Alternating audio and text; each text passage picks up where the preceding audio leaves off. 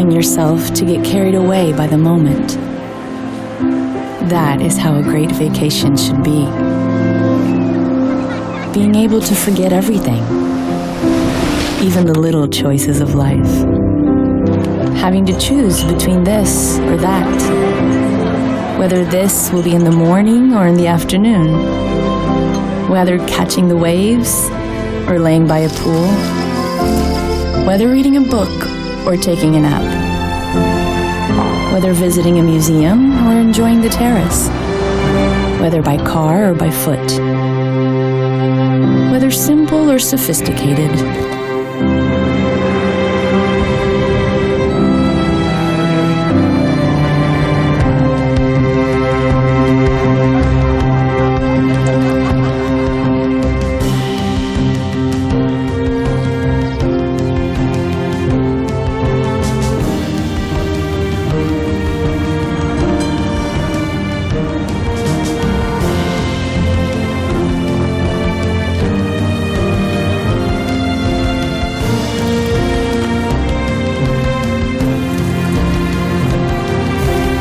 Just leave it up to the moment and see where things take you.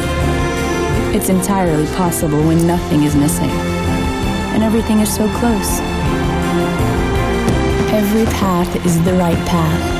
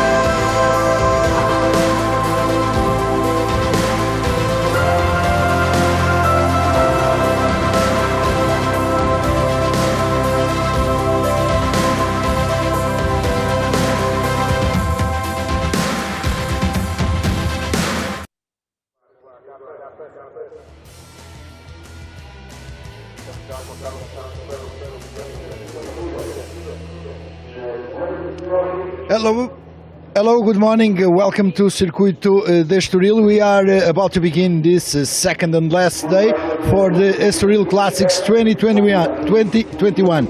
I'm with Nuno here at the VIP Lounge where all the personalities will be throughout the day. They were here also last day, Saturday. We are in a special place with a lot of special things. We have here helmets signed by many drivers throughout the years like Thomas Scheckter, Tony Brooks, Nano da Silva Ramos, Nelson Piquet and also his son Nelson Piquet Jr. These are private collection items, also miniatures from helmets from also other drivers, Pedro Matos Chaves, Pedro Lamy, Michael Schumacher, Kimi Raikkonen, also Danny Hulme, Emerson Fittipaldi, you name it, they are here, and a very special trophy. This trophy is a private trophy also, and it was a trophy that was handed to Mario Araújo Cabral, Nisha Cabral, when he won the first race held here at Estoril in 1972. So it's a classic also a special piece, a classical trophy that was held to the first Portuguese Formula 1 driver also, Mario Araújo Cabral, recently passed away. Unfortunately, he was also an important name. We have a perfect day to begin this Sunday. Throughout the night the temperatures went a little bit down, but now the sun has came out, no clouds, no wind. It's a perfect Sunday for racing here at Estoril. We'll have a complete program with lots of races, lots of good moments, just like yesterday. We finished yesterday at night. It was a very special moment, the ending of that last race, also with a fight. The first two, after 2 hours of racing, they were separated just by 1.5 seconds, and we are about to start the first race of the day. Also some public at the stands at the moment, public coming to Estoril. I believe that this will be the perfect Sunday for all of us. racing lovers, racing fans, and of course classic fans at Estoril Classics 2021. Perfect day, perfect Sunday, so let's go racing, let's go to the track. We are about to begin the first race of the day, and I hand it to you guys because this will be a great day for sure.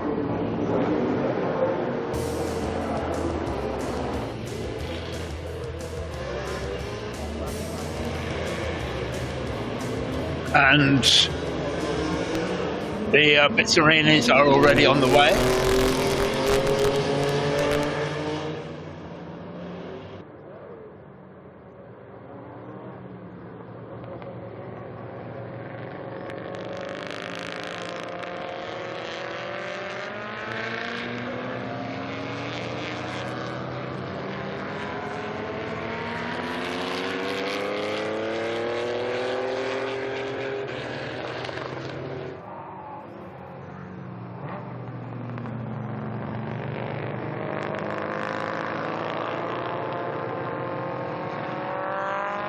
So cars out on their warm-up lap for this, the first race of the day, which is the Greatest Trophy, and that we had a brilliant race yesterday with a very full grid of these cars from the 1960s, and a huge variety as well. That we saw lots of different things. It turned out to be a bit of a Bitsarini fest in the end, but nonetheless lots and lots of variety all the way through, right from the Morgan SLR, which did a brilliant job and finished well up the order, but Bitsarinis were at the front of the field.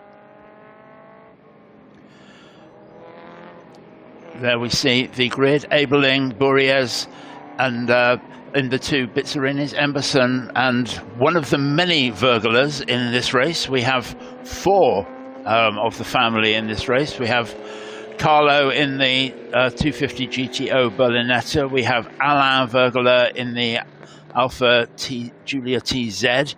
We have Yves Vergeler in another of the family's TZs, and Peter Vergeler, who will be in a Porsche 718 RS. So there's certainly no shortage of Vergelers in this race, and of course in the next as well, because they're out, all four of them, in four different cars in the next race. It's going to be a very, very busy time for that family, that they've got at least 8 cars here, which is an embarrassment of riches, I think. We saw just how great this circuit is, that the whole layout is, there's lots of gradients, there's lots of uphill apexes, and that we saw tremendous racing yesterday into the night as well, which was a real treat, and that 1.3 seconds separated the first two AC Cobras after 2 hours of racing, and we saw the lead change right at the end of the race. So that was a treat, and we're looking forward to another full program today. Safety car pulls off into pit lane. We saw some very good, well-ordered starts with all this yesterday. Cars coming up, the two Bitsarinis at the front. Yes, nice 2x2 start. Crossing the line now, and away they go. Listen to that noise as the two big Chevys at the front in those Bitsarinis pull down towards the front, but it's the number 68 car which is in the lead, and that's the Ebeling car. The 49 Porsche 904, which did such a great job yesterday and working his way up the field already, but it's the two Bitsarinis at the front and beginning to stretch out just a bit. This is a 40-minute race, and we have two drivers, obviously a mandatory pit stop. Not all of the drivers are driving in twos. In fact, less than half are driving in twos, but we still have the mandatory pit stop, which is a timed pit stop, so you can't go in and do 30 seconds. You have to fill the full time, and that those cars will be stopping during this 40-minute race. The the order as they come down towards us, still the two Bizzarini at the front. We saw a sterling performance from the SLR Morgan earlier on yesterday, and that was quite a surprise. Doing it again today, look, up to third place, the very highly polished aluminium silver SLR car there with John Emberson at the front, and it's all there.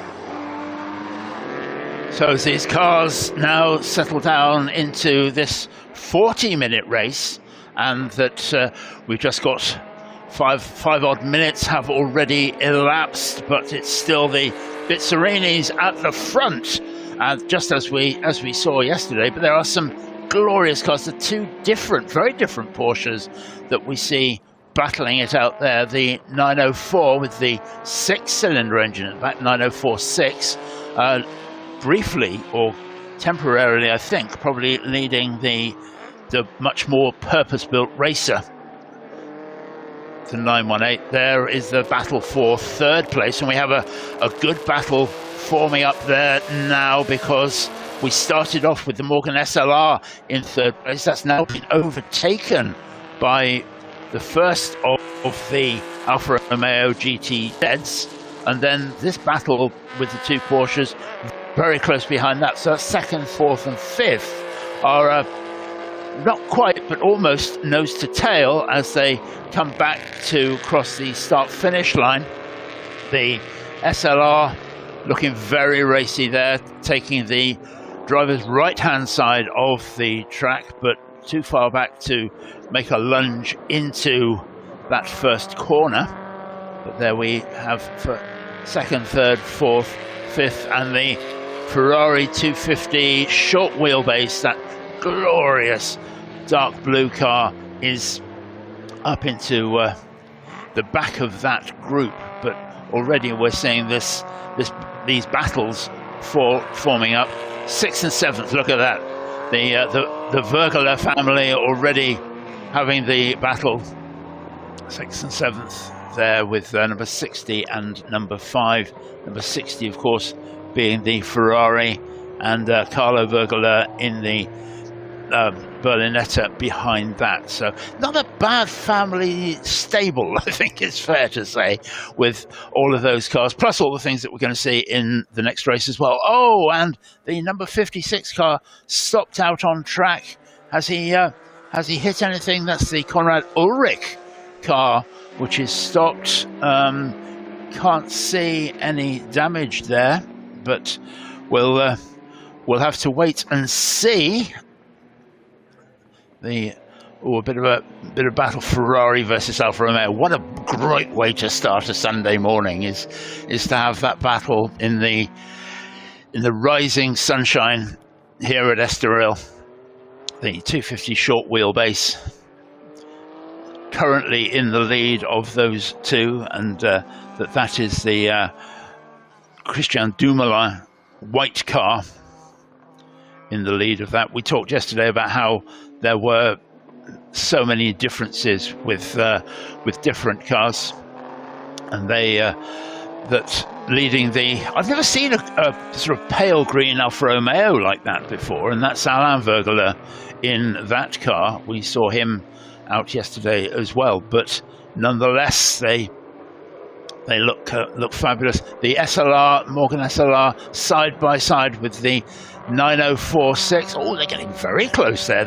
I'm not sure that the number 49, the 9046 there with Ippolito Pires, really saw the Morgan down the inside of him. They went to take the apex and then had to readjust quite quickly, but the silver Morgan SLR is now free and chasing the Alfa Romeo TZ, which is in front of him now. So great battle there with the comparatively small race engines there. The big Bizzarini way out in front, but nonetheless, it's the battle is for the 2 litre-ish cars which are behind. There's probably the oldest car in the race, the Jaguar of Joao Mira Gomez and Nuno Afioto, and he's in the XK140. That's a 1956 car, which is one of the oldest here. We have a Lister Jaguar in this race, which we haven't really seen much of yet, but that is a 58 car. But by and large, we're talking about cars from the 60s, and that's where most of these cars come from.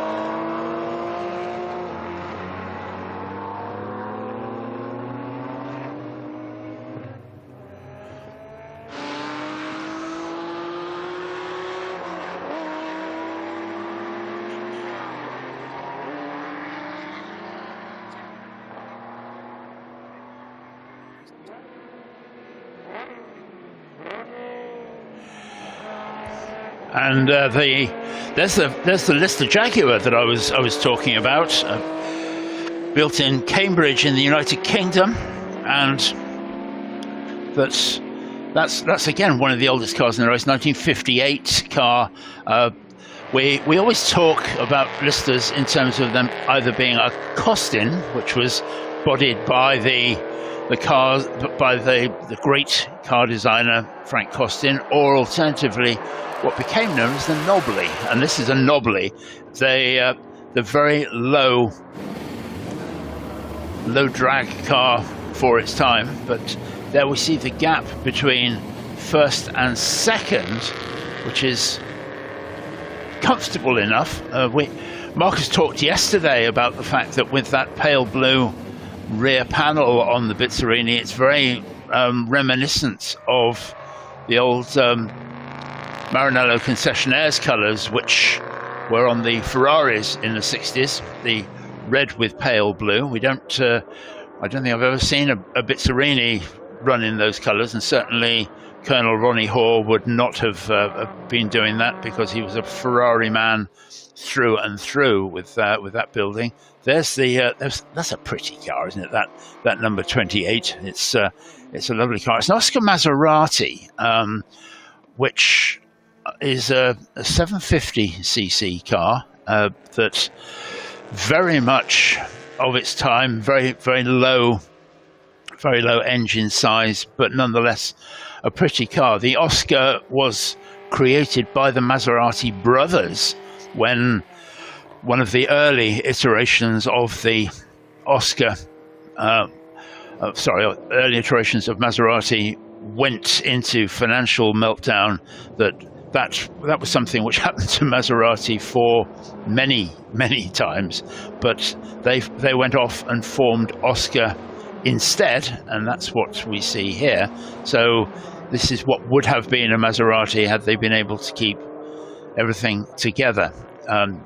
We have 26 minutes of this race left to run, 40-minute race. Don't forget that there is a mandatory pit stop through all of this, so everybody will have to stop, and have to stop for a preset amount of time. So there's no demon pit stops here.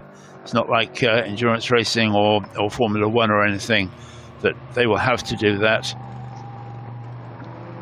There we see the battle between these two cars. Very different cars, that not only front versus rear engine, but almost everything else is different. And if you want three different cars in shot, there's that Oscar, which is being overtaken by the Bizzarini and the Jaguar XK140. You could not get three more different cars in one race, I don't think. And that's a joy to see. The Oscar is probably running his own race quite effectively, but nonetheless, he's been overtaken by those two. There's the Litre Jaguar. You can see why it was called the Nobly, because it is knobbly. It's as simple as that, and wasn't a particularly pretty car. Very much associated, of course, with Archie Scott Brown, who was an utterly brilliant driver. Would be as quick as anybody in the day, and that's including the likes of Stirling Moss. And you think then that he was disabled from birth, had polio, and that he had only half an arm and a very withered foot, and yet could still go out and beat Stirling Moss in a similar car. Now we have a drama, because the Porsche 904 looks like fire. That looks like fire in the pits. He's come in. The Pires car that can't actually see flames, but they're dragging the driver out of the car just to be on the safe side. With all that extinguishant on the car, I don't think we're going to see that car again, because that was in 10th place when it came in. But that's a shame, because that was doing so well. But I don't think we're going to see that car again. That's going to be covered sufficiently in in a mess. So that's where we are. But Marcus, I think this is turning out to be every bit as good as it was yesterday.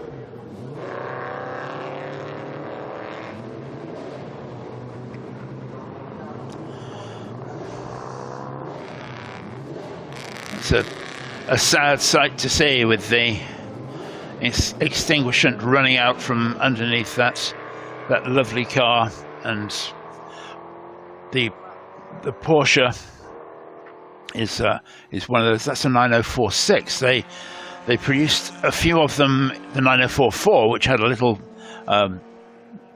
4-cylinder engine, and a very few that they actually took to an 8-cylinder car. But that's the Piloto Pires car, which is a car from 1964, and it was a kind of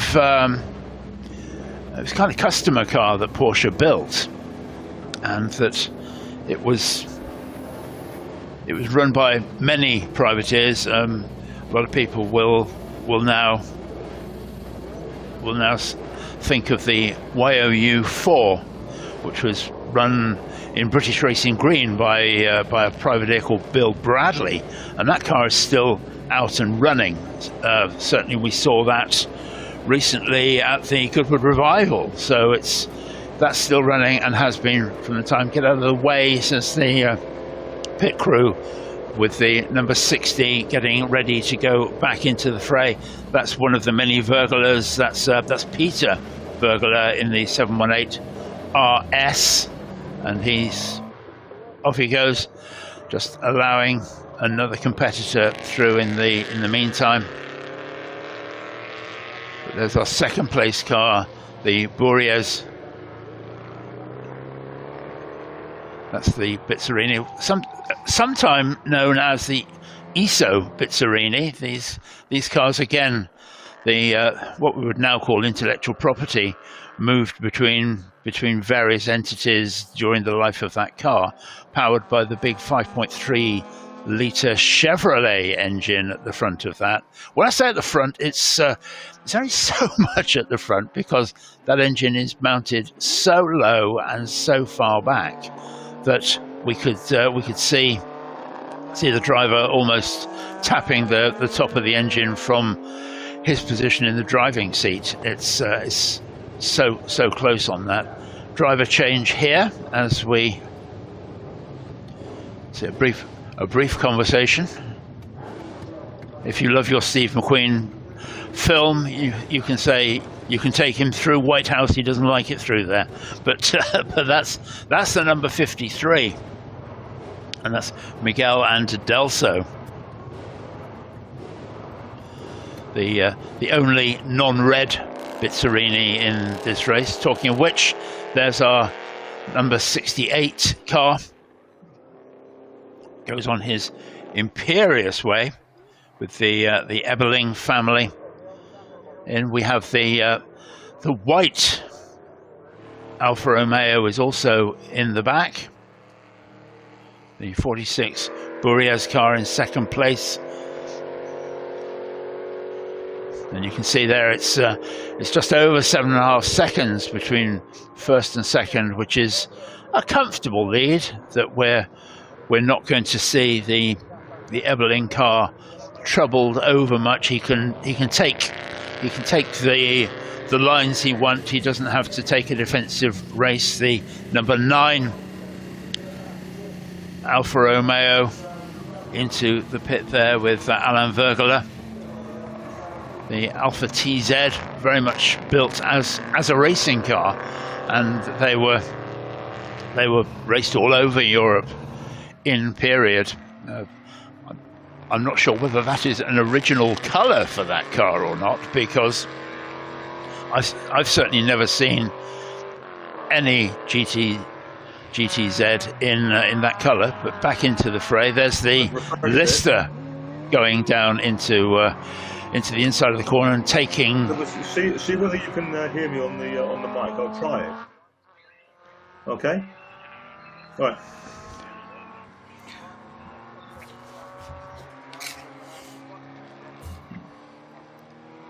1, 2, 3, testing. Marcus. Good morning. Good morning. It's nice to hear you, and that I thought that with the advertisements that we had at the top of the show, it's that with the advertisements at the top of the show, I thought you popped off for another breakfast in Cascais. It all looked very appealing, but we're now into pit stops. Yeah, we are, and I'm glad that everything's up and running here this end, but we had a little issue. But it's interesting to see this priceless group of cars out. I've been hearing your descriptions of the Bizzarini 5300 GTs with those 327 Chevys in them, and there were 133 built. We had 4 at Estoril this weekend racing, which is fantastic.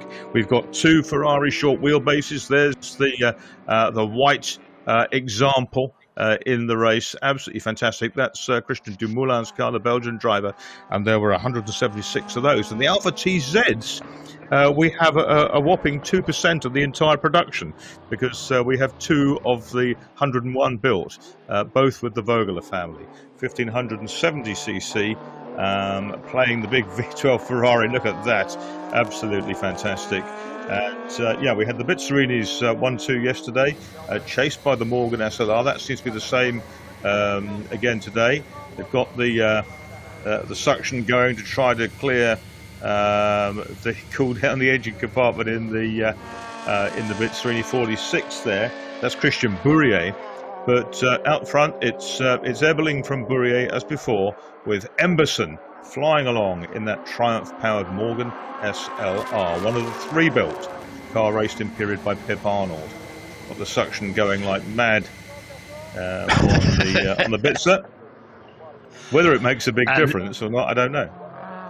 It's a bit like people going from side to side to warm their tyres up. Nobody's not going to do it, although nobody's actually entirely sure whether it's worthwhile. But the Bizzarini back into the fray. We talked about those TZs, and I think that's a very, very pretty car. Very early iteration, Marcus, of the cam tail, the chopped off tail. Yes, it is, and those cars designed or built in conjunction with Autodelta, but designed for Zagato by Ercole Spada, and they are just fantastic. Raced by many teams, many privateer teams, as well as the factory drivers, and they continue to be massively popular with collectors if you can get hold of one. So only 101 built. So they are in the priceless league.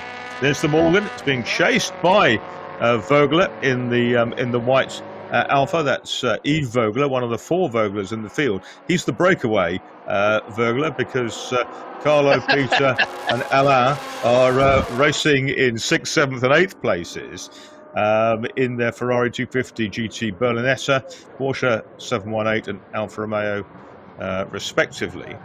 The white Bizzarini is the one that broke yesterday, and that fortunately is going well today. And it's good to see that they've got a race out of this weekend. But the Morgan and Alpha battle is really joined. Let's say the Triumph-powered Morgan, Sprinzel Lawrence June Racing, John Sprinsel, Chris Lawrence, the Morgan hero at Le Mans in the early 60s in top 258, won his class there in a regular bodied Morgan, made 3 of these cars with the aluminium body. There was also a 4th, the Triumph base car, which we're going to see at Goodwood next weekend at the members meeting. But here we've got Ferrari on Alfa Romeo, coming down into turn 1 of this great Grand Prix circuit. Opened in 1972, as we were hearing earlier on from Rui. And he's run wide. Vogler's run wide in the green Alpha, and that's dropped him behind Christian Dumoulin in the white Ferrari. Yes, this track opened back in 1972 and hosted the Portuguese Formula 1 Grand Prix from '84. Alain Prost won. But that brought Portugal back into the World Championship for the first time since 1960. That wonderful race where John Surtees was leading for Lotus, for his foot came off a slippery brake pedal and that's the Alpha's out. Oh. And so from 1960 to 84, Portugal not in the World Championship, but Estoril was the place to get them in. So that's the green Alpha out of the way, unfortunately behind the barriers, but in a position of safety. And here's the Morgan now being chased by the Lister Jaguar, or the Lister Jaguar Nobly, as opposed to one of the Costin versions. So Emberson is there, and De Villencourt with the Lister behind him, now challenging for third place. And that's a bit of a turn up for the book, but yes, I think it's John Emberson has proved that yesterday's result wasn't a fluke, that he was absolutely on it from the word go, and he's still holding that third place. But has Yves Vogler stopped in second? Yeah, has Yves Vogler stopped in sympathy with his family member, because both Alphas are out of the race. One appears to have dropped right back, and the other has been, as we've seen, has pulled off. But this battle, it's going to be a power struggle, and the Lister has the grunt in a straight line. Morgan will have probably better brakes into the hairpins because it's lighter. My guess, Marcus, is that isn't the end of that battle, because undoubtedly the Lister will have the grunt. Oh, and look at this! We're seeing the two Bizzarrinis side by side as they go into turn one. It's a change of lead. And Christian Bourrier's come Ebeling, the Ebeling team, father and son, and Christian Bourrier, the Frenchman, goes ahead of the Germans with their red and pale blue car with that Cambridge blue tail on it. And that was a change for the lead. And you'd have to say that Bourrier didn't look like a race winner yesterday, but undoubtedly he's up there now. He needs to put a bit more than the second that there is, 0.8 of a second currently between those two. He'll be looking to pull out in the next 11 minutes enough of a gap, and this is the third place battle. It is, and it's the Lister Jag ahead of the Morgan. It's 3.8 litres of Jaguar Straight 6 against 2.1 litres of Triumph 4 under the bonnet of the Morgan, and De Villencourt going well in the Lister, but he's got to be very aware that John Emberson, as they come up to lap Little Oscar, is still on his tail. There's the João Mira Gomes Jaguar XK140 shared with Afeito, and the 99 car, which has been a fixture in historic racing for as long as I can remember, is lapping down in ninth place now. Ninth place, because both of the TZ Alfa Romeos sadly have fallen out.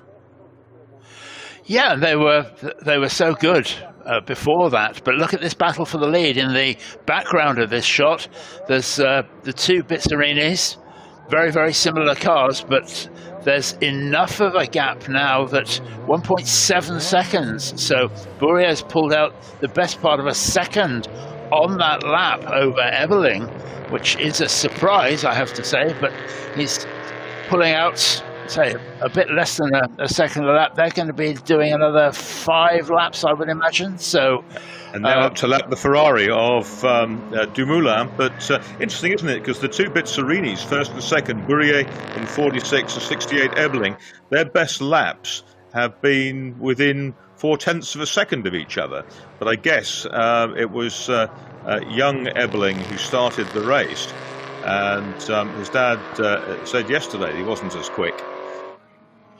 I think that probably is the explanation to where we are currently with this, because certainly the second place Bizzarrini is now falling away by quite an amount. The back markers, we haven't got in so many back markers. There's 17 cars who are entrants for this race, so we don't have a very crowded track. We're not having the problem with people battling their way through. Yeah, only 14 started because the Malta From's Smoky Bizzarini from yesterday didn't make it out today.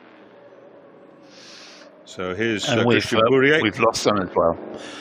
Yep, that gap now is fairly comfortable, let's say, I think, between those two. And I think that, yes, it's the difference in the generations, which is seeing the Bourrier's car pulling away 1.9 seconds, as you can see there, is currently the gap back onto the start-finish line. And that let's just see what it is this time around. Oh, that's interesting. That it's half a second back on that lap. So made up in the last sector of the circuit because there was nothing to split them in sectors 1 and 2. And Everling's got the bit between his teeth, hasn't he now? So maybe he's taking a little rest for a couple of laps and will then charge after the leader. They didn't have much in the way of opposition to lap last time round. Is Bourrier going to respond? He's made 4 tenths up, and dancing under braking is the white Bizzarini with a 327 Chevrolet. It's 5.3 litre Chevrolet V8 engine mounted a long way back within the wheelbase of the car. They're really nice, stable platforms. The Ferrari there, number 5, and that's the beautiful 250 short wheelbase.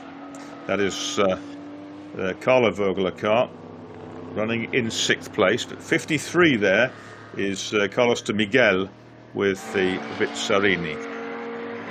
And he's currently in 8th place. He's not mixing it up there with the big boys. I think maybe that with the first 2 cars, Marcus, that perhaps it's about incisiveness through traffic. As you said, the last lap there wasn't any, and that we saw the second place car chip away at the lead. And I think that quite possibly it's whether you're prepared to go for that apex when you're lapping another car, or whether you hang back a little bit, because certainly when those cars are on a clear track, I don't think there's anything between them very much. No, that's right. And I think we're going to see more Bizzarinis out in historic racing. I know that the Jordan racing team back in the UK is currently putting one together for a very quick driver, and we will see that out, no doubt shared by one of the Jordans at some point, certainly during testing. Mike and Andy Jordan put together a fantastically good car, but a Bizzarini's new on their agenda, and I'm sure it will be a front runner. But in the meanwhile, let's enjoy these two, which are the cars of Christian Bourrier and Dirk Ebeling. And we'll be seeing Andrew Jordan out a bit later on today in the 2 Litre Cup, which comes out at 2 p.m. and that he'll be out there starting from pole position in Mark Sumpter's car. So I'm not sure which of them is going to be starting, but yeah, Mark Sumpter, who was champion of the 2 Litre Cup a couple of years ago, 2019. Yeah, in that car. And that's nice. It is nice. It's thuggish, as we said, but nonetheless, it's nice. That must be a great car to drive. The history of that is somewhat mirrored by Jaguar themselves, in that they built the D-Type and the C-Type before it, principally to win Le Mans. That's what they set out to do, and back in those days particularly, Le Mans was a flat-out blast for so much of the circuit, and so those cars they built were very quick in a straight line, not so good round the twisty bits, and that therefore the Lister, which was built really as I won't say a club racing car, but it was built for a much broader range of circuits, and that scored hand over fist when you came to circuits like this, where there were a lot more corners and a lot more things to worry about. So it's in its element at this Estoril circuit. There's the little Oscar from the Maserati family, And it was Little Oscar that Sterling Moss finished his competitive historic career in. Sterling Moss, who passed away early last year in his early 90s, and he competed at the Le Mans Classic, another event put together by Peter Auto, who have packaged this wonderful Estoril Classics program. And here comes the Oscar of Laurent Bellou down in 10th place, smallest capacity car in the race. It's funny, isn't it, how we've got used to modern cars being very all-encompassing for the driver, and to see him there sitting not only head and shoulders out of the car, but most of his body as well, is quite disquieting in a strange sort of way. It is. It's kind of like an air brake, isn't it? Yeah, must be quite uncomfortable to be sitting in the airstream like that. But the gap between third and fourth is now significant, I think it would be fair to say, and that 5.2 seconds. Yes, the Morgan, 500. Yeah, being cornered very nicely by John Emberson, who came out of Morgan's and then sort of into this SLR, and then also moved into Chevrons in a big way. So we'll see him out again in the classic endurance racing grids later in the day. Those cars run by Foxcraft Racing. Simon Pragnell team down in the south of England.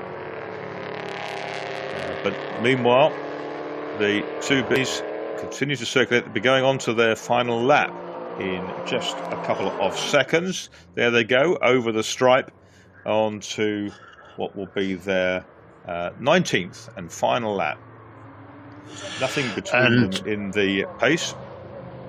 Just keep it on the black stuff, and just stroke it home now with the 46 in the lead. Christian Boullier is going to surprisingly win this, and that it wasn't like this in the first part of this race, but nonetheless he came through halfway and has comfortably run away with this. I think controlled it from the front.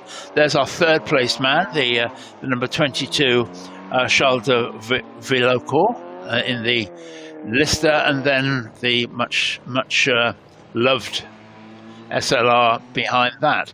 There's it's been perhaps a little more circumspect race than we saw yesterday, but nonetheless, and that's a sad sight, isn't it? That is a sad sight to see that lovely TZ on its way back. Although the Vogler family haven't by any means finished. They've got another 4 cars out in the next race. So having gone from 4 to 2 in this race, we're back up to 4 Voglers for the next one. And maybe there are 2 members of the family who are grateful for the rest, because it's a straight change into the next race.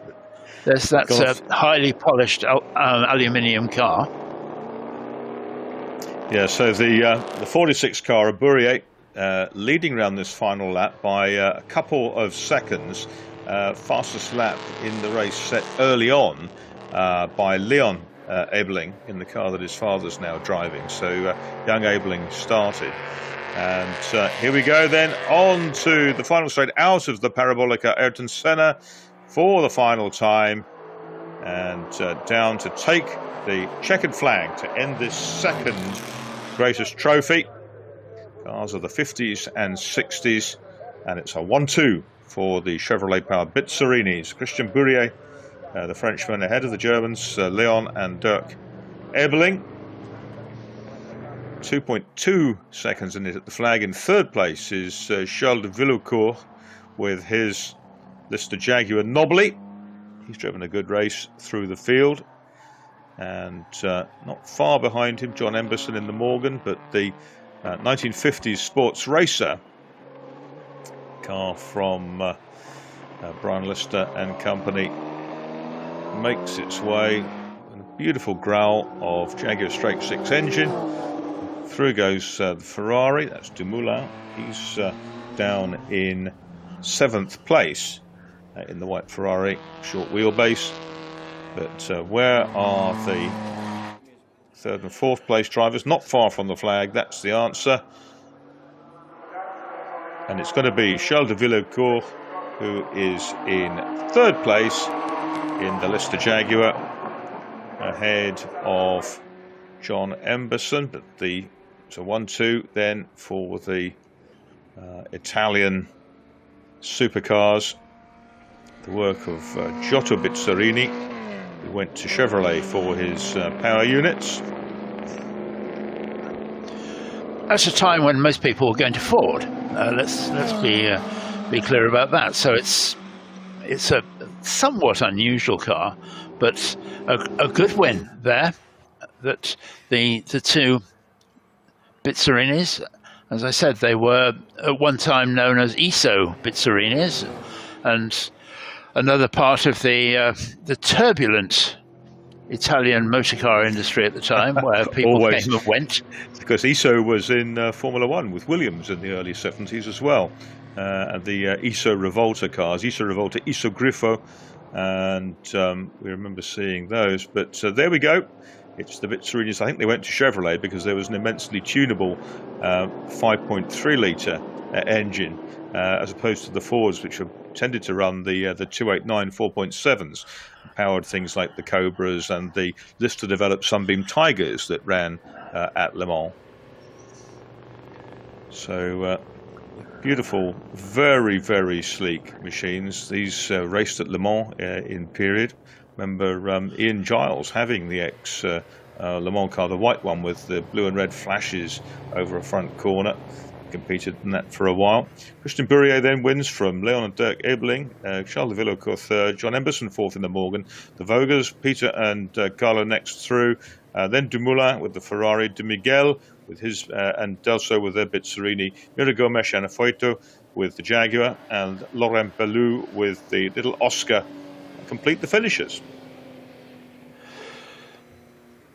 Yep, and a race of attrition, I think it would be fair to say, for that particular race, which is surprising, but nonetheless, that's the way it is. Many of those cars, one way or another, were built as kind of production road cars, and the Bizzarinis are not alone in that, but you could certainly buy a Bizzarini for the road back in the day. I think with the success of this,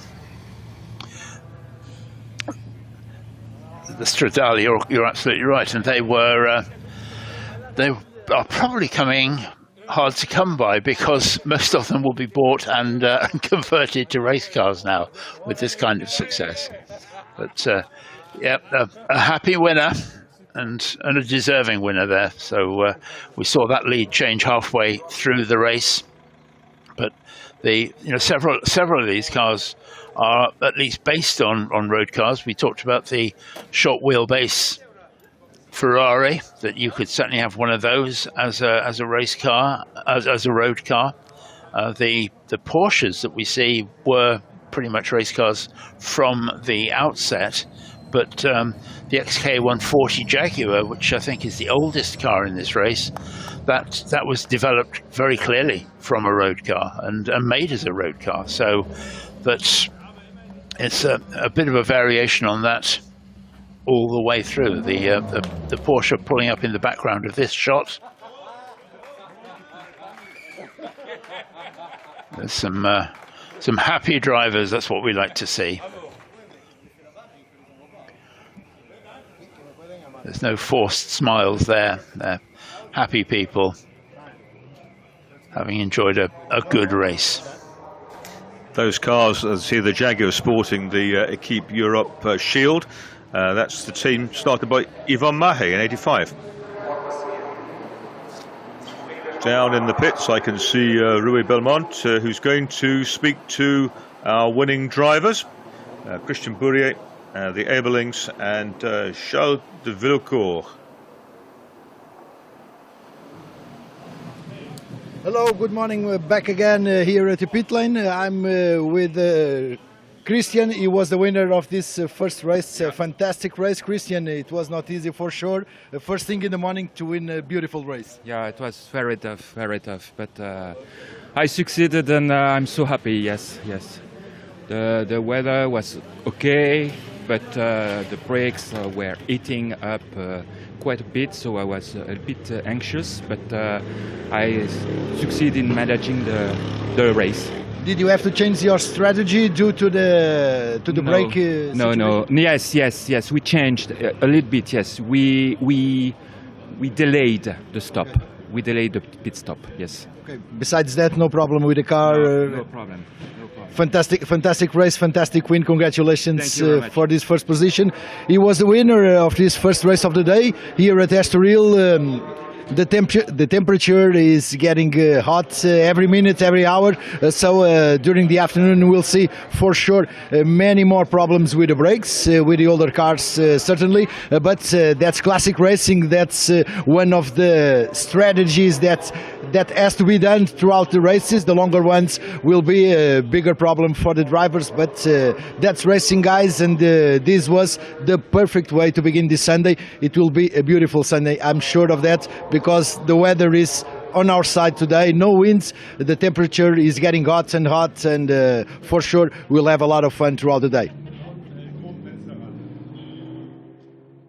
That's great to hear there from Rui down in the pit lane as the temperature increases and the next field is preparing to come out.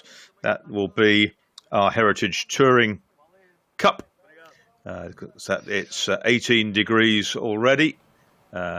Before 10 o'clock in the morning.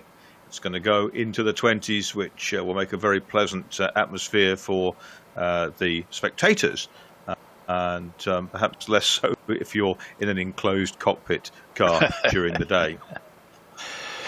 And of course, it's slightly confusing maybe for some of our viewers in the UK, because that Portugal runs on the same timeline as the UK. It's the only country in Europe to do so, but therefore, when they're talking about timings, it's exactly that. We're looking at the highlights now, and we saw the two Bizzarrinis in a different order to start with, battling further down the field there, with the SLR just beginning to lock up a brake on the way into that long left-hander, but a good battle between them and the Porsche. There's one of the Alpha TZs at the front of that, which was ill-fated in that wasn't going to see the finish.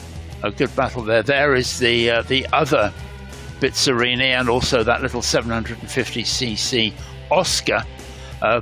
There were some good battles all the way down the field. The victors now going to enjoy the spoils of their race.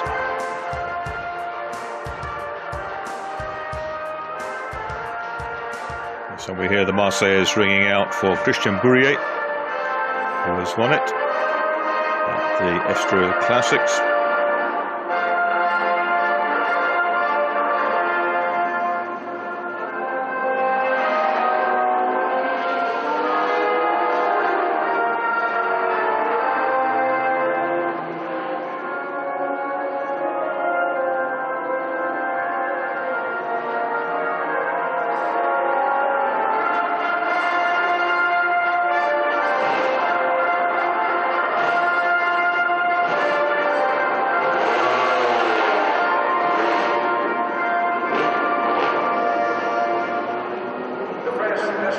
So a nice podium there, Bourrier in the middle, the Ebelings on the left from Germany, and Charles de Villecourt on the right in the black race suit.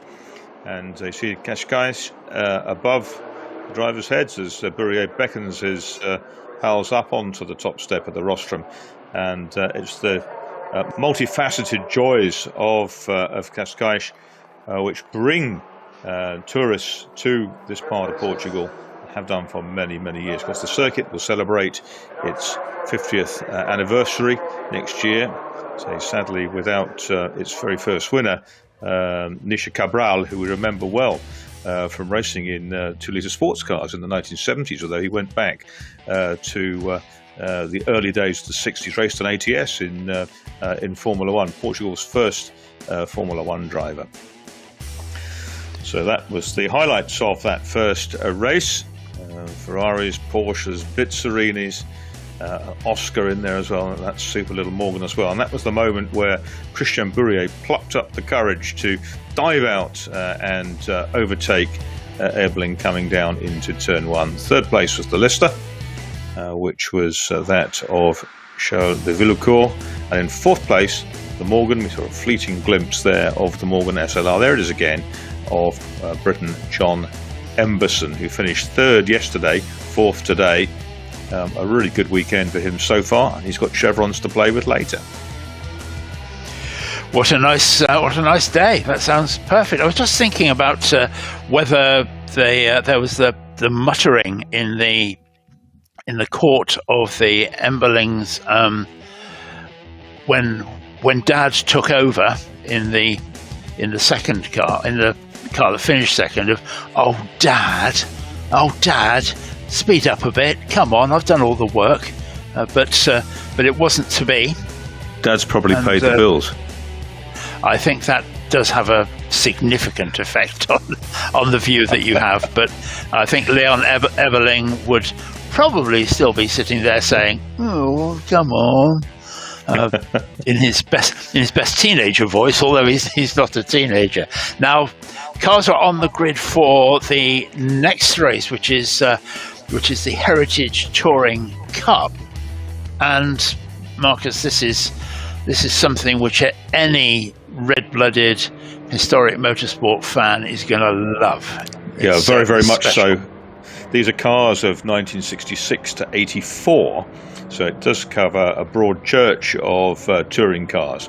And when you've got these wonderful Cologne Capris sitting out front, there's our circuit. You can see the long straight on the right-hand side going down to turn one, 4.1 kilometers long.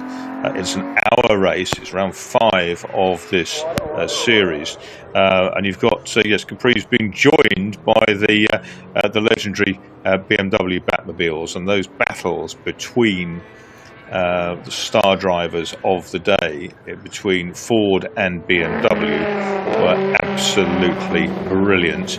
At the back you've got a 60s Ford Mustang, so it's the different eras of cars featuring there. And there's a very redolent sight, the wonderful Batmobile in those works colours. Yeah, that's lovely, isn't it? Incredible. Yeah.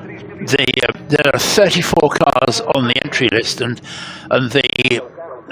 that entry list reflects very much that Ford BMW battle, because of those 34 cars entered, only 3 are not either a Ford or a BMW. We have a Jaguar XJS on the list. We have an Alfa Romeo 1750 GT AM, and there's a Chevrolet Camaro. There's Martin Brundle with that very well-known crash helmet that he has, and his son has a similar but mirrored layout to that as well. So Martin Brundle will again be sharing with Zach Brown in Zach's Capri RS 3100, going straight back to back in the day.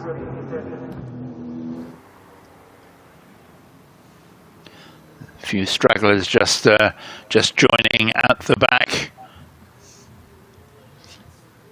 Obviously, one of the beauties of this kind of racing, all production-based cars. So, whilst the real works cars are like hen's teeth, be it a BMW or a Ford, you can actually go to one of the specialist builders and have something built up, which mirrors exactly what the car would have looked like in period. So some of these will be original cars, some of them will be more recent additions.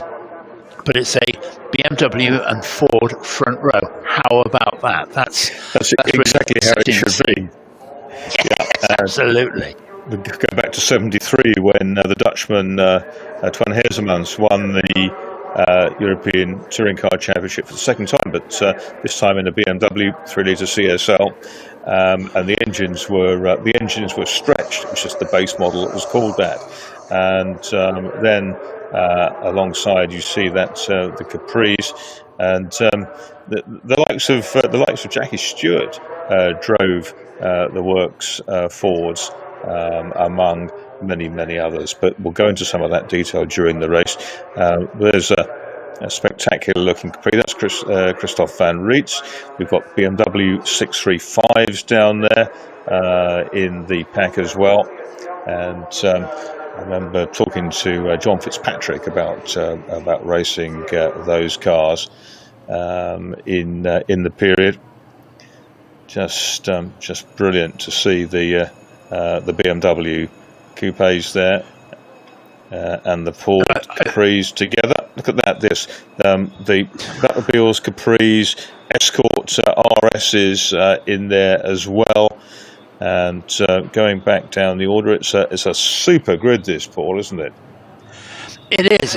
It looks lovely, and I think it's interesting you say about people like Jackie Stewart driving these cars, that when that battle between BMW and Ford, and that was Ford of Germany principally, was at its height, they had very, very big budgets to develop these cars, and that they were going to put the very best drivers in to make it work. So to see the likes of Jackie Stewart and Jochen Mass and Hans Stuck and various hot shoes of the day, it was not unusual. And John Fitzpatrick, one of the very best tin top drivers around ever, and that he was in there as well. So it was money no object, I think, for both of those teams in the early days, and that's why we see such highly developed cars. They built the cars as homologation specials, so they did what they had to do to produce a superb race car.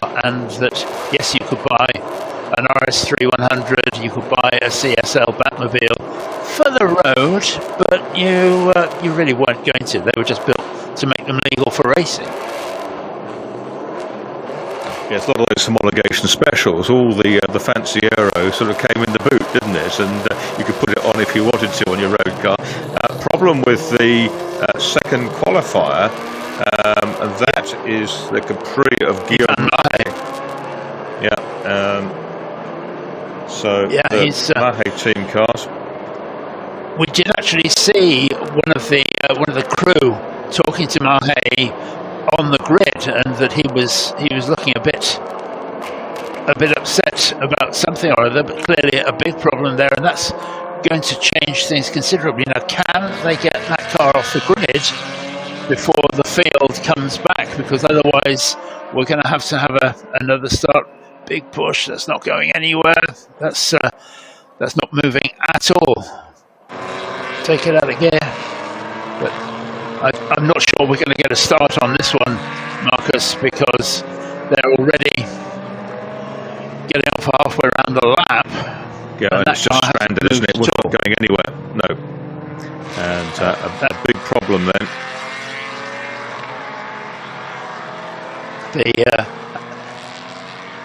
The field coming through with the various different colour schemes. On the way through that black BMW CSL, which is the alternative colour scheme, there's that wonderful picture, do you remember, of Hans Stuck yumping at the Nürburgring? And I'm not sure which of the bits was it, the Flagsgarden, one of the two.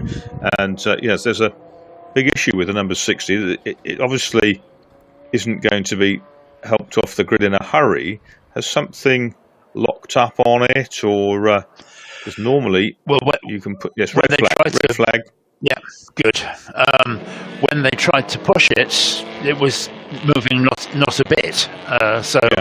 Consequently, you have to think that it's either a gearbox problem or a drivetrain problem. I can't imagine that the engine or brakes locked on or something like that. It's just one of those things that normally, if it's a gearbox problem, you kind of dip the clutch and sort of just get that out of the equation and just move it forward. But it's obviously something pretty serious. Equipe Europe looks after that car, which is Yvon Mahay's team. Started back in '85, and they've run some of the most sophisticated cars of the Group C racing era and beyond. So they're experts in their field. But obviously this one has eluded them. The green Capri in the middle is a tribute car to the beautiful green Lindrick Finance car that Dave Matthews drove back in 1973 with the green, white and gold car there. So Steve Dance has a late built car. There's Christian Traber on pole with the BMW Batmobile. Guillaume Mahe not going to run. Steve Dance third. He's in a Ford Capri, a late built car. Brundle there also in the green and gold car. We've got the Guénaz in the middle. Simama, Eric Sechod with very quick escort. We've got Yves Vogler in the. You already said all the Voglers are back out in force. Henri Moser third in yesterday's Enduro. Claude Boissy, another really good racer from France. Armand Mille is in there. More Voglers. Malte From, who was out in his Bizzarini yesterday. He's in that. Carlos Cruz, on whom Portuguese hopes are pinned. He is down on P24. Then we've got Pierre-Alain Thibault, very quick Belgian, champion of the past. And so it goes on. This is a wonderful field. And if touring cars are your bag, then there it is. Delso, the Spaniard at the back. He was out in the previous race in another Bizzarini. So the safety cars led them round. We can't quite see as yet whether the Capri that's broken is still there. No, they've got the flatbed going to pick him up. So it doesn't matter. There'll be a little bit of delay, and then in total safety they'll be away. And the Vöglers having been out in a variety of different cars in race 1 today. We've got Alain Vögler in a Capri RS 2600 together with Carlo in another similar car. So the two Capris there with Alain and Carlo. Then we have Peter Vögler in a Ford Escort RS 1600 from a similar kind of period, and then Yves Vögler, who we saw out in the Alpha, he's in a Capri RS 2600 as well. So 3 Capris and an Escort have come out of the Vögler transporter at some stage today. That's some TARDIS of a transporter, isn't it? With at least 8 cars in there. So the cars now just lining up gently. They're going to have to sit and wait for our front row car.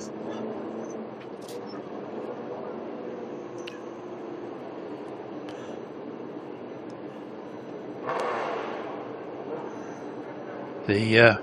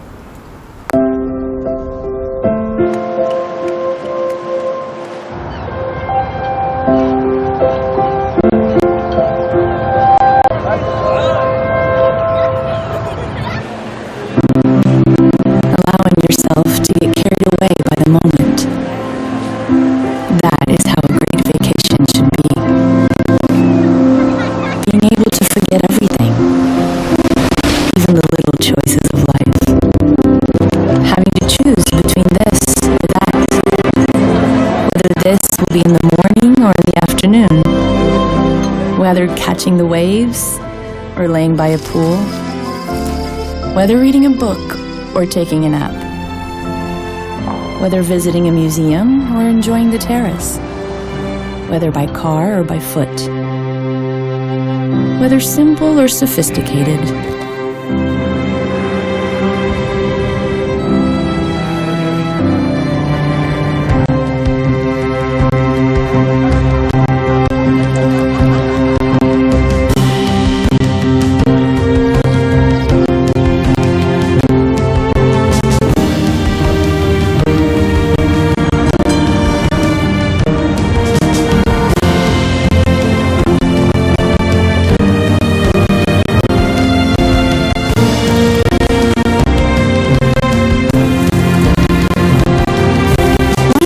Give it up to the moment and see where things take you. It's entirely possible when nothing is missing and everything is so close. Every path is the right path.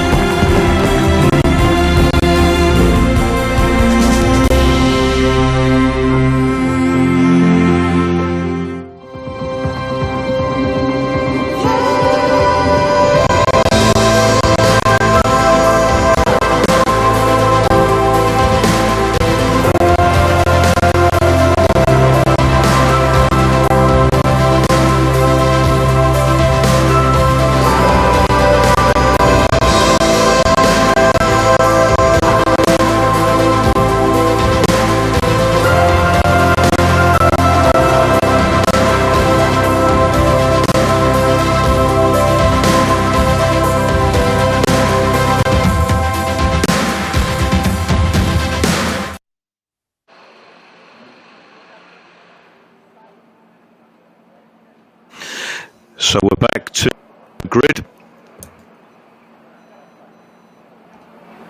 and we should be underway for 1 hour. The fifth round of the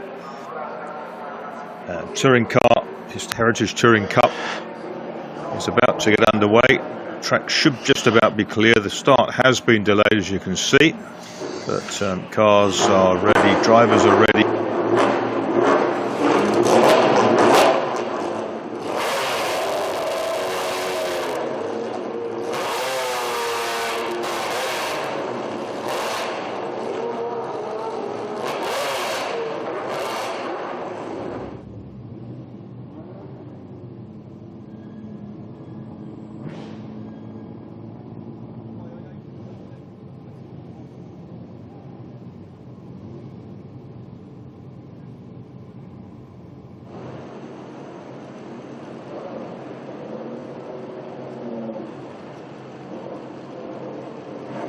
Those Fitz also drove in later races with a big winged Group 5 CSL BMW, and switched camps. I think he realised back in the day that the BMW was the thing to have. But great to see.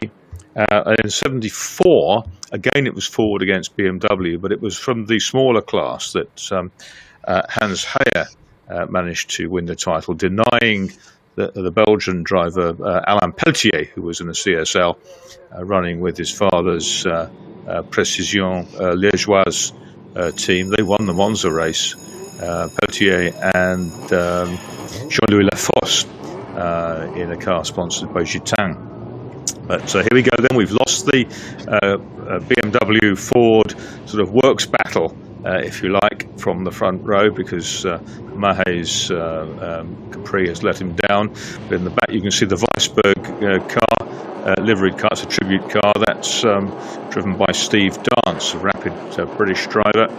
Car built by Rick Wood up in the north of England at Stockport in recent times. And yeah, we've got some stunners out there, haven't we? Absolutely. We've some BMWs in the big class out front.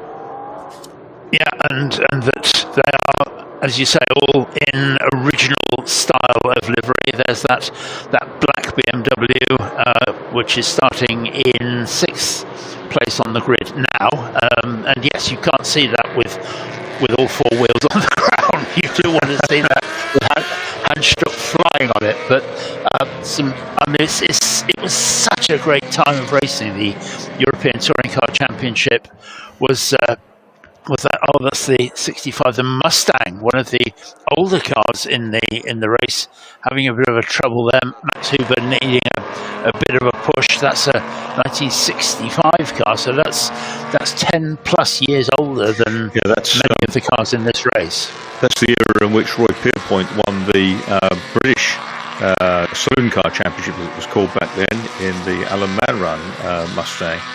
So we'd first seen the big American V8s, hadn't we, in the early part of the 60s, because gentleman Jack Sears won his second British Championship back in '63 with the 7-litre Galaxy. So it's Traber, No Mahe now, Steve Dance and Martin Brundle form the second row.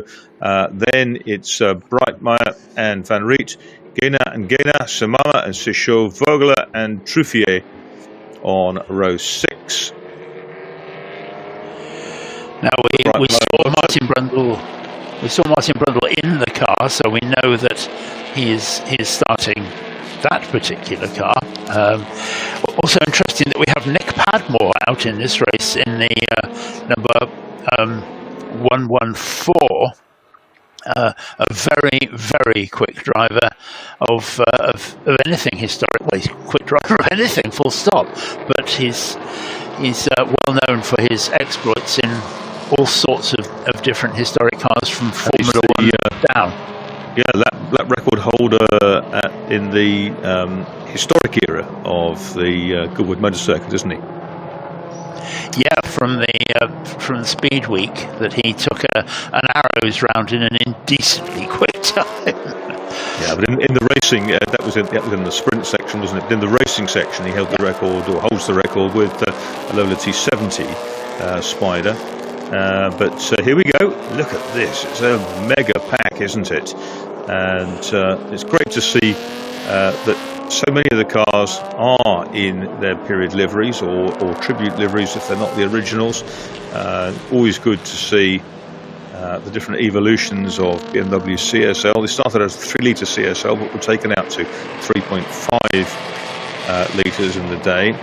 The Capris started out with, a lot of them started out with Westlake tweaked engines, and then went on to the 3.4 litre GAA engine. It was also used in Formula 5000 by the likes of Tom Walkinshaw, in fact, among several. Tom Walkinshaw drove one in the March and a Modus, but he, of course, became a huge player in touring and sports car racing. So here we go down to turn 1, and it's Christian Traber who leads in the CSL, but round the outside, look at that. And that is it's Mr. Brundle, isn't it, making his presence felt? It is Mr. Brundle, mate. Very much doing a Formula One driver type move down the outside. The works colours of that white and blue Ford Capri, but Martin Brundle got a jump on everybody as he went through there. He's now going to be very keen to try and put a lead on everybody else in this pack, because that we saw Zach Brown do a brilliant job yesterday in his Jaguar XJR10, but Brundle definitely is a faster driver when it comes down to it. So he's Is there a Formula One driver and Le Mans winners penalty in this race? I wonder, because they were penalised in the Group C race yesterday. It wouldn't have made any difference to the outcome of the race, but nonetheless, it is Brundle who leads the way. Oh, and the BMW, that was smoking quite badly. The black BMW CSL, smoke coming out of the exhaust on that, which was slightly worrying at this stage of the race. They rarely get better, but I think that was on the downshift, wasn't it? Looked like it, yeah, absolutely. And there's all the escorts in the battle in the midfield with more CSLs. The 635 BMW, beautiful looking car, 635s. Remember the M635 on the road and how exciting they were to drive. There's another Capri in a period livery. And through they come, the end of the first lap. It's Capri's 1, 2, 3 by the looks of things. And there's another coming out in 5th place, about to snatch 4th, and that's running in the Liqui Moly Nigrin colours. But out front, it is Brundle from Dance, the two British drivers there. 3rd place in the red and white car is Christophe Van Riet, the Belgian from GP Motor. And it was 4th Traber. He's not anymore. He's been taken by Gena in the next of the Capris into the pits. A really early stop for those at the 31, I think it was. It was the 31, yeah, which is the escort of Michel Fauverny. But I think it's fair to say that Brundle is not getting his own way. Steve Dance is very much pushing hard on the way into turn 1 just at the beginning of this lap, Steve Dance actually had the temerity to have a look down the inside of that car, but Brundle now working hard at putting a few tenths over Steve Dance as they go down the far side of the circuit. This 1 hour, 2 driver race will have that mandatory pit stop as well. So Brundle keen to push out. There's the third place car, the number 72 Christophe Van Riet, but it's a Capri 1, 2, 3. There's a less fortunate Capri there, which is the one that should have started from the front row of this grid, but was dragged off with something seized. I think we're probably going to see that car coming back out. They look to be belting Guillaume Mahé into that car, but here comes Steve Dance. Of course, Steve will have the benefit. He's a soloist. He will run end-to-end through this race, both stints effectively. Another of the Cologne-type Capris coming up on Traber, who was our pole man. Remember the liquid moly car in front. That's a colour scheme borrowed from a Group 5 Silhouette Zaxpeed Capri, one of the types of car that was raced by Klaus Ludwig and co in the day. Another belch of smoke, this time from the white CSL. So he's run wide at the hairpin and be gobbled up by the Capri. Maybe it's just a BMW thing, but yeah, that livery is lovely of the green and white. There isn't a single car out there that doesn't look fabulous.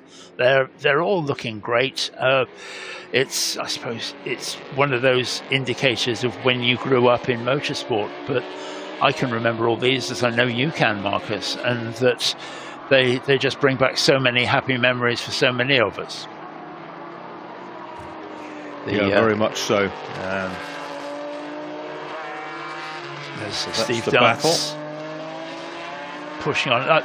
Steve Dance is beginning to be harried a bit by the third place car. That the 72 of Christian Van Riet. Oh, and the suspension is broken. Suspension is broken, I think, on the front right. It's let go. The steering or suspension has collapsed just as Van Riet hopped over the curb. It wasn't the corner that he hit the curb with.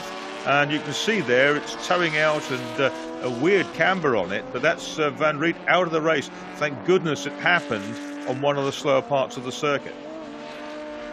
Good spot there, Marcus. That was an excellent one. Yes, of course we've got a yellow flag that the driver's right front has collapsed comprehensively, and that's going to need a tow. Whether we're going to see, therefore, a full course yellow or not, we're going to have to wait and see. But that's just pitched in a very, very dangerous place on the outside of the left-hander there. That he's half on, half off the circuit. Oh, and another big puff of smoke from that number 25 BMW. And that wasn't supposed to happen. Safety car. We have a safety car.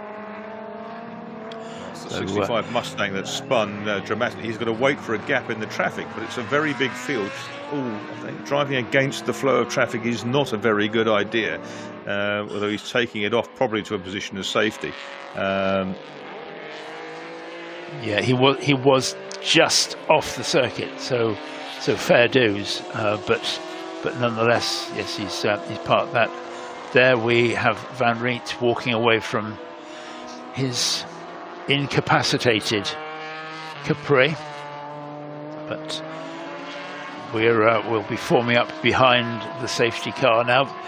Quite a few of these drivers are sharing the car with somebody else, not least of which is Martin Brundle, and that his time in the car is going to be, in inverted commas, wasted, because he's going to be sitting behind the safety car rather than building up a lead over the pursuing pack. So that's not going to play into their hands. And that pursuing pack doesn't have Steve Dance in its vanguard anymore, because he appears to have dropped back down the order.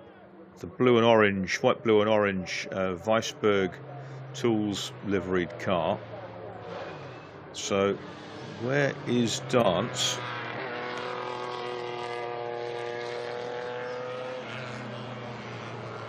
In the pits, I think. In the pits. Okay, it's too early for a planned stop with not even 10 minutes of this race run so far. So that sounds like it's a problem for Steve Dance, which is a shame because he was the one who was taking the battle to Martin Brundle at the front of this field. But it's Brundle who leads the train around behind the safety car. Let's just have a look at this. Yes, it was the front right spotted. I think you probably spotted it, Marcus, at about the same time as the driver did, because it was it was a very quick one. Big spin there by the Mustang at about the same time. It was a more comfortable spot from where I'm sitting. I wasn't going to crash, and in fairness, he didn't. No, you are right that we're lucky that wasn't down the main straight or somewhere, but it was clearly as the lateral forces went through the suspension there that it fell in on itself, and that car was going nowhere fast after that. So the train continues behind the safety car. 50 minutes of this 1 hour race still left to run. We're going to be treated to the compulsory pit stops for everybody in this race, and that probably about half of the grid, maybe a bit less, is doing a two-hander. So there will be some changes, but our leader very much doing the two-hander. Will be handing over to McLaren F1 Supremo Zach Brown. Interestingly, that both Brown and Brundle are here at Estoril and not at the Grand Prix this weekend. It says something for both of them in their favour, that they are sufficient petrol heads that they'd rather be running around here in historic racing cars than at the Grand Prix.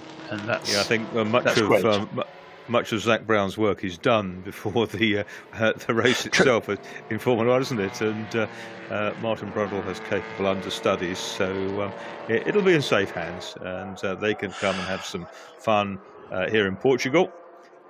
This safety car will continue just a while because they have loaded, or are in the process of loading, the Van Riet Capri up.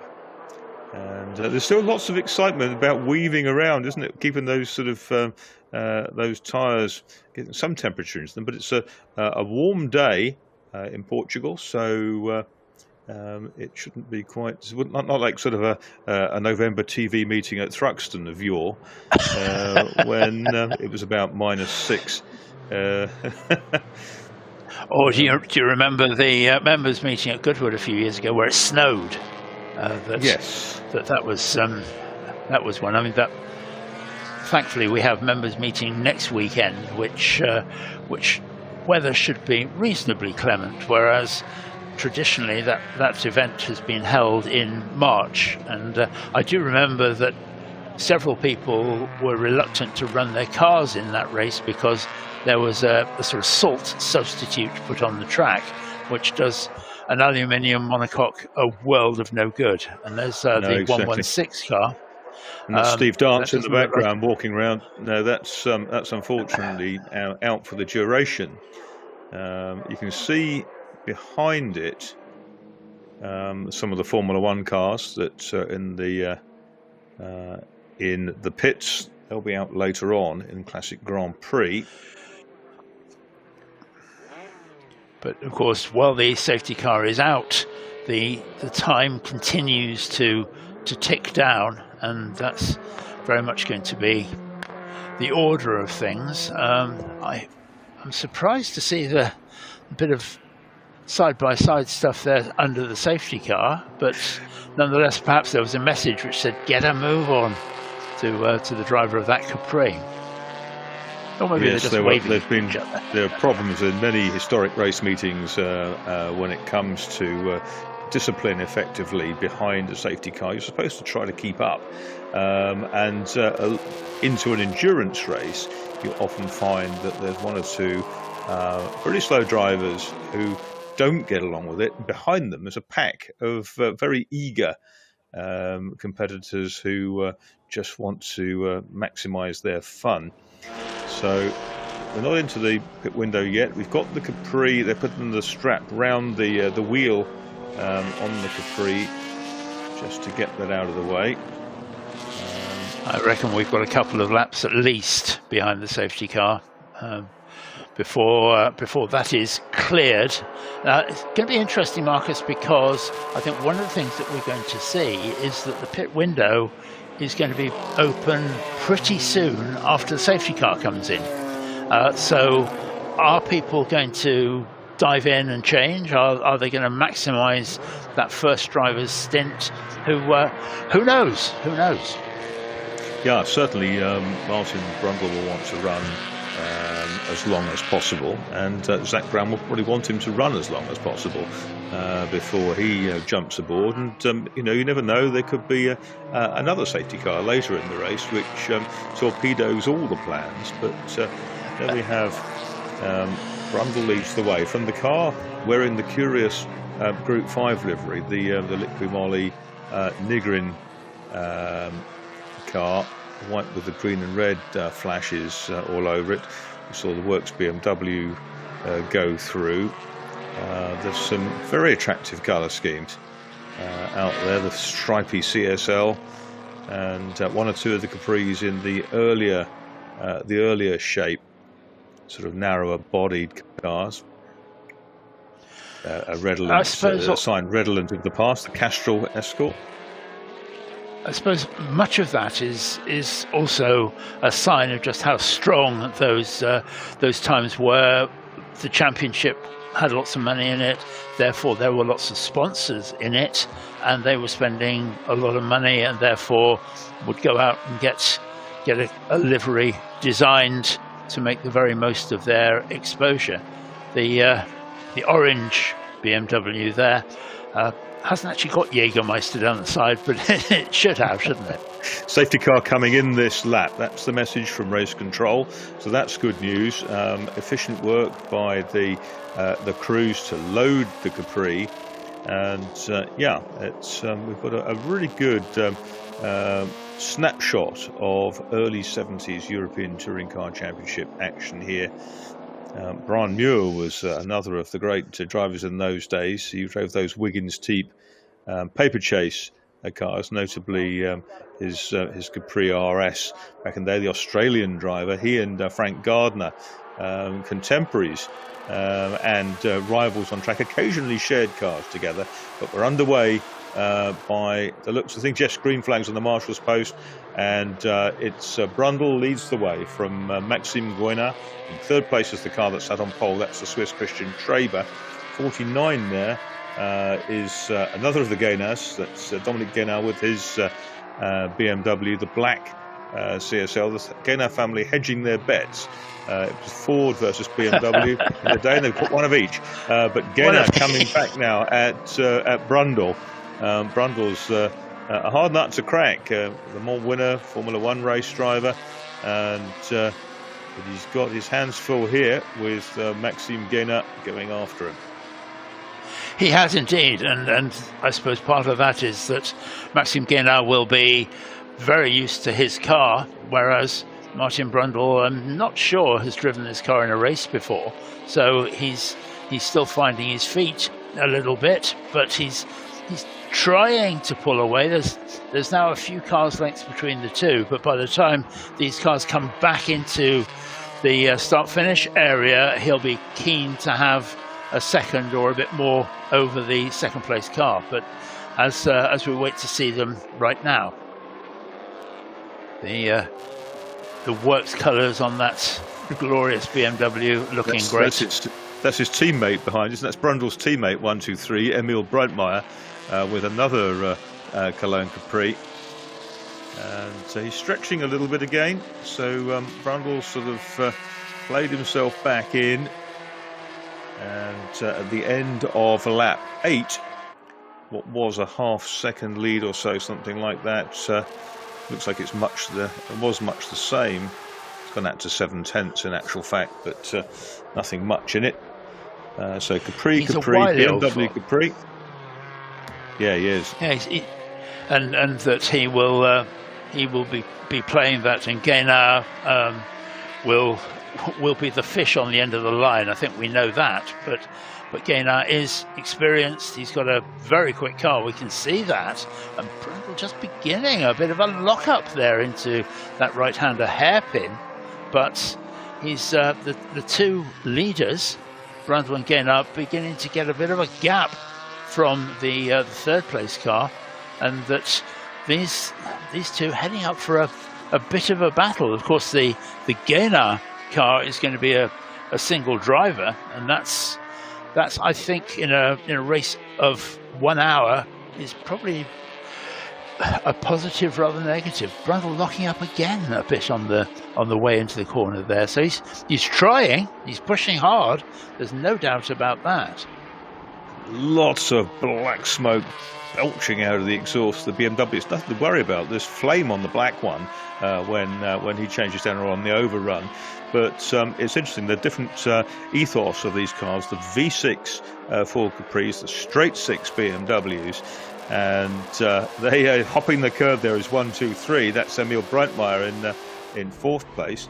Brundle has the best lap of the race so far. Of course, we're pretty early days, still with strong, heavy fuel loads in these cars. But that will come down pretty rapidly, quite thirsty things. And I can see lots of personal bests going in down the order in each of the sectors of the track, because it's coming back to them now. They've up to temperature, up to speed, and they're in the groove. And there is Christian Traber, very versatile Swiss motor trader. Broad speed Escort, unfortunately, looks like it's out of the race. That's Vincent Norris looking a bit unhappy about whatever's happened to his broad-speed Escort, but that doesn't look like it's going anywhere very soon. So that's a bit of a sad end for that particular car. But up at the front, we still have this battle with Brundle leading, trying to push on a bit, and he is pushing on a bit now. He's probably got a second and a half, maybe a bit more. Not a huge amount of difference between these cars. And Traber's come back at Maxime Gaynor, so the BMW in 3rd place is a little bit closer, not quite close enough to challenge into this turn, but Brundle has fastest lap. Gaynor got the fastest sector of anybody on the first part of this lap, but he's now under considerable pressure and has his mirrors full of the Batmobile with the superb 3 stripes of BMW, the Bayerische Motorenwerke, on its flanks. You sure that's not a diesel with the amount of dirt that's coming out of that car? It was a bit early for racing diesels, wasn't it? More Le Mans era. Yeah, I jest, of course, but nonetheless, we now have the pit window open, so we can see the beginnings there in the pit lane. The Mustang being lapped by the early leaders. Mustang running the American racing colours, of course, as it should. Christian Traber, I think, is beginning to put a bit more pressure on. That was, I think, a polite sign to the lapped Mustang rather than anything else. Ooh, that wasn't a big distance of clearance, was it? It was very tight. It wasn't that, and I think that was just good hard racing. I don't think that anybody didn't see the other. I think that was just good hard racing. It was the good old Barnsley chop.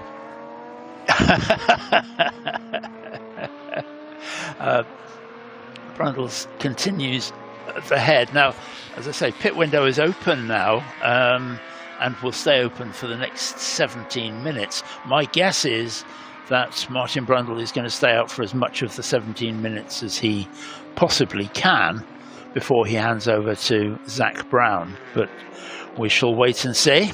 Been wrong before, be wrong again. That's again very smoky. That's the number 49 Gaynor car. But the younger, or the other Gaynor, but that's looking horrible. Oh, stopped car on the edge of the track there. That's hasn't hit anything. That's the Maurer Auto Lacquering car, BMW, parked at the side of the road. Yeah, and I think it's parked rather than damaged, so that's at least a bit of a benefit, but they're going to have to move that. They can't leave it where it is. Let's hope we don't get another safety car. They can probably move that under local yellows, but we'll have to wait and see. The car's continuing on their way. Martin Brundle has now got enough of a lead that he doesn't have to worry, and I think that Christian Traber in the number 25 car in third place is actually now beginning to put some pressure on the second place car, which in turn is slowing the second place car down. So that's all playing into Martin's hands very nicely, I think. We have that local yellow now, whilst the Maurer car is dealt with. But that shouldn't affect the racing itself particularly. Driver is out and looking ruefully at what might have been as the cars go past him. But we had nobody actually on scene yet. We had Guillaume Mahé down on our screens to drive that the pushed off. He may indeed be about to jump into the 49 car of Dominique Gaynor, another car that the Mahé equipe prepares, and he's getting stuck into a good battle. There's a very pretty Escort Mark 1. Looking at that in those red and white colours, very reminiscent of the late Tony Dickinson's Special Saloon Escort back in the day. A tremendous British saloon car racer. And it's into the pits. Yellow flags covering that situation where the BMW needs retrieval. No photographs, please. I think that was from a disgruntled driver. Yeah. Ticking the no publicity box. But at the front, Brundle still leads. This is going to be a scheduled stop for the number 138 car, carrying the BMW Luigi windscreen sticker, which was exactly BMW private how they team would have from been. Belgium. Yep, they were, weren't they? They were a Belgian team, but very much at the front with the Valvoline sponsorship as well. That's very much a tribute car. Yeah, it's a beautiful car, isn't it? And the two Belgian teams, Peltier's Precision Liégeoise and Luigi Cimarosti, who was an Italian Belgian whose cars often sported Castro colours, also ran in the UFO Jeans colours, didn't they? Very strong contenders in ETC in the early part of the 70s. This battle for the minor placings is really hotting up, isn't it? The two Ford Capris, two BMW CSLs. It's absolutely fabulous. It is, and you could be there. You know, you could wind the clock back the 45 years that we're thinking about here, because BMW and Capris, couldn't be better. Crossing the line, pretty much line astern. Now the BMW just beginning to look at the Liqui Moly car that we see, but not quite close enough, and it's it's Ford, BMW, Ford, BMW. Does it get any better than that for a saloon car race? I don't think so. And only 2.4 seconds up the road is Martin Brundle, our race leader in car number 113, the Zak Brown Capri. Yeah, it's still all to play for, and the pit lane getting a little busier now. I think with almost half the race run, that some of those people will be looking to change. It'll be interesting to see of those first 5 cars, and it really is a 5-car battle up at the front, who blinks first, because it's I'm not going to use things like the undercut and the overcut and all those sorts of things, but it is nonetheless going to be a question of who pits at the right time and maybe gets some clear air in front of them. This battle here is, yes, they are inevitably going to be holding each other up to a greater or lesser extent, and Brundle is capitalising on that and just putting enough space between him. That black BMW is worrying me, though. It is so smoky, and you know that yes, you sometimes can allow that there's been an oil overfill or something, but after 30 minutes of racing, any overfill should have burnt off. So I'm worried that car maybe has something a bit more serious with it. We're getting the flames as well as the smoke, but nonetheless, smoke is never a good thing with a race car. That's Alain Vogler's Capri, which is in the pits. And this battle continues in Brundle's mirrors. He'll be keeping his head down. He'll know, BMW runs really wide, Christian Traber. That should lose him a few meters, and that allows Emil Breitmeier just to close in a little. But now up front, Maxime Guénard looked to have, yes, he's reduced that advantage that Brundle had. It's not much more than a second now. It was 2 at one point. I think there's two reasons for that. One is he's got his head down, but once he has broken that toe and that worry about the third pace car being too close, he can concentrate on the car in front rather than the other way around. Oh, and it did have Jägermeister written on it. That's good. Yep. It's not in huge letters, but nonetheless, an orange Jägermeister BMW. Yeah, that's made my day, really. That seeing that there. That's a pretty car, isn't it? That really is a pretty car. The latter incarnation of the BMW 2+2 Coupe 635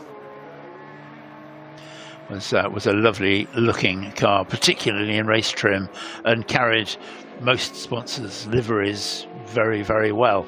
But we still have Brundle at the front of this field. He was thwarted yesterday in the first of the Group C races by the faster combination of the Jaguar XJR 12, and that was, I think it would be fair to say, a little bit miffed that he'd been penalised for being, as he said, a Formula One driver 25 years ago. But nonetheless, he'll be keen to do that. We have no information that says he has a longer pit stop for that reason this time round. That BMW there carrying the Eni sponsorship, Eni handbags, ENNY, who were a sponsor back in period as well. Yeah, beautiful Italian leather. Yeah, keep on saying it, we might get a free one. I'm not so sure it's still in business. Oh, really? Oh, well. It's because they spent too much money on motorsport. I'll have to dig out my Eni BMW sticker. It is. Oh, yeah, that's another one for the Marcus Pye Sticker of the Day competition. If you haven't done that, get on Facebook and be part of that, because thank you, Marcus, for doing that. It's good fun. Yeah, we're on day 557 now, but I was looking at that Alpina BMW with the Jägermeister on the side, and very much sort of period livery. And I recall the Orange Racing Corporation Vienna BMW CSL that ran in the European Touring Car Championships with Heribert Vergins, Roman Leubnegger, and Harold Nager, I think, a third driver, and that was an orange car like that. Easy to see on track. The 118 car of Julien and Nguyen will be back into the race very shortly. We hope. Yeah, off he goes. Bit of manpower to help the horsepower as it goes down pit lane, and then another Mark 1 Escort behind it. Where would motorsport have been without the Mark 1 and Mark 2 Escorts? Because they were the absolute backbone of any sort of tin top racing, almost worldwide at one stage. Battle of the Mustangs. Rallying too with those Escorts. Absolutely top rally cars. We saw them yesterday in the slalom demonstration. And 113 is now in the pits. That's handing over to Zach Brown. Martin Brundle's done his stint, and with 25.5 minutes remaining, Zach Brown, the American owner of this car, is aboard. That puts Dominic Gaynor out front. That must be because Maxime Gaynor stopped as well. To sit there and just wait for the time to tick down must be so frustrating. I just want to get out there and race. The Liqui Moly car is back down pit lane there, so he'll be back into the race now. He was the chaser, and they stopped together. So he's now ahead. Right. So I think we have the answer as to whether the Brown and Brundle car has been penalised again for Brundle's participation because he's a more experienced driver. I think that they have got another 20-second penalty, for want of a better word, because the cars that they were racing are already back out on the field. So Zach Brown has it all to do now to get back that 20 seconds. Not going to be easy. No, it's not. And of course, they had to alter the fixtures and fittings in the Capri just to get Zach Brown in. Whereas the single driver, Maxime Gaynor, his belts were already set. There was no issue with his. He could stay in and do what he wanted to do, and have a bottle of water or have an orange or something, as you do at half time.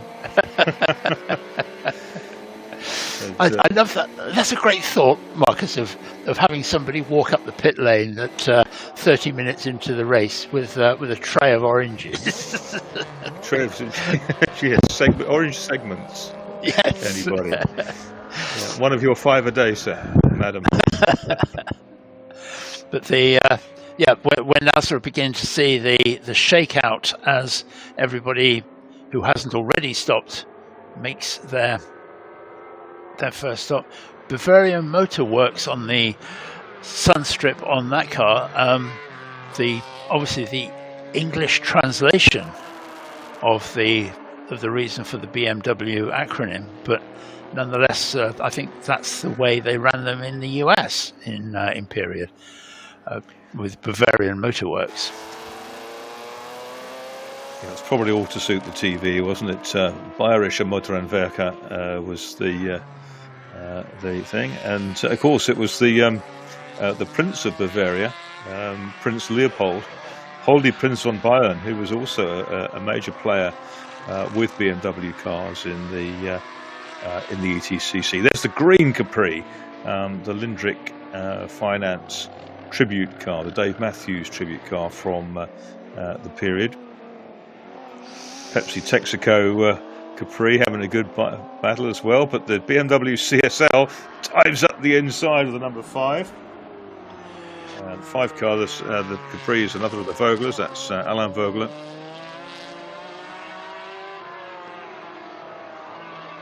And there's the green Capri that was, I think, is now effectively should be our de facto leader once all the pit stops are made. And but not far behind is Traber, less than a second behind. It's not even a second now. So those 2 cars slugging it out. But the Brundle and Brown car is now down in 7th place with a penalty which sees it now 28 seconds down on the leader, which, if it was a 20-second stop, was pretty punitive, I have to say. But there is 1, 2, 3. It was stopped, wasn't it? 1, 2, 3. One of the Cologne Capris stops at the side of the track. That's the teammate car, isn't it? That's Breitmeyer, who appears to have broken. No, I don't think that car is going to trigger a safety car, although it would give us a different aspect to the race, a different complexion to the race if it did. But there we have Guénat and Traber half a second apart. There's nothing in it between these two. And Ford versus BMW, Marcus, on this great morning of racing here at Estoril. Yeah, that's right. I think the lead car is another of the Rick Wood built. Oh, and the Mustang has gone off. Oh, and that plonk under braking. That's made a mess of it. But he's going to be able to park it up somewhere safe, albeit in the gravel, round the first corner. 120, a big drama for him. It was indeed. He was hard on the brakes into turn 1, and the car just turned right straight into the barriers. Here we see it again. Yep. And yep, that's biff. The Christian Dumoulin and Pierre-Alain Thibault car, the Belgians. And that has done some fairly serious damage to the underpinnings of that Ford Mustang. Both of those drivers are experienced in what they do. That will whether it's a breakage or whether it's just looking up under braking, who knows. But here we see it, the battle for the lead, but it's under yellow, so it's going to have to. Yep. So we have to settle down because we have the yellows right there. He was going for it, and there was no doubt at all that he was going to see the 25 car with Christian Traber at the wheel was going for the lead. He's now got to take a big deep breath. That is the obvious overtaking place on this lovely Estoril circuit. Safety car is coming out. Yeah, he took a lot of speed into that first corner, Paul, didn't he? And then paid the penalty by missing the apex, running wide onto the curbs, and couldn't get the power down. But it's not going to matter. It's going to be all offset by the safety car. Cologne Capri. Is Zach Brown coming into the pits? It's a very good point. It's one of the two in those works colours. Whether it's the car that was broken out on the it's Breitmeyer car that was stopped at the side of the road. He's brought it back to the pits. Car 1, 2, 3, showing on our charts now in the pit lane. Zach Brown in 6th place in the 1, 1, 3 car, but this will reunite the field and actually is going to negate any time penalty that Brundle and Brown were meted out. But we only have 18 minutes of the race left to run, and that we're going to see some of that under the safety car anyway. Oh, it's painful to watch that lovely Mustang heavily crunched on the driver's right front as he was pitched into the barriers under braking. So we're going to see a bit of time when this is going to take to clear that Mustang, and then we're very much going to have a race to the flag because, as you say, Marcus, the the thing is that these cars will then be bunched up once again behind the leader, and it's all going to be play for.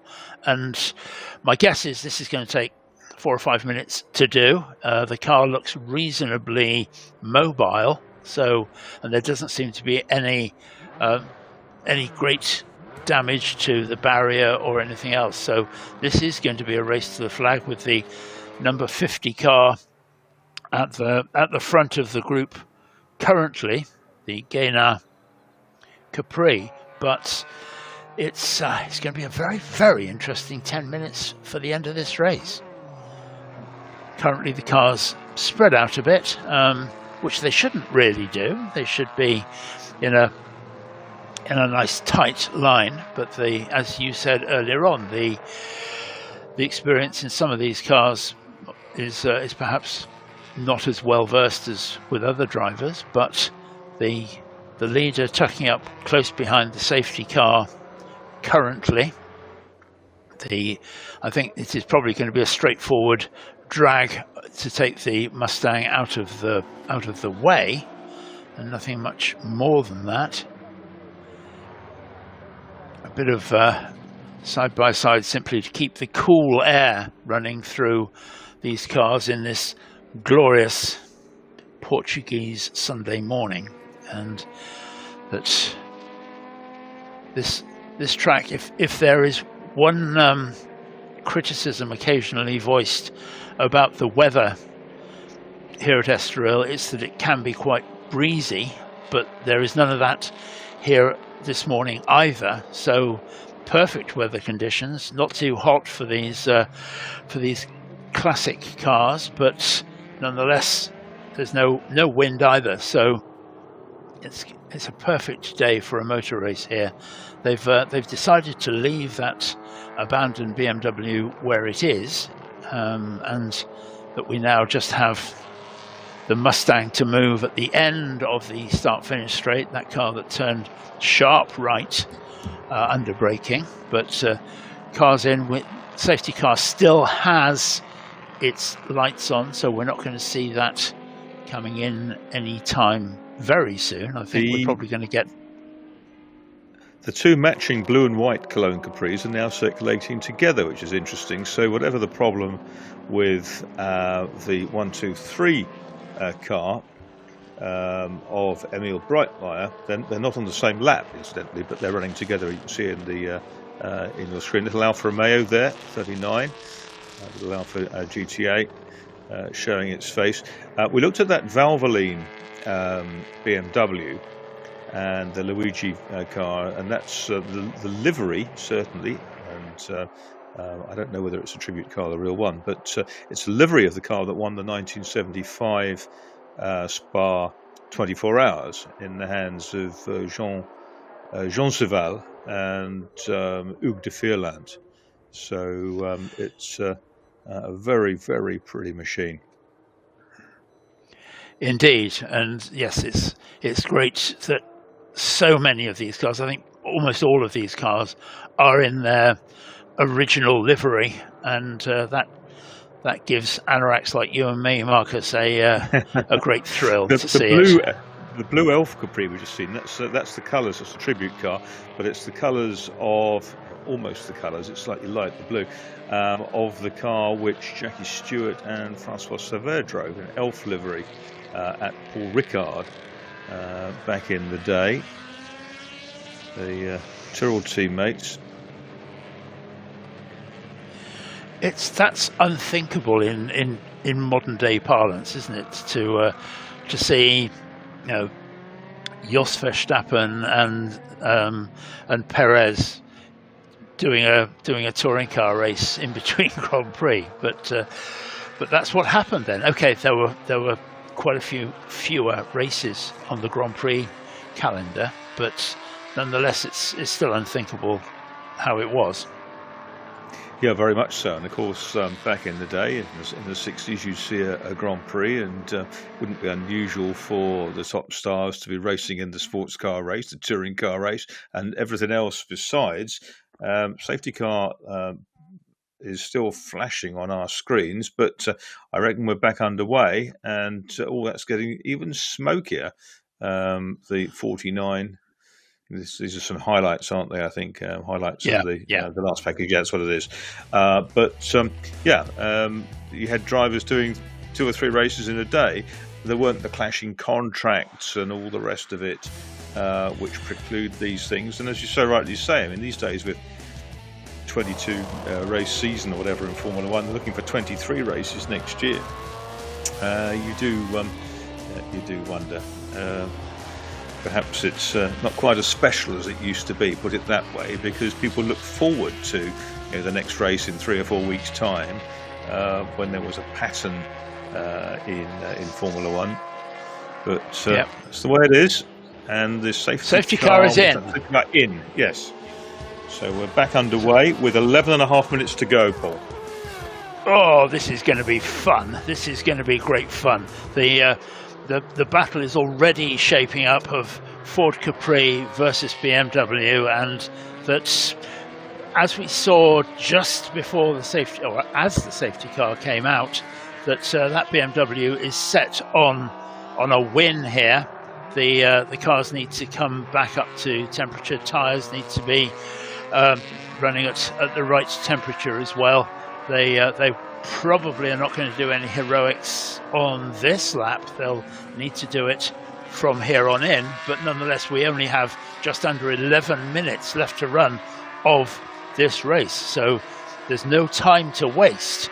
The leader is actually just beginning to build a bit of a cushion as he pulls away. We saw there the 2 blue and white Capris, the Ford Cologne factory colours, not racing together. Remember, there was a broad-speed car also built to resemble those cars. That's the car that the late Vince Woodman used to race, and it's kind of a twin, if you like, of the Cologne cars. And look at that, the green car. That's Yves Simama was as a tribute to what was another broad-speed built car. So this is getting exciting because Simama in the black, in the green Capri, chasing down the black BMW of Dominic Guéna. Maxime Guéna is our race leader from Christian Traber, so it's the Equimoli liveried Capri we see there. And then the BMW in fact it's BMW now, because here comes the second of the Guéna cars. And look at that, 49 coming through the black BMW, kicking up the marbles on the outside, with Yves Simama filling his mirrors in the bright green and white and gold Capri. This is absolutely boiling up to a cracking finale. The contrasting BMWs chasing the lead Capri.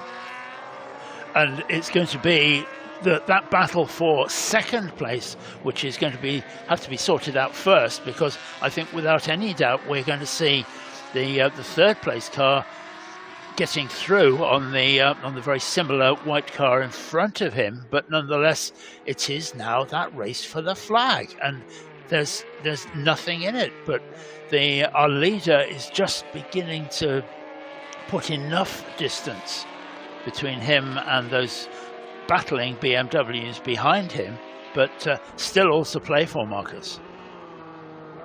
Yes, very definitely. Look at that.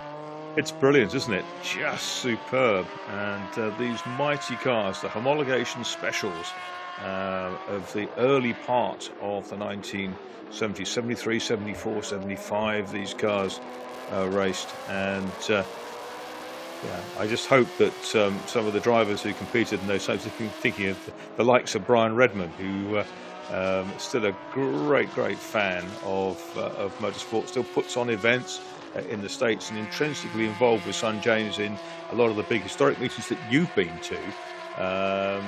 He would be tuned in if it wasn't sort of very early in the morning in the States. Oh, well, he can always pick this up on YouTube, so let's hope that he does, because there's a problem battle for second. And there's a problem because the 49 car is one of 3 that's been given a 1-minute penalty for a pit infringement. So the black BMW you see there is not really in the battle any longer. But he won't know that, so he's still pushing on. And you know race drivers every bit as well as I do, Marcus, and you are one. That a win on the road is a small consolation, but it's a consolation nonetheless, and that he'll be keen to cross the line in second or maybe even first place as we come into the last 7 minutes of this 1 hour race. And what a battle we've seen all the way through. Yeah, those cars are unaffected, the 2 lead pair, but Miran Mahe and Dominic Guéna car 49 have all been hit by this 1-lap penalty. So it's a harsh one, but I guess it's written loudly in the regulations. But here is that lead battle, the little 118 Escort there, fighting its own battle. That's Nguyen down in 15th place. But it's Ford versus BMW, as it should be in an ETCC tribute. It is absolutely, and look at that, it's less than half a second between first and second as they go now into 6 minutes left of this race. Oh, there's a rear tyre's gone, hasn't it, on the Escort? I think the rear left tyre looked like it was coming out of the wheel arch. Now, will the driver of the black BMW know that penalty's there and decide not to impede the lead battle? I don't think so for a moment. He's going for it, and he's going to take the on-the-road second place as they go into turn 1. Ooh, very close as they did that, but it was the white car that actually slammed the door as they went into turn 1. That's probably the best opportunity for overtaking that there is for these cars on this circuit.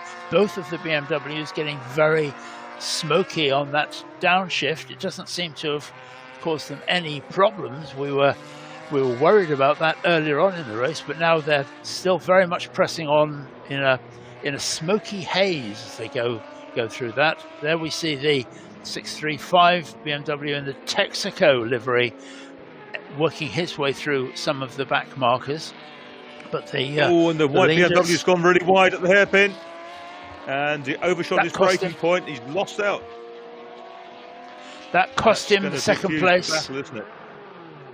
I think so, because I think if anything, it's the black car, which is the quicker of the two. And my bet is that although he's carrying that penalty, which is going to preclude him from standing on the top step of the podium, he's going to be very keen to try and get this win, and that he will now be closing down very heavily on our leader as they go into the last 4 minutes. It's been flagged up to him, Paul. Oh, and the white BMW's off. Traber's off in the gravel. He's lost various places now, and he resumes, I think, behind Zach Brown.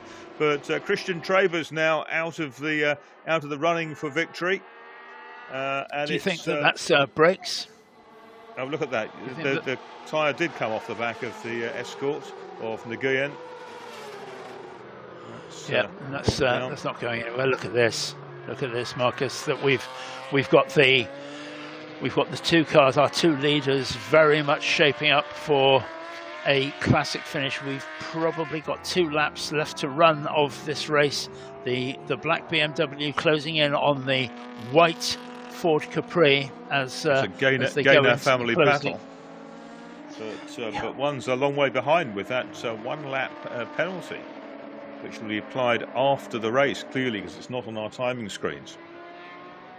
No, it hasn't happened for that yet, but very much, as you say, the family, they are going to be going into this very, very closely. Bit more of a gap this time as they go down into that long left-hander. It's all but a second, as you see there, 0.999 of a second. Family rivalry will be bubbling to the fore with these two members of the same family working on very different cars, the BMW and the Capri. doing what they do. I think that the Capri, maybe speaking too soon, but he's managing it from the front rather more than anything else. But yeah, let's wait and see what happens on that dash down across the start-finish line, because if anything, the BMW is just a little bit quicker, but he's going to have to work quite hard now, because there is a fair old gap as they come into this. It's going to be another lap after this one. They're just starting with a bit of luck, but the yeah, that gap looks to be comfortable for our Nigrin car. Best lap of the race is to Wunderlich in that Valvoline BMW, 152.292. So there should be, as you say, one more lap after the one they're on, because they went through with about 2 minutes to go. And we'll see whether out front Maxime Guénard in the Capri can resist the second Guénard car. The Alpha with its little fat arches still wrestling with the Pepsi Capri, and the Alpina BMW in the Jägermeister colours is in the slipstream. But the Alpha's quick, isn't it? It is. It's certainly when you would expect it to be quick. Is through the corners, but it's got a decent top speed. It's not embarrassing itself at all. But we are, 47 seconds. We're into the closing stages of this race. We are going to get another lap, I hope, of this race. The two Guénard family members at the front, Maxime from Dominique, but there's everything to play for. I don't think we're going to get a last-minute lunge from the BMW. The cars coming across, it's going to be very close for a last lap, but they are going to cross the line very shortly now. So we're into our final lap, and it certainly is the Guénard family at the front. As you said earlier on, Marcus, they've hedged their bets by having one Ford and one BMW, and hasn't that paid off? Because they really have got the top end of this. It's a shame that we have been robbed of seeing the Brundle Brown car quite as far up as we otherwise would like to have done. That car is currently in 6th place, but that's the long pit stop penalty that they suffered simply because of Martin Brundle's experience. Ooh, that's was that Zach Brown doing that? That was way out over the curves, wasn't it? Incidentally, in Group A, Nick Padmore leads the way in a BMW 635 CSI from Armand Mille. Not much in it. Padmore just set the best lap, or set the best lap in that category. But these are the earlier era CSLs that are fighting with the Ford Capri. It's a bit of a wobble from the green Capri that time, down into the corner under braking, and they're out of tyres, aren't they? I think at this point of a 1 hour race, they've certainly exceeded the grip levels available to them. We've seen one or two issues with brakes. We've seen now that that grip is going away, and it's making it even more exciting, compelling a fight up at the front of this superb Heritage Touring Cup race. Yeah, takes me back, and that's always a good thing. that takes you back to the happy days. But there we see the checker flag. Brilliant run. As I say, I'm sorry that we didn't see Zach Brown further up in the mix. He finishes 5th in the end, which is great. And congratulations to them. But that glorious Capri, you said about the Group A cars with Nick Padmore at the front of that, but by the time they come to Group A, it was a much more restrictive formula than for these cars, where they had the big arches, they had very much purpose-built race cars, whereas the Group A cars were a bit more conservative.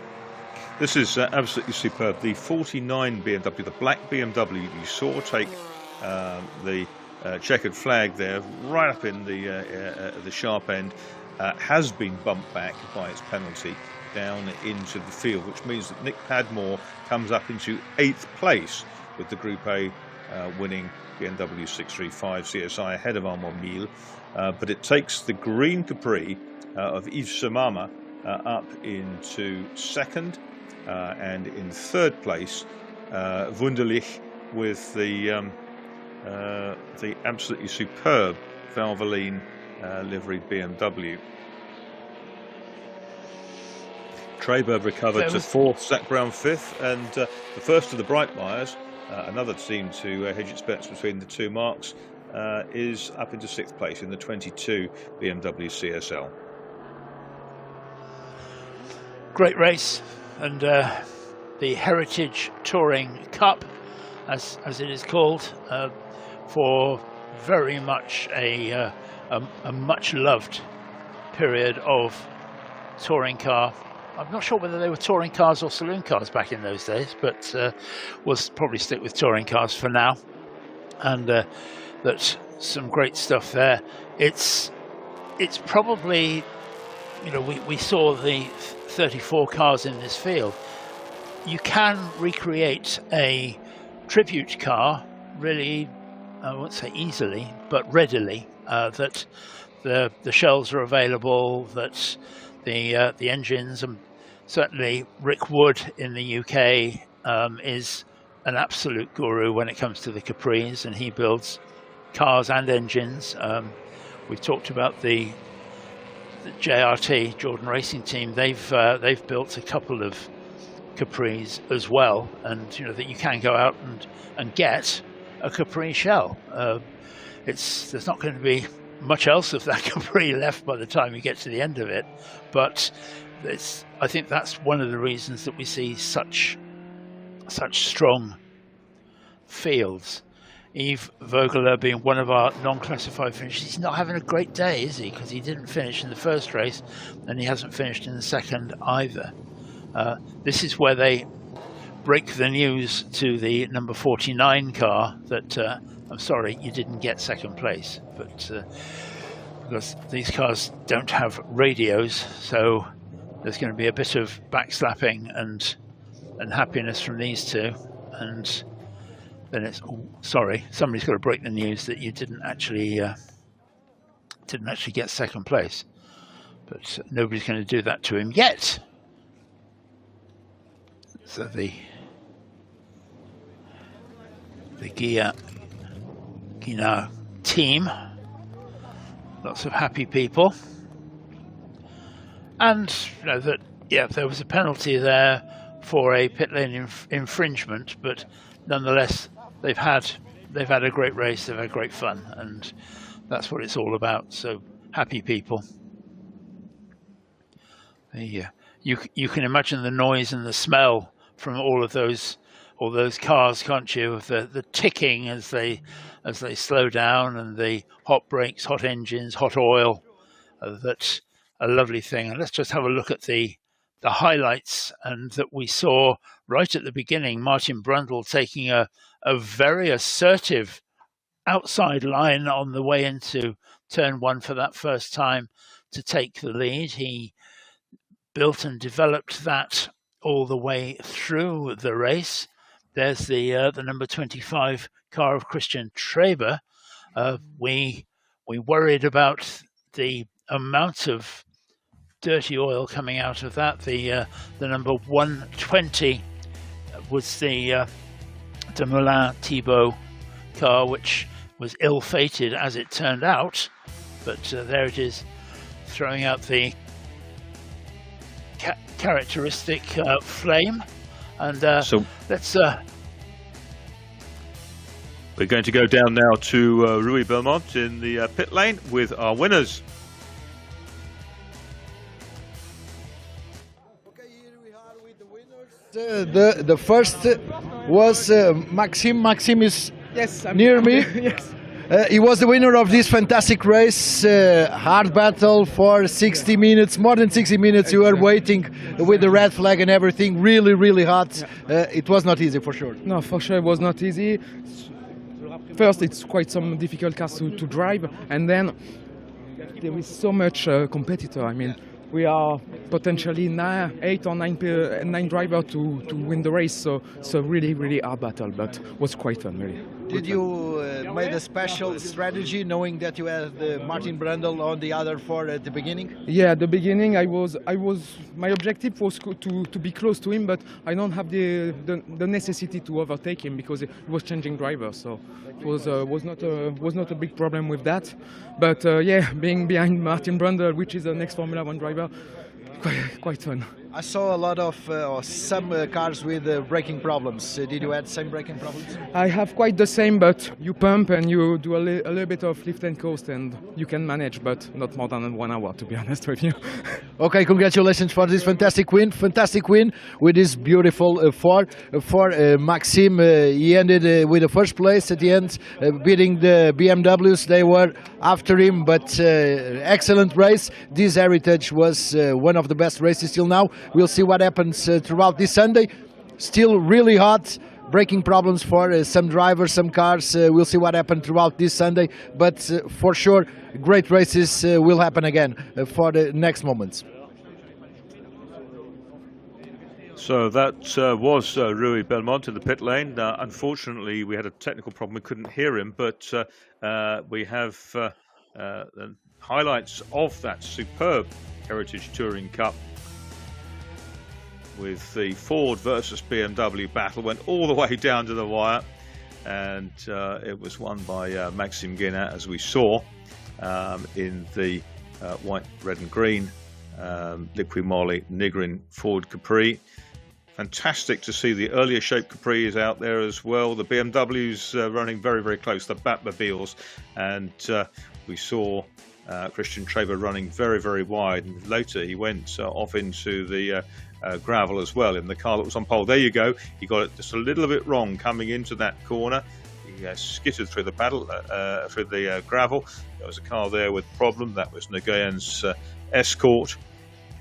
Meanwhile, tussling with a little Alfa Romeo in there, mixing it with Fords and BMWs. But at the end of the race, it was Maxime Guénat in this late-built Capri that led the CSLs back. The back CSL, though, penalised a lap for a pit lane infringement, so that will be no doubt argued later on. But what an incredible sight that is, with the greatest cars of the European Touring Car Championship era of the early part of the 1970s, locked in combat for most of that race, led early on by Martin Brundle in Zak Brown's Ford Capri. So there you go. We're live at the Estoril Classics, and we've got Group C cars coming out onto the circuit for the second time this weekend. They'll be running in the order they finished yesterday, and it's a small field, but it's a quality field, and we'll go back to see those cars coming round onto the grid. It's a nice mix, some really interesting cars among them, and yesterday it was Olivier Galland who won the race. Now, just to clear some confusion, here's Olivier Galland Tancogne, or Tancogne Galland. So viewers who say, well, that's Olivier Tancogne, one and the same, but in our programs as Olivier Galland, racing with his father Xavier here this weekend. We had problems yesterday. We didn't see the Nissan RC90K that qualified really strongly, and so we had a battle between the Jaguars. We had the Jaguar IMSA car of Martin Brundle and Zach Brown. We had Olivier Galland with the Silk Cut V12 Jaguar.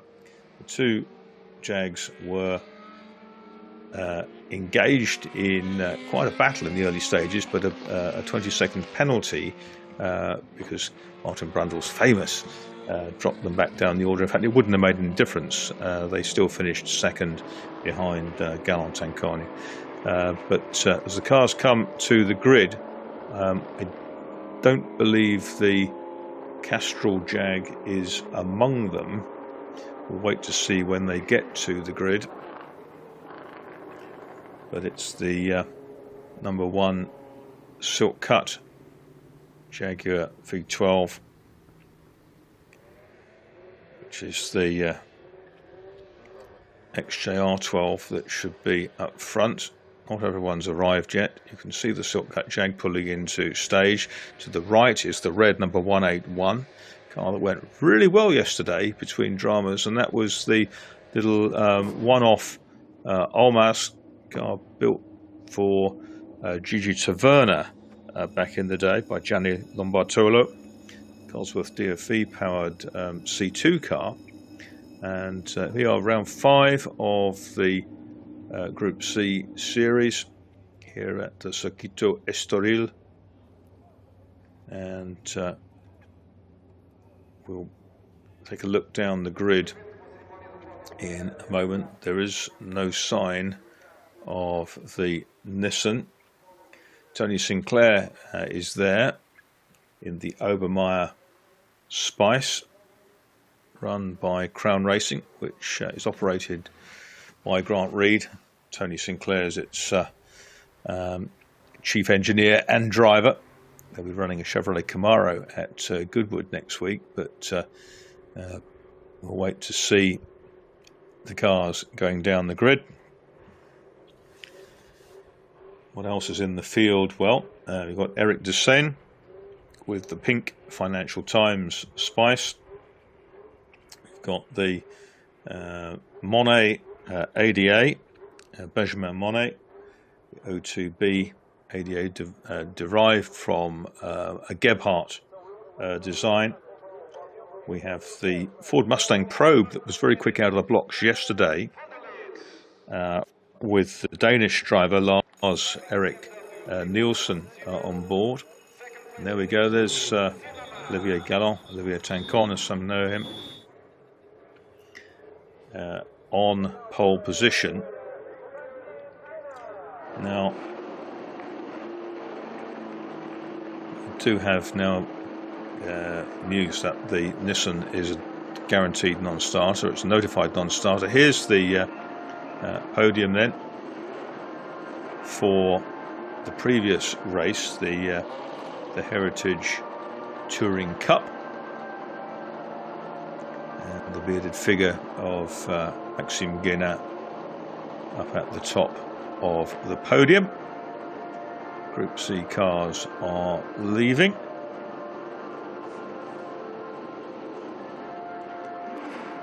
Well, certainly the safety car is leaving.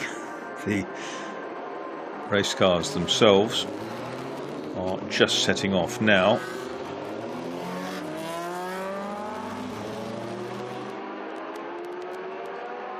Small grid of survivors then. We've got a Porsche 962 in there, the Kenwood car of Hans-Jörg Hübner.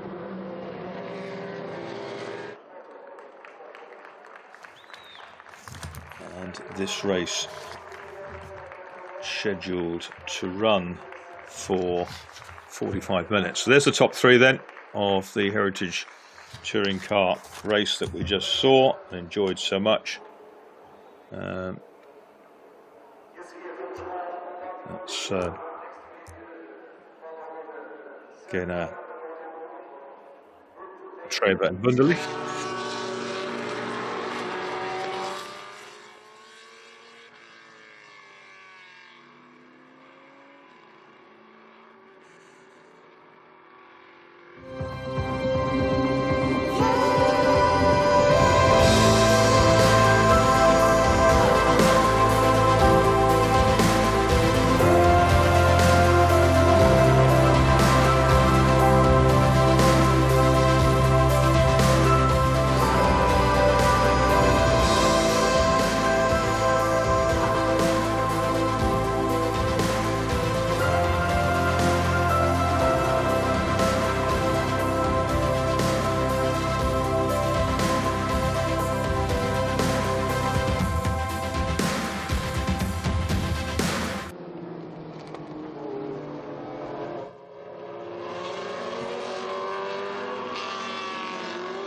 So we're just setting off now round our warm-up lap, and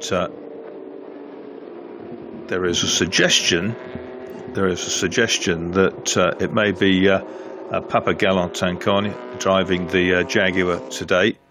We will soon see by its pace, but it's interesting that among the 7-car field, we're going to have a very hungry Tony Sinclair in the Spice, if that's the case. And we're also going to see a lot from that Olmas that went so well, the red car in the Giordano colours.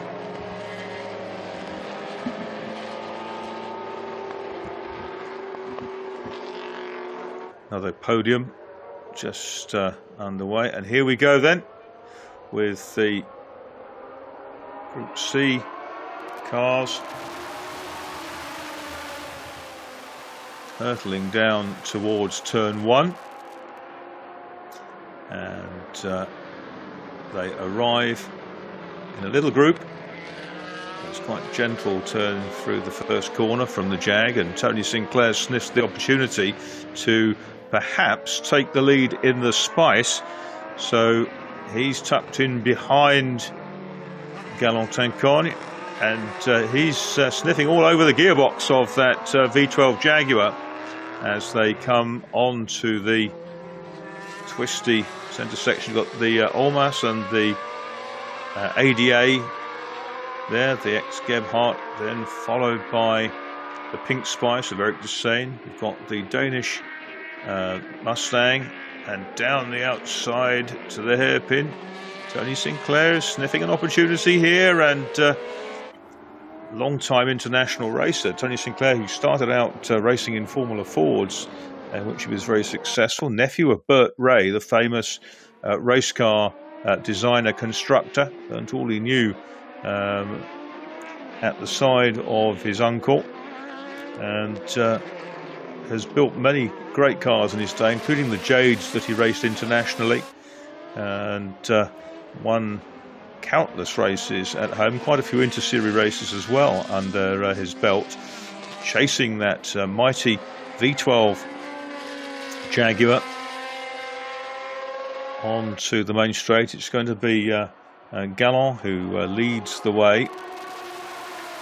Through he goes, and Tony Sinclair's in the slipstream, had a third recently at Goodwood in the team's Lola T70, gets his nose ahead and dives into turn 1 across the nose of the Jaguar.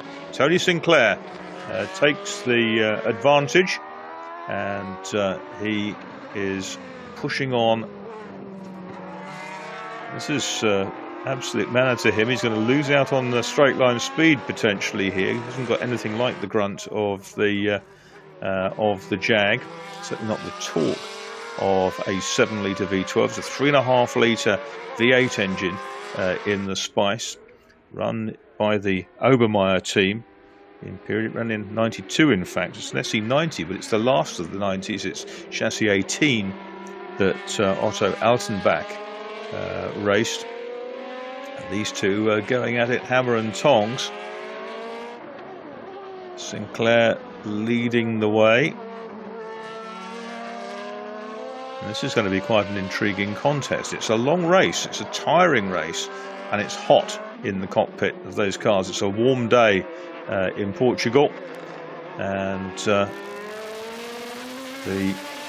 Galantancon team, who had a good finish yesterday, 5th in the endurance race at the end of the day, they are pressing on nose to tail down this super circuit, and the Jaguar has got its nose ahead, and it's going to be a drag race down the main chute from the Parabolica Ayrton Senna. Side by side into the braking area. Tony Sinclair is going to tuck down the inside coming out of the corner. These Jaguars, masterful design as they were, phenomenal in their day. One at Le Mans. where Jaguar had previously excelled back in the 1950s. Of course, Jaguar was under the Tom Walkinshaw regime by this stage.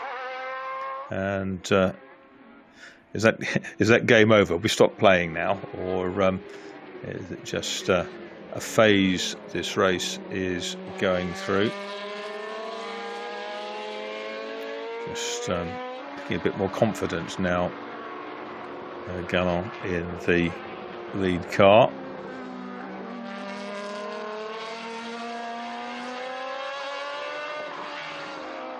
A second or so between the pair of them. In third place currently is Antoine Weil with the Almas. Here's a highlight, and that's Tony Sinclair just out braking Galland into the first corner.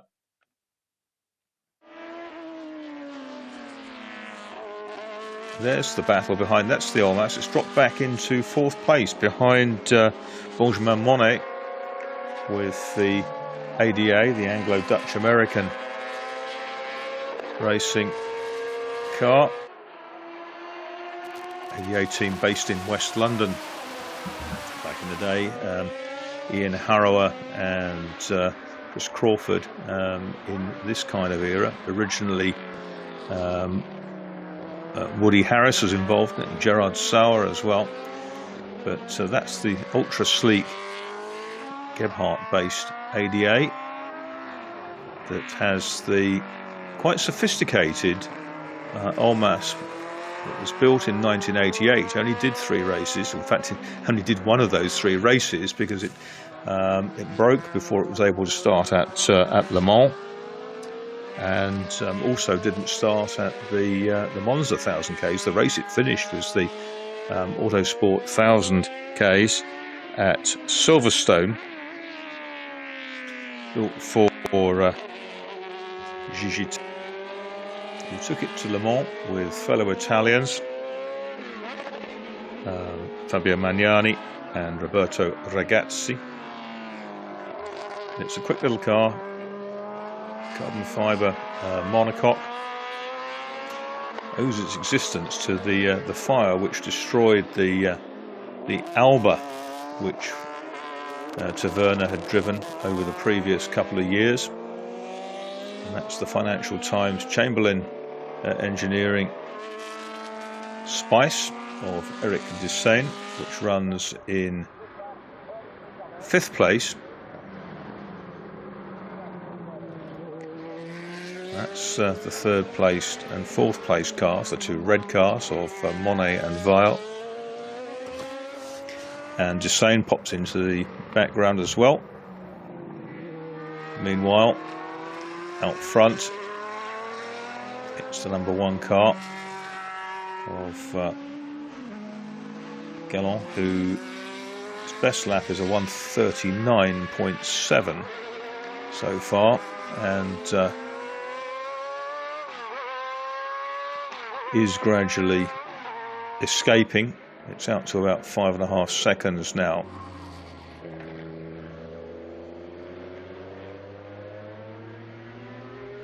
Just looking there at that's the Kenwood Porsche, number 51, Hans-Jörg Hübner. He's at the back of the pack, chasing Nielsen in the Ford Mustang Probe that played quite a part in the race yesterday.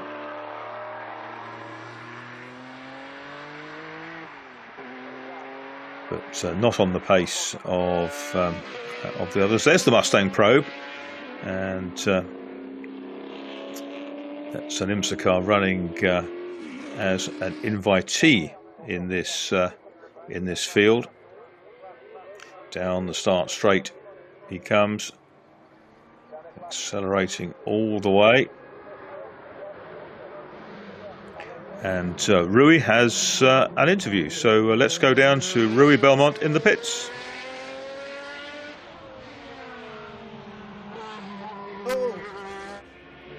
Hello again, we are here at the pit lane, in the pit boxes near the Formula 1s. I have with me Pedro Mato Chaves. He was a Portuguese Formula 1 driver, also national rally championship. So he has a lot of history. Also, he's here as a tourist, as we can say. Is that true, Pedro? You are a tourist today. Yes, exactly. I'm a simple person of the public that likes these cars, of course, and the weekend is great. And we have nice cars here, some cars that bring back some memories when we were young, and we follow all the races around the world, so it's a real pleasure to come here as a visitor. These Formula Ones are not the ones that you drove, they are prior to your racing career in Formula 1, but still bring back memories. Oh yes, for sure. We used to follow F1 before we arrived to F1, so I think these cars are just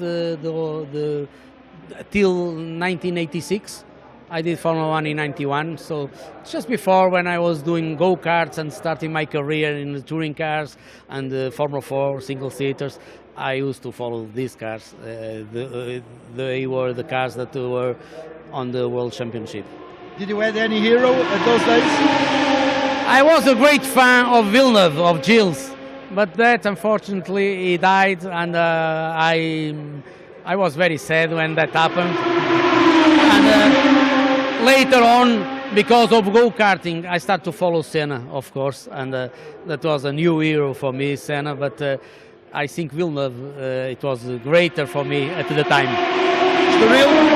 Estoril was a completely different track back in those days, but it was a challenge for sure.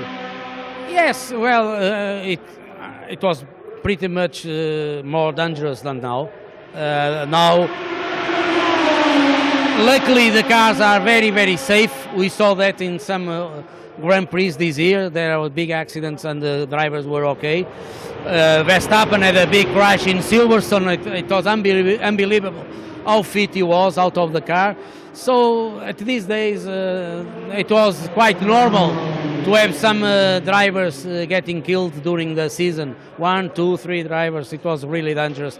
We can see the cars, we look at the cars and they feel quite fragile, but nowadays it's much better. Okay, thank you, Pedro. Have fun throughout this Sunday. Thank you once again. Pedro Mato Chaves was here with us. He raced as a Formula 1 driver back in the 90s, the beginning of the 90s. He was also a national championship for rally driving, but he's today here as a tourist visiting and also naturally living the passion as many of other hundreds of them that are already in the paddock. To hear from Pedro Chaves then down in the pits with Rui, and the race continues. We're down towards the end of the first third. Here is the car of Benjamin Monet, which is running in third place. That's the Gebhardt, and in the background you can see Antoine Weil with the Almas, which has given a very good account of itself this weekend. There is the Galant Tancarne Jaguar, the XJR12. Magnificent sight that it is. Best lap of 1:39.5 so far. That's a couple of seconds quicker than anybody else in the field. Tony Sinclair leading the rest in the white Spice. Not quite close enough to be in view. But there is the Ford Mustang Probe, number 90. Come from the Danish team of Lars-Erik Nielsen. And that is running in 6th place. And its best lap is the 1:48. So quite widely spread, it seems. But what a great thing that looks. Ford Mustang Probe. It's nothing like the Mustangs really that appear as street cars, but of course it took on that name as part of the marketing for the IMSA GTP series. There is the one car, the Jaguar, which leads the way quite comfortably, pulling away from the opposition.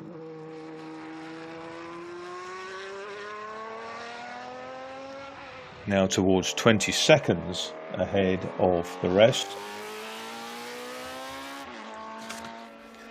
Little Spice in its Financial Times newspaper colours. Those were the colours of the pages of the Financial Times.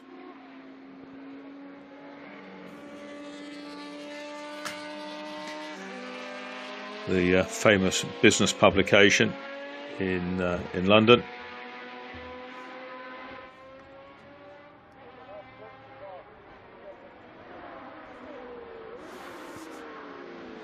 Eric Desane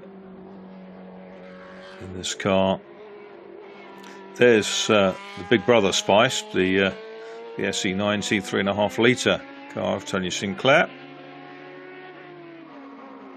owned by Grant Reid from the Mars Corporation, and operated by Tony and a small band of friends from just to the south of London. And Crown Racing is the scene. They run also the Lola, in which Chris Craft won the 1973 British European Sports Car Championship. I'm hoping to see that out later on in one of the CER races in CER2. And Tony Sinclair, who built the Jade Sports Racers, sadly was very badly injured in an accident at Monza in an inter-series race, but did incredibly well to bounce back to continue his racing. He knows nothing else. He's a great fabricator, he's a great racer, and a really good guy. And he campaigns the race cars of Grant Reid, the Spice, the Lola 2292, and also runs the Chevrolet Camaro. Doesn't actually race the Chevrolet Camaro, drives Lotus T70 as well for that equipe. Recently third at Goodwood in that car at the Revival meeting. Again with Porsche, continues at the back, but is recording better times now, doing its best times of the sectors, so getting a little bit quicker. Hans-Jörg Hübner.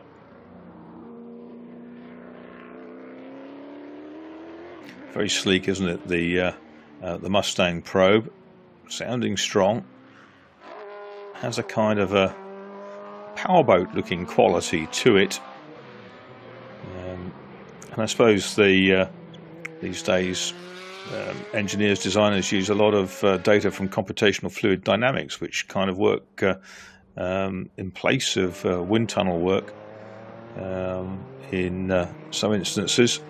So there is a kind of a similarity in your trying to achieve ultimate performance. Here comes that Spice with the question marks all over it. The Jag continues. We're closing on halfway in the race, and the XJ12, what a piece that is, even down to the strakes underneath the side panels on the bodywork to enhance the downforce, enhance the seal with the road that allows the car to maximize its ground effect properties.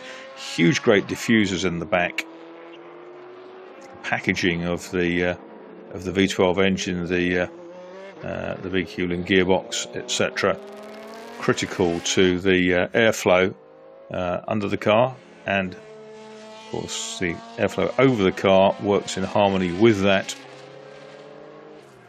And you can see it scorches away from the Porsche 962. Porsche, the ultimate customer Group C manufacturer, with the 956s and 962s that excelled. But that era of Group C racing, which was a fuel formula era, the cars could only have 100 litres of fuel maximum. There were minimum weights, there were that fuel requirement, but within that you could pretty much run as you pleased. That's the Nissan. Unfortunately, we haven't been able to see the car there. which was second quickest in qualifying with the France family, and into the pits to make his mandatory stop comes Tony Sinclair.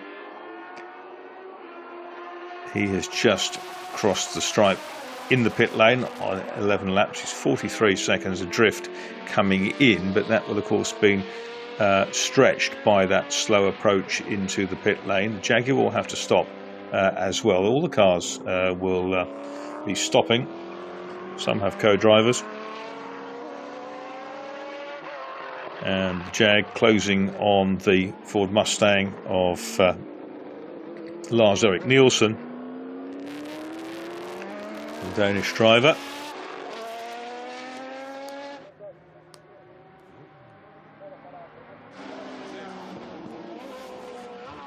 Here we are in the pit lane then. Spice SE90.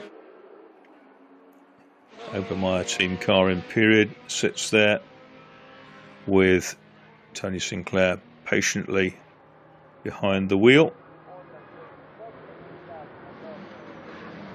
The mechanics there with their Crown Racing t-shirts on.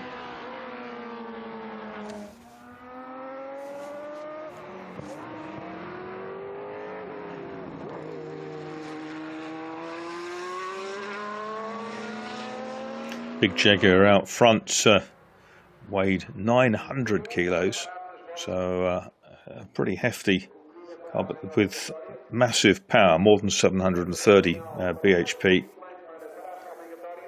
It's capable of hitting almost 230 miles an hour in a straight line at Le Mans, where they varied the aerodynamics. It's a very nicely painted crash helmet of Hans-Jörg Hübner, who started out racing cars of the 1950s and has graduated over the years to, he's got some South African roots, hence the flag on top of his crash helmet. I remember seeing him in a Litre Jaguar about 15 years ago, back at maybe 10 years ago, back at Dijon, the Grand Prix de l'Âge d'Or event. Desain comes in with the pink Spice.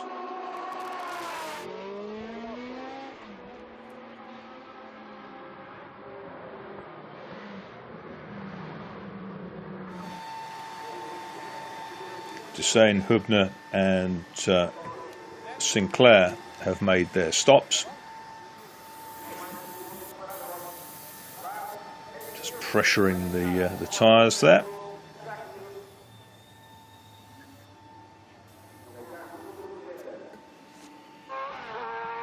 It's pretty hot and sweaty in the cockpit.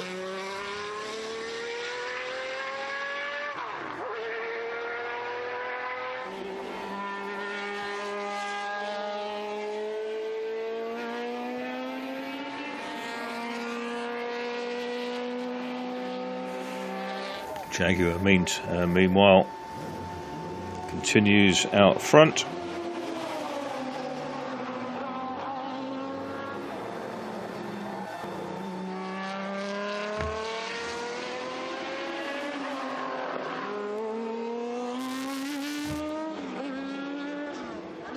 The 89 Spice then continues to sit in the pit lane, and Sinclair's back on his way. We'll have to wait for the pit stagger to unwind. Hübner out of the pits.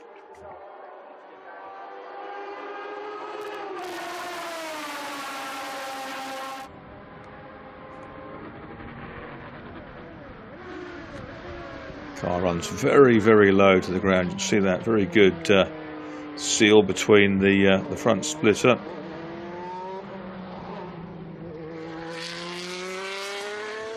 Has it got a problem? I suspect there might be. Yes, it's a problem. It's broken. The Spice has cut out, perhaps momentarily, but it's stuttered, and he's been lapped by the Jag of Galant-Saint-Carne. but there's a problem then for Tony Sinclair. He's has to try and make it back to the pits now. Unless it's something more serious. And here comes Desain back in for a second time. With it's not a good time for the Spices, which is coming back out. I think it might be coming out again now. But there is Tony Sinclair. It's picked up again. So whether there's a fuel pickup problem or a switch somehow isn't working in the ignition, I don't know. But it cut out going round turn 1, and this looks like the field could lose another car fairly shortly. Leader on lap 15 and more than a minute clear of Monet, and here comes the leader into the pits. Leader into the pits, so it's Gallant-Tancon who comes in. Spice sounds clean again, so and we've got second and third also in the pits. Change of driver for the Omas, and Ruchot is getting into it.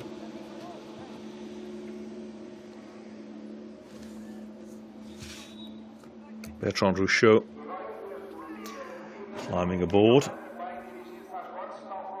Benjamin Monet in the ADA is in second place. Here are is the team tending the HJR12 Jaguar.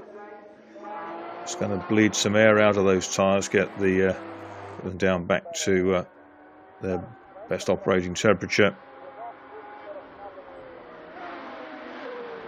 And Antoine Valle comes round to the side.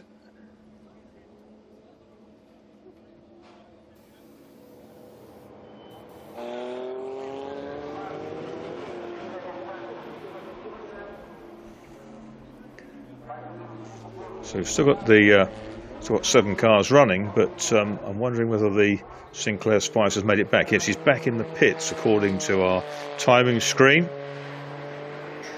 The white Spice, is it finished for the race, or is it something that the ground racing team can do just to get it going again? Out comes Bertrand Ruchot in the ADA. Looks super sleek, doesn't it, with that low slung wing out of the back, and ADA 02B. A little turbo spooling there on the Porsche 962 of Hübner. Unfortunately, we don't have any battles going on in this race specifically. They've been broken up. This one has been broken up by the pit stops. Leader goes back out again. Cars covered 15 laps, and no one else has equalled that score yet. So it's a pit stop without losing the lead for Gallant, and will be back out on track very shortly, being very cognizant of the pit lane speed limit here at Estoril, and out into the track just ahead of Desain's Spice, which is running in 4th place, 1 lap down.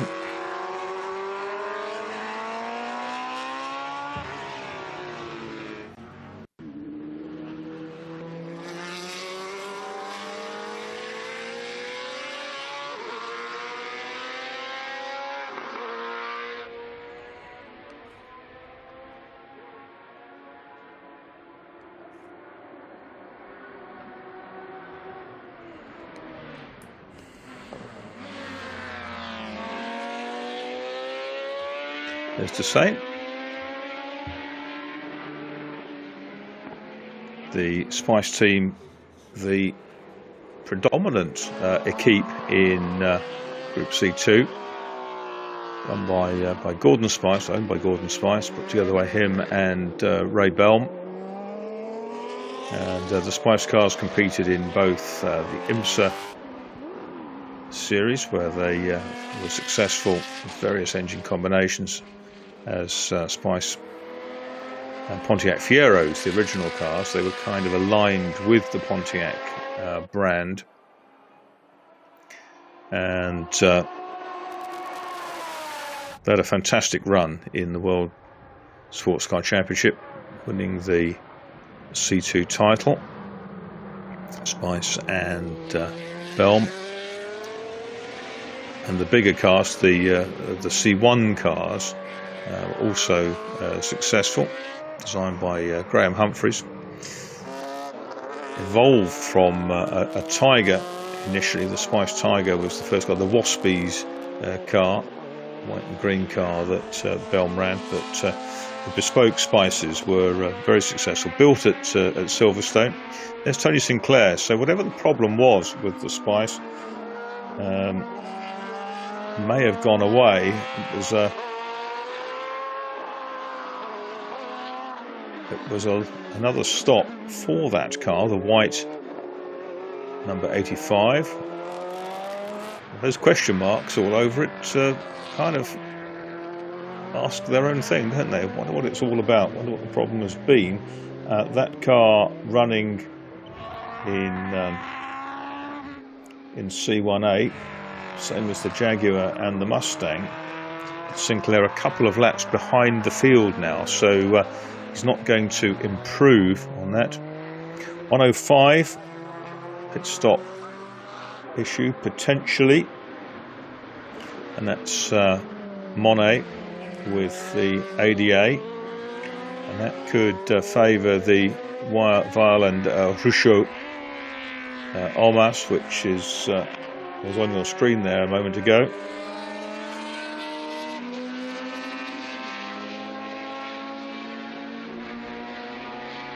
That's the Kramer team Porsche in the Kenwood Hi-Fi colours, 962C.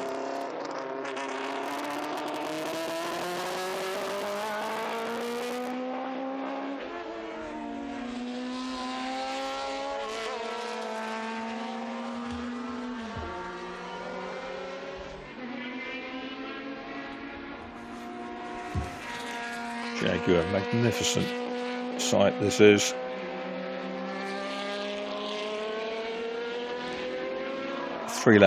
Three seconds quicker than anybody else over a course of a lap here, 4-kilometre course at Estoril.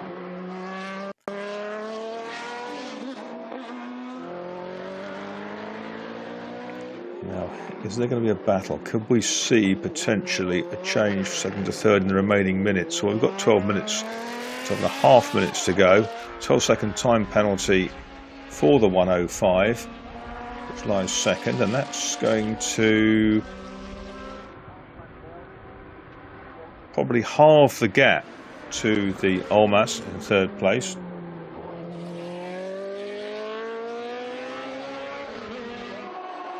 Whatever the problem with Sinclair's car, it now seems to be going okay, because its intermediate times over the three sectors here are not dissimilar to that of the leader. It's going slower, but not by a huge amount. Probably a second in the first sector of the circuit. Mustang Probe goes through again. That is running in fifth place.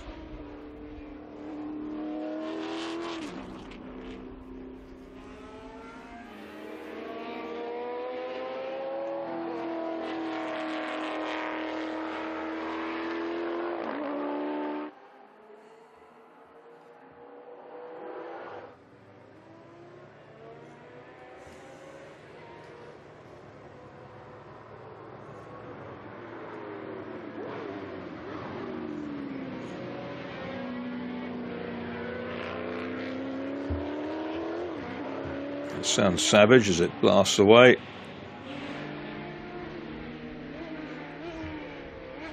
Yilmaz in third place is setting some quick times now, and with that penalty to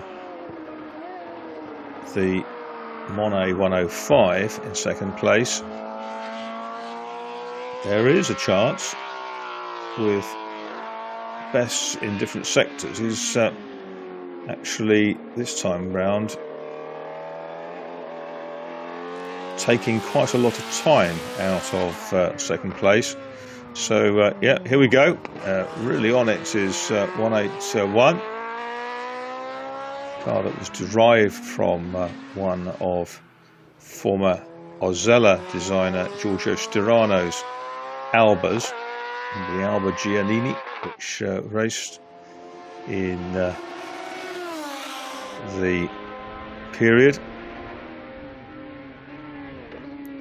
Finotto and Facchetti Motino, Finotto and Carlo Facchetti brought the Giannini name to the party, again through branding with an established manufacturer. After 2 years with the Alba, which sadly was lost in a workshop fire, Gigi Taverna commissioned this car, but it only raced once. So unless you were at Silverstone in 1988, you wouldn't have actually seen it compete in a race. You might have seen it in practice at Monza, you might have seen it in practice at Le Mans, but the only time it raced and finished indeed, so a good effort from the small Italian team, was at the Autosport 1000. Into the last 9 minutes now. Still about 20 seconds between second and third, but this car, the and Ruchot car, it's Bertrand Ruchot driving it at the moment, is getting closer. There's a red car ahead of it, but that's not the red car he wants to see up there. That's the Hübner Porsche, the Tremor Porsche.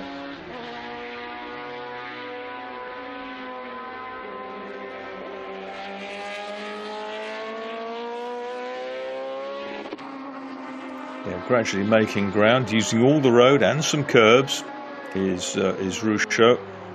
Has the Porsche driver seen him? Well, not sure that he has. Switches sides, and that's going to be a difficult car to get round, and he gets through and manages to nose into the apex, which was a good effort from Bertrand Ruchot.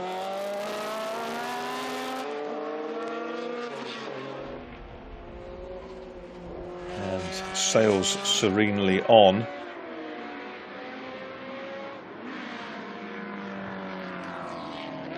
It's the car that runs in second, ADA 02B.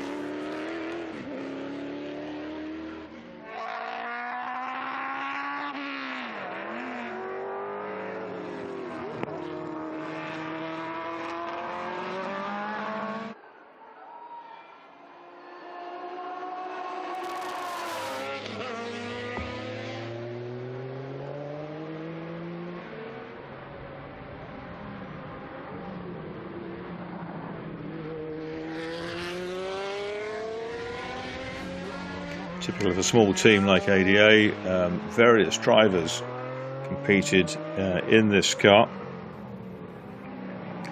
but it was driven fairly regularly in 1990 at the end of towards the end of the Group Sierra by Tony Trevor, excellent British Formula 3 privateer.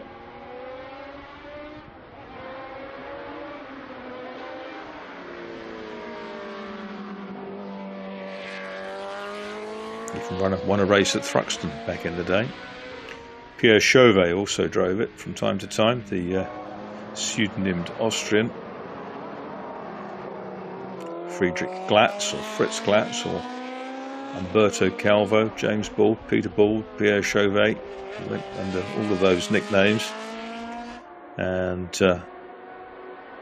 sadly to lose his life in a race, a boss race, I think, at Most in the Czech Republic. He was a great friend of Joe Gartner, a mentor also of Gartner, who was another ill-fated Austrian who crashed fatally at Le Mans.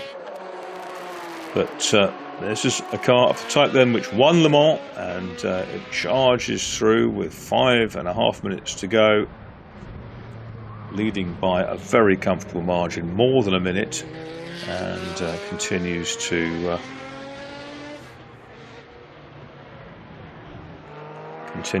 set the pace. There's the Hübner Porsche, which it will eat for lunch.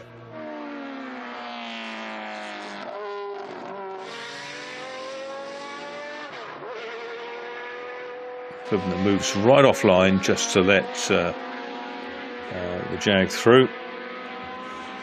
So Galant 50 out front with the Jag.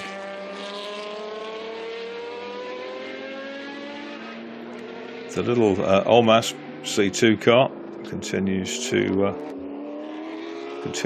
charge and is lapping on the same pace, in fact fractionally quicker than the race leader. And with the Danish flag is the Ford Probe again.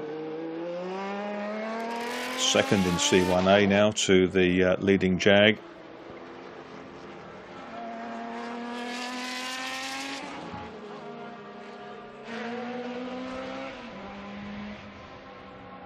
We had 7 starters, we have 7 still running, and it's quite possible that in the course of the next couple of laps we'll have another car lapped. There's the Olmas of Russo charging past the Mustang. Doing a grand job. Car started by Antoine Weil, and now with Armand Russo, Bertrand Russo driving it.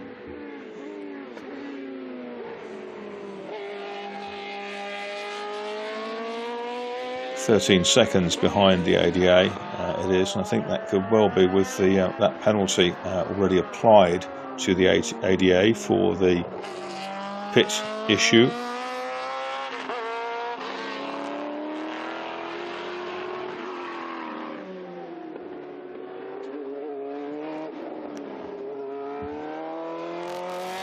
Very compact little car, the Olmas. So the work of Gianni Lombartolo, and typical Cosworth DFE Hewland kit car of the period, so that British engine and box in the carbon fibre car.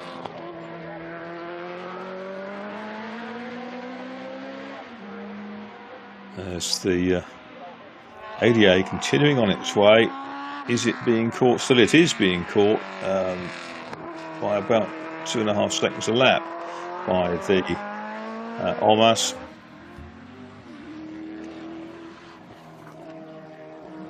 But with just a couple of laps in this race, I suspect that it might just be out of reach. This car is well out of reach because it's over 1 minute and 20 seconds up the road. Early challenge, in fact, a brief leader was the Spice of Tony Sinclair, taking time out of the car ahead of it, but it's going to remain at the bottom of the lap charts, the white Spice, following a second pit stop. So had a little issue early on, but the team was able to fix it, and This is where it's very important to negotiate a slower car safely. When you've got a big lead, you can take your time over it, make sure the other driver has seen you, and incisively go through an open door.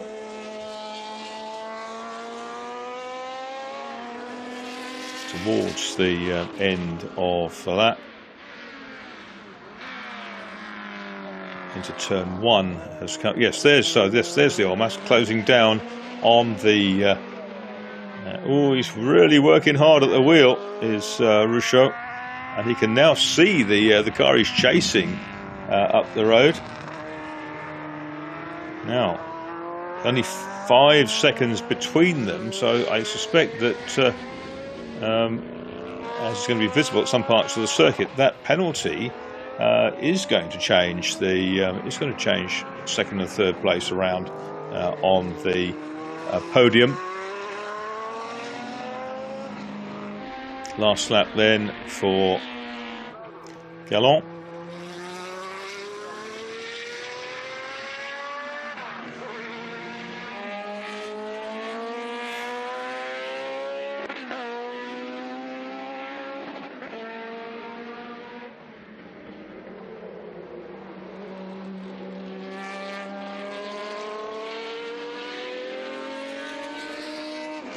Fantastic to see and hear that glorious wail of the Jaguar V12 engine. And that car designed by Tony Southgate and the team.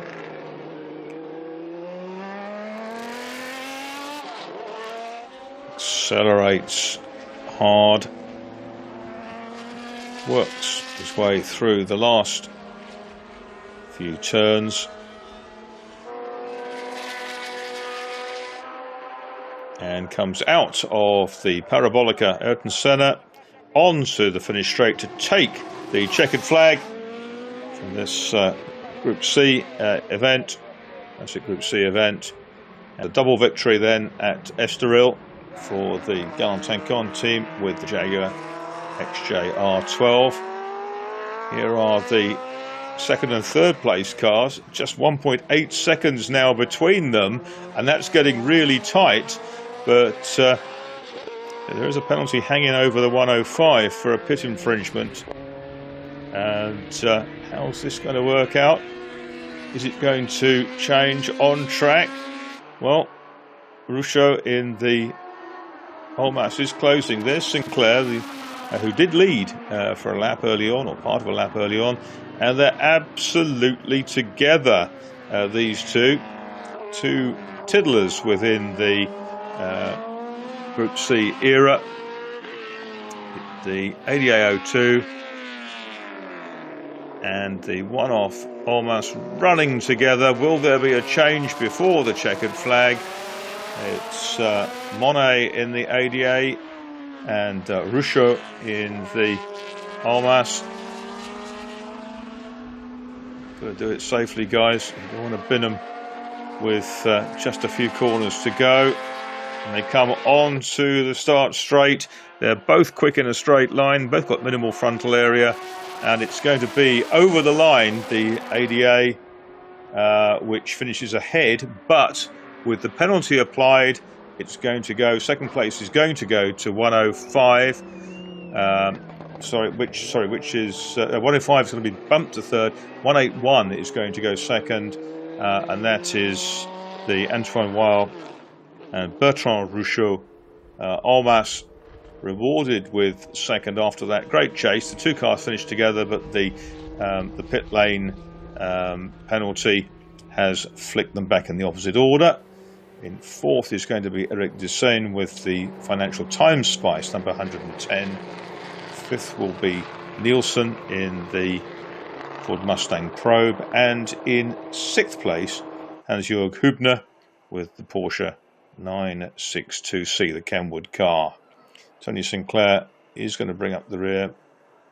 He is 3 laps down, but was the only competitor to stop twice. Everyone else had to make their mandatory stop, but an unscheduled pit stop for Tony Sinclair but the Spice is home, so I think probably a little electrical issue or something like that, but all safely back, and the Jaguar returns to its pit.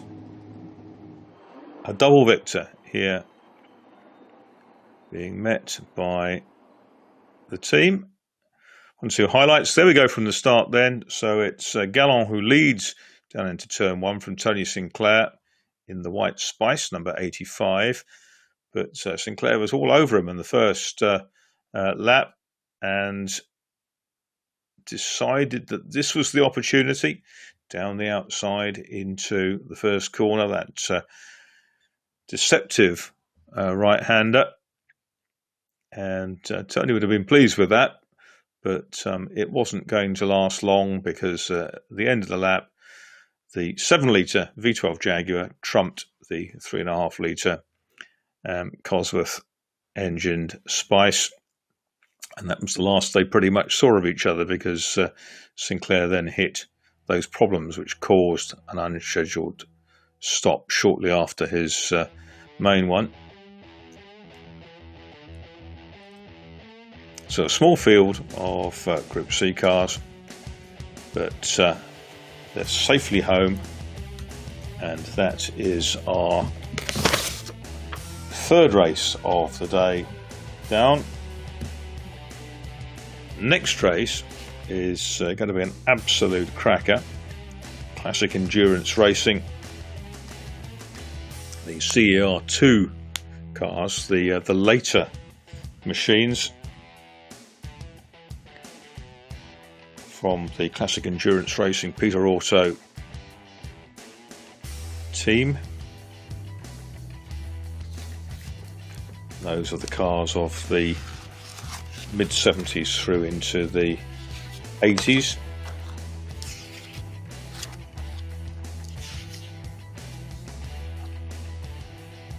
'73 to '81 prototypes and '72 to '81 GT cars.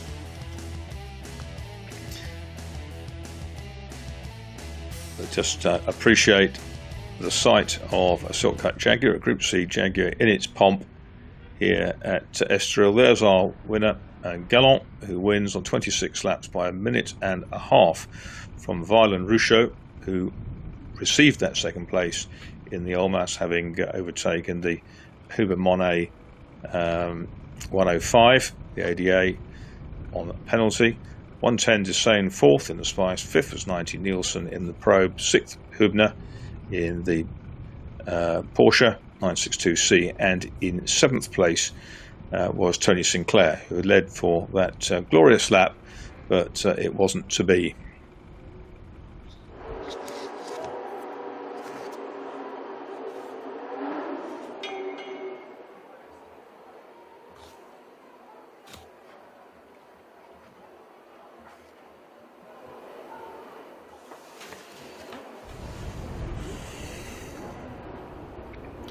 Down in the pit lane, drivers out of their cars.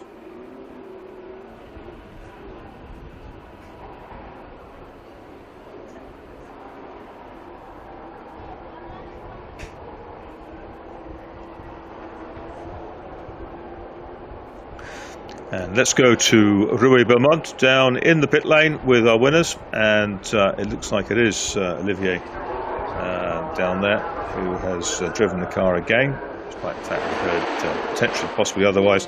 Olivier Gallant Tancarne with the Jaguar as the CER2 cars come out to form their grid. Rui. Here we are at the pit lane. We are with Olivier. He just finished the race. Just 1 minute, Olivier.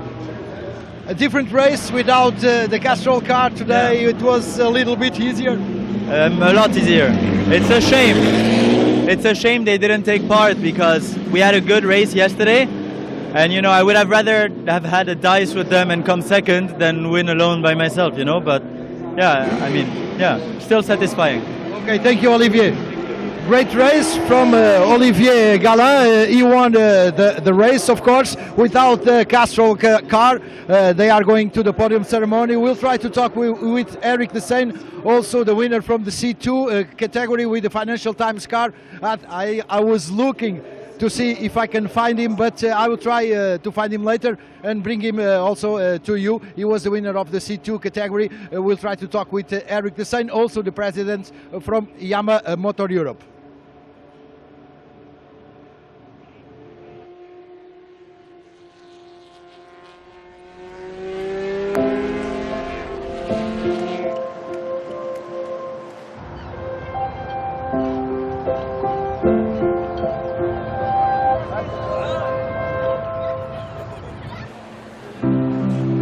Allowing yourself to get carried away by the moment.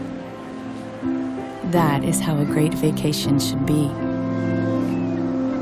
Being able to forget everything, even the little choices of life. Having to choose between this or that. Whether this will be in the morning or in the afternoon. Whether catching the waves or laying by a pool. Whether reading a book or taking a nap. Whether visiting a museum or enjoying the terrace. Whether by car or by foot. Whether simple or sophisticated.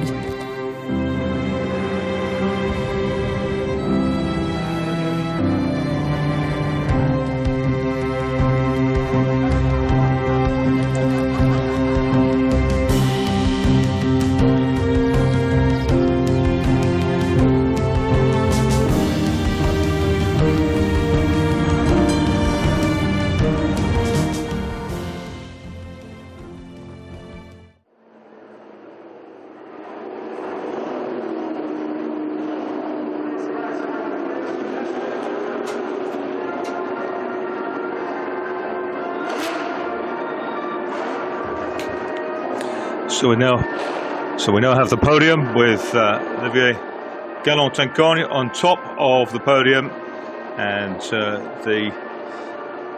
this is the C1 podium. Tony Sinclair's down there in P3.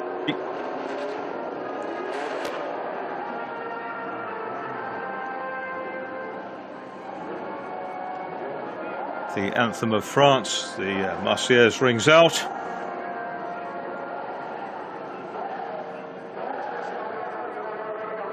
And a wave. Trophies are picked up. Everyone climbs up on the top step. Olivier welcoming up. And is that Hans Hübner there? I think it probably is.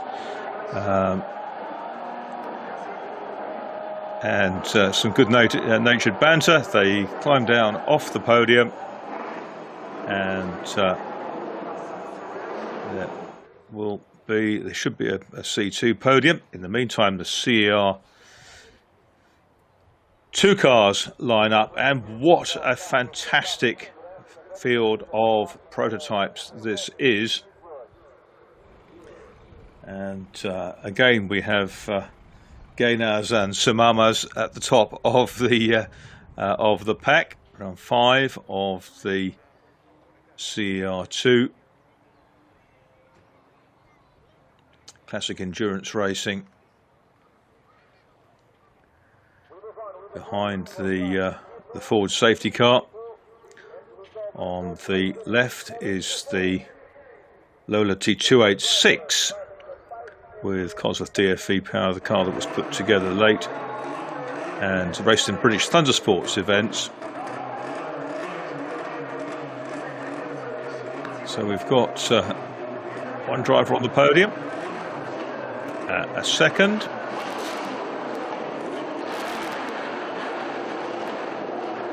and yeah, here we go. Our next podium.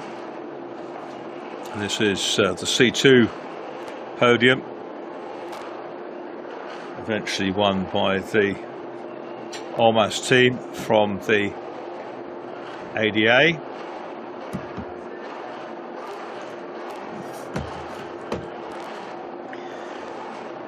And third of the C2s, the Spice, I think that is, away they go. You can hear engines in the background, which sounds really encouraging.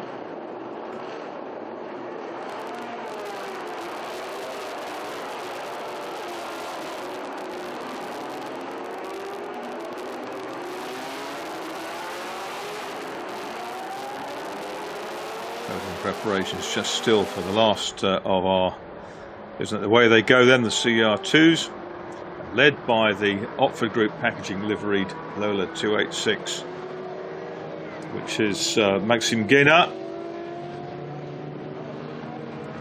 That's the white and orange and brown number 50. 52 is Yves Samama in the Vosteiner Toy SC304, was a DFV power. Then we've got 49, Dominique Guénat with the Toy SC303.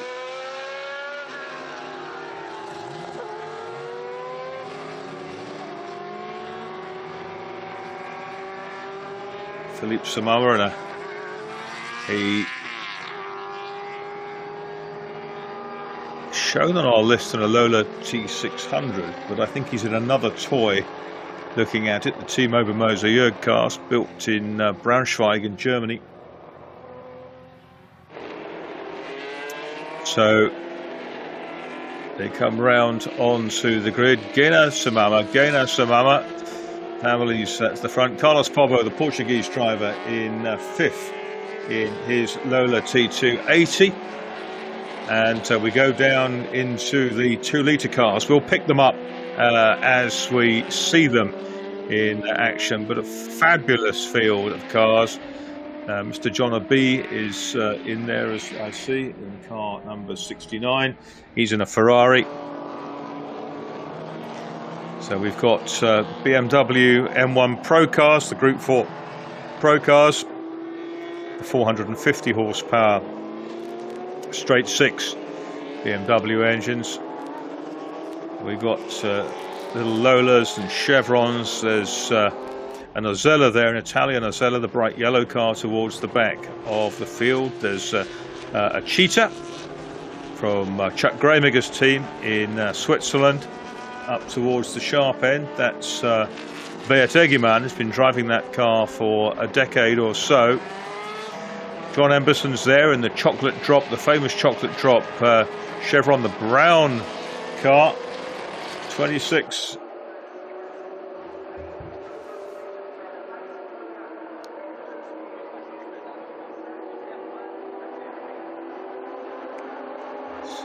Spectators enjoying the full flavour of this as the cars come down to the start. Then away you go, the CR2, it's Samama and the Lola on the inside.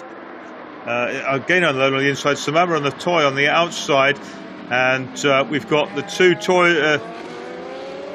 toys side by side for third place. It's absolutely brilliant. Out of our sight they go. It is Maxime Guénat from Yves Samama. Oh, it is a Lola. It is the Lola 600 in an unfamiliar colour scheme. That's what's for the BP Lola, BP liveried Lola, and they are charging. Who's best of the 2-litre cars? We'll pick them up pretty soon. I reckon it's Egeman in the number 1 Cheetah, the dark blue car. But it's the Lola out front, the Thunder Sports Lola as it was, of Maxime Guénat, who leads the way.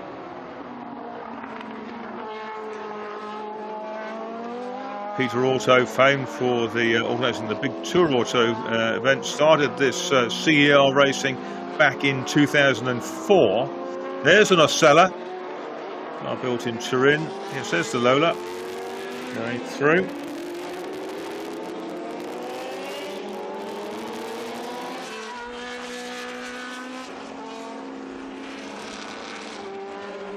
Fabulous field. We've got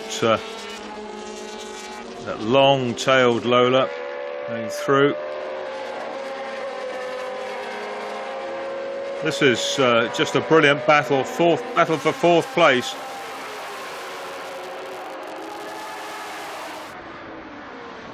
And the red Lola with that very unusual, very tall, one-sided roll cage. That's the 31 car.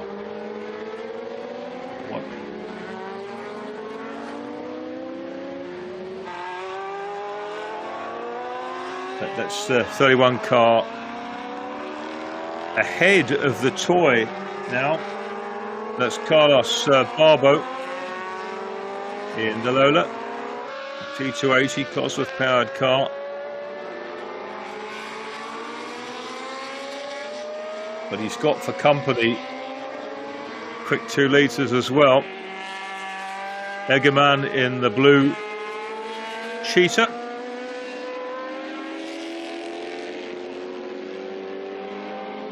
There's the BP toy, the type that people like Hubert Strebig used to race.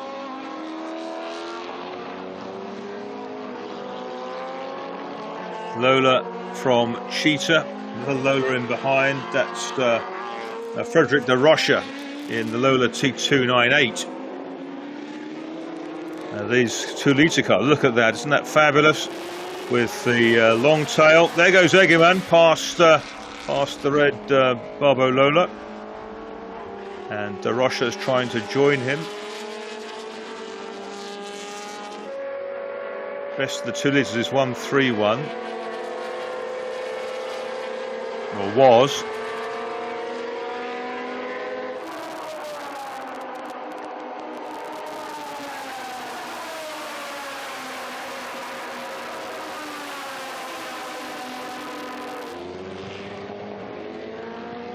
Egerman in the Cheetah, being chased by Barbo in the red 3 litre Lola, and then De Rocha in the white Lola. Now these Lolas evolved from the type of car which won the European Championship with Chris Craft, the Crown Racing car, and it was the great British engineers, future superstars John Barnard and Patrick Head, who evolved these cars from the T290s that moved the game on. The Lola Chevron battles, which kicked off at the start of the 2 litre European Championship era in 1970. Wonderful final race at Spa. Brian Redman for Chevron, Joe Bonnier for Lola. It went all the way to the last corner. Absolutely awesome. But there's the lead Lola, and it's Maxime Guénat who is on to the start straight to finish his 3rd lap. This is a car that the late Jim Wallace raced with, often with Mike Wiles, former Grand Prix driver, the lead Lola, the Ferrari BBLM in there. Very pretty number 7 Chevron going through with in the colours of the Portuguese sponsor. Turgal, the shirt manufacturer, sponsored the work chevrons back in the period. This is a car in tribute livery, I believe.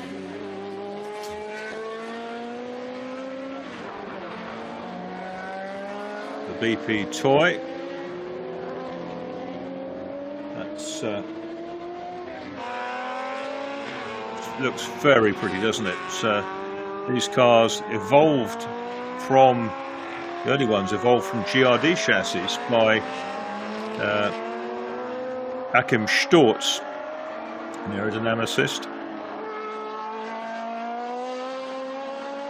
But there were more 2-litre toys built by Jörg Obermoser's team than 3-litre cars.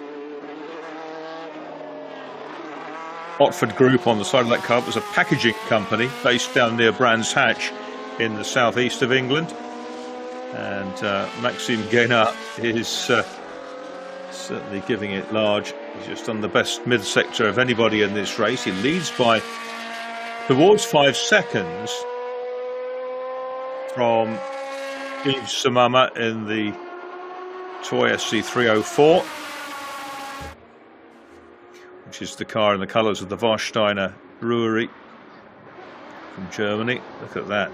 Same colours that graced the Arrows Formula One cars on many occasions, and was seen in Formula 3, Formula 2, Formula Super V on the Team Warsteiner Euro Race cars. Warsteiner are sponsor of the Formula 2 cars in which Keke Rosberg cut his F2 teeth before he moved into the Fred Opert Racing Chevron, winning a race at Ennepegusa in Sicily in '77. As the 7 Chevron of Le Gras, Chevron B21, running down in 12th place. B21 developed from the B19 of '71, which itself is based on the B16 Spider. Did a couple of great races with Brian Redman in it.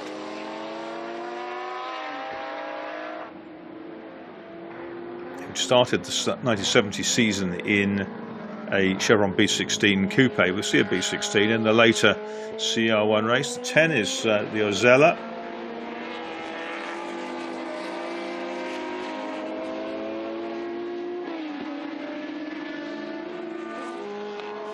Roberto Turiziani in the Ozella with its BMW power plant. The big Ferrari BB LM, Berlinetta Boxer. That's Mr. John of B, car 69. Swiss driver Gainer is still pushing. There's Jean Legras. He's got his hands full with the Bühler Swiss watches X-Mark Sura BMW Pro car.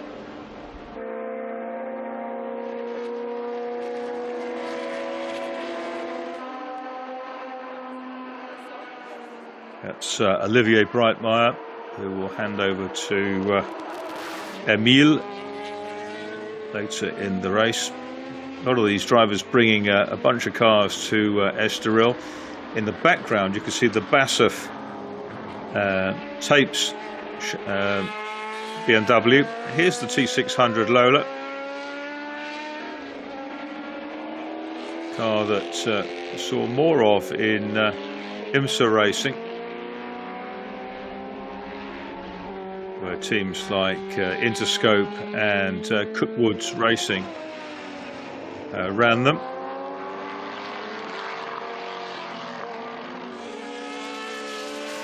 Looks really quite unfamiliar in that BP livery. Brian Redman's name writ large on the side. The greatest living Lancastrian, as we call him. Now in his early 80s, but still a very feisty performer on track. Organises events in the States, in Florida, where he's based. Originally from the northwest of England. And Brian, 3 times a American Formula 5000 champion. He raced in Can-Am, he raced in Formula 1, he raced all over the world, and until relatively recently was still competing in historic events.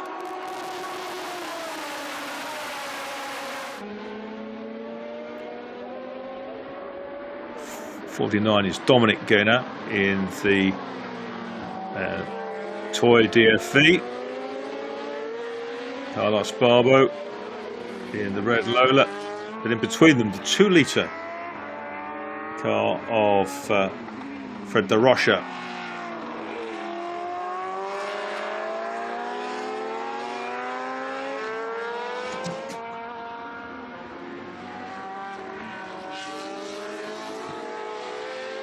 What an elegant machine that is, the long-tailed Lola.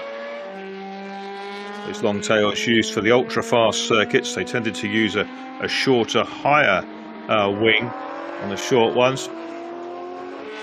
BMW Pro car.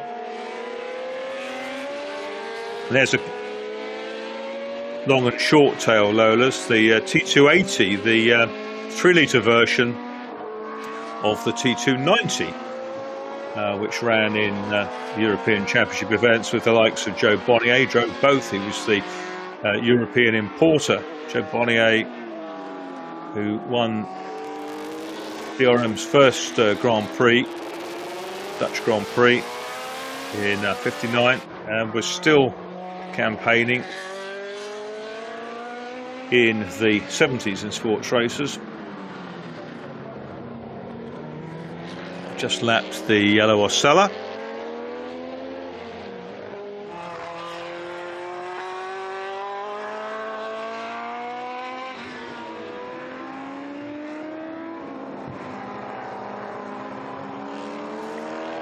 So the two BP cars having a great battle ahead of Turiziani in the car built by Enzo Ozella's firm in Turin.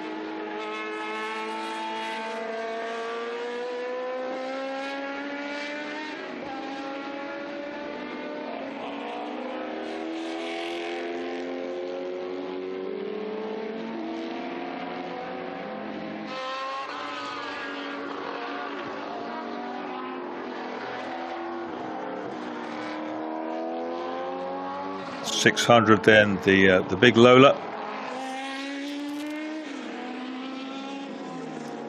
and 131, which is the leading 2-litre car.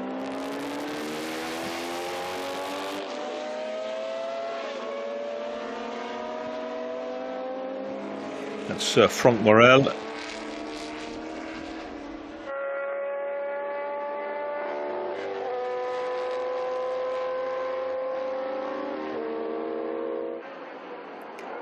Now can Morel in the little 2-litre get into the slipstream of the Lola? No, he's got too much grunt, but he'll certainly brake later down into the first corner. Cook Woods Racing, yep, on the front of that. Ralph Kent Cook and Roy Woods ran the team.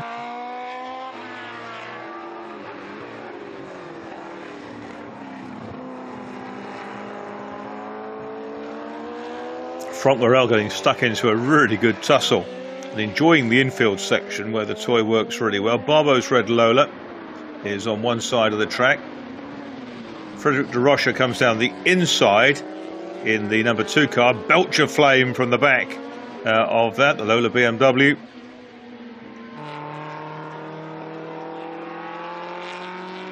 De Rocha in the T298 from 1979. 80 is one of the GT cars in the race, the Porsche, the 934/5.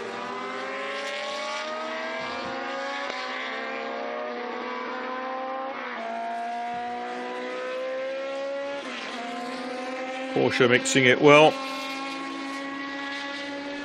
That's Lars Rollner, another of our Danish competitors, and behind Rollner in the yellow Porsche, John Emberson in the X-Works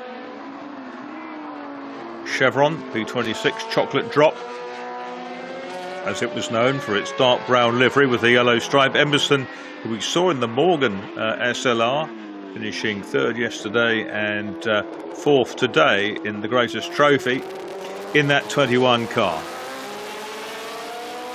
And John Emberson, as this race goes on, he's just running in 10th at the moment, but he'll be viewing a chance to move up the order, grab it with every opportunity. Might find that he gets a bit of a tow from the Porsche. The turbo Porsche's pretty quick, but Emberson hanging in there. Meanwhile, Franck Morel continues to hassle Philippe Simama in this showpiece for British Petroleum sponsored cars. You can see how much later the little nimble toy can brake than the IMSA. Group C and IMSA were so similar at that point, similar spec cars than the big IMSA stroke Group C Lola.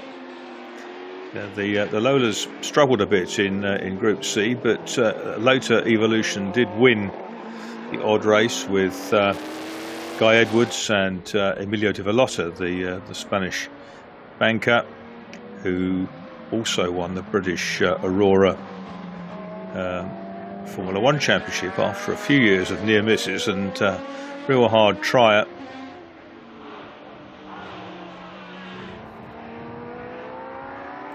Chevron and Lola side by side. Look at that. A bit of smoke from the BMW M1 Pro car ahead of them. Fantastic in the. In fact, that looks like it could be quite serious with the Pro car. It was smoking quite badly in the tight corner there.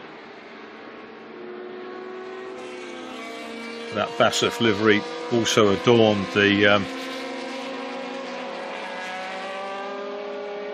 Saubers or Say cars that ran in the day.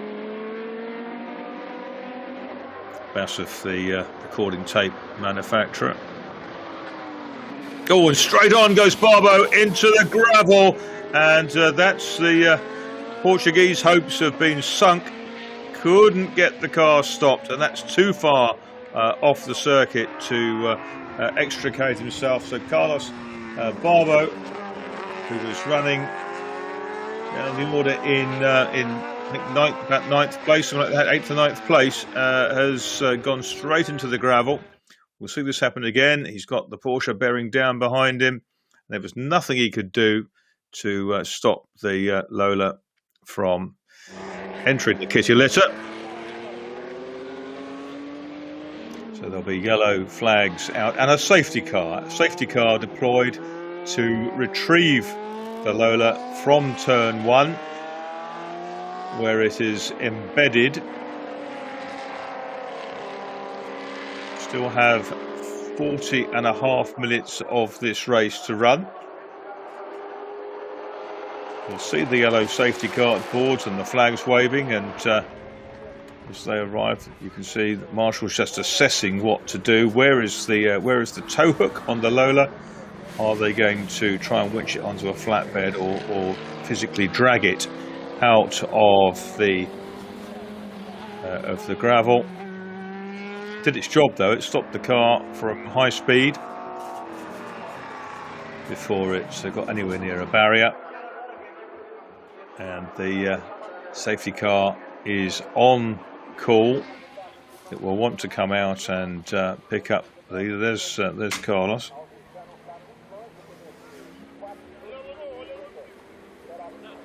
Car that raced in the Japanese championship by its original livery, and you can see as they're trying to tow it by the roll hoop.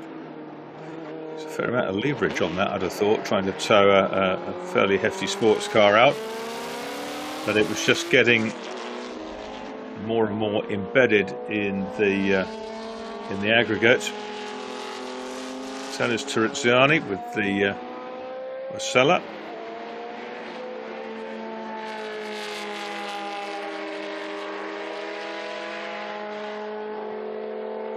There'll be a pit window fairly soon.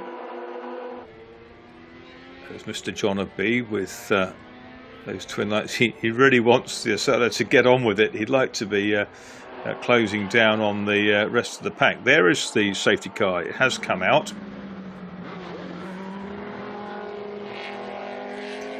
And it's ahead of the leader. And the Lola T600 goes in. From 3rd place, Philippe Simama takes advantage of a stop under the safety car.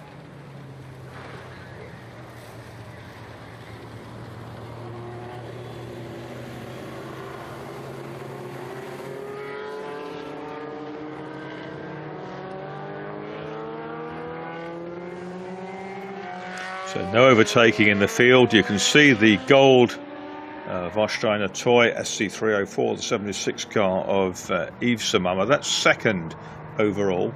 Third overall is the BP Toy, now with clear sight of its big sister, because the Cook Woods Racing Lola has gone in.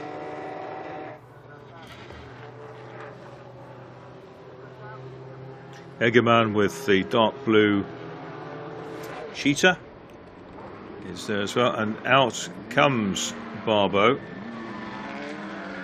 Dragged him out, and he's going to continue as if nothing happened. But his problem is that he's in the middle of that pack, and those behind the safety car, that's John Emberson in, which is a good call.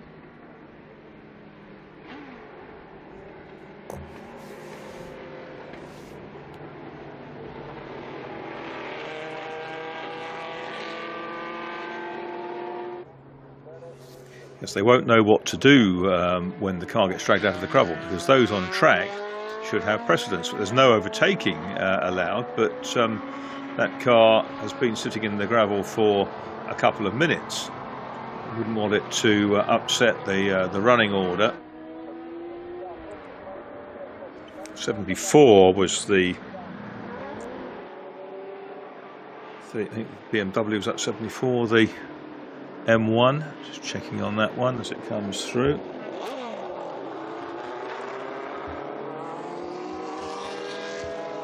Or was it 76 Schindler? One of the two. There's the Lola T600. That's back into the fray. The Rocha with the white Lola BMW.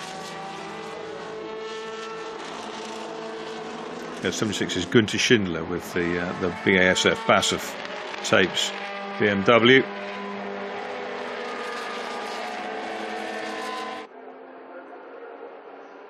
Safety car is back in, so with just under 36 minutes remaining, they're back on their way. Dietrich Chevron is in the middle of all this, under fire from, the toy comes up the inside. That's 131, which is Morel. He's got now the 3-litre toy hammering past in the hands of Dominic Gaynor. He got caught out there by traffic coming into turn 1. There's our BP Fest, 3 BP sponsored cars all together. Dropping back through that order is the Dietrich Chevron.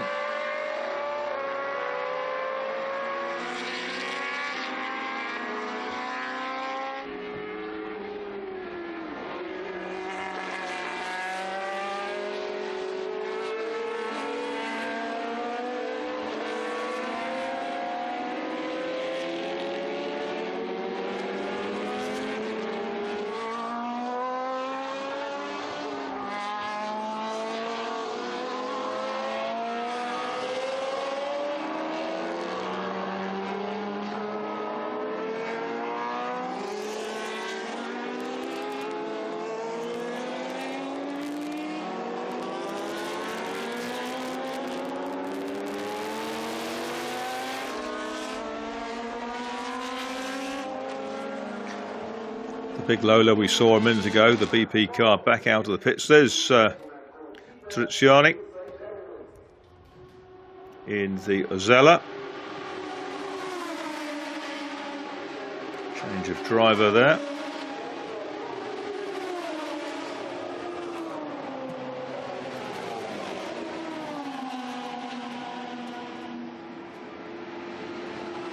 Much taller figure of the second driver getting in.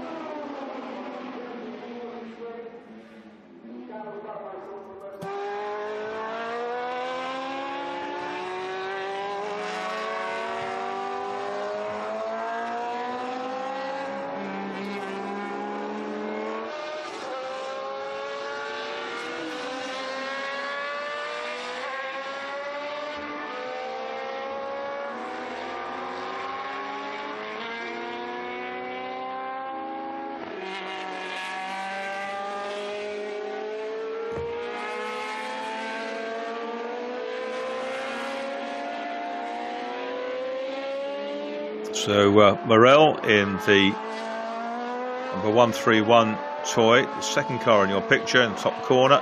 That's still the 2-litre leader. There's the BP Lola, and we go to the BP toy now. Number 49, which is Dominic Gwynner. 10, the Ozella is back out. Very pretty, the Ozellas of this era.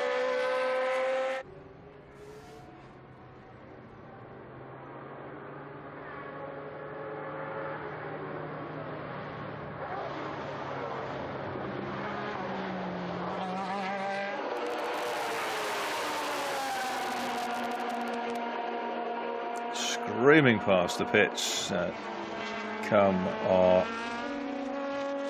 CR2 cars. John Emberson back out into the race. He's still in 10th place. Dietrich backed Chevron with the Motul Oil Company, the pioneering French oil company. Very much involved with first semi-synthetic oils, then totally synthetic oils. And now off goes, that's number 2, that's Fred de Rocha, who's dropped the T298 Lola, but he's managed to get it going again. Don't spin it as you get back over the curbs, Fred. He comes back in. De Rocha has dropped down the order as a result of that. Wonderfully sleek car. Lola started out with the short-tailed T290s in 2 litres. And went through the evolutions.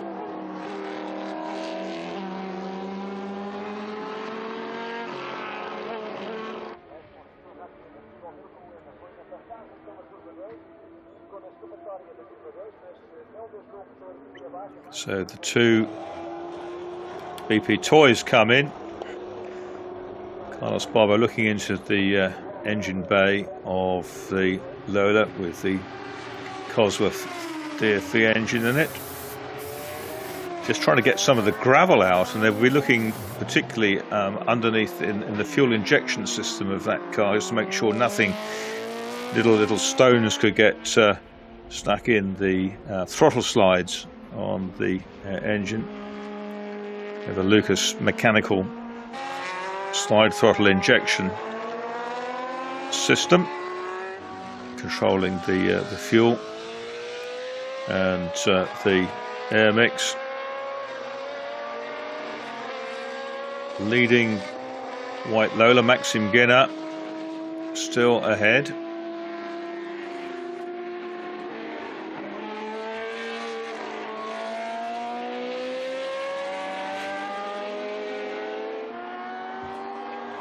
Car's yet to stop though, as has 52. Yves Samama with the gold toy that follows. Timo Ramosa Jörg.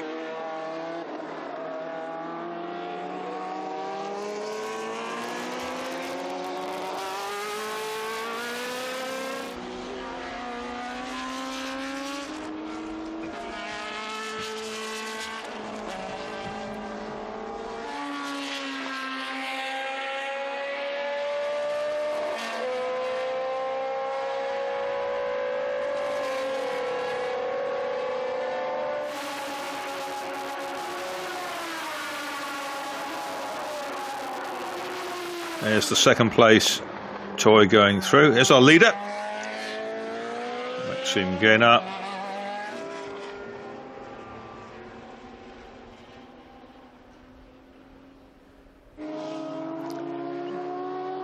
The beautiful Chevron, which was a works entry, chocolate drop. Later, unbelievably, was raced as a special saloon car in Britain, running a plastic Skoda body, which seems slightly sacrilegious, but of course turned back into a Chevron. There's the Lola T600 arriving. These cars ran in different forms, with a Porsche engine initially, and then with the big Chevrolet when the Porsche proved a little bit inadequate for the job.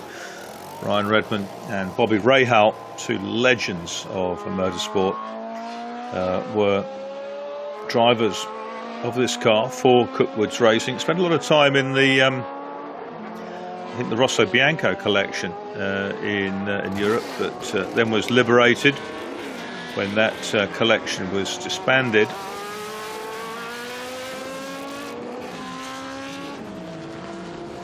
It'll be hot, certainly, in there.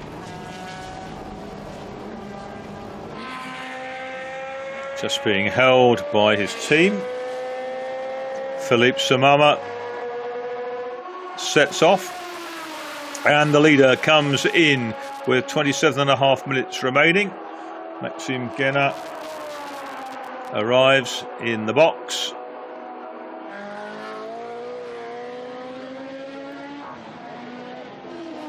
Now, where is the gold toy? There's John Emberson, but he's had problems. This is shown as his third stop.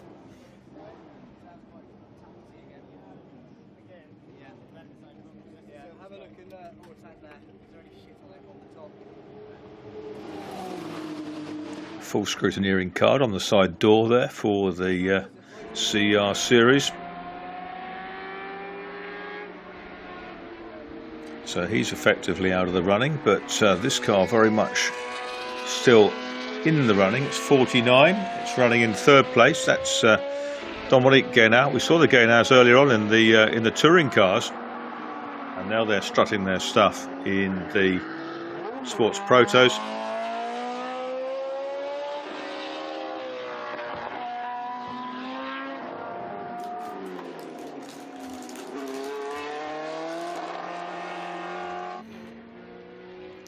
Second place car is in as well.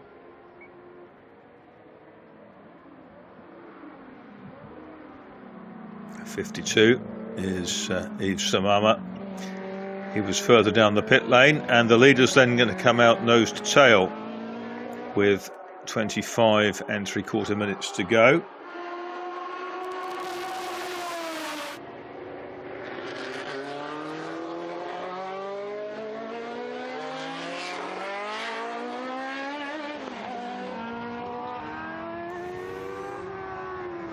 I have a suspicion that 49 Toy SC303 may have leapt the cars in these cars in the pit stop sequence. We will find out relatively shortly. I'm sure I saw one of the toys go through.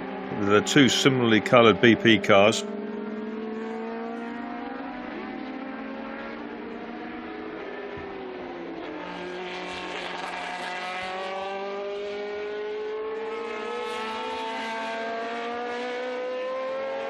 It's amazing that the Cosworth DFV engine, developed specifically for Formula One and debuted with a victory in the '67 Dutch Grand Prix by Jim Clark in the Works Lotus 49, ended up being the go-to engine for so many sports cars as well.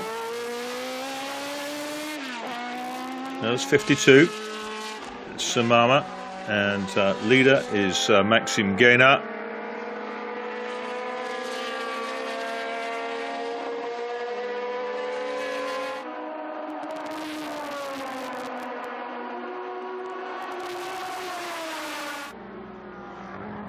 Guénat does continue to lead in 50, but the gap isn't very great. It's 3.2 seconds back to this man, Yves Samama.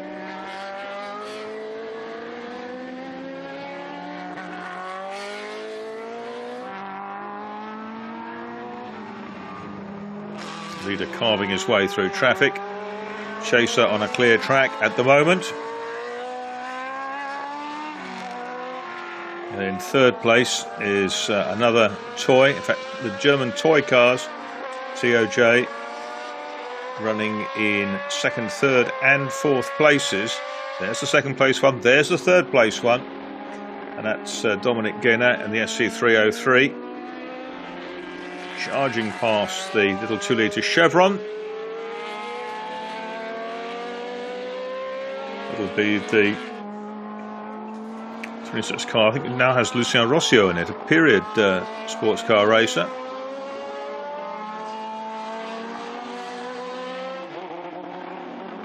Best lap of the race so far is to the gold Warsteiner toy we see here.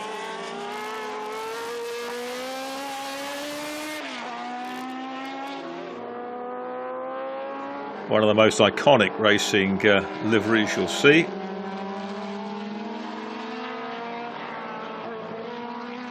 Cheetah continues to run second of the 2-litre cars. The Swiss-built car, which has Lola-esque body. Designed and built by Chuck Gramiger's enterprise. Chuck, an ex-Chevron racer in his day.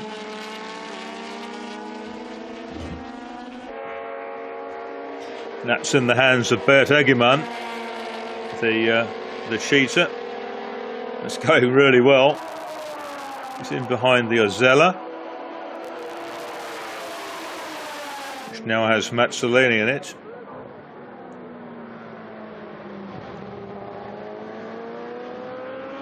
Down into turn one. That's a pass not for position on track, but just for territorial advantage, as Bert Eggermann continues to chase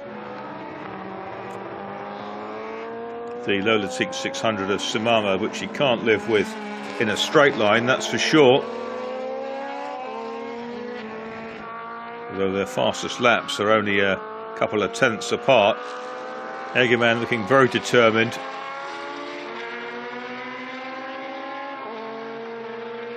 The airbox feeding the engine in the Cheetah. Glorious BMW M1 Pro car. 450 horsepower. Run by the GS Tuning concern.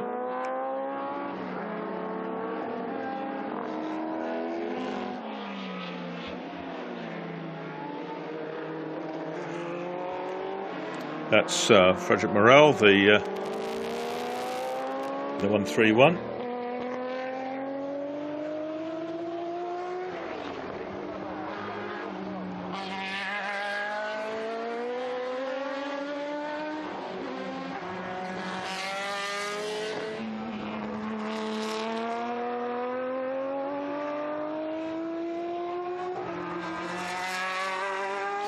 Apologies, Franck Morel, and he continues to lead the 2-litre Group 6 section of this race.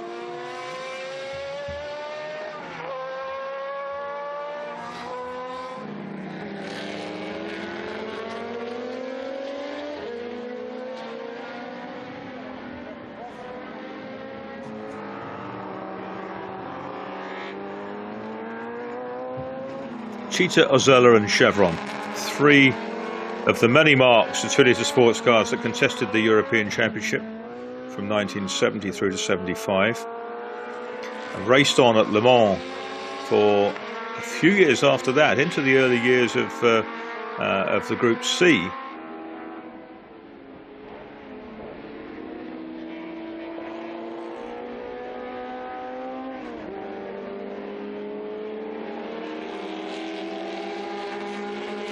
The Ozella seems to be going much quicker now in the hands of its second driver.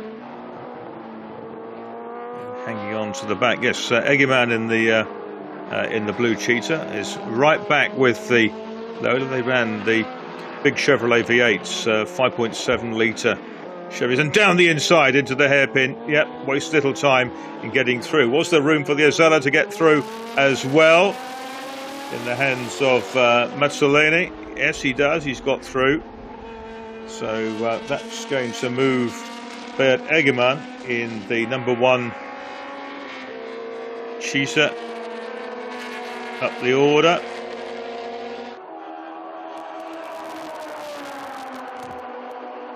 Many of the Swiss-based cars were kept going by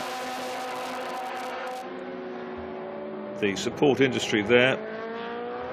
At one point headed by Joe Bonnier's team, and also, of course, by the engine builder Heini Marder, who took over the Lola import when poor Joe Bonnier lost his life at Le Mans in a 3-litre Lola.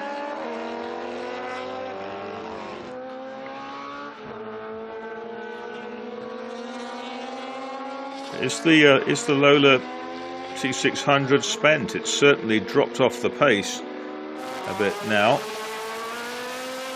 It's down in 6th place, but it's quite a long way ahead of Patrick Simon with the Porsche 934/5.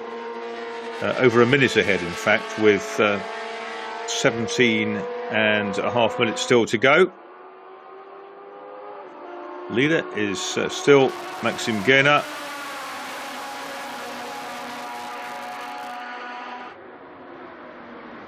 Awesome, that Kozlov engine sounding so strong.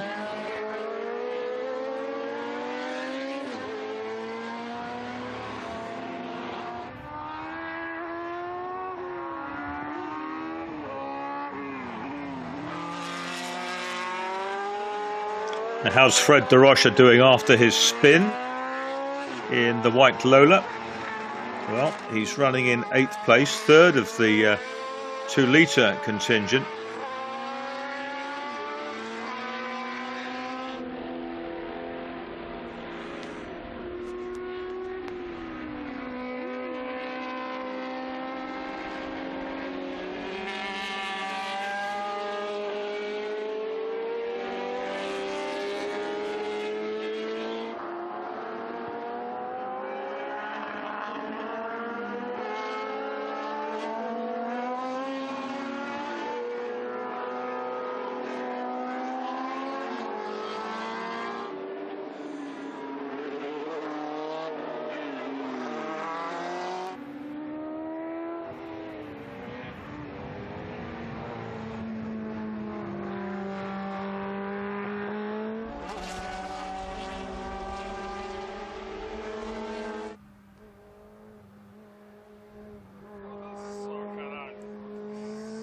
There's the very British chevron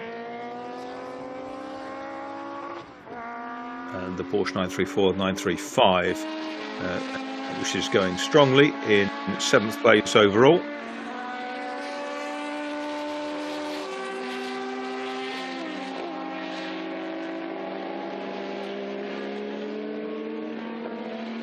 Number 80 there, Patrick Simon, former single-seater racer. Car's lapping only about 4 seconds outside the best pace of the prototypes. Great job he's doing. Massively wide wheel arches on the car.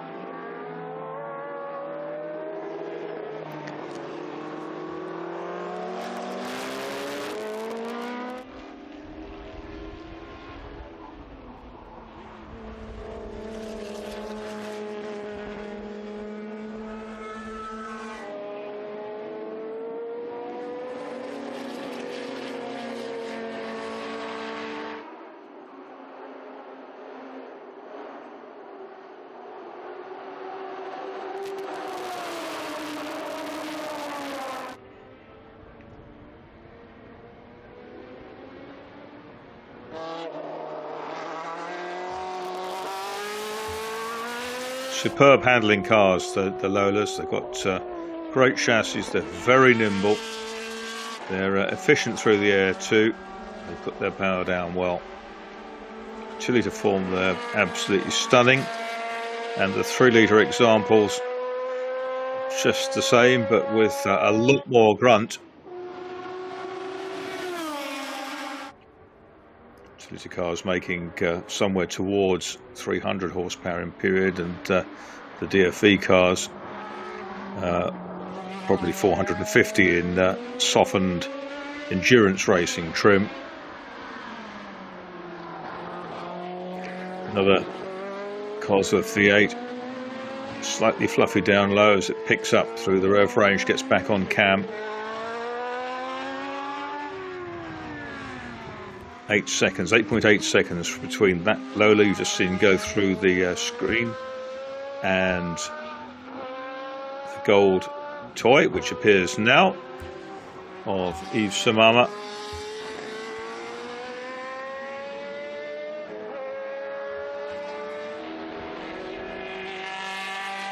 It's only about 4 seconds between the leading 2-litre cars, still led by Franck Morel in 131, the BP toy SC206, and chased by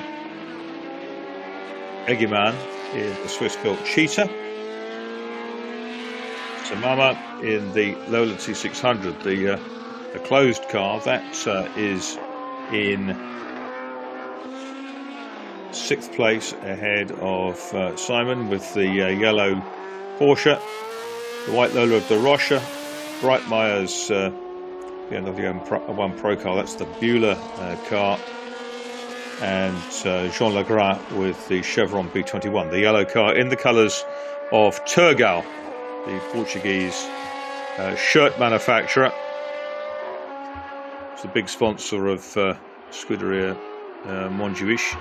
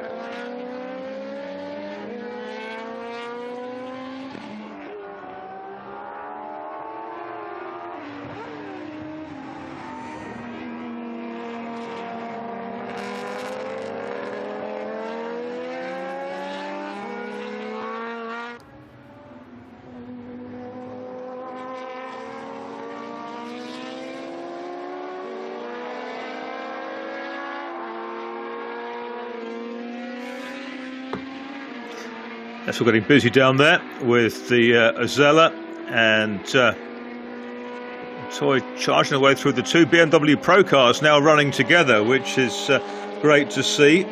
They're a lap apart, the BMWs, in fact. But in the middle of all that, that is the leading 2-litre car that we see, the black and yellow and green toy. There it is, car number 131, Franck Morel.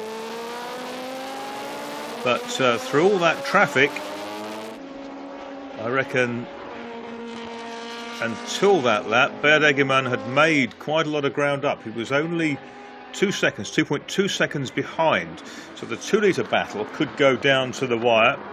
The Azella, though, is quick in front of them in the hands of Mazzolini. That's been lapping in the 43s. That's been lapping quicker than the leaders in the class. So the first driver out of that car wasn't quite so quick, Turiziani, but there is the Walter Wolf Racing Cheetah of Beat Egeman, who is chasing this man, the driver of the black toy 131, which is Franck Morel, sliding out of the hairpin, and Egeman slightly undone by the 2 BMW Pro cars that he met in some of the twisty parts of the circuit. He'd got down to within a couple of seconds of Morel. It's gone out to best part of 3.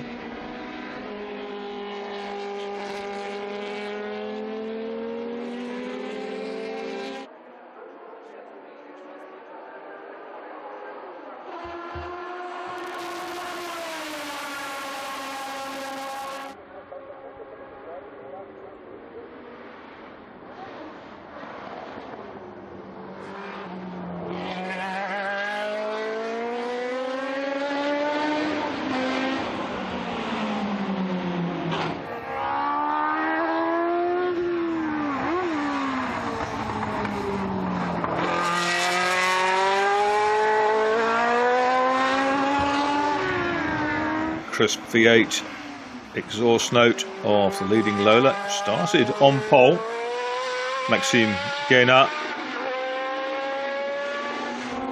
Yves Samama remains about 8 seconds behind in the Vosteiner toy.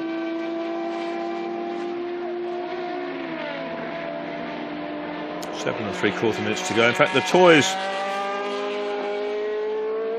run second, third, and a class-leading fourth in this race at the moment. A really good tribute to Mark founder Jörg Obermoser, who I remember seeing win a race at Brands Hatch in the 70s in one of his Warsteiner toys. But Jörg Obermoser, who passed away just over a year ago in his late 70s, is from Bruxelles in Germany. It's where the cars were made.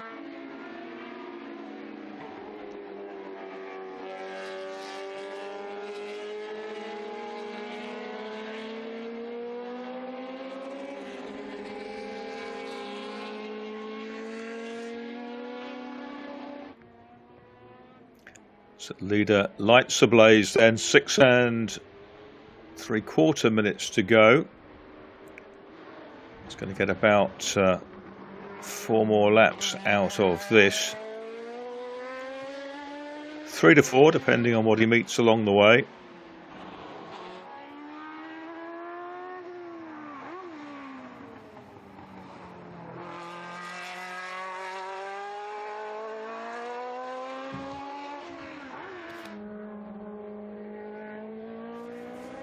.49 is in third place. That's Dominique Guénat. They're having some fun, the Guénat boys, aren't they, today? In their touring cars earlier on. And that sleek DFV powered toy. 26 goes through. That's Lucien Rossiot. Guy who'd have started quite a few Le Mans 24-hour races in his time.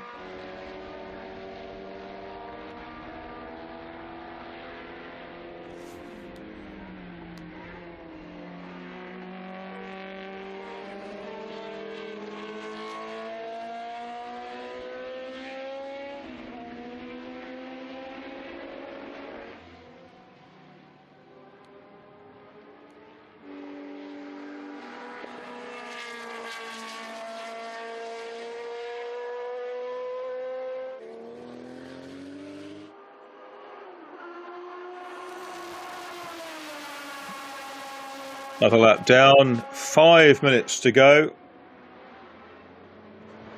It should go 4 laps. We did see the 26 car of Lucien Rossiot, another of the veterans who competes in this series. Now 74 years old.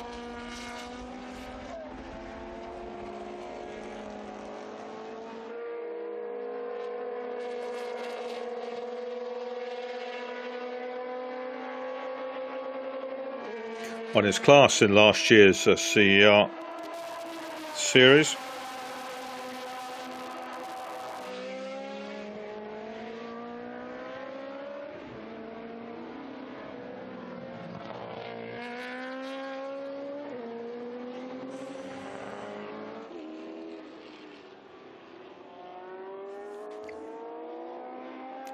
There's the Patrick Simon number 80. Porsche, which leads the GT2 section by a good margin, by more than a lap from the BMWs at the moment.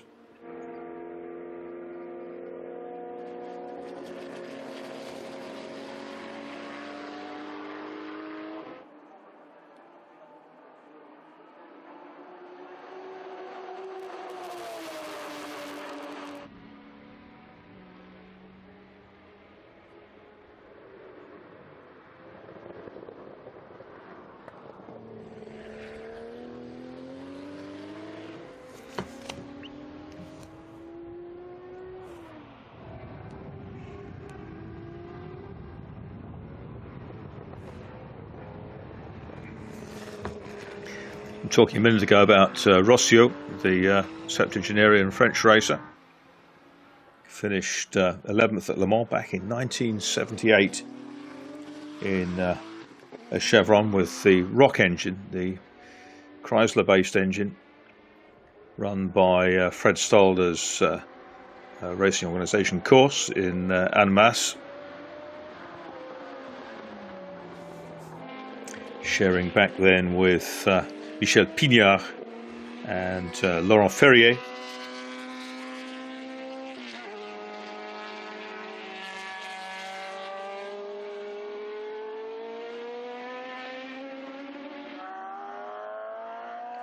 Competed in 2-litre sports cars for most of that era.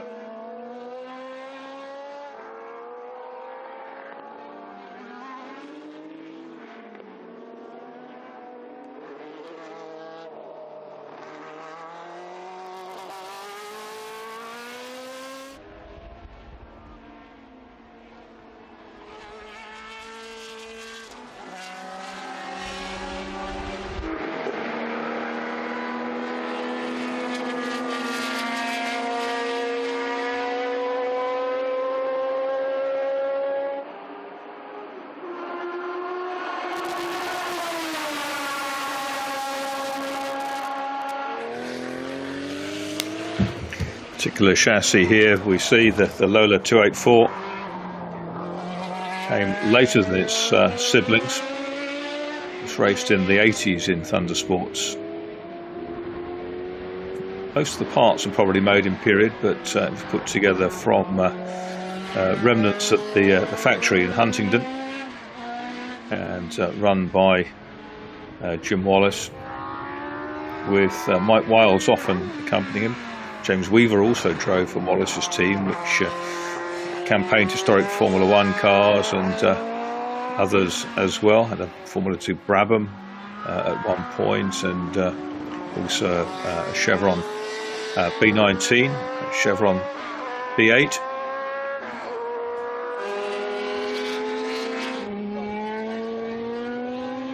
There's the veteran Lucien Rossio with the De Dietrich Chevron, and there is Fred de Rocha, third in the 2 litres section. Egerman in the Cheetah hasn't given up chasing down Franck Morel with the Toy SC206, but there's the bigger engine Toy, which runs second.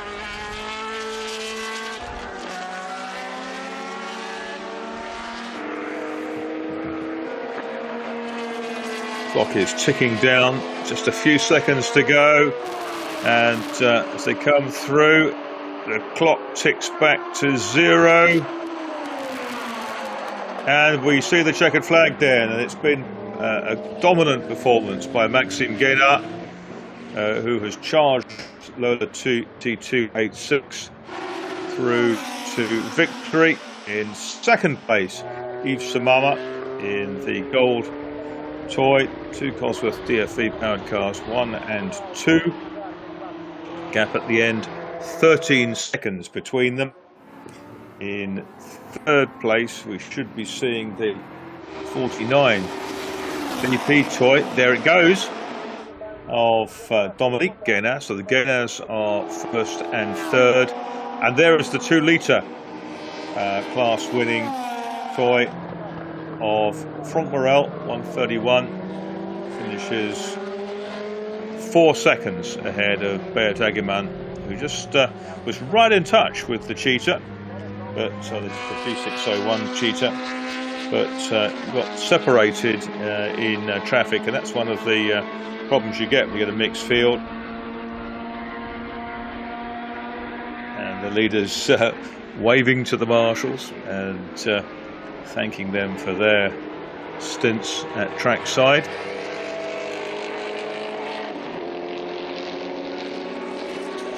We haven't had, thumbs up and waves between the 2 different cars.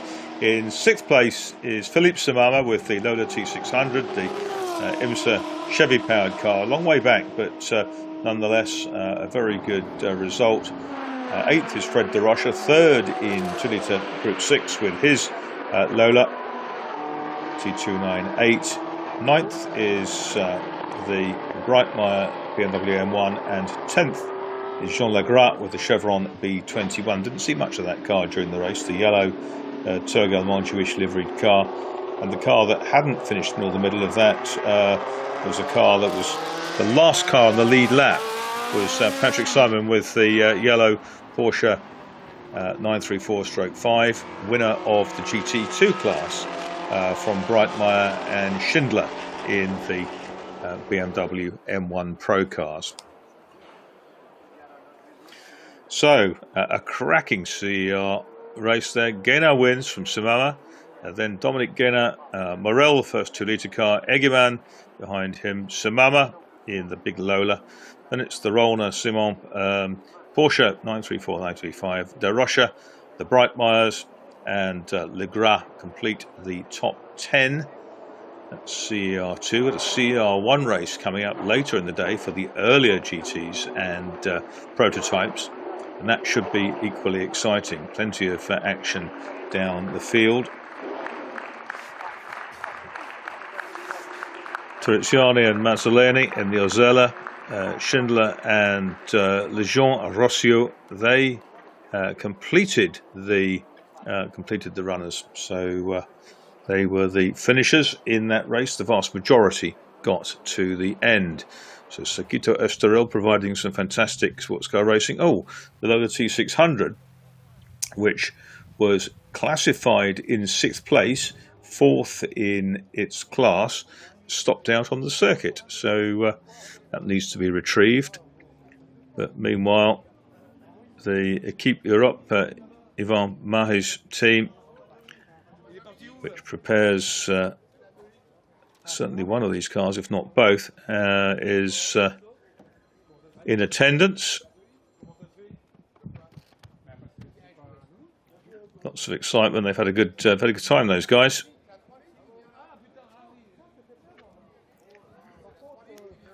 There's our winner then, Maxime Guéna, with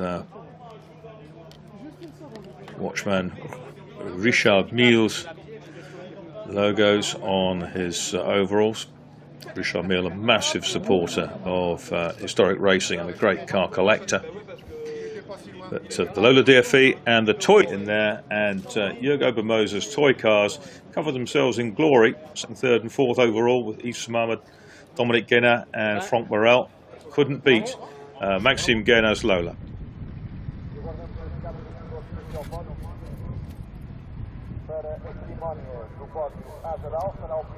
It's a bright day here at Estoril, and the drivers look to have been enjoying themselves out there.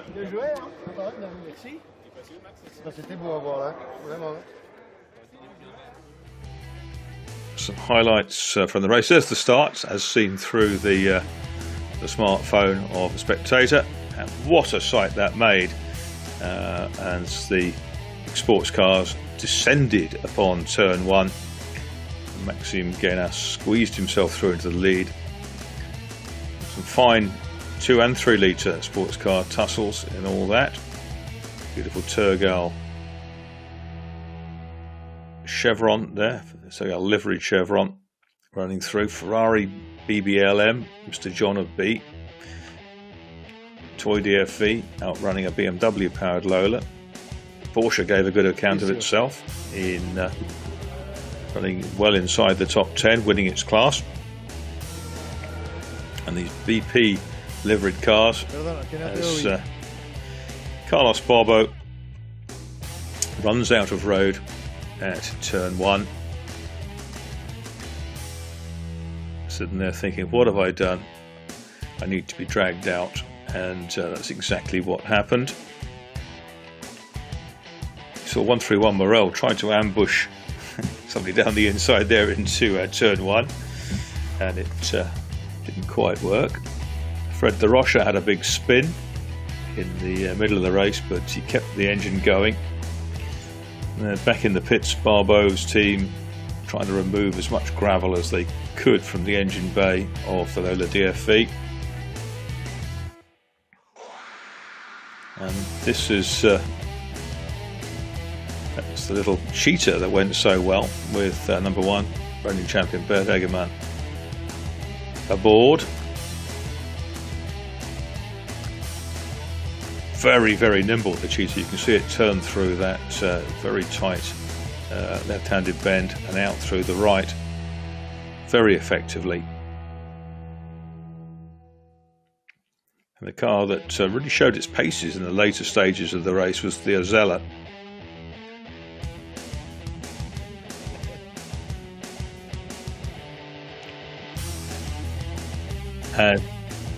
And down in the pit lane we go to Rui Belmont. Okay, we're back here at the pit lane. I'm with Michel. He was the winner of this fantastic race. Michel, was it a hard race? Yeah, yes, it was quite a hard race because even if we got quite a gap, you always had to push just to maintain the gap. So it was really, really hard and really physical. And also a very long race. A really, really long race. You know, when you're first overall during 1 hour straight, it's difficult to not getting bored. So no, it was really interesting. It was really interesting and long, difficult. Yet happy to be there at the end. Okay, thank you. Congratulations. Thank you very much. Sounds like Formula 1 cars coming out now.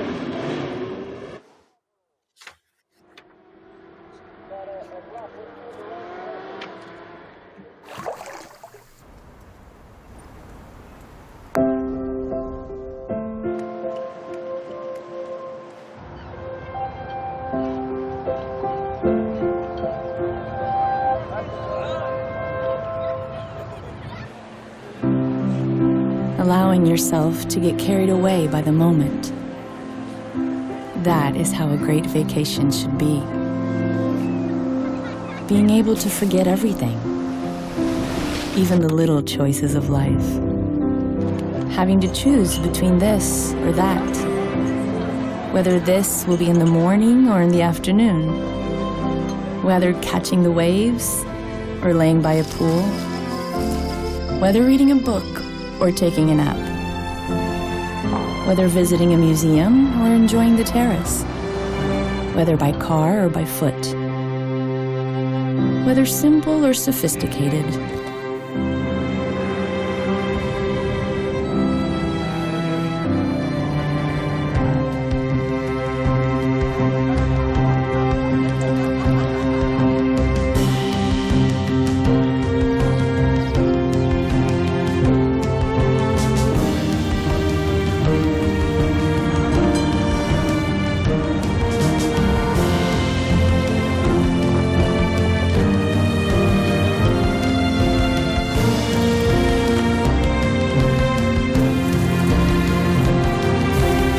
Just leave it up to the moment and see where things take you.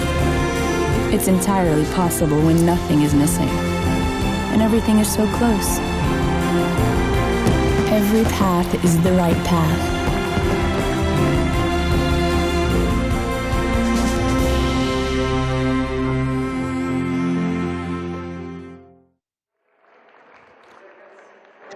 So now we have the podium for the CER2 race, live from Estoril.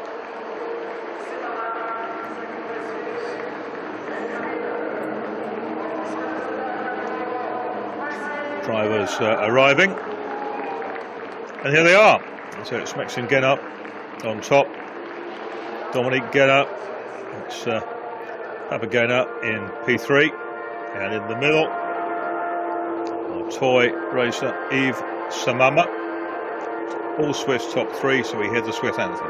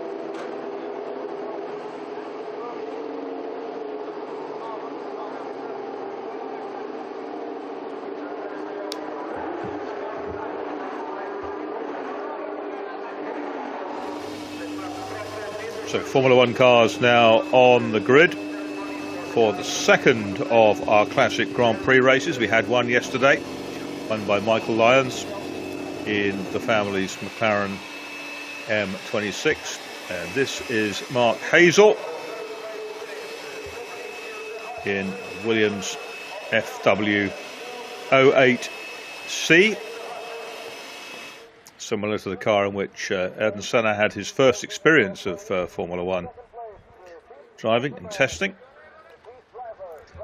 Alongside him we can see Steve Boltby-Brooks of the ex-Nigel Mansell Lotus 91, sister of the car that won the 82 Austrian Grand Prix. Mark Davis there in the Bang & Olufsen Hi-Fi sponsored Surtees TS16, one of two TS16s in the field. Belgian driver.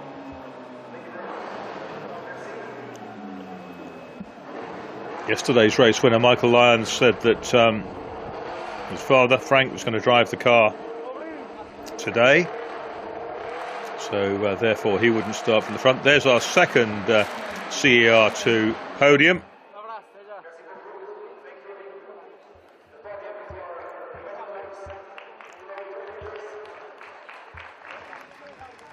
That should be the 2 litre cars. There's Mr. John B wearing his Jackie X helmet with the Ligier JS1115. Car that won the Belgian Grand Prix at Zolder in 1980 with Didier Pironi driving it.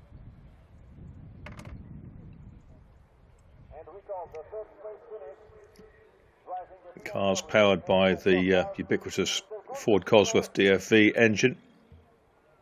There was a Matra in the field yesterday, but problems for Sohail Ayari. Ex-Derek Daly,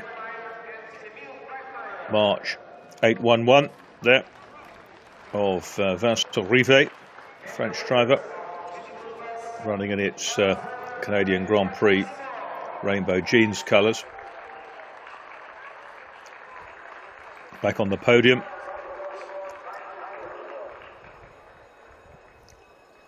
Looks like the GT runners and riders arrive.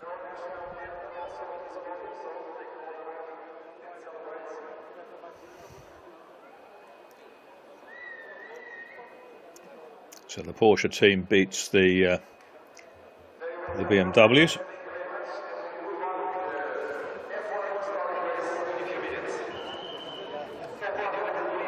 The Ensign N179 in your top of the screen, the red car. And the car that was raced by Derek Daly, but also by Patrick Gaillard, the Frenchman. Scored its only finish in the British Grand Prix.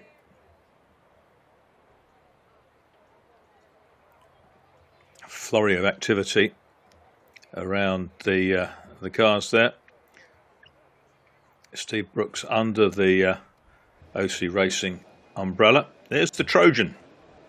One of these raced in period, the second one was built, but this car now with Philippe Bonny, that was raced by Tim Schenken, the Australian, in the period. It's a 20-minute race for the Formula Ones. At the back of the grid, having had problems yesterday, it was a short circuit from one of the electrical switches, which put Neil Glover out. We've got the Lyons family Surtees there. Judy Lyons going in the car that was raced by John Love, the Rhodesian racer originally. Car that finished fourth in a domestic race at Kylemel. There's the Chris Amon Matra, the shrill 12-cylinder engine, and Chris Perkins' Surtees TS16, the second of the two in the race, running in the traditional Matchbox livery. And there is the Lyons McLaren. Now, where's it sitting? I'm trying to see which of the grids it's on. It was supposed to be Frank driving it today, and it's going from the back, so it looks like it probably will be Frank driving it. Irishman. There's that's not Mr. John of B. That's Sohail Ayari. Mr. John of B's in the Gitan Ligier further up the grid.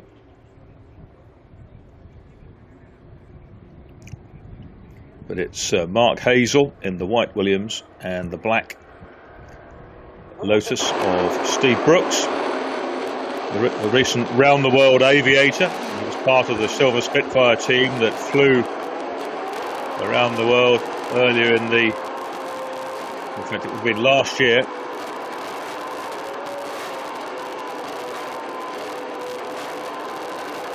Glorious engine noise. 3-litre, mainly V8 engines, 12-cylinder Matra at the back.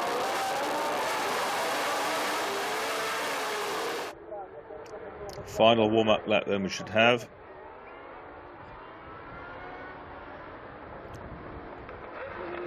The traditional wiggling around on the formation lap. Cars from a lot of different marks in this field: Lotus, Williams, Surtees, Ligier, March, Ensign, Trojan. The only triplication of the Surtees is in their majority. 3 cars there, Matra and Arrows cars. We've lost the Warsteiner Arrows of Fred Lejeune. Had a good run until it broke yesterday. I'm intrigued to see whether Neil Glover can make some ground with his ex-Mark Sura Mauro Baldi Ceramica Ragno Arrows. One off the A5 Arrows, built for 82. Just did 3 races. And Brooks then, who has the pole position. Hazel kind of alongside. You go through down the order. 12 cars in the pack, and this we can see where's oh yes, Mr. John B's in there twice, I think.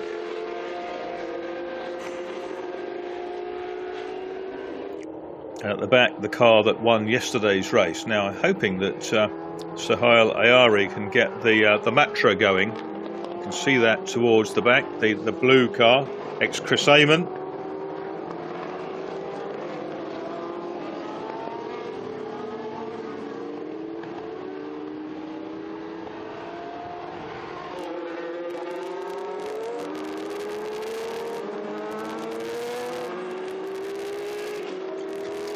There's the glorious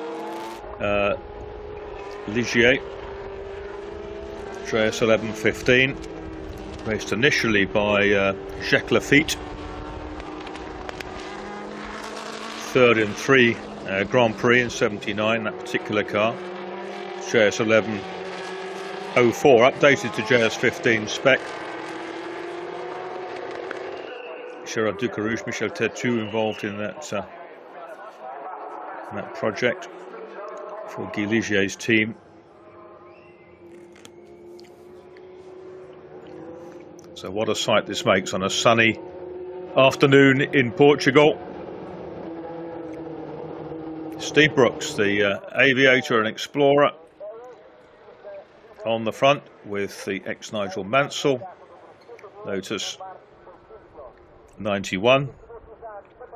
Sister car to that in which Elio De Angelis won the Austrian Grand Prix. It's only one of these 91s that did win a Grand Prix, but the last Grand Prix that Lotus founder Colin Chapman saw, he passed away that December, 4 months later, at a very early age, 54.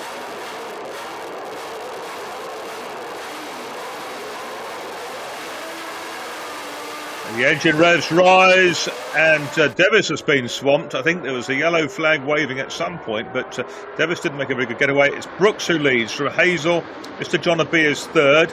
Vincent Rive is fourth. Chris Perkins and Mark Devis in the Surtees TS16s side by side through turn 1. These two TS16s, what a sight that makes. Steve Brooks leads then in the black JPS car.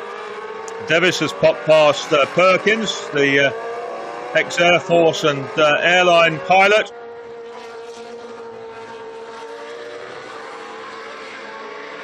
There's the Black March that the cars were re-engineered, redesigned by Adrian Reynard, celebrated race car builder. And Neil Glover in the orange arrows there behind Paul Tattersall in the ex-Patrick Gaillard ensign.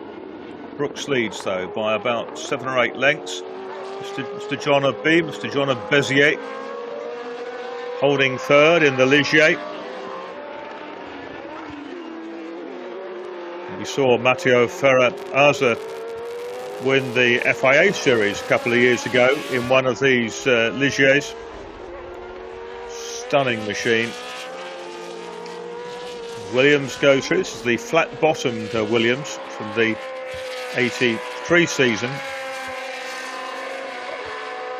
Regulation changed from 82 when Keke Rosberg won the World Championship in an FW 08 C-Sec spec car.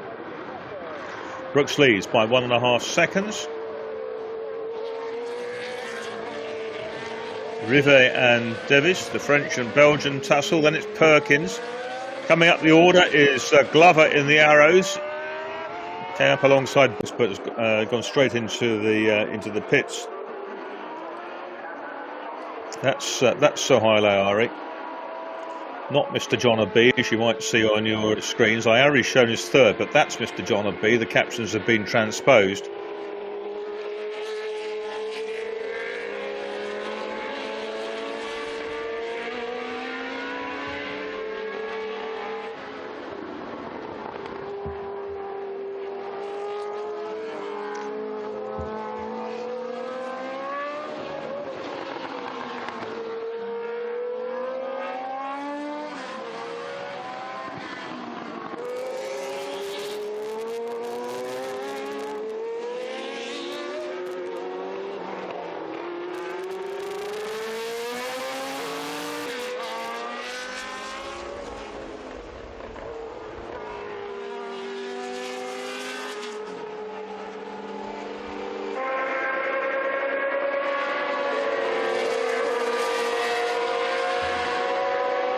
So they continue to fight.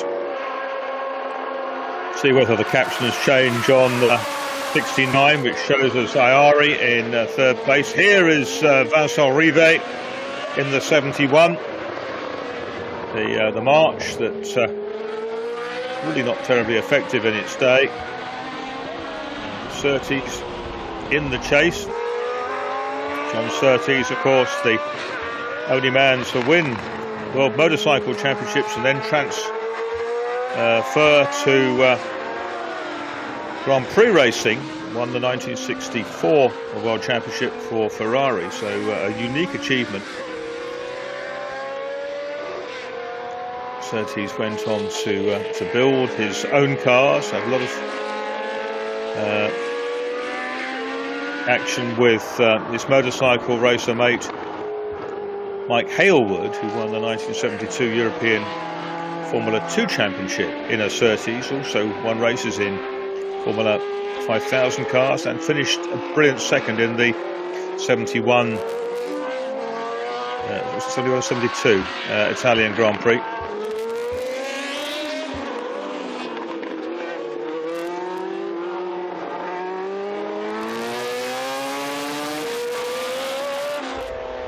There goes Davis. He's in fourth place.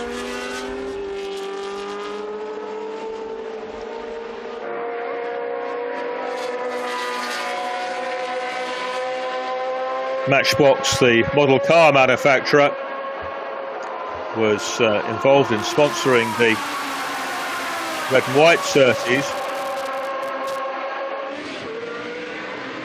And that engine noise reverberating through the grandstands, past the pits. We're talking about the history of the Portuguese Grand Prix, certainly yesterday. The circuit built in 72, first Race winner was Mario Arroyo Cabral, Misha Cabral, who'd been racing historic cars up to best part of a decade, I suppose, ago. Passed away fairly recently. It's the 50th anniversary of Estoril circuits next year. It was Estoril in '84 brought Portugal back into the World Formula One Championship. Previous race having been in 1960 at Porto, when John Surtees, who built the cars in this, was leading when his foot slipped off the brake pedal and he crashed his Lotus 18 somewhere down near the Castle of Cheese corner.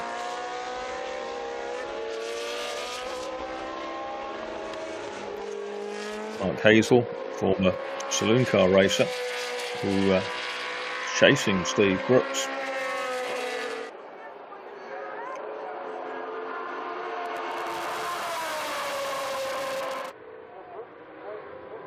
Through he comes then, that's 4 laps down. Brooks from Hazel.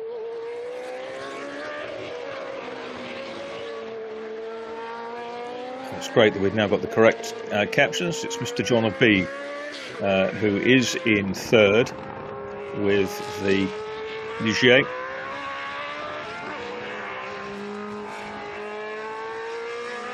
He's about 3.5 seconds behind Hazel.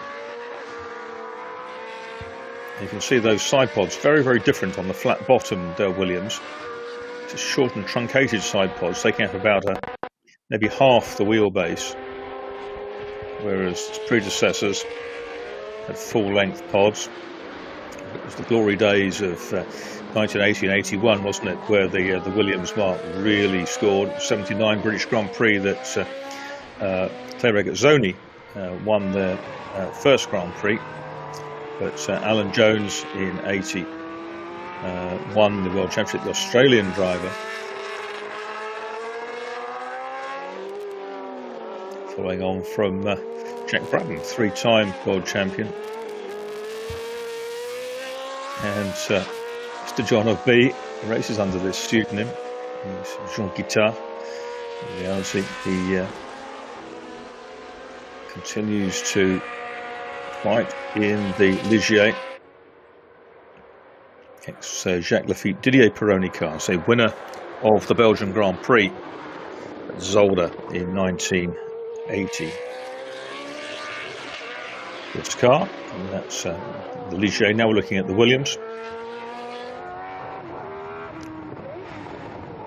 And Steve Brooks.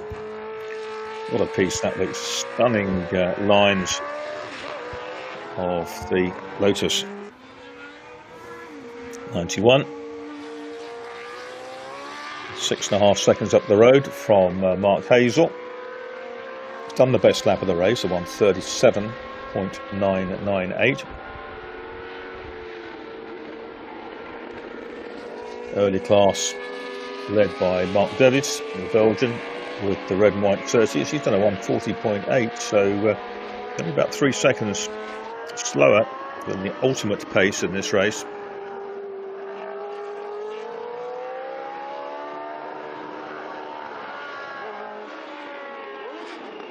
Charging through over the curb there to get the ideal race line. And Steve Brooks, and you can see he sits a long way forward in that car. That was the way to maximise the effect of the tunnels under the car, the ground effect tunnels. Here comes Judy Lyons into the pits with the Surtees TS9. TS93, that is, one of the 6 built Team Gunston car in period. So John Love's car, which Willie Ferguson tried to qualify for the next Grand Prix, the 72 South African Grand Prix, but didn't make the cut. Car at that point in the ochre orange colours of Gunston, the tobacco brand. Oh, and an off. We just caught the back end of it there. Little excursion for Mark Hazel, and that's going to bring the Ligier of Mr. John B much closer. Judy Lyons getting out of the Surtees. Mother of Michael, who won yesterday's race. Over Frank, who is still in it in the McLaren M26. M26-1, the Marlboro McLaren, which in its day was mainly driven by Jochen Mass, but also by James Hunt in the Italian Grand Prix of 78, and also by Patrick Tambay. Mainly Jochen Mass's car. It was fourth in the British Grand Prix in 76.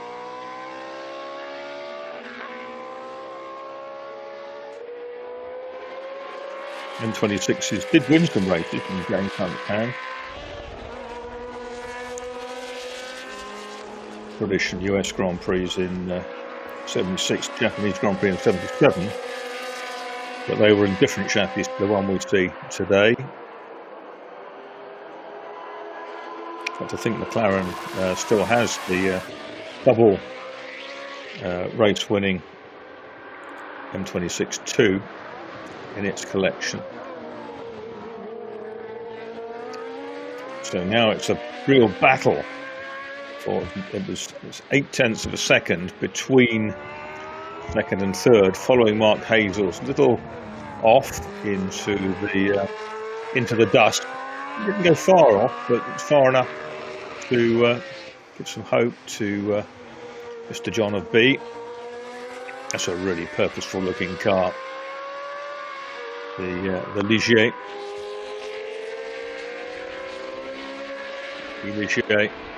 The founder of the marque, made his money in construction. It was an ex-French rugby international who raced as a privateer in Formula One. Was an ex-Works Brabham, which he campaigned as a privateer.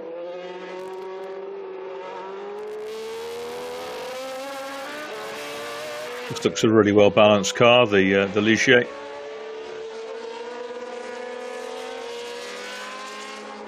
From the proper ground effect era. Those regulations changed in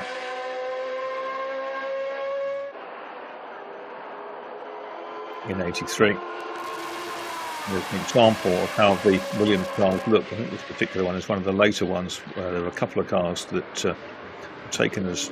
may have been taken as spares to Grand Prix, but competed in. Oh, Chris Perkins has broken. Chris Perkins in the number 19 Surtees TS16 out of the race. Had a pretty miserable time yesterday, so he's out, but he's parked it somewhere safe, really out of harm's way, round corner towards the end of the lap. Has hopped over the barriers. Yeah, we were saying that the Williams FW8Cs, a couple of them resurfaced and were run by Peter McIntosh's team in 3000, in the first year of that, 85. Run by Thierry Tassin and Lamberto Leone. Frank Lyons has managed to get past Philippe Bonney. Not the prettiest of devices, the Trojan, but Peter Agg's little team took it to Grand Prix with Tim Schenken, who was a Formula 3 ace in his day.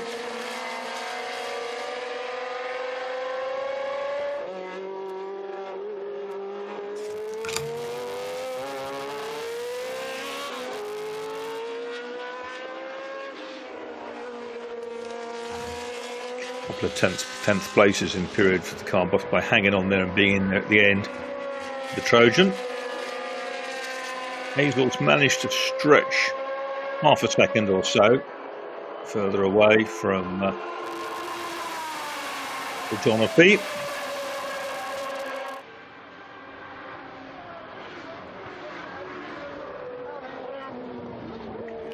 It was 74 when the Trojan ran.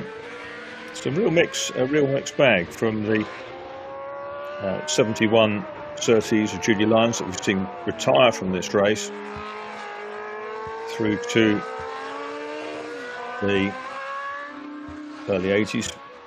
82, 83.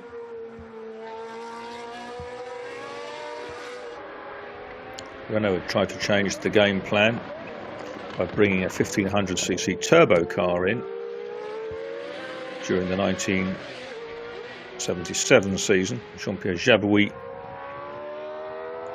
who went on to do great things with Renault, won their first Formula 1 Grand Prix at Dijon. Mighty race in which his teammate and Gilles Villeneuve were fighting. It was Arnaud and Villeneuve, wasn't it, fighting all over the track, all over the curbs, all over the grass. Very dramatic. And the studious engineer Jabouille kept it all together for a real jeu de gloire. Steve Brooks then leads the race.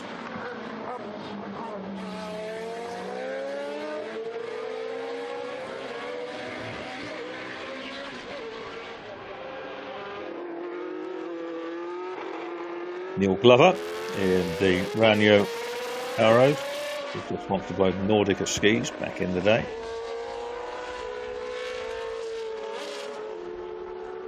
He was running in 6th place, having broken yesterday right at the very start.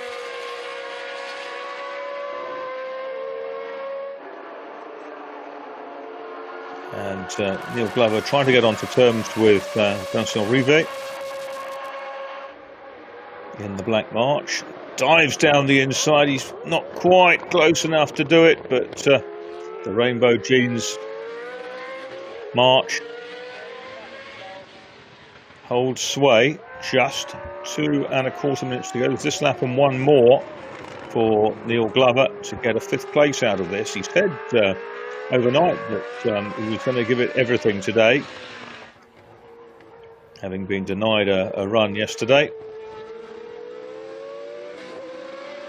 And this unique Arrows A5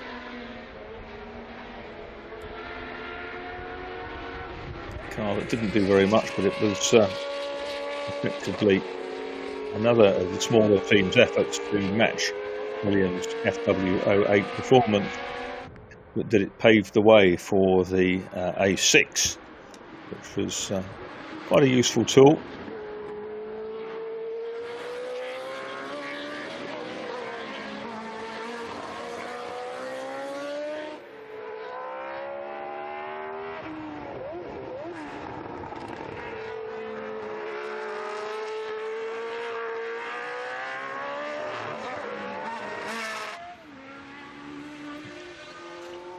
Coming down into the final minutes of the race, Steve Brooks hasn't put a wheel wrong to date. I don't wish to jeopardise his run.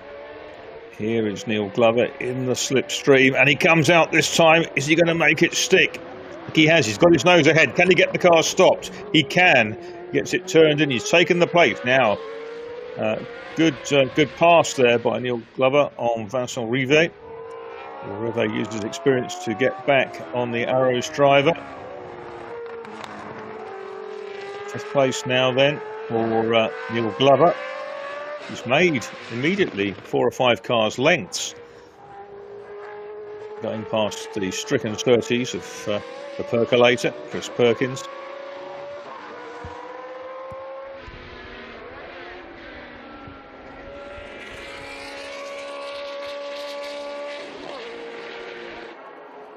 Good battle here. Meanwhile, coming down to cross the line onto his final lap goes Steve Bolby Brooks with the very, very pretty JPS Lotus 91.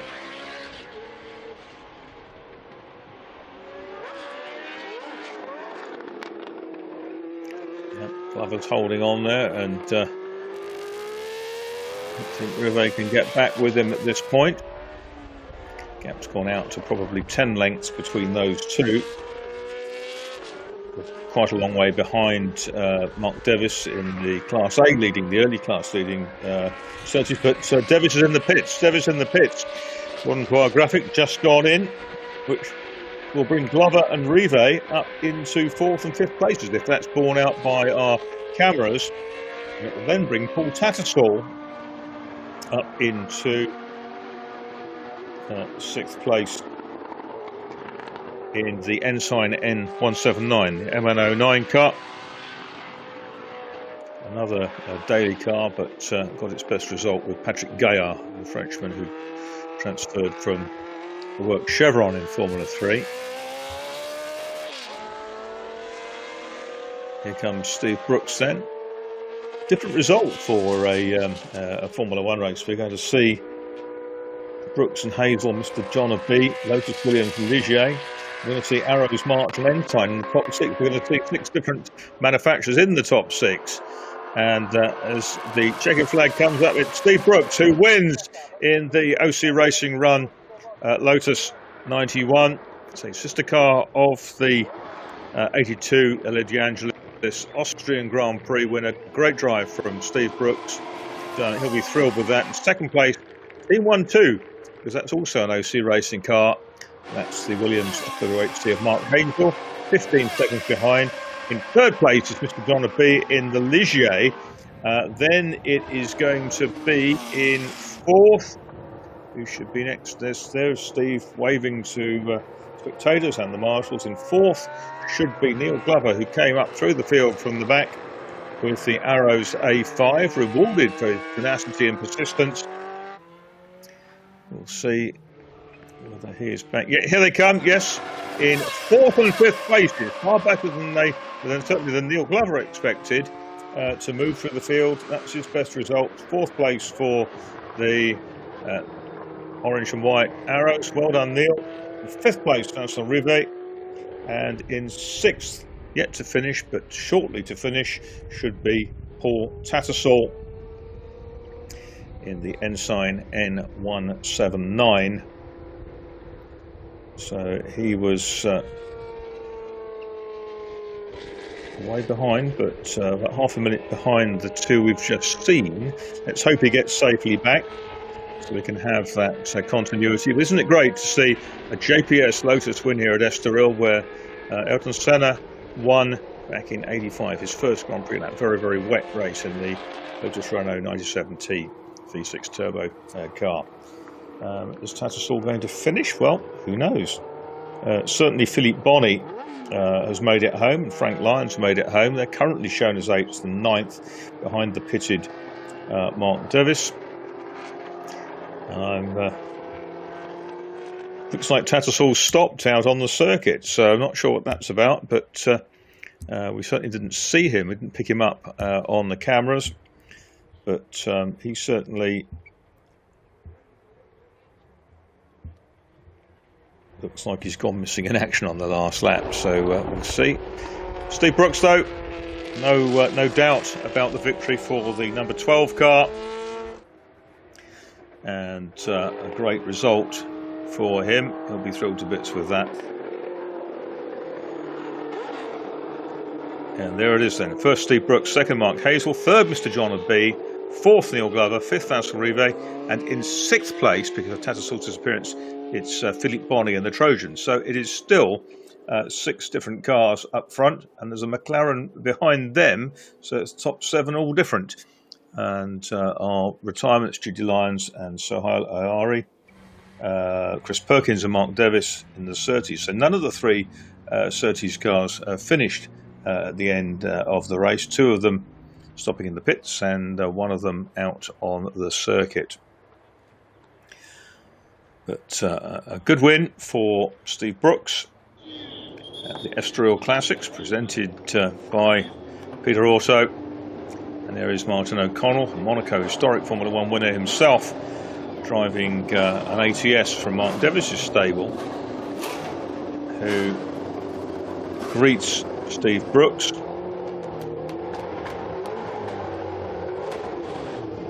Mark Hazel clambers out of his Williams. Mr. John of B alongside them in the formation in the Ligier. Ligier, say a proper Grand Prix, World Championship Grand Prix winner in Belgium back in 1980 with the late Didier Pironi up. Didier, a tremendous character and driver who very sadly lost his life in a powerboat racing accident. So there's Steve Brooks, and as ever, he's beaming from ear to ear. He always does. Nothing seems to phase him, that's for sure. And it's the start. You can see that Judy Lyons was going fairly slowly down the side of the track and was leapt by everybody else, but including Sohail Ayari in the Matra that didn't last very long in the race. Mark Davis was going well early on. Steve Brooks looking very cool in the Lotus out front. No one got near him really. There in his Jackie X crash helmet is a good slide, good power slide from Mr. John of B. And down in the pit lane, it's Rui Belmont with our race winner.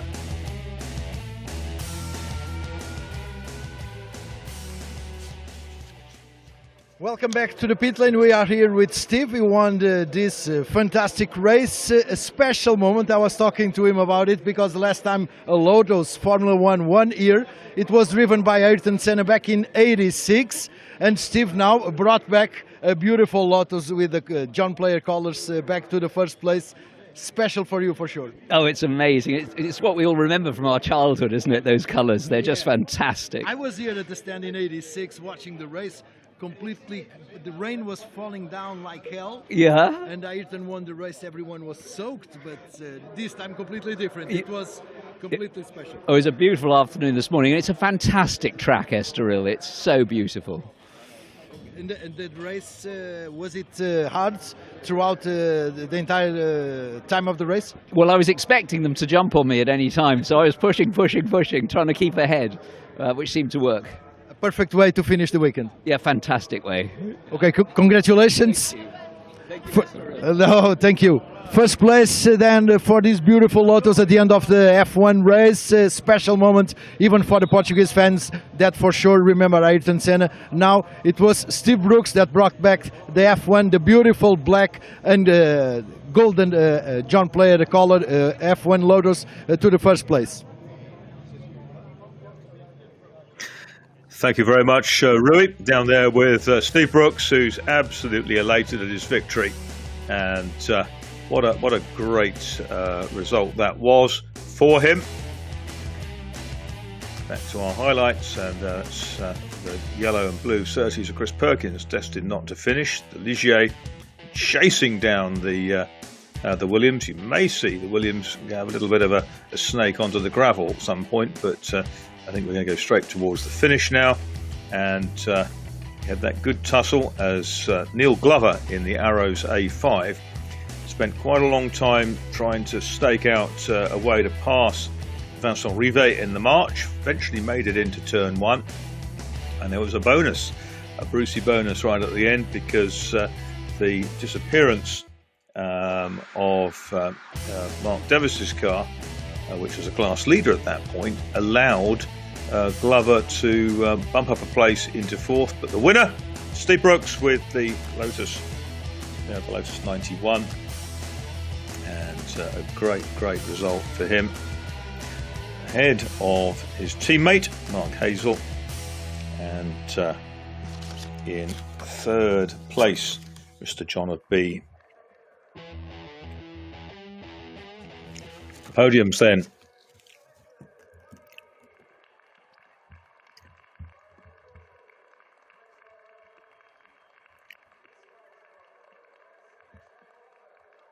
This is the early class podium.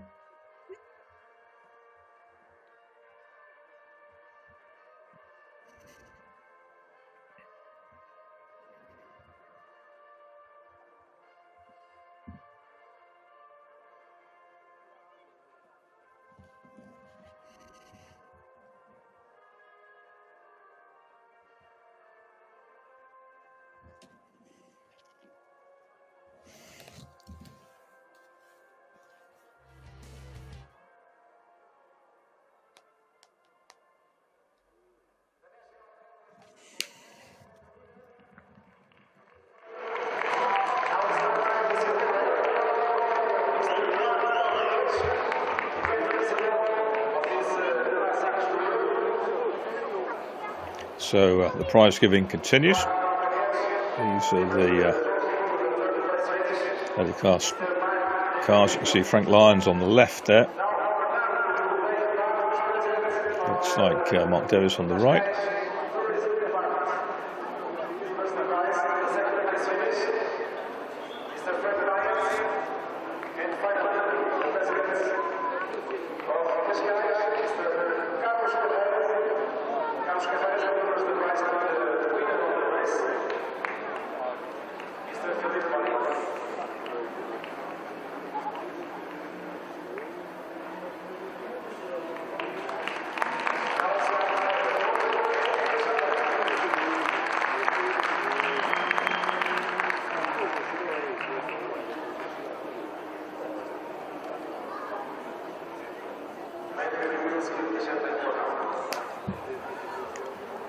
Looks like Philippe Bonny, the Trojan driver, in the middle.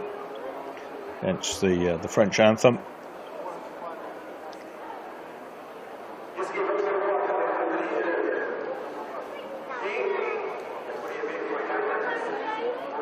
More trophies, more champagne.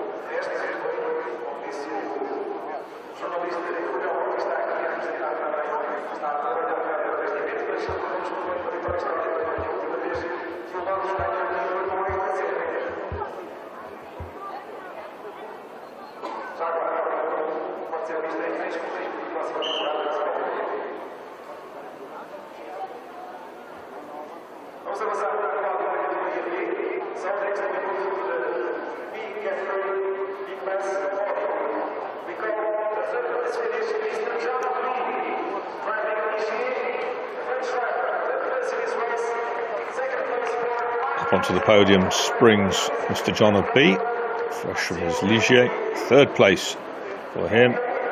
In second place with the denim overalls is Mark Hazel, Williams FW08C, and our race winner, Steve Poppy Brooks, who stands atop the podium, and he's a very proud man, and a very, very well driven race.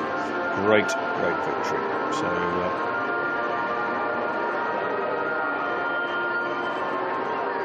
God Save the Queen, paid for Steve Brooks.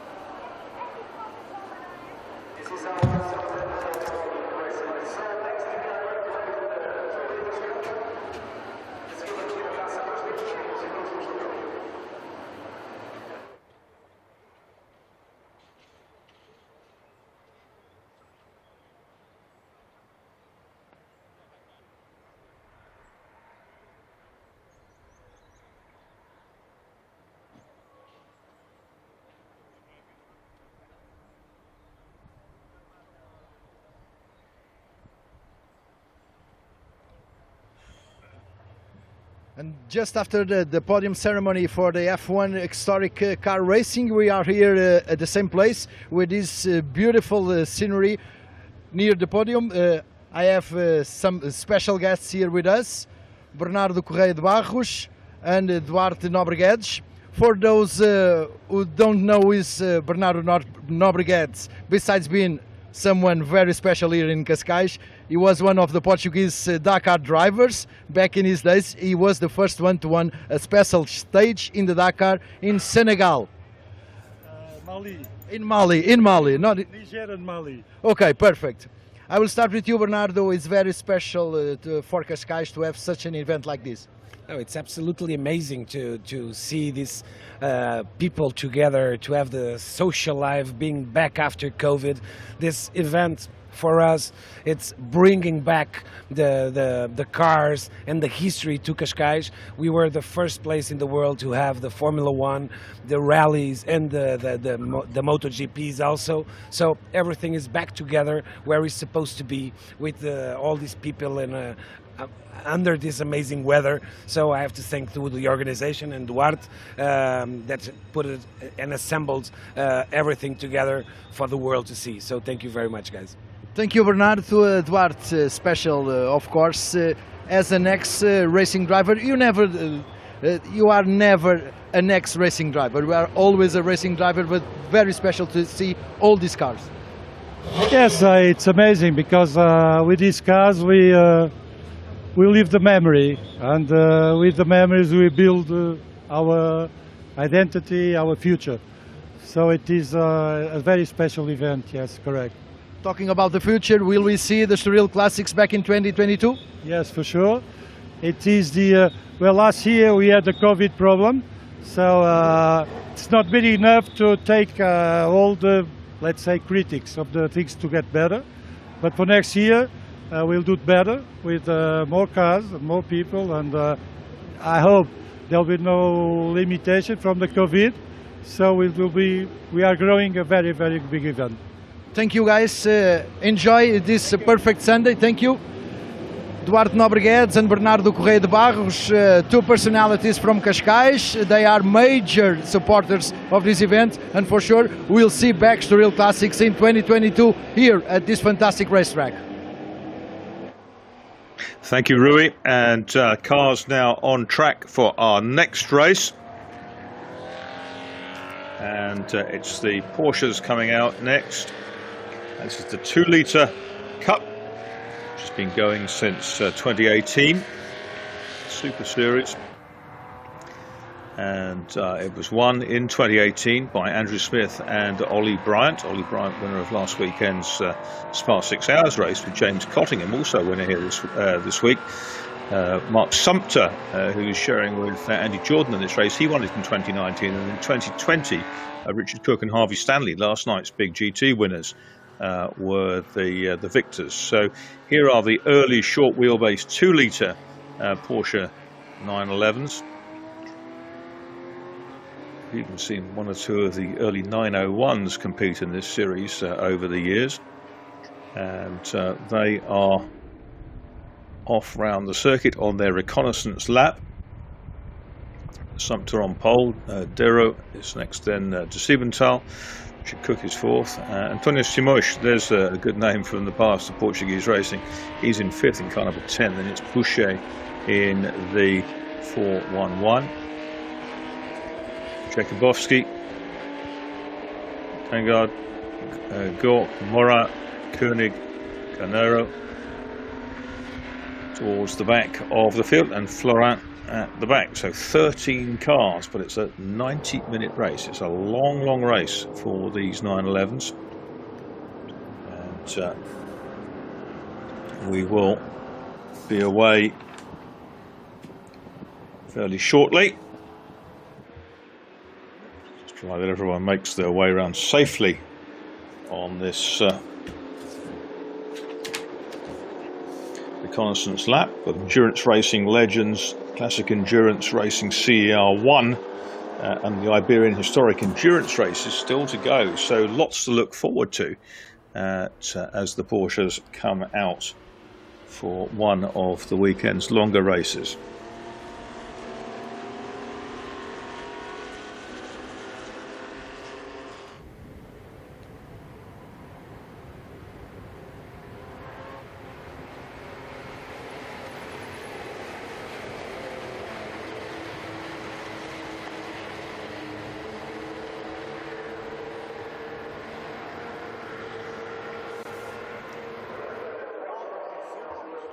The safety car then pulls off for the start of 90 minutes of Porsche power at the Circuito Estoril.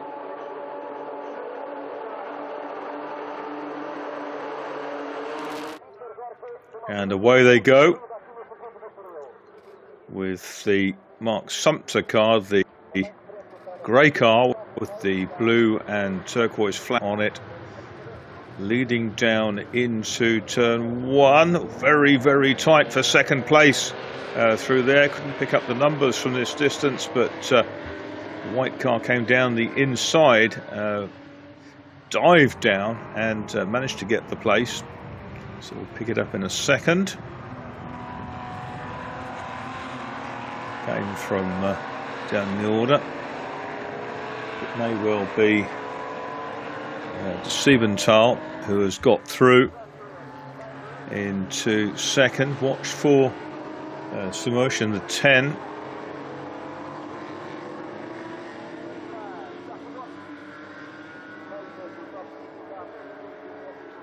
Sumpter, Simosh, Dero.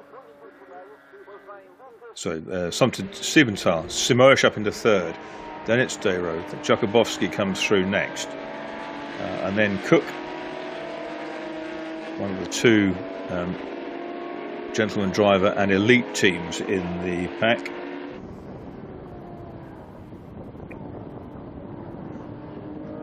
So yes, there's the car with a very interesting livery on it in third place.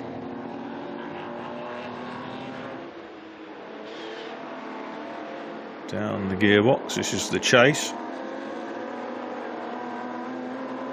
123 there is Jakubowski.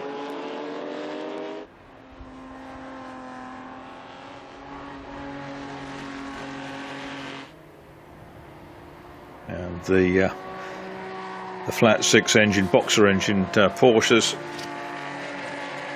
are well on their way, with Mark Sumpter opening up an advantage over the chase pack, which has about 5 cars in it, the 6th trying to join them.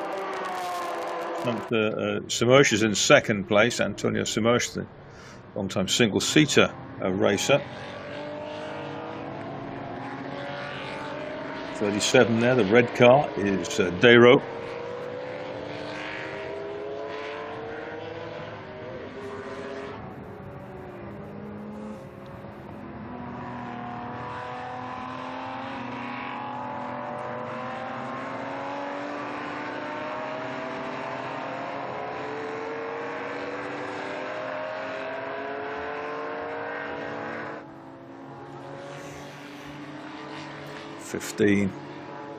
Is it 6:16, isn't it? Ahead of Dero is de Siebenthal.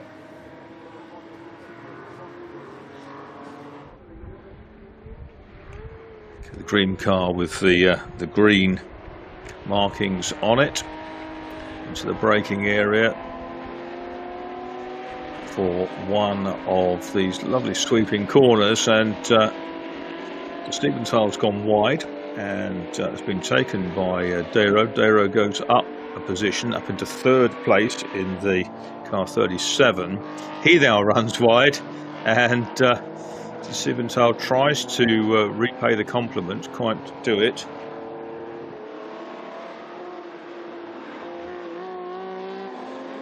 Up ahead is Simosh in the number 10, which is the dark blue car, and then the grey number 12 of Sumpter out front.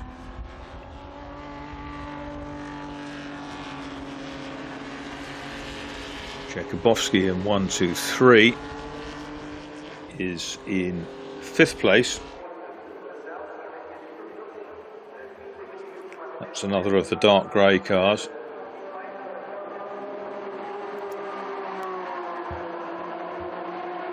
And it's the green car of Richard Cook.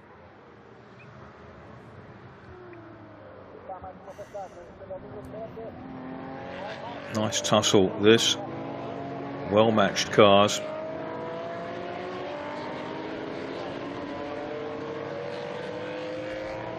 So it's the 4th year that the series has run.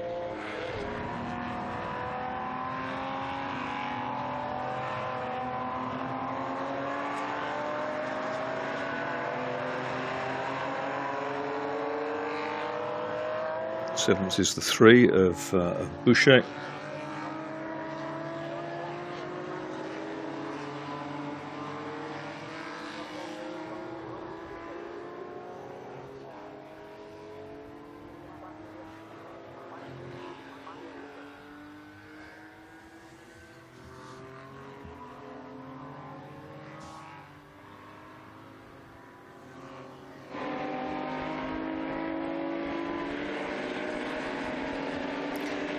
These are the cars on which a legend was built. I mean, if you get hold of an early 911 these days, early air-cooled short wheelbase 911, you'll be doing very, very well. And pretty much unburstable. Wonderful collector's car. But the prices continue to go skyward. Very much an aspirational tool for many sports car enthusiasts, the 911, certainly in most of its forms. 91 there.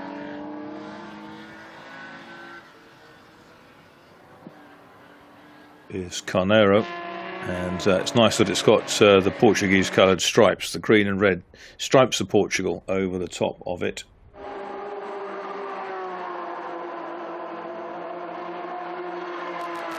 It looks like Richard Cook jostling up onto the back of Jakubowski going past the pits, and he comes down the inside, the dark green car with the yellow lights, headlight covers. It's not quite close enough. It's a little bit early in the race to be taking any risks on overtaking. Richard Cook, who shares with Harvey Stanley, they won last night's Enduro. Fantastic race in the Cobras.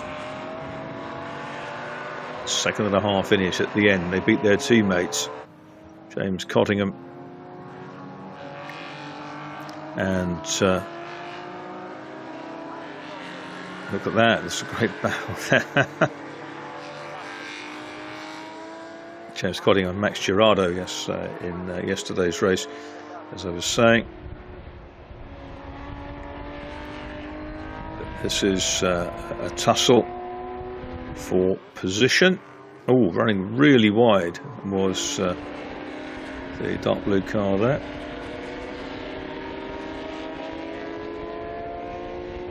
Cook and Jakubowski still having a good fight. Richard Cook has made it through.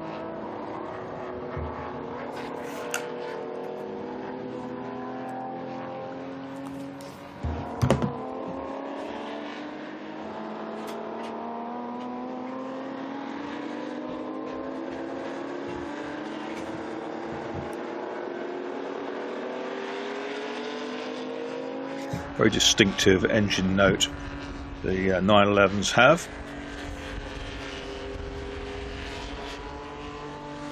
Jakubowski coming back at Cook.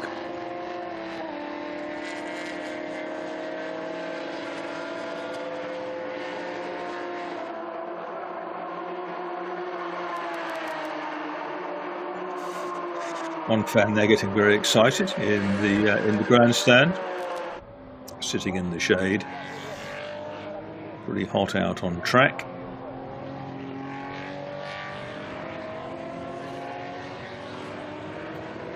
Some to Simurge, Dero and de Siebenthal continue to lead the way. Dark green car, Richard Cook, the Sea Reg car, which Sea Suffix car, which means it's a 65.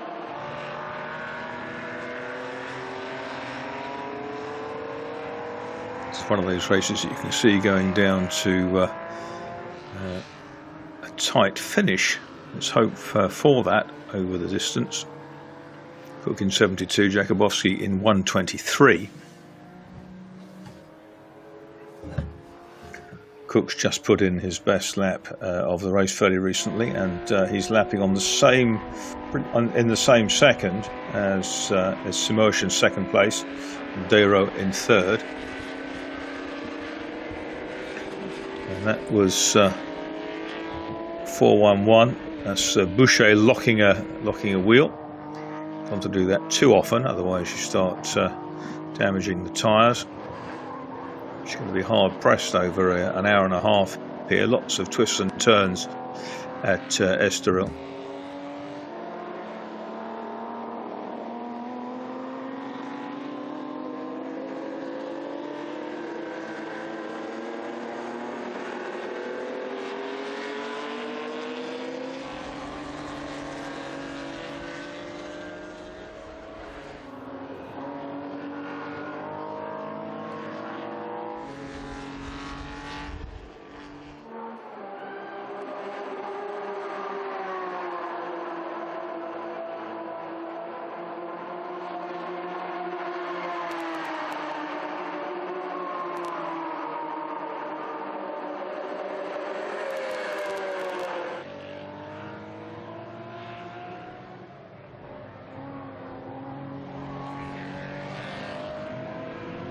So to Siebenthal is the next target in the 16 car for Richard Cook.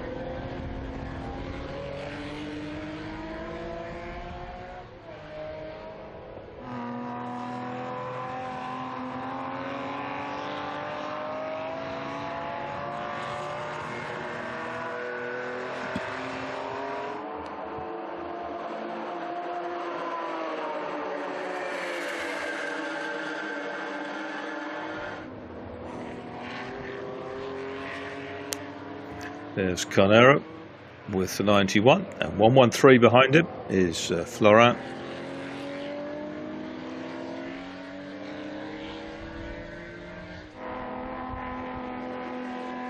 This is the battle though.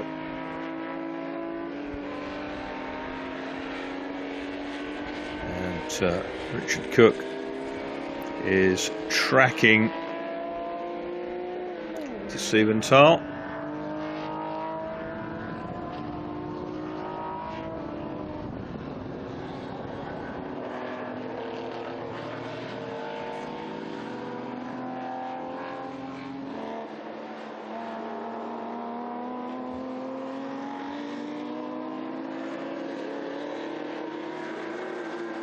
All about being quite conservative, certainly in the early stages of the race. You don't want to overdrive the car, but by the same token, you want to keep up. You want to be competitive and combative.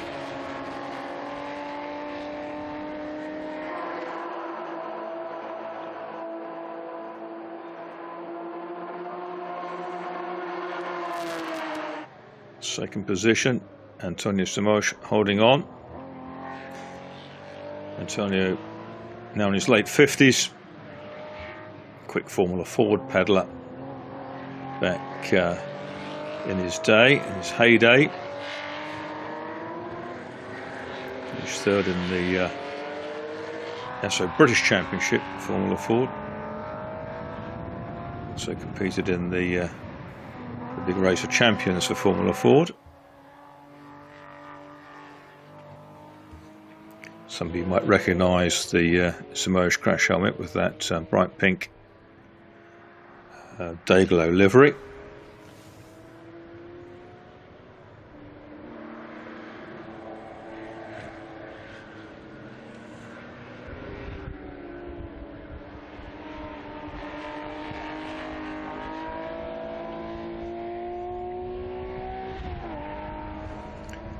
So we've have an hour and 15 minutes to go. First 15 minutes done.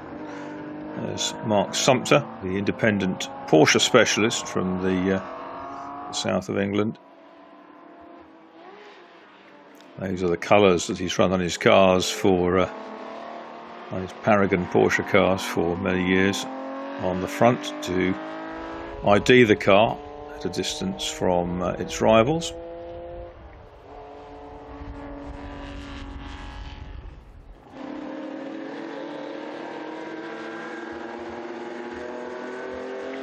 over the years when certainly when travel restrictions haven't been in place, and they are slowly lifting.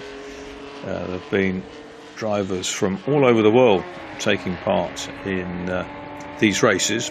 We expect a much bigger field, but obviously with changing situations, changing protocols right now, it's been difficult from some travelling from further afield to get to Portugal. Nonetheless, it's still a decent field, some quick drivers in there.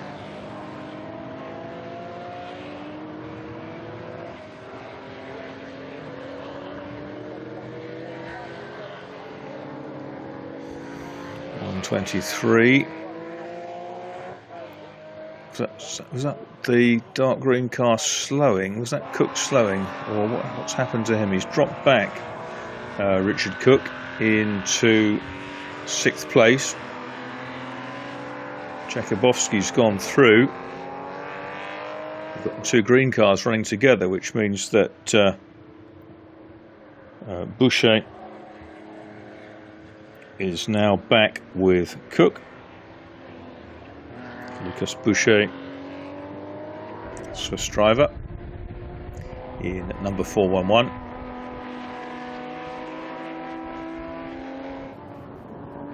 Lovely drift for car of the Siebenthal.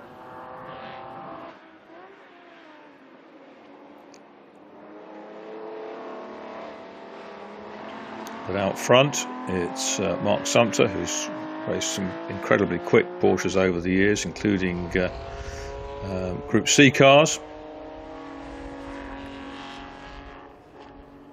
Also competed in historic touring car racing with a Ford Cortina Lotus.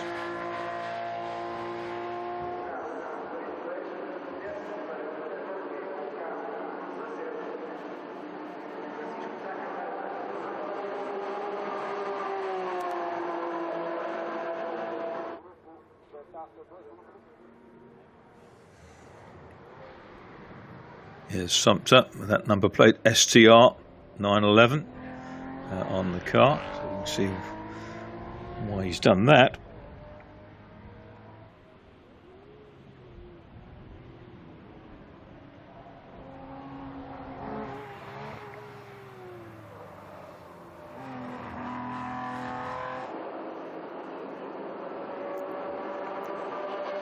It's 21 years since Mark Sumter won the British GT Championship. He's also been a Class 1 winner in later years. Richard Cook, though, into the pits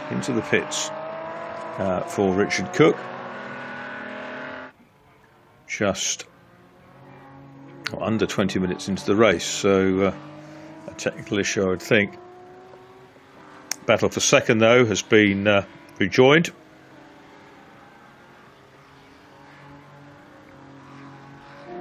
And that's Antonio Simões under pressure.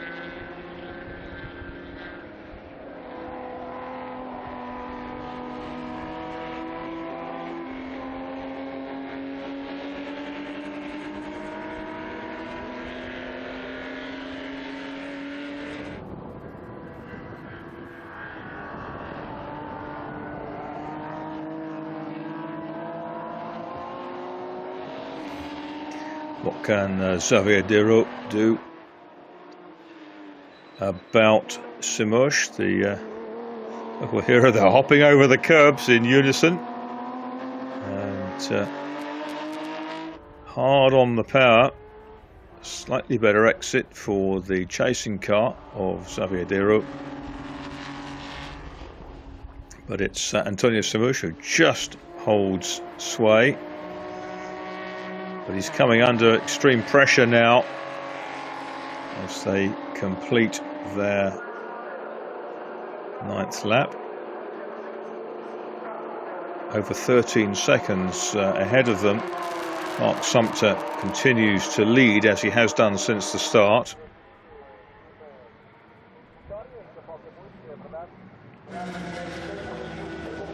And there's the 72 car. That's Richard Cook's car in the pits.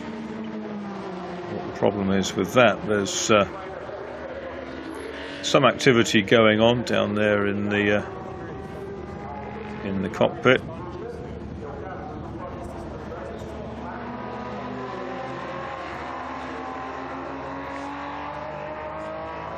Nice to see from the other side of the door as to what's actually going on in there.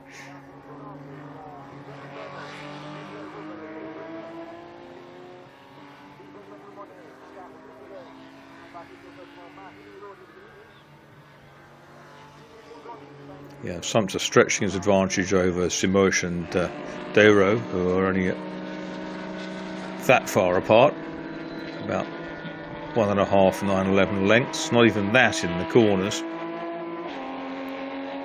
Sumpter's managed a 2:07.1 so far, best lap of the race. 2:08s for Simosh, 2:08s, but longer 2:08s for Dero. Dero quicker in sector 1 than Simosh, so closes in. Gives him plenty of road, all the curbs, keeping his right foot hard buried. And up the inside he comes, through into one of the hairpins. 37 then goes second. That's Xavier Dero in the red car, moves ahead of Portuguese racer Antonio Simosh, who is therefore suppressed to third place. Mark de Siebenthal leads the chasers in car 16. Then it is Jakubowski.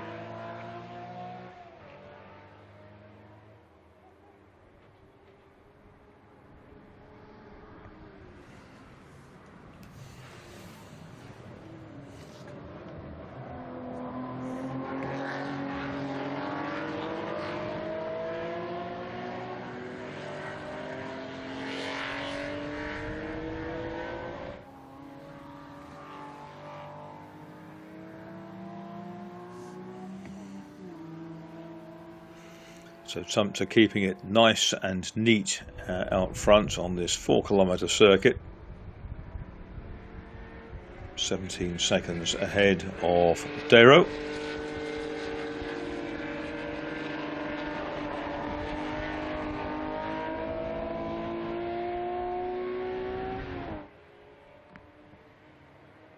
Between the 4th, 5th and 6th runners there's about 5.5 seconds. De Siebenthal, Jakubowski and Boucher. The closest tussle in the field currently for second place, the between Dero and Simosh.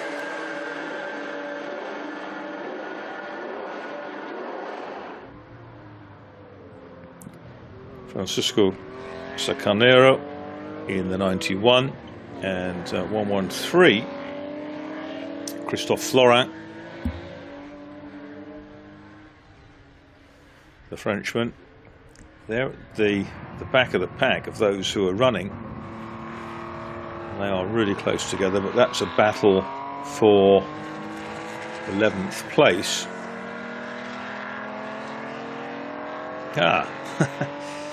Sacanero went really wide and was taken by Florin. Didn't need a second invitation to take that one. Just dived through the hole as his rival ran wide.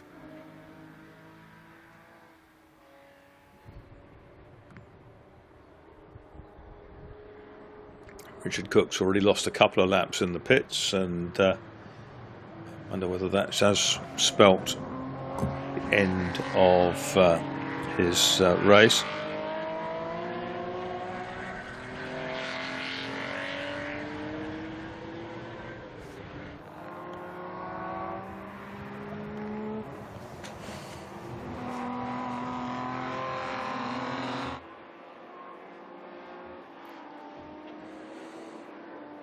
'92 here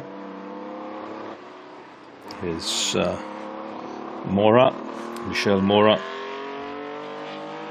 French racer.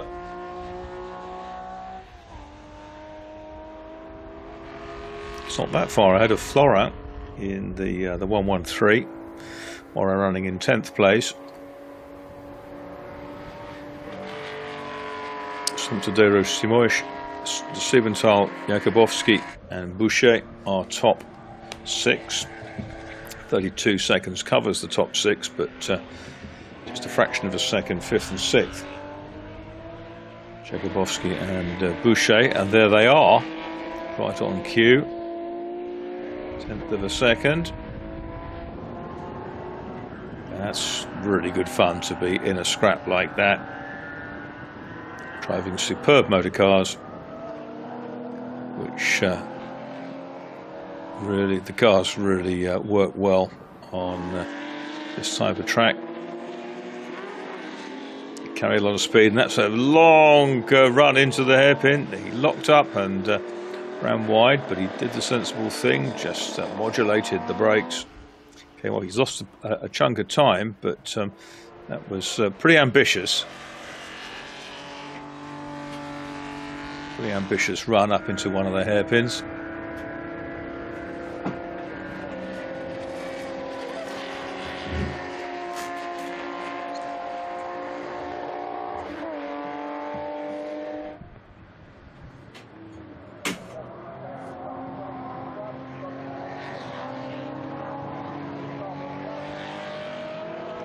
One, two, three. Is he going to be able to capitalise on this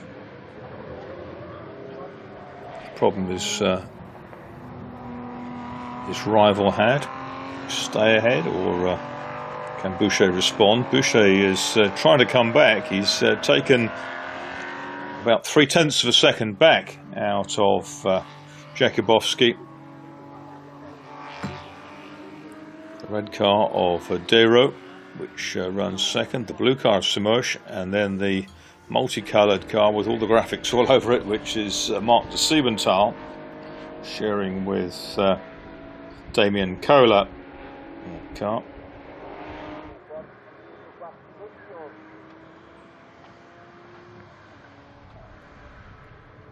There is the 17 car. And that is Peter Gork at the moment. Yves Berger takes over later in the race, and he's chasing the 42, which is Koenig. We're told it's Philipp Koenig who starts, and Stefan Koenig who takes over. German pairing. 13 laps down for Mark Simpson. Oh, and there's somebody's had an off, and that, I reckon, is probably Boucher.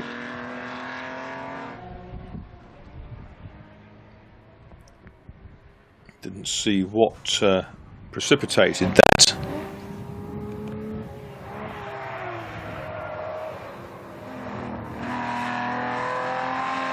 May help David Danglard, the American racer, to make some ground. That indeed was Boucher. Yes, he lost a lot of time in the middle section of the track, probably 10 or 12 seconds. Boucher.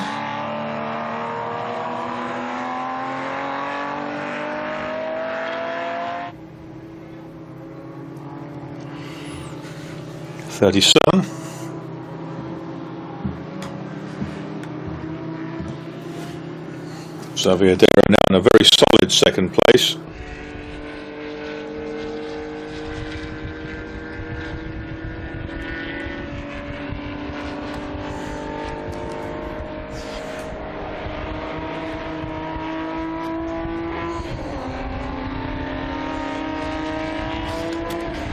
Red 911s that I recall seeing racing in '67, slightly later models than this, when the great Vic Elford was competing in the British Saloon Car Championship.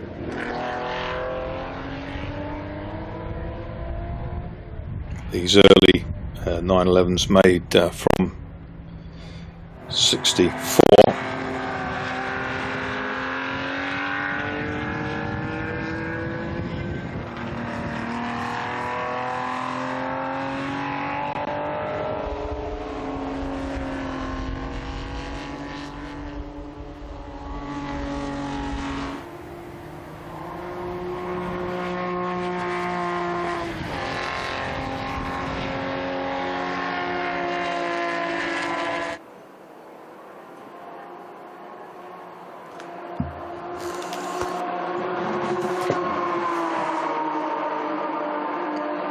reckon that Semersh has been caught by De Siebenthal now. Yeah, it's coming down. It was over 3 seconds 3 laps ago. It's now down inside a second.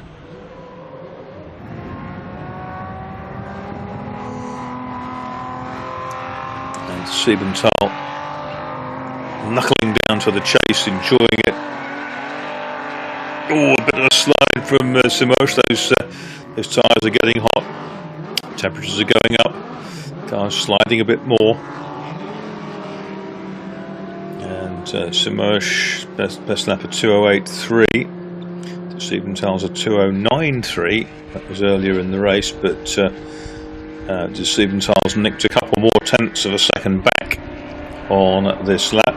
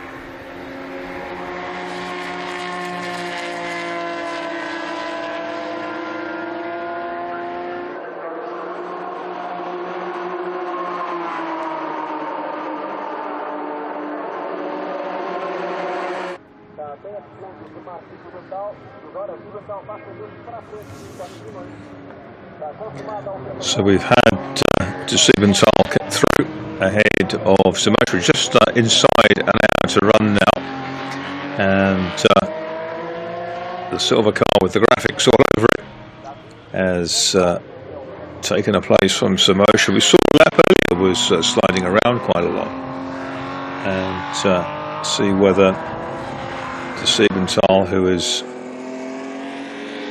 5 seconds, give or take a couple of tenths. Oh, and a slide, and there's an off there. Wait for the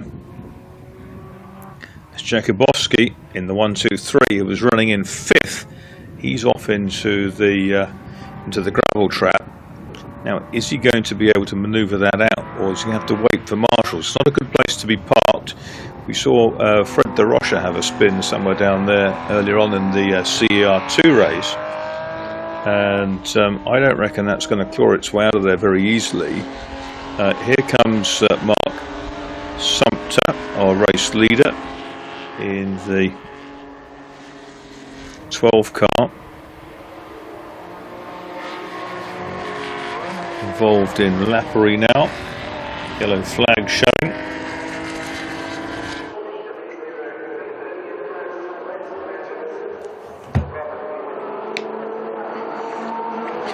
So here they go, past the pits.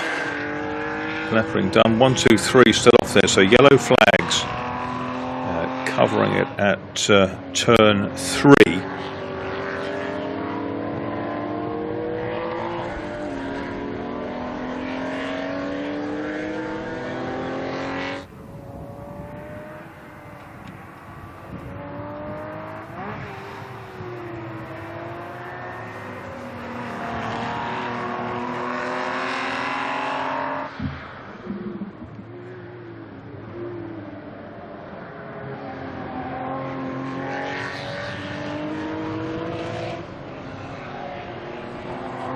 So yellow flags just in one area of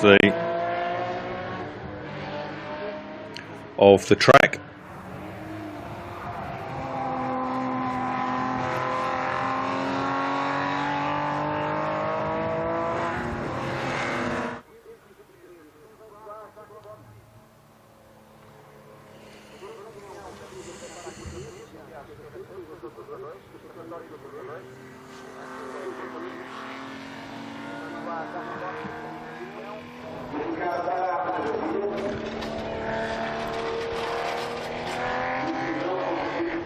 Pit activity in the bottom corner of the screen. Come prepared, bring lots of tyres. Circuit vehicle is now in attendance with Jakubowski.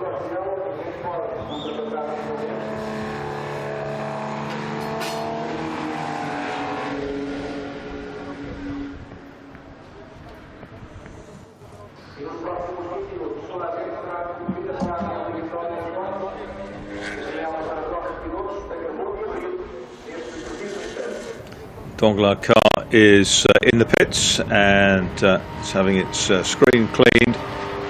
Meanwhile, a full course yellow has been called, a full course caution to cover that safety vehicle on track, and that's going to send competitors into the pits. One certainly coming in right now.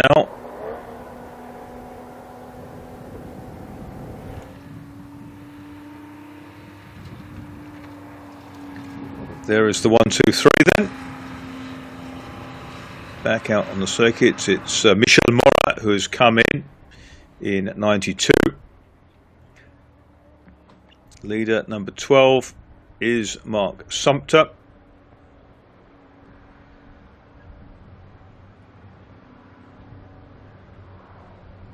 The Paragon Porsche man.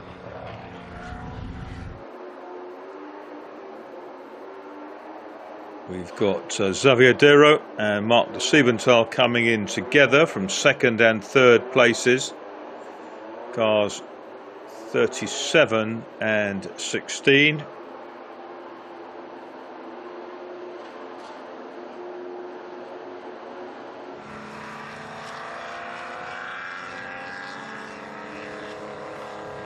"52 minutes to go of the 90, so we're getting precious close to halfway."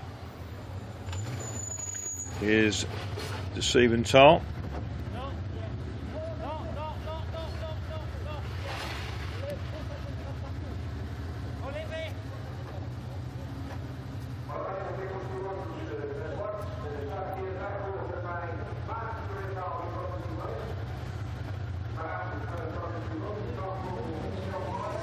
Frantic activity, just trying to sort out the belts.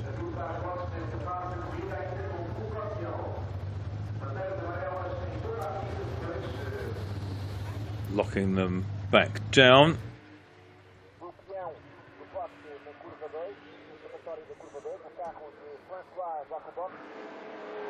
Dero, Siebenthal, Samosh and Boucher all in the pits, as is Mora. Richard Cook's car fell quite a long time ago.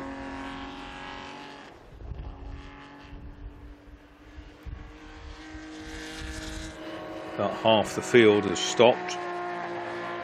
Comes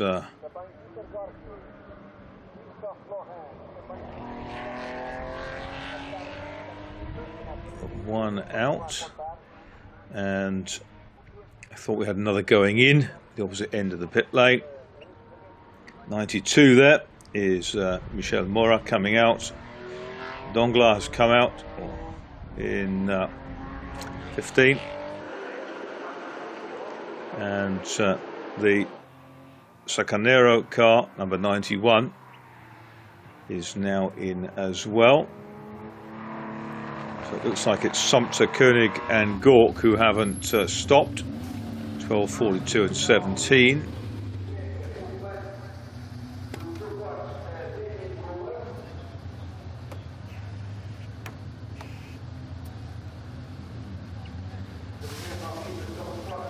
One, two, three. Jakubowski climbing out, thoroughly fed up, having gone off into the gravel. 113, which is Christophe Florin. He has stopped as well, and there's a mass exit. 3 cars coming out.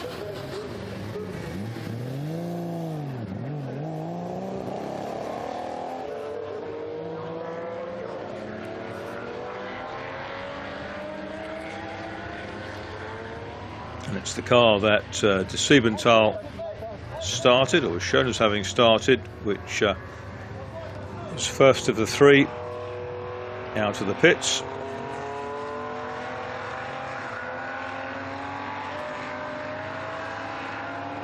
Going off clearly doesn't preclude you from continuing, having suffered the ignominy of being dragged out of the gravel. So the 1, 2, 3 car will be back in the race.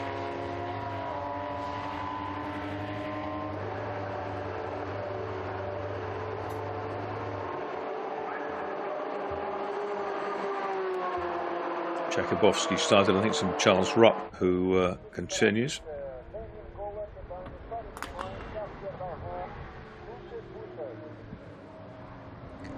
Sumpter continues to lead and is now on lap 20. Lap 20,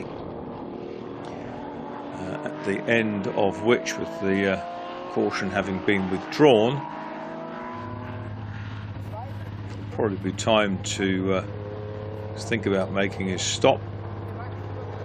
There'll be signals from the pit wall anyway.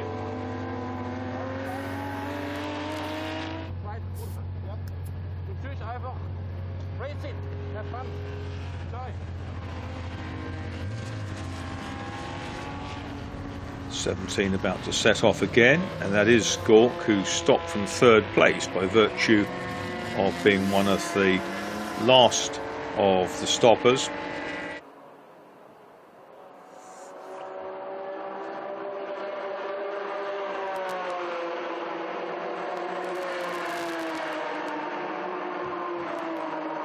Damien Kohler now in the Siebenthal car. Siebenthal started. There he is, and fighting with Antonio Simoes. They'll have dropped the tyre pressures down on both cars during the pit stop.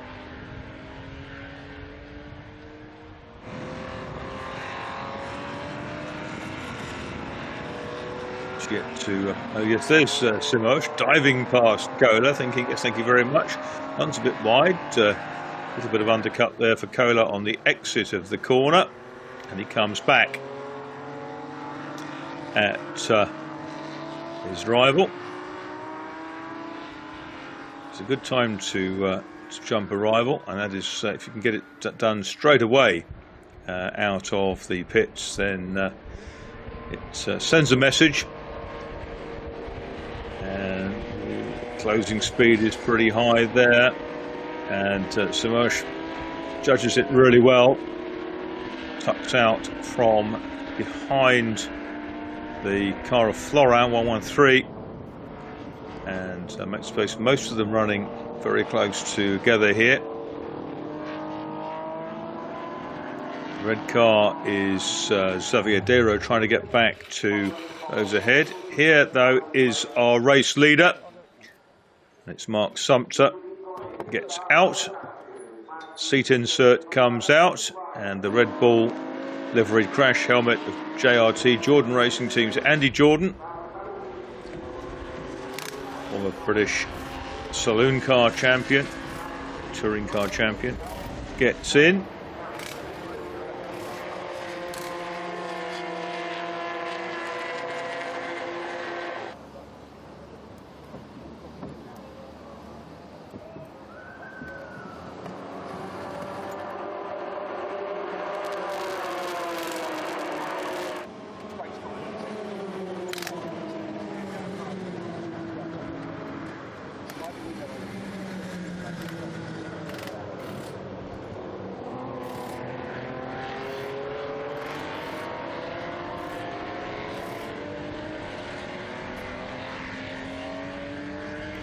So the 12 car with the distinctive Paragon Porsche stripes on the front is set to return. Looks like there may have been a change of tyre. There's Mark Sumpter, just offering a little bit of last minute advice, a little bit of a briefing to Andy Jordan. Won that British touring car title back in 2013.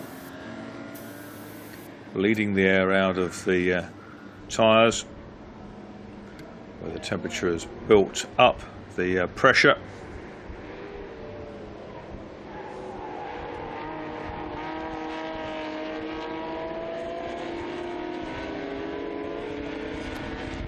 Andy Jordan, who at 32 is around 20 years junior of Team Chief Sumpter in this instance, will give it plenty. There's Simosh in 10, running 4th. Koenig stopped from 2nd place, again another late stopper, so it'll all change in the next couple of laps, because everybody has now made the mandatory stop. And 37, Deru coming back past Damien Kohler. So Kohler's lost out to Simosh, now he's lost out to Deru. So Deru up into 5th place as a result of that. Simosh is 3rd. He's yet to finish his 20th lap. He does now. He's actually next 2nd because Koenig is in the pits.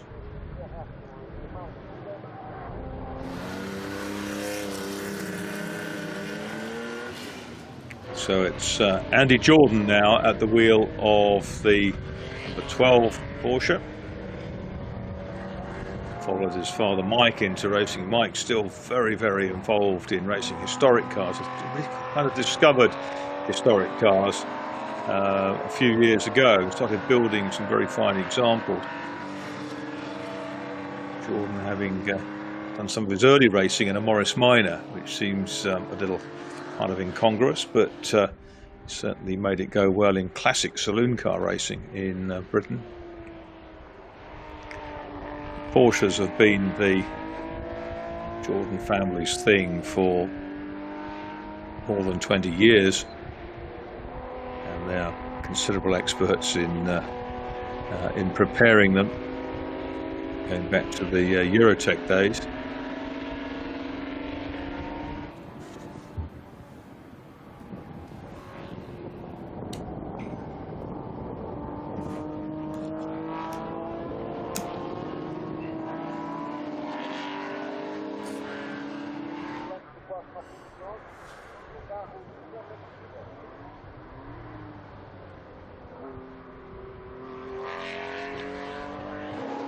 So Jordan now tops the lap charts.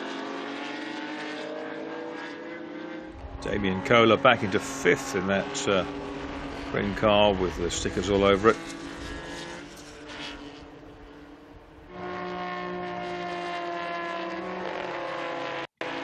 There is Simosh, who is in 2nd place. He was 10.5 seconds behind Jordan. At the end of the lap, let's see how that pans. That's 11.8. So Jordan going away. In 3rd place is Danglard in 15, which is the white car with the pale blue and red stripes on it. And challenging him for that place round the outside and taking it away is Xavier Deru. Kohler behind them.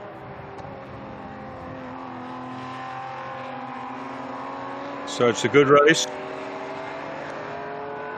and it's far from settled with 40 minutes to go. 40 of the original 90.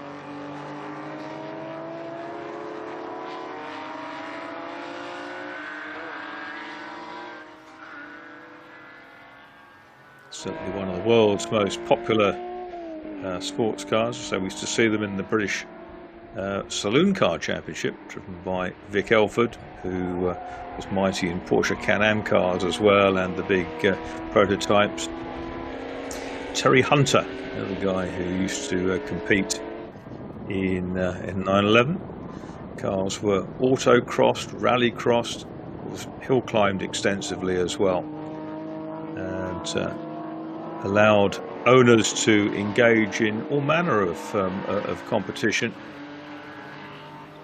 made in big numbers, but of course spawned an enormous business in restoration when they became rarer and increasingly valuable. Jordan's just done the best sector 2 of anybody, a 101.7. That was a tight bit of cornering. It's the Portuguese entered car of Canas now, started by his compatriot Sacanero. Stays out of the way of the Formula 1 car of Boucher.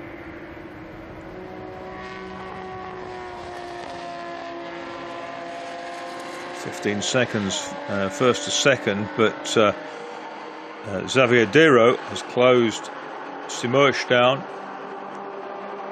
having made that pace past Danglard.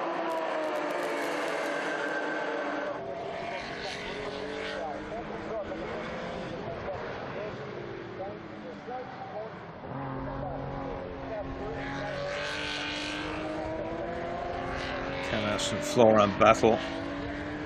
Currently the closest on track, but that's down towards the bottom of the field. Car proudly wearing the Portuguese stripes. Currently prevails in that one.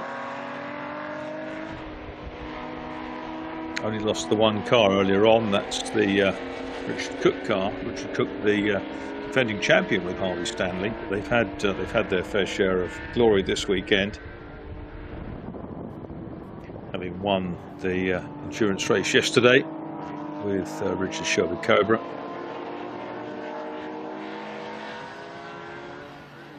Those cars are in second, third, fourth and fifth that we saw going through.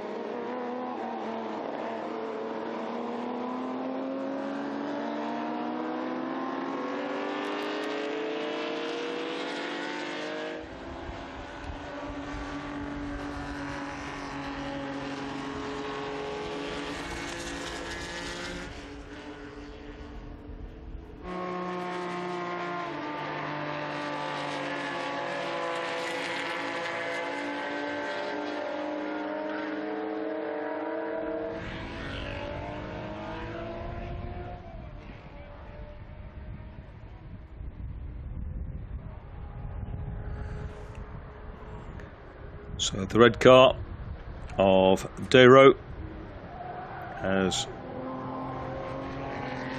come up into second place. It's been a good drive from Xavier Dero. Damien Kohler's come back alive again as he tackles Danglars ahead of him. Tries to tuck inside, going through one of the turns. That's down at turn 3. Not quite close enough into turn 4. A little puff of smoke from the tyres of the 15, just ahead of him.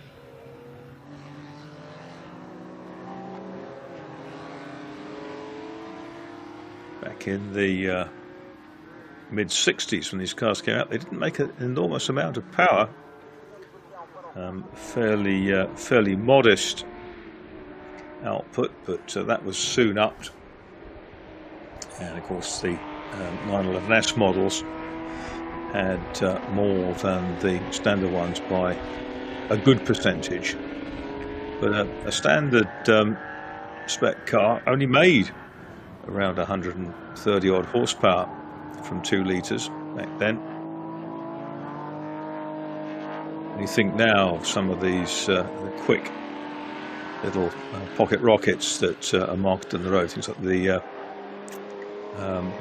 Toyota Gazoo Racing or some of the hot Renaults, etc., that put out enormous power by comparison.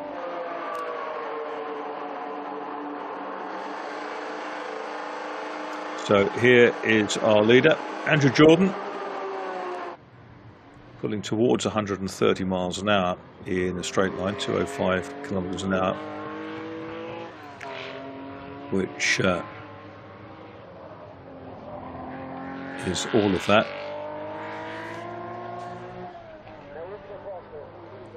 He's dropping Dero gradually. The little side vent windows are open to try to extract some air from the cockpit, but he looks very, very comfortable. Andy Jordan, he's a professional driver. I mean, he drives, it's what he does on days every week, and certainly it's a lovely way to earn a living, isn't it? Campaigning at some of the great cars at some of the best circuits in the world.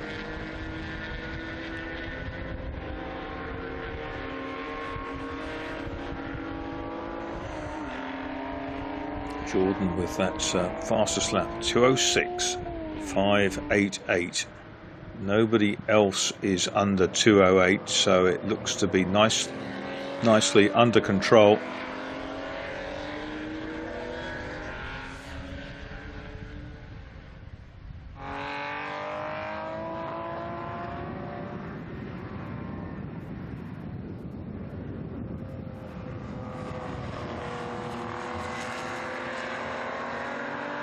"33 minutes to go."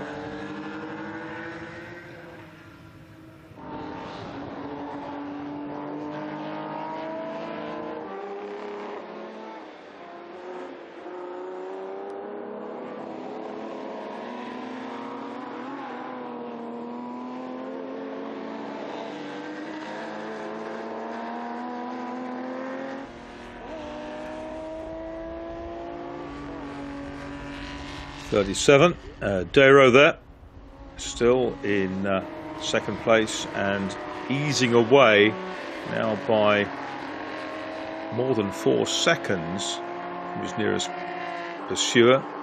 This would be Simmersch in the blue number 10 car.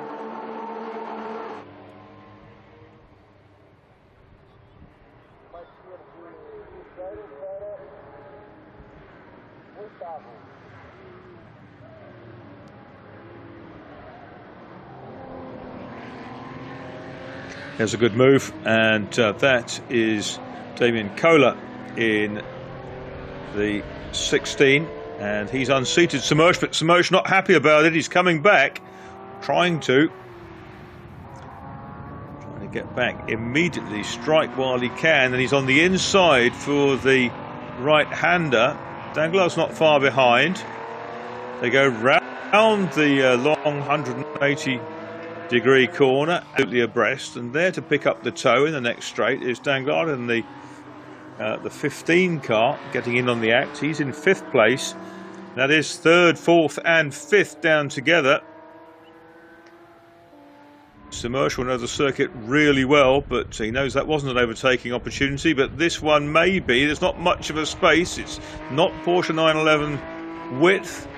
He leaves his braking really late in the hope of getting a late apex in the middle of the left-hander and getting to power out of a slight incline, carrying as many kilometers an hour as he can muster.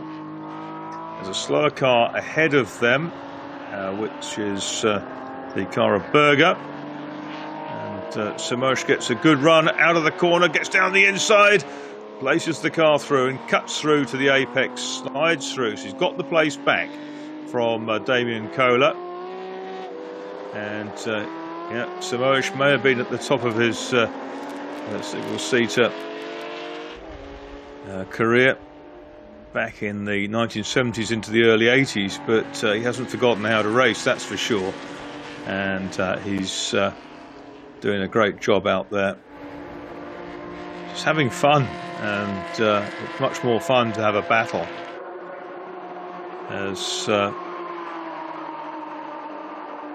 As Maxime Guénard was saying early on the podium, he'd rather had a tighter fight and finish second than win it by a margin. But this is not the battle for the lead. This is the battle for effectively for 3rd place. And down the inside has come Damien Kohler. He's got his nose ahead now of Antonio Simmersch for the 2nd time in as many laps. Samoa trying to fight back. Danglard in the car behind. That's the 15. Isn't that far behind.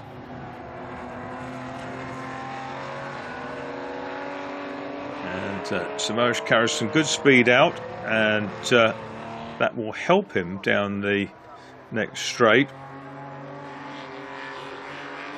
He's got to be a little bit careful, because one little slip and he'll be zapped to place by the car with the French stripes over it of Danglard at 15.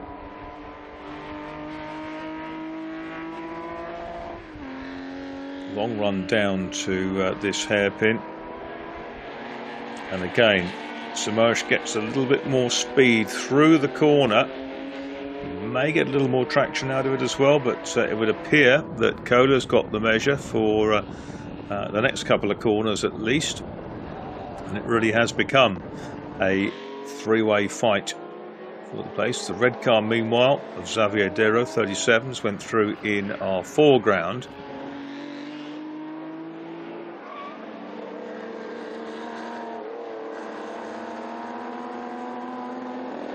It's a nice little complex of corners, and they're back hard on the throttle. Oh, car 10 has got a big penalty. That's Samoish for track limits infringement. So he's run too wide in some of the corners.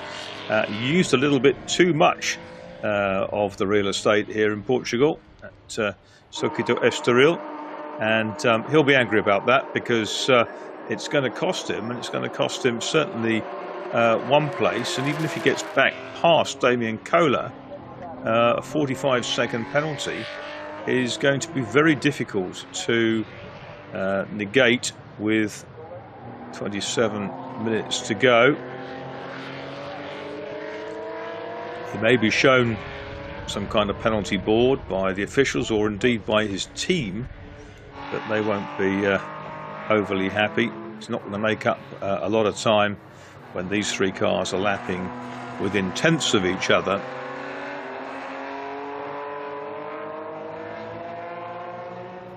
In fact, all three of their best times are covered by a second. 4-1-1 in the foreground. Boucher is in 6th place, but he is 38 seconds behind the triumvirate ahead, so he's not going to make up a lot of time.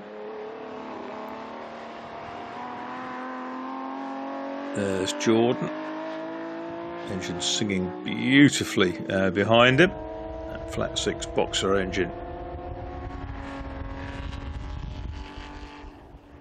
He's very neat, very precise, and with the fastest lap 2 seconds quicker than anybody else. It kind of really mirrors their practice qualifying performance. It's a good day in the office for Andy Jordan.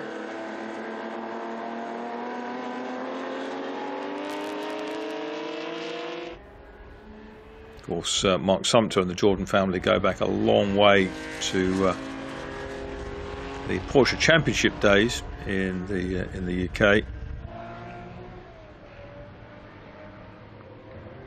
The red car in second in your view is that of Dero.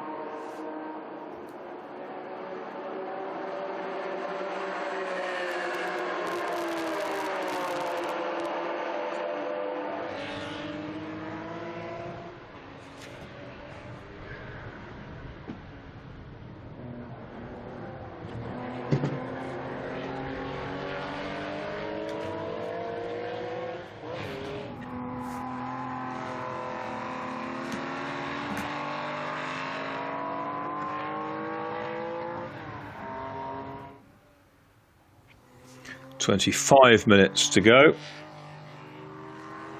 Gap between the leaders out to 22 seconds, but behind them it's really tight on track. Even if Samoish's car has picked up that penalty, Antonio Samoish, the long-time Formula Ford ace.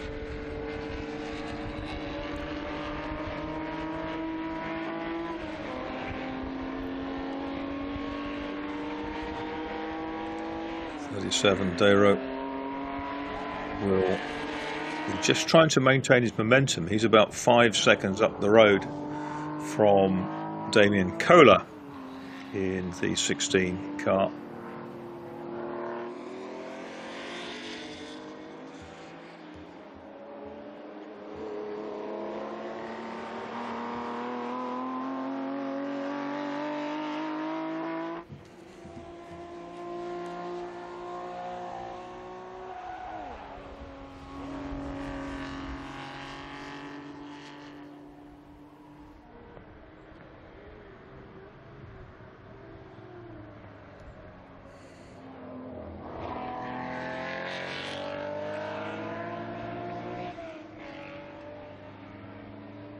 This Litre Cup then in its 4th year, proving popular, apart from the travel problems that have kind of torpedoed the last couple of seasons to a degree. I'm sure it'll be back on song with big numbers in 2022, when of course the Circuito Estoril will celebrate its 50th anniversary. There's the 15 car of Danglars in 5th place.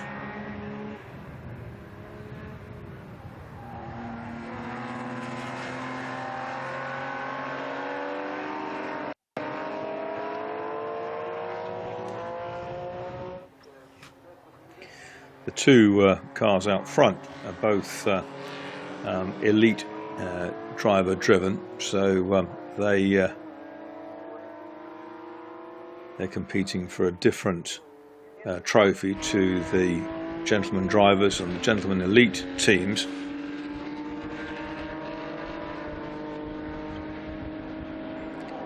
Maybe that's what Simoes can do to salvage something from this race, win the gentleman drivers section, but he needs to drop Danglars to do that.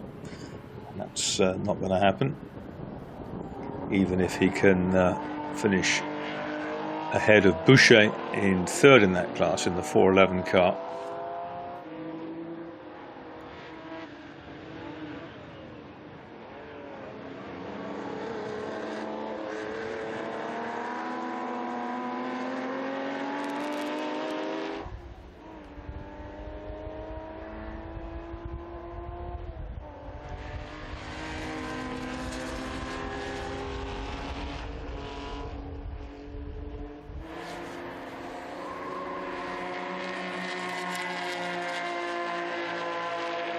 This battle continues for 3rd place overall with the 3 cars, but that penalty hanging over the dark blue car in the middle, that of Antonio Simoes. 6/10 between them, that's all. And the 15 behind also in that fight. We had 13 starters, we lost one early on. And Michel Mora in '92, I saw him dive into the pits a lap or so ago in the background of our screen.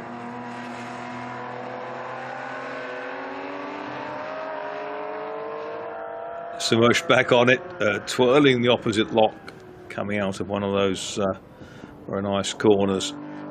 It's a challenging circuit, and it's one that the drivers really enjoy. We've seen from some of the footage also what a beautiful part of Portugal this is, and that's part of the ethos of running this event at Estoril, to bring competitors and their friends and tourists generally to Cascais, which has a myriad of facilities on offer. And when the weather's like this, you certainly can't complain.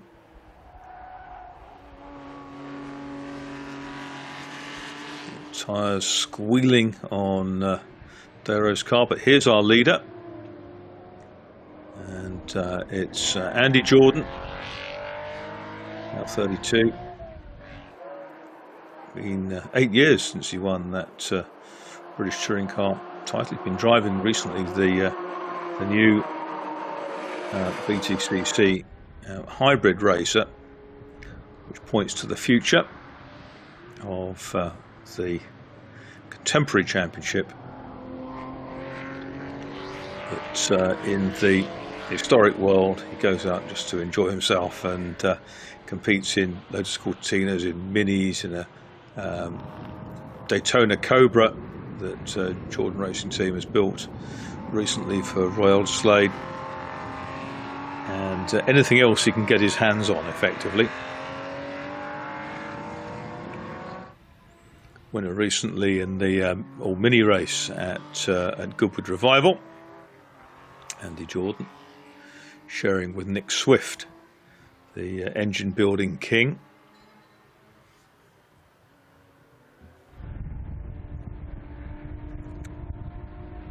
And the gap is over 25 seconds. Dero got a personal best sector 1 last time, or this time through, but it's too little too late effectively. All he wants to do is stay ahead of Kohler and Simosh in a little battle, but he's 15 seconds ahead of them, so looks like this little battle will go all the way to the checkered flag, although Simosh, with that 45-second penalty, will be dumped back.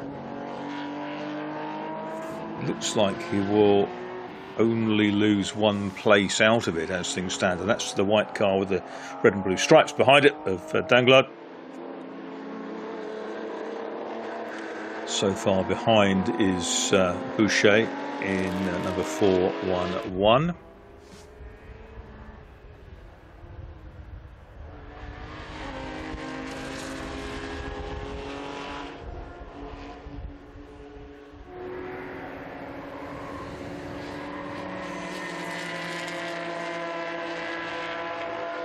Another lap down for the chase pack and into the pits.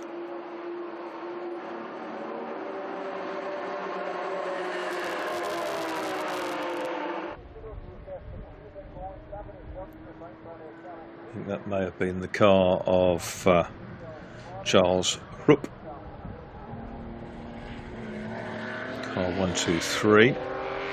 And there's Danglard looking to go down the inside of Simosh.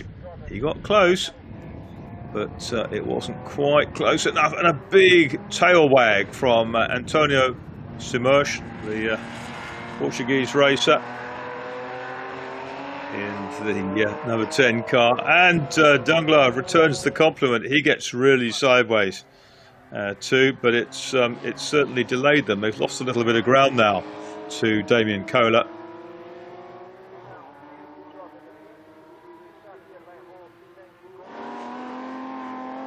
Whether they can jostle back to get back with that 16 car.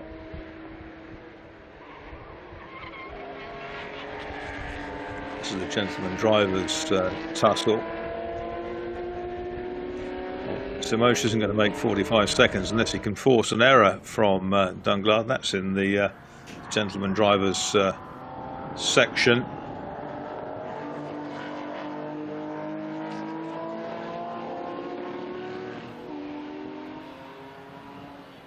The elite racers are to the fore, as we'd expect, followed by a gentleman driver and elite racer combo.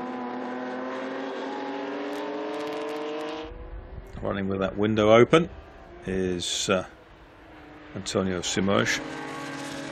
Might compromise the car's straight line speed by a couple of kilometres an hour, but hopefully it'll do something to draw some air or circulate it in the cockpit.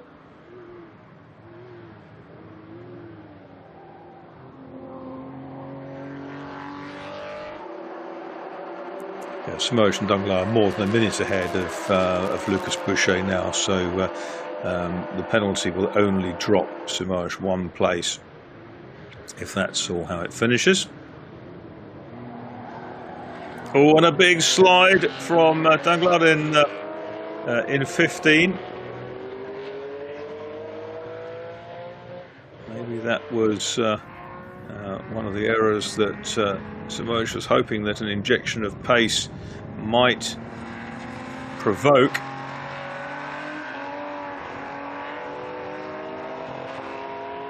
And it kind of has given Semerge a bit of a second wind.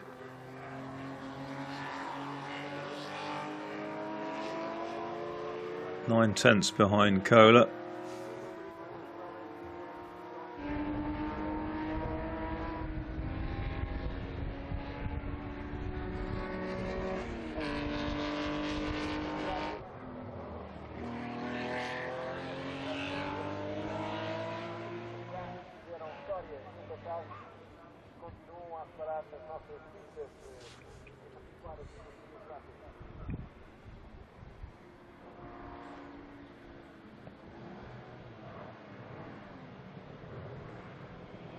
That's Lucas Boucher running down in 6th place in the 411.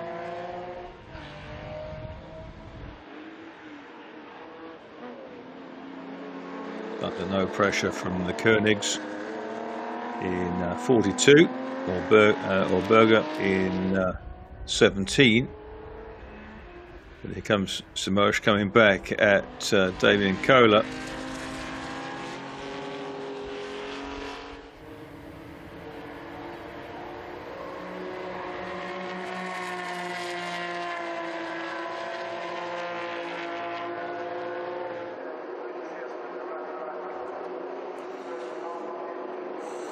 Kohler, who's a big player in the financial industry,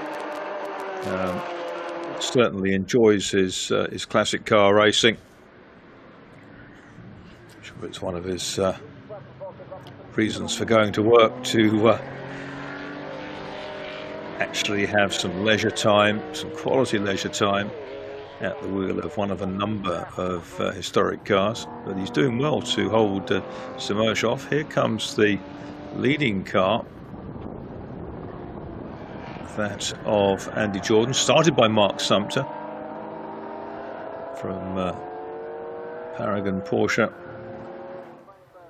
Through he goes.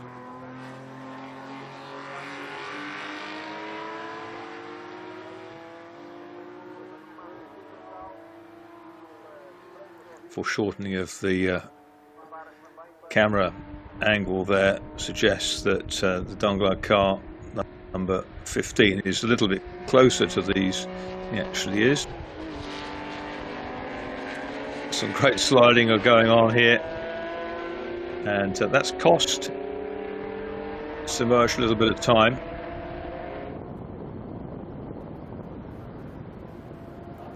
But it is still anyone's in terms of first over the line.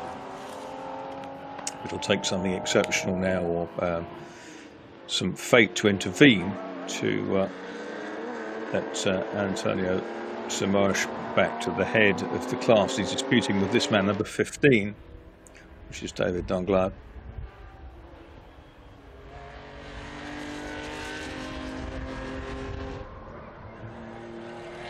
'37, we haven't seen much of him in recent times.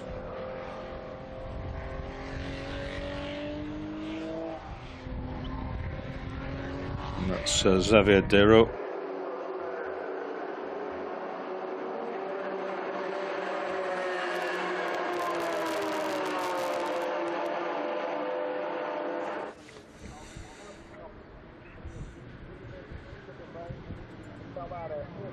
Kohler, Semerge and Danglars still racing closely.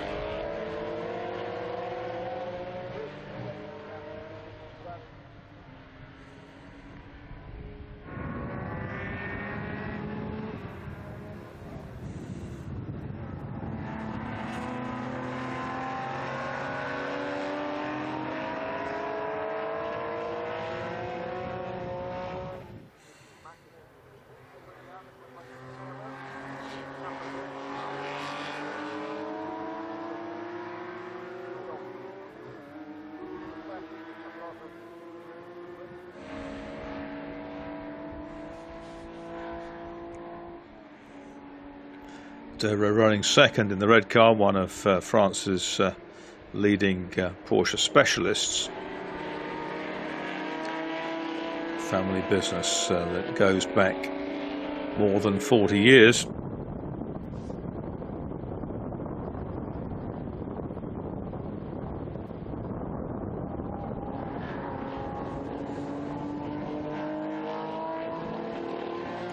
Kohler still holding off Semerge.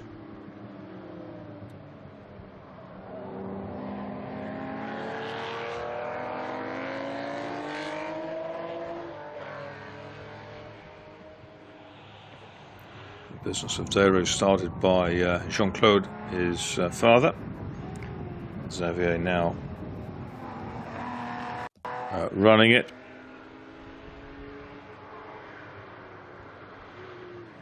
And they're in Toulouse.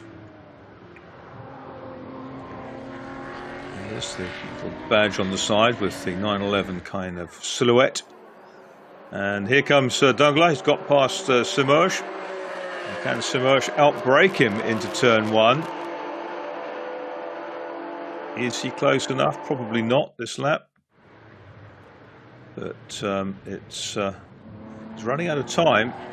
Oh, and a big slide, and another drama for Danglars, but Semerge had to back off to avoid hitting him, and that leaves the order as it was, newly done. So it's yeah. Danglars ahead of Semerge. Yes, you can see it's all over the shop. And this time, Semerge does go through.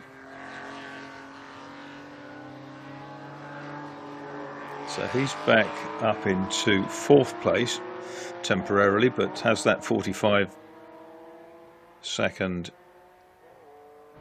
penalty for track limits to face, which hangs over him like the sword of Damocles.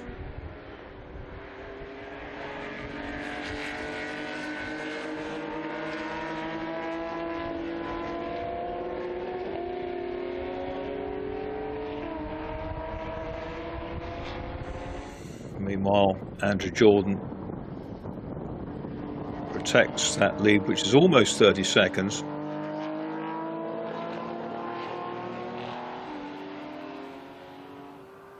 Little dab on the brakes for Semerge. Here is Damien Kohler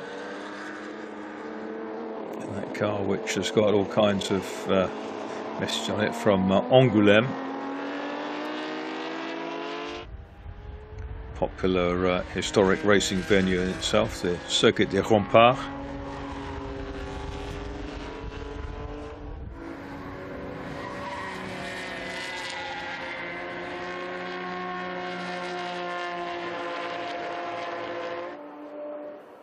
Coming towards the end of their race now. It's going to be perhaps 3 laps in this, depending on where Andy Jordan is.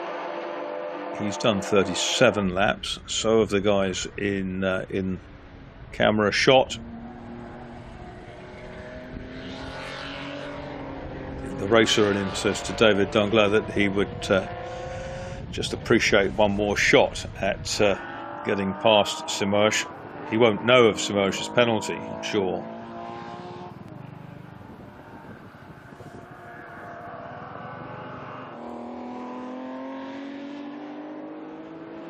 There is Andy Jordan in the Mark Sumpter car, immaculately prepared as you'd expect from one of Britain's top specialists.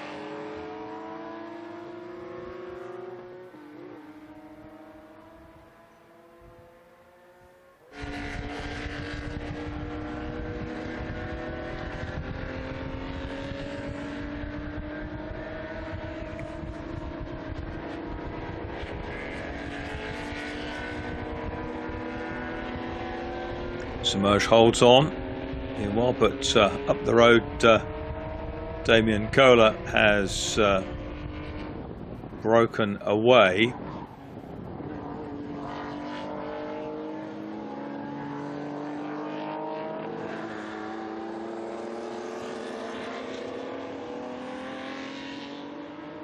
It is now 30 seconds the advantage of our race leader. Andy Jordan. Meanwhile, Semersh and Bangla still having their tussle.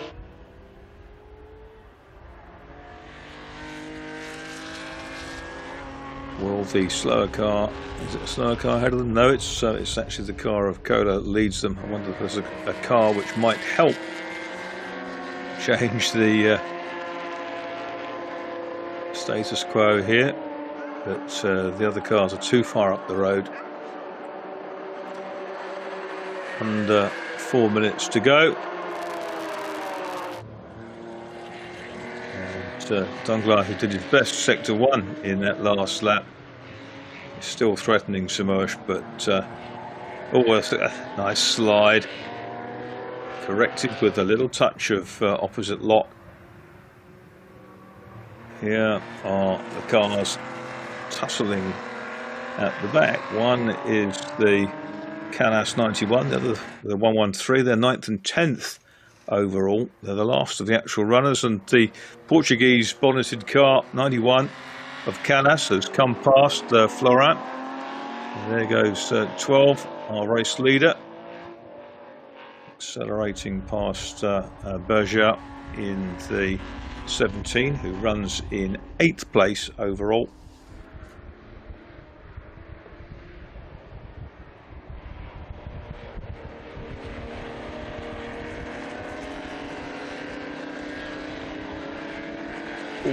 You could see the back of the white car there waggling under braking.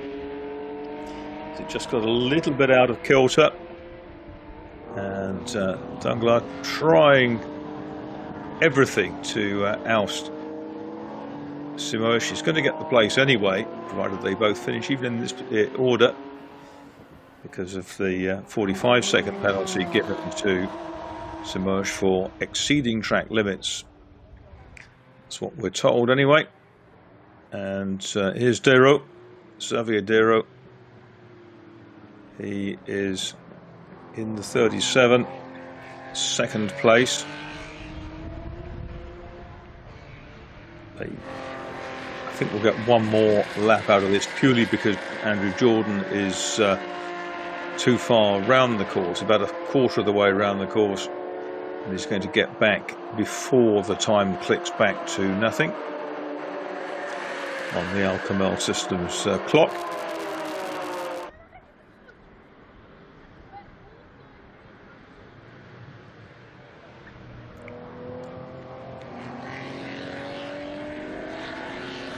Still very, very tight. They've had an entertaining tussle over the last, probably the last 30 minutes or so. There's our leader, 1 minute and 20 to go. Proceeding round the course. It's about halfway round it now, so a bit more than that. He's through sector 2, in fact, so just one sector to go, and he will then start his last lap. There we go, out of the Parabolica Ayrton Senna, down the straight with 40 seconds to go. He's going to cross the line with probably 35 or 34. He goes on to his last lap, so it's the Paragon Porsche car which leads the way. Mark Sumpter started it, and Andy Jordan has taken it over, and never really has looked threatened out front with either driver aboard. But they're hugely experienced and enormously competent drivers with very big racing CVs and trophy rooms, so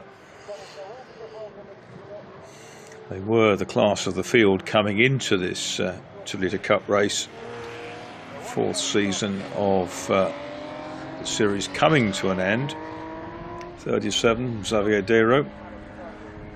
It's going to be Porsche specialists in first and second by the looks of things. Charging down comes the 12 car, immaculately positioned on track. Here's the third, fourth and fifth drivers. Damien Kohler ahead of Antonio Simões and David Danglars. They go through. 12 meanwhile is 2/3 of the way round the 41st and final lap of this 2-litre series race, 2-litre trophy, and not going to slow down. Just wants to keep pushing, and now he is in sight of the checkered flag. It'll be a delighted Paragon Porsche team, the team from Five Ashes down in the south of England, down near Tunbridge Wells, who acknowledge their winner. Andy Jordan flashes the lights to thank his crew and to tell the officials that he's seen the checkered flag. He finds time to wave to the marshals down there as well. And it's a really, really good performance, perfect performance from Mark Sumpter, the team boss, and Andy Jordan. The red car there in your screen is that of Xavier Dero, the Toulouse Porsche expert, who has finished in second place, 35.9 seconds behind after 90 minutes of racing. A grueling race on a very challenging circuit on a pleasantly warm autumn afternoon. So it's down to the battle for third. It looked like it's going to be, yes, in the hands of Damien Kohler. He's finished third in the car that Mark de Siebenthal started, the 16. Simões is penalised. He's finished fourth on the road, but he goes back to fifth as a result of that track infringement, which means that David Danglars in the 15 goes up to win the pure gentleman drivers class from Simões, and next up there will be Lucas Boucher, but he's a lap down, having taken the flag, so that only cost him one place. Interesting to see a photographer crouching at the side of the track to get the photographs of the Andy Jordan car, sporting a Motul sticker. French company with very, very long history in providing top quality motor oils, pioneering semi-synthetic and now synthetic oils. Sumpter and Jordan then win from Dero. Third place Kohler and de Siebenthal, which drove in the opposite order. Danglars is fourth, Simões is fifth, Boucher is sixth, Koenig, Berger, Canas and Florent complete the top 10. They are our finishers in this 2-litre trophy race, which has commanded the track for 90 minutes. So they are done. The Porsches will be headed for the pits and the paddock.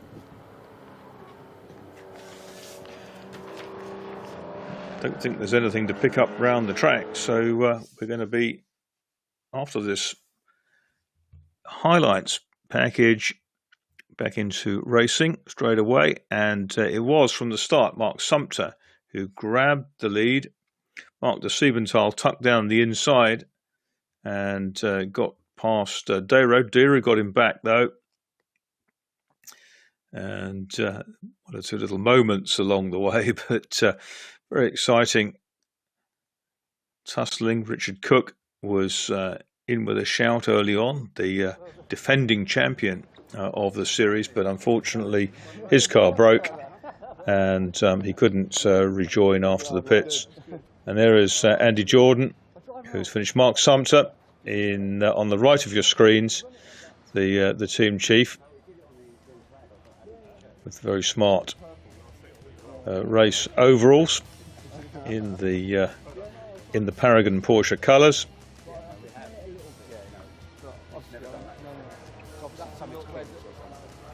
job, guys, and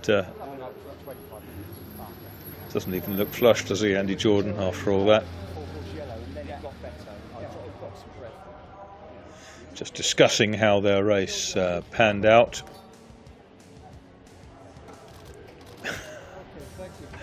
Grab your crew, get the celebration picture, and they've popped the bonnet of their car just a little bit of the hot air out. 37, Xavier Dero, a great second place for the Frenchman from Toulouse, and he's also accepts the plaudits of friends, family, team, and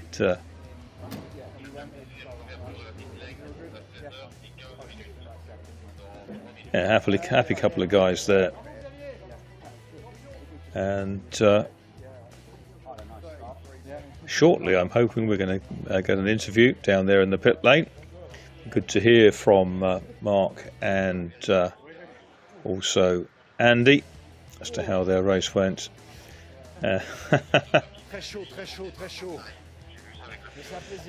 This is our second place finisher, and I can see with his microphone in hand Rui Belmont, so hopefully we can go down to him, who is certainly with our race winners. Rui.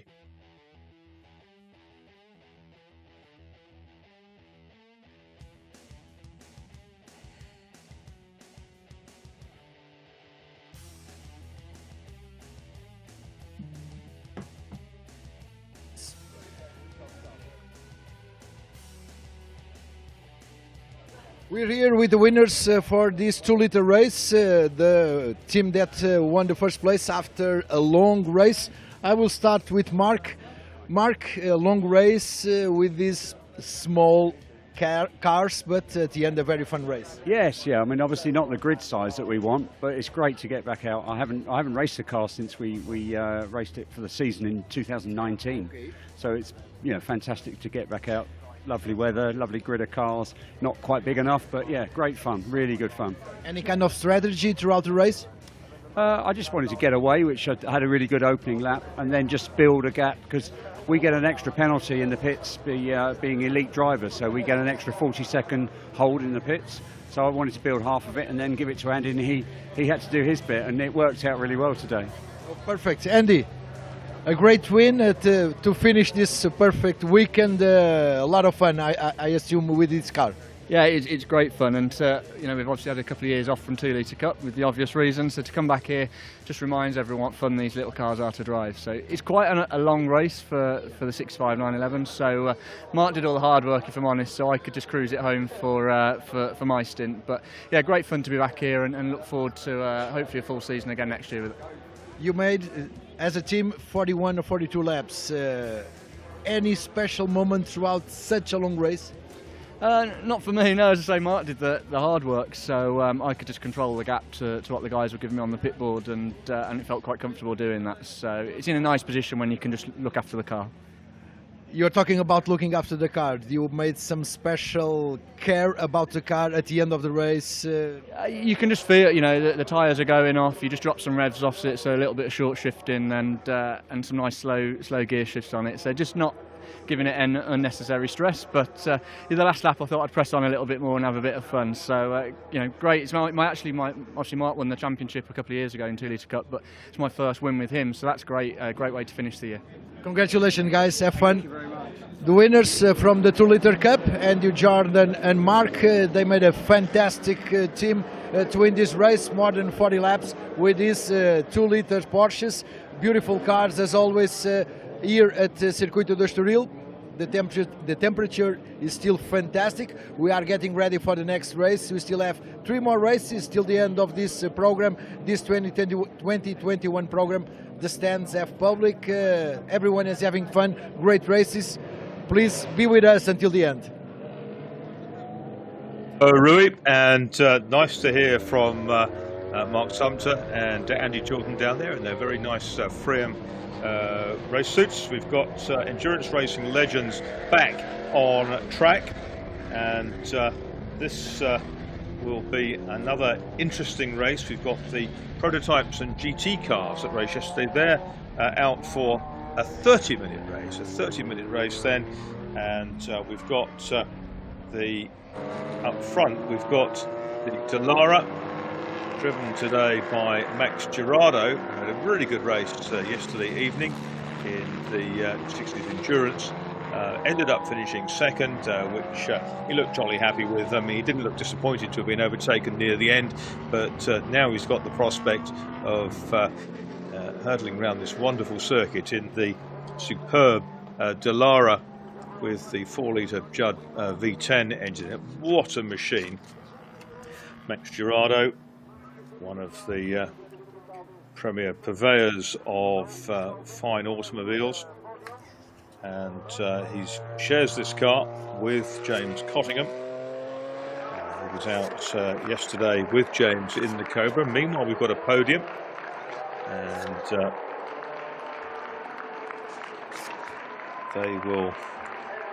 here they come.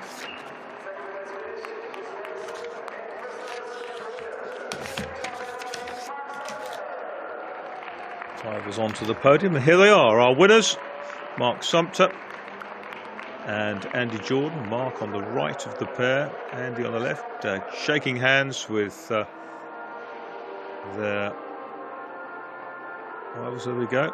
Siegenthaler and Kohler in third place, Dero in second.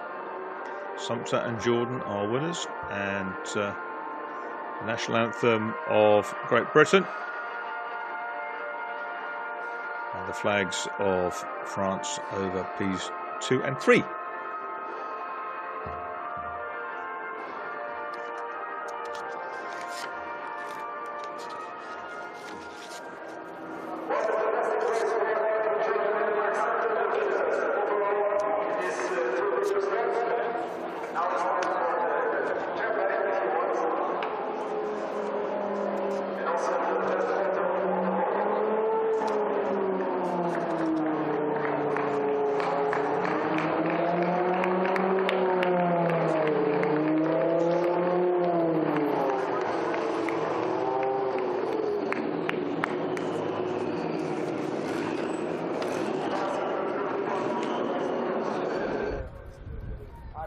And back on the grid then with the prototypes and GT cars. Our next race, endurance racing legends. There is the Orica PlayStation Dallara Judd, and it's Max Girardo who drives it today. See, there's Max with his Henry Hope Frost tribute visor strip.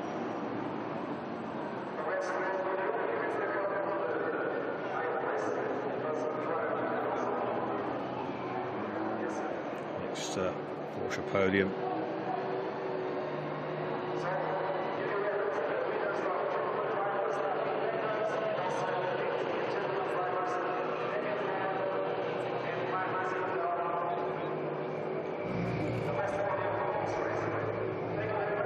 Down on the track, there's the American Keeler, which actually is a Chevron. It's a Chevron B71, repackaged, rebadged as the Keeler. It's a very attractive colour scheme, as it would have raced at Daytona in the period. The bodywork looks like it's been borrowed from Riley and Scott, cut and shut to fit.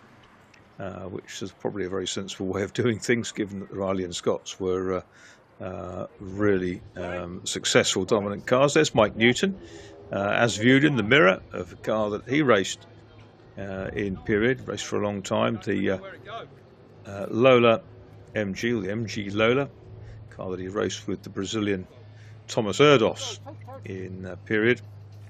Tommy Erdos, who came to Britain to race and was a very talented single-seater racer. We've got a wide range of GTs, a lot of Porsches down there. The vast majority of the GT cars in this field are Porsches. Christian Traber, who we saw earlier on this morning racing his BMW CSL in the Heritage Touring Cup races. 86 is Reitmeyer's Porsche 996. 12 there is Gempelet with his Porsche. We don't have the gap alongside is where the Aston Martin was supposed to be, but that got damaged in a big bang yesterday. So it's second driver Romain Beltest doesn't get a go, unfortunately.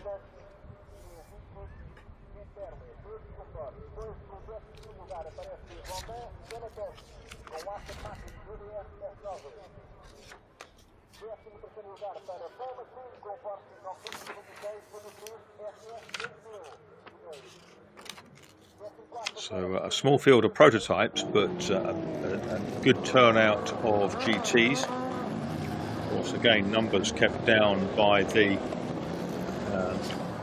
travel problems that have been to the fore over the last year or so. Things are improving, but still difficult.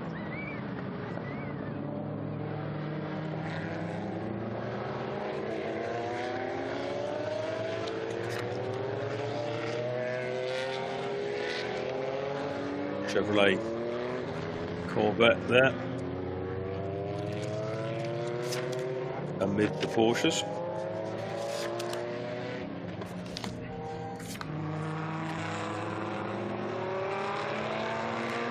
With Gerardo on pole, courtesy of yesterday's race result.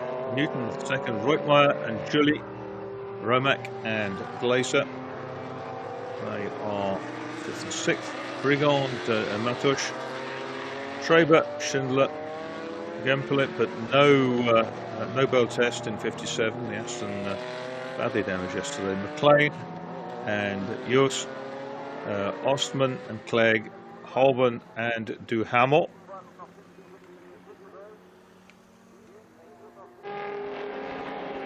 And cars on their formation lap.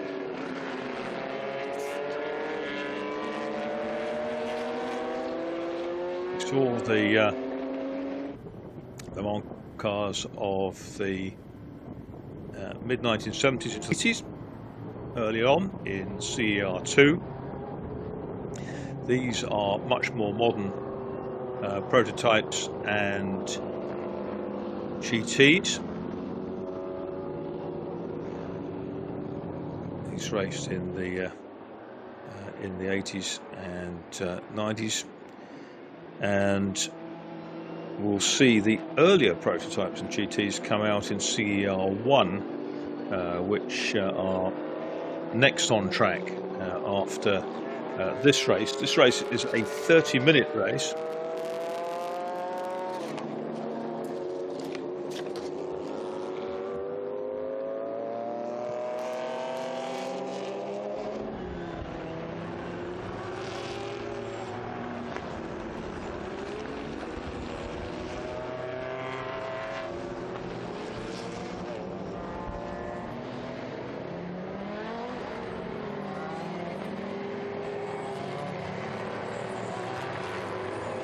So coming round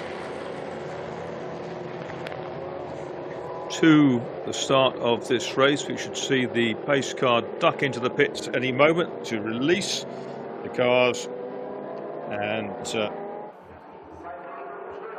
these are modern cars, some of them into this century even, and going back to 2005, the Delara on pole. And away they go. Tricky for a lap or so with the prototypes, I would think, but got phenomenal power filtering through two TVRs down there, the Zavex car and the DeWalt Tools car. But out front, it's Max Girardo in the Litre Cup PlayStation Dallara.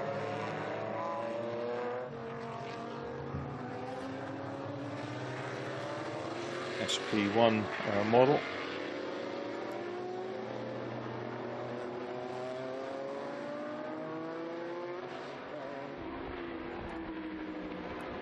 It's one of the two cars that out front. One of the two cars that Roll Centre had.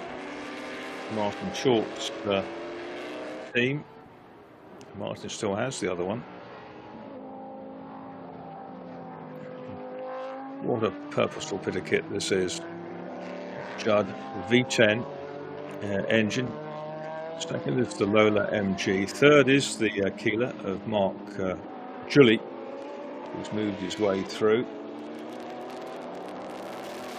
The real battle may well be among the Porsches, where we can see competitive quality in depth.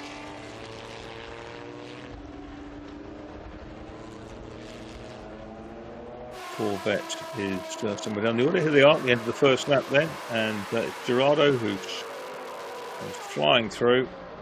2.5 seconds to the good, but here among the Porsches it's really close, because change of place down there going into turn 1, 52 coming up a place, and that is Romac, and he's made one place, he wants another,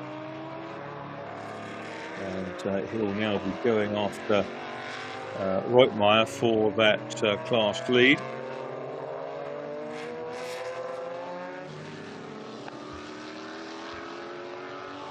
There are the three lead Porsches, Reutmeier, Romac, Glazer and Matusch, I think, is behind them. Followed by Schindler, Traber in the white car, and the other one of Gempeler.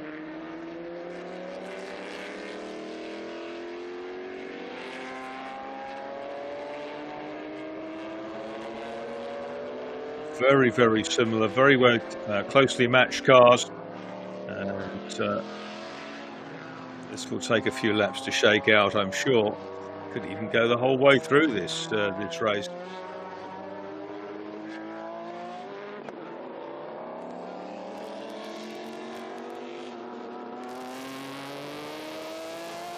Certainly the Dallara, the class of the field, and Max Girardo, who's based up in Oxfordshire these days, loves driving this car. He's involved in the trading of very high-end plastic cars and racing cars all the way around the world, and known personality on the radio in years past, things like the Chris Evans shows, talking about Ferraris, one of his absolute passions. But this is the Dallara Judd, and Max Girardo stretching its legs now out on circuit. Mike Newton, handy driver, but the Lola MG, nothing like equal of the car that's ahead of it. Ferrari in there in the pack as well. That's Duhamel in the Ferrari 360.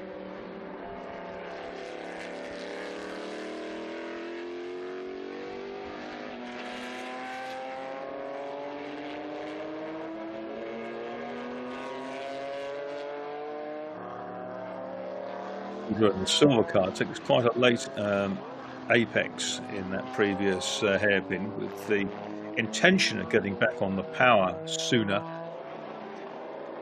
but as he strives to get past the 52, which is Romac, you can see Reutmeier up ahead, just breaking away in the class leader. GT2B car, in actual fact. Romac and Glazer are in GT2A class runners, so they are actually in direct competition. GT2B Second place is 91. Matos behind Reutmeier. He's 3 places further. He's in that red car you can see in the background. The 993s, 996s in GT2B. They're the 993s going wheel to wheel. Chasing a 996 and a 996 behind them as well. It's a really good mix of Porsches. The two TVR Tuscans are running close together.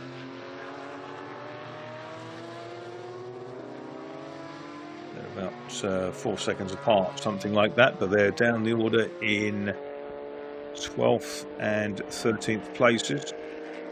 Clegg and Holborn charging over the curves,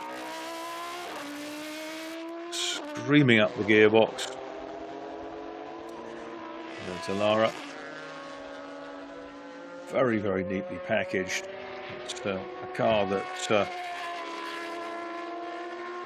delivers the best noise, I'm sure, when you're sitting in the cockpit and giving it everything down the straights. Monstrous downforce, and that screaming Judd engine over your shoulder makes it just an enormous pleasure. Of the twin slot snorkel just over the driver's shoulder, which feeds the engine, feeds air into the engine with restrictor plates in it, in fact little nozzles. There was a change there as Glazer came past Romac, and now Glazer in the 22, the silver car, has clear view of Reutmeier in 86 up ahead of him.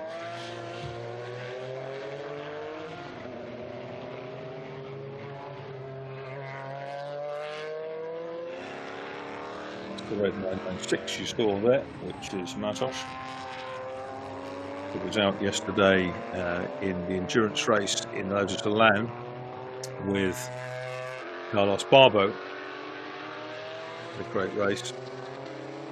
Carlos didn't this morning in earlier this afternoon in CR2. Here the two TVRs and the DeWalt Tools car, number 192 of Clegg, and then the Texaco car behind of Matt Holborn are very closely matched. Their best times are about 6/10 apart. In fact, Holborn is the quicker of the two in terms of lap times in this race.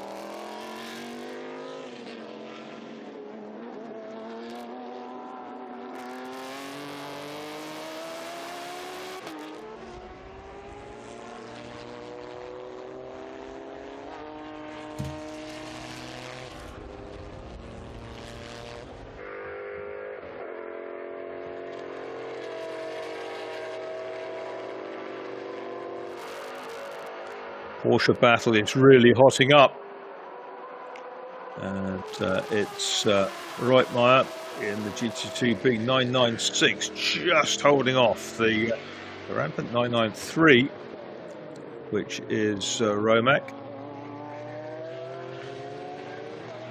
Matos is up a place. Christian Traber has fallen back into the clutches of Schindler. The car carrying the jumbo colours.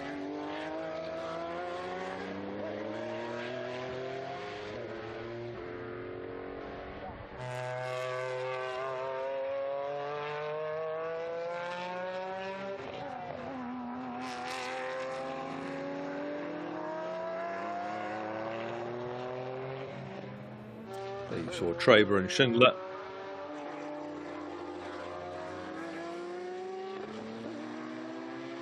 Enjoying a really good dice, good duel.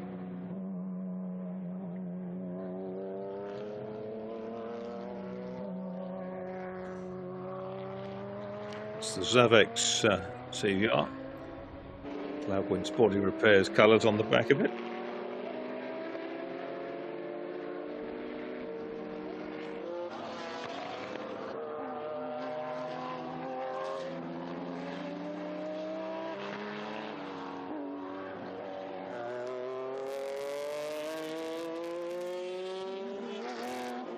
That's the 73 car, which is Günther Schindler, German driver. And out front, Max Girardo down in the 138s. It's a couple of seconds quicker than Mike Newton. And the Freisinger team Porsche of Reutmeier just hanging on ahead of Sebastian Glaser. Stefan Reutmeier hanging on, but he's having to work hard to protect the corners, the apexes. Here's the Chevrolet Corvette. Z06 just been outbraked by the 12 Porsche of Gemper.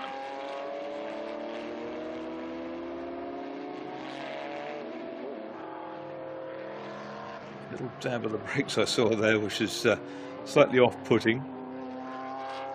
That was Reutmeier. Don't know if he thought perhaps he had a little bit of brake pad knock-off over a curb at the previous corner, so just dabbed them to make sure that the pressure was back up. You could feel the pedal. 22 getting stuck into that battle now. Sebastian Glaser.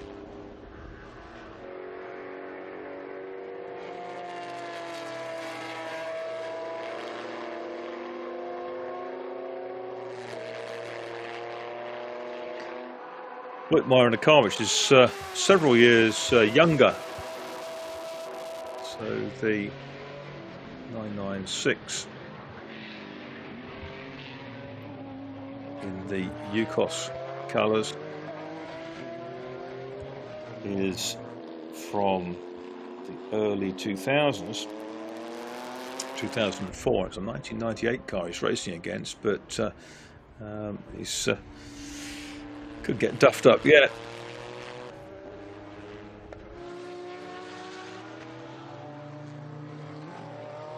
Closing on halfway in the race. This is a really fine battle between Stefan Reutmeier and Sebastian Glaser.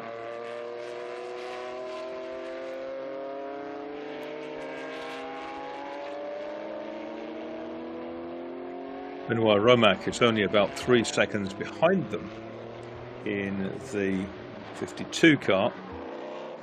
There's our race leader, and there's the Keeler. It's a good look at the Keeler. It's a really attractive colour scheme, and I've seen some pictures of that on the banking at Daytona. On a sunny day, looks absolutely brilliant.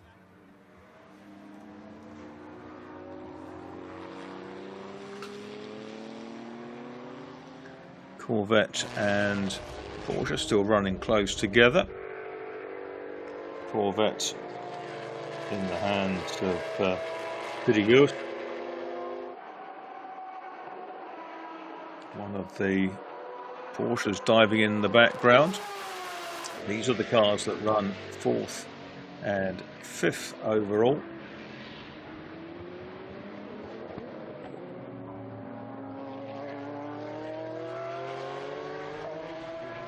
And Glaser certainly responding to the challenge that's being thrown down by Reutmeier.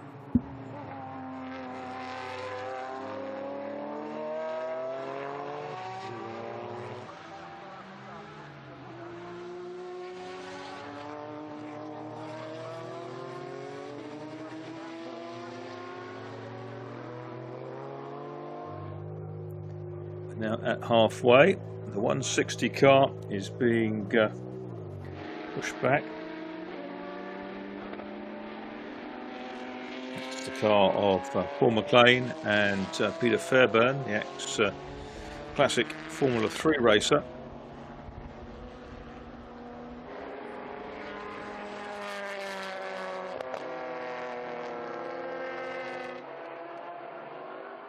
Second place then, Mike Newton enjoys the MG Lola as much as he did when he was racing it contemporarily with Thomas Erdos.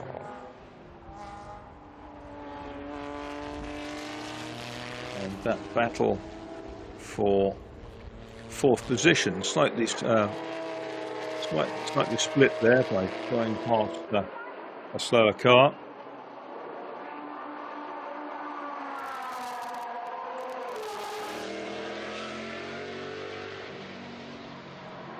Ferrari up ahead is that of Duhamel, Pascal Duhamel, 360 Modena.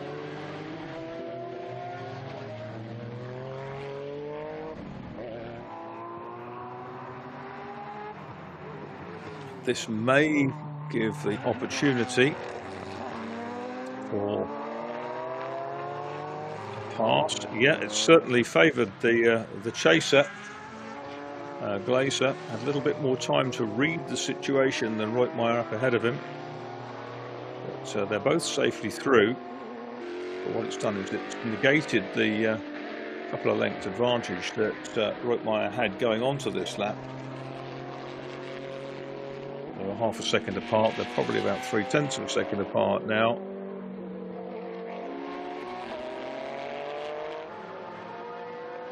This is where the action lies. There's a squeeze up the inside, but it's not quite close enough. And there is a change, and that is the Porsche that's Gempel back past the 1, 2, 3 Chevrolet of Peter Jus.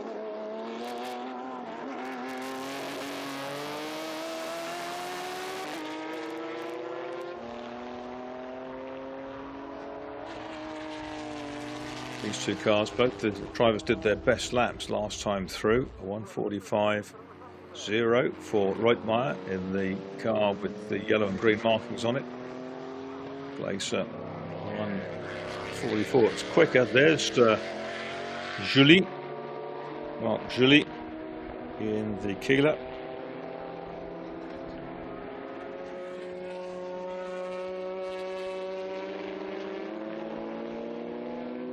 Swiss tussle there between the yellow Porsche and the yellow Chevrolet Corvette, and bearing down on them is the second place car overall, that of Mike Newton.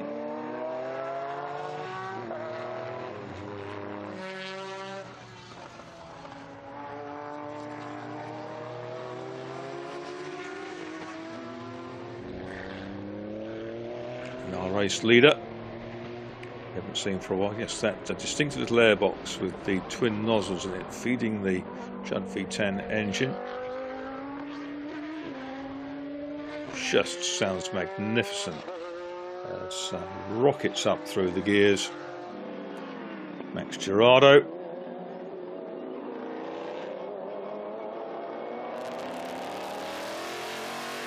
There's Marc Julie. Oh, he gets a bit of a squeeze from the TVR. Didn't see him coming, and that's often the problem when you're looking out of the little mirror in a GT car and a prototype appears almost under the radar.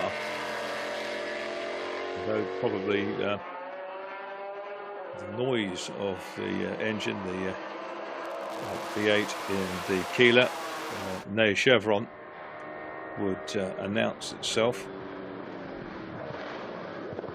Great colour scheme on there. It's a bit like the Hawker Hunter Misdemeanor that used to fly in private air shows in Britain and around Europe. It's not subtle, but it really does suit the car.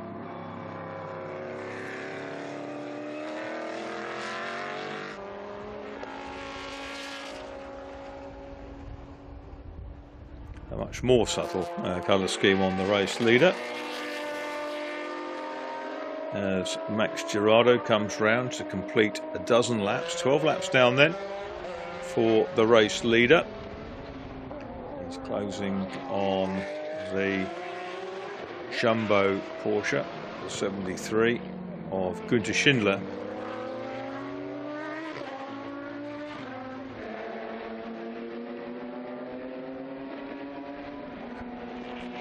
Meanwhile, Reutmeier and Glaser continue their tussle. Stefan Reitmeier, Sebastian Glazer. Then Romac is dropping back behind them.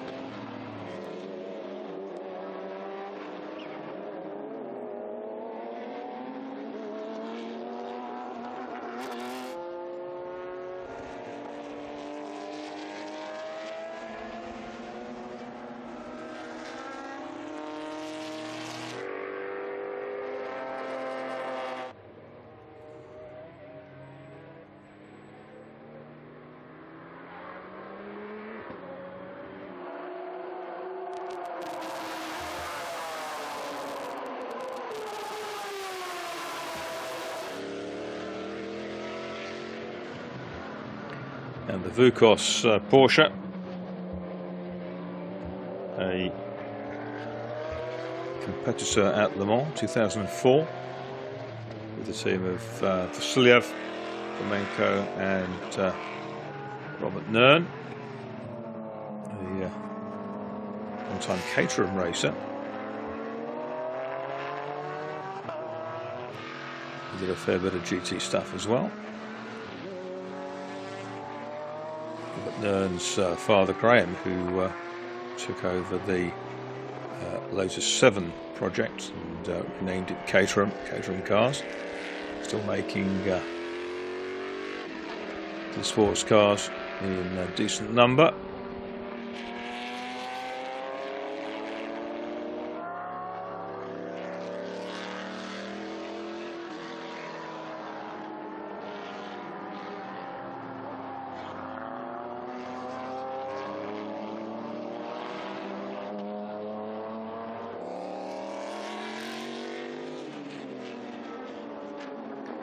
Battle is going to go down to the wire, you know. They've fought it out for 12 laps so far.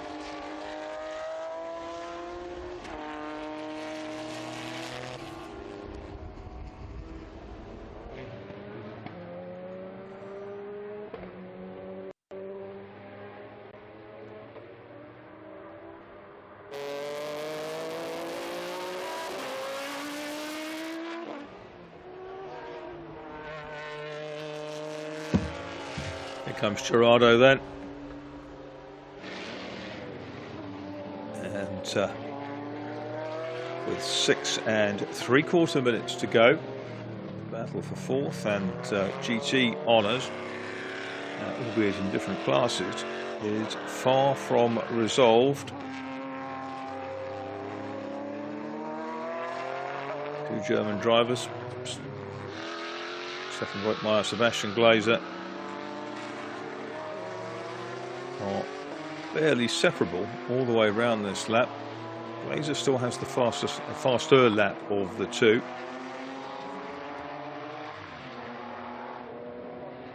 And the TBRs are still together. Matt Halban now in the Zavex car ahead of Clegg in the DeWalt Tools machine.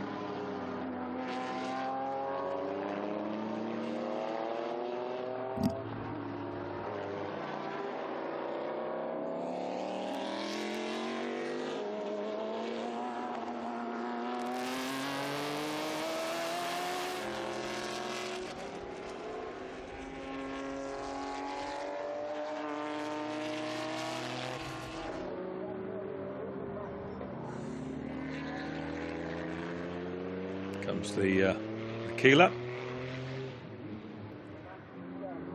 K2. Not really a mark that's going to go down in IMSA history, but it's great to see the car here at Estoril as this battle prepares for its final and decisive phase.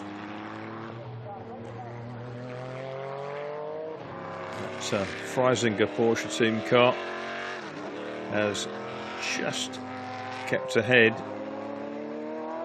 for 14 laps. There's 4 minutes to hold on.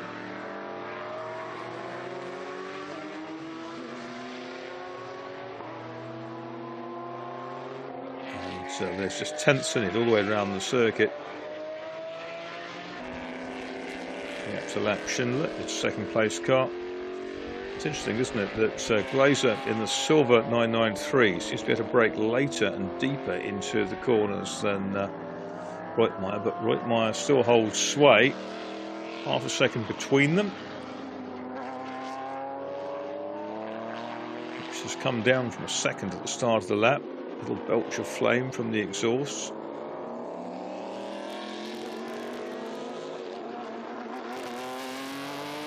Pretty much where it was 3 laps ago. This tussle between the Corvette and the Gempler Porsche, that's an enduring one as well. Peter Jus in the yellow Corvette.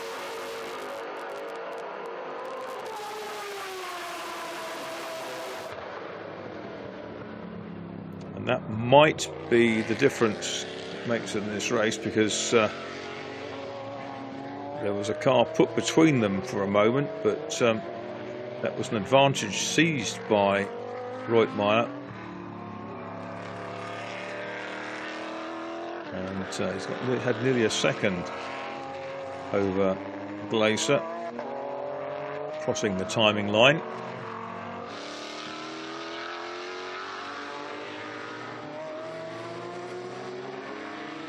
With the next cars to be lapped by race leader Max Girardo. There he is in the Dallara SP1. Will this provide an opportunity to close down those GT leaders?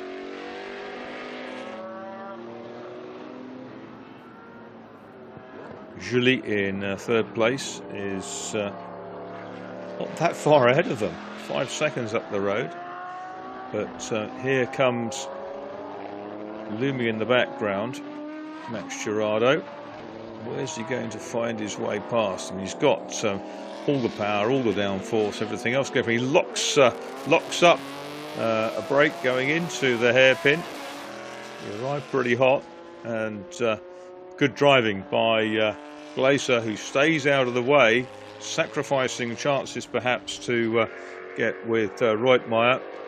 That has broken them up as I suspected it might, given that they were caught in the infield. And with 1 3/4 minutes to go, there is time for this next lap, plus and more seconds. Now, it may be that if Girardo slowed a little bit, he's 35 seconds to the good, remember, could save himself a lap. And what you'd want to, you just want to experience every lap of Estoril in a car of this dynamic ability. Second place, Newton comes through in the Lola MG. The MG Lola, as it was branded at the time, dedicated Micros team car. It's Mike Newton's company. And there are the Jason Clegg and Matt Holben TVRs. Is the yellow Porsche, yellow white Lucas Porsche closing on the on that car? No, it's not. But coming up to lap the third place car will be Max Girardo. There is Julie, just one headlight working on the Keeler, the former Chevron B71, and he is going to get lapped in the next couple of corners, but the time is clicking down, and well, as they come through, there goes Girardo over the line, and he crosses the timing line onto the final lap, lapping the Keeler as he does so. He got there by about a second and a half, because otherwise the time had run out. Now he has to dispose of the yellow Porsche of Gempler. Up the road will be the Jus Corvette, and Julie claws his way past as well. Best lap for the Keeler has been a 1:43. which is a little bit quicker than the GT cars that are chasing, but the 39 for Newton, 139 for Mike Newton in this MG Lola EX257. He comes through. The EX numbers of MGs going back to the days of the streamlined teardrop streamliners that Goldie Gardner drove. Sterling Moss also drove on occasion. And Newton's 36 seconds down on the leader. He won't be lapped, but he will be about a third of a lap behind Max Girardo at the finish. Here comes Girardo.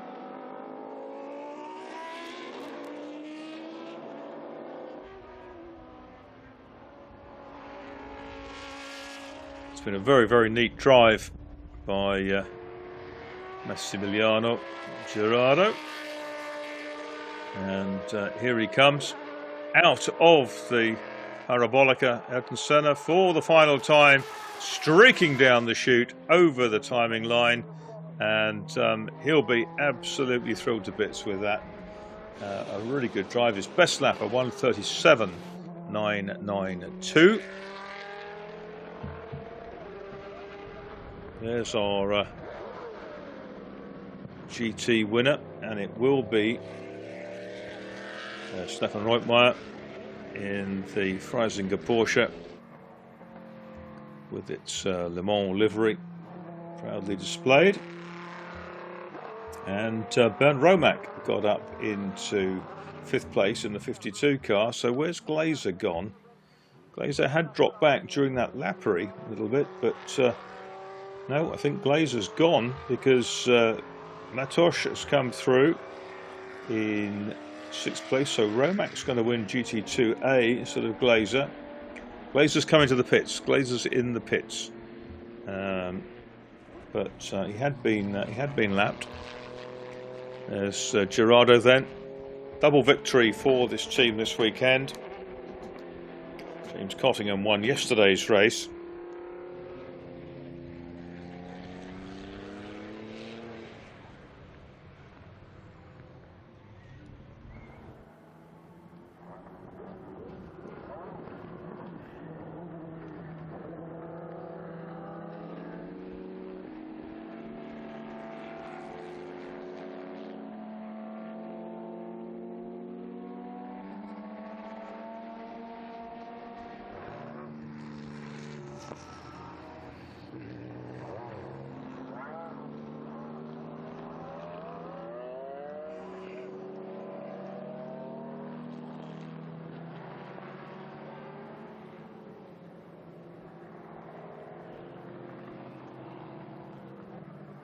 So the car's on their cooling off lap now. There's Girardo.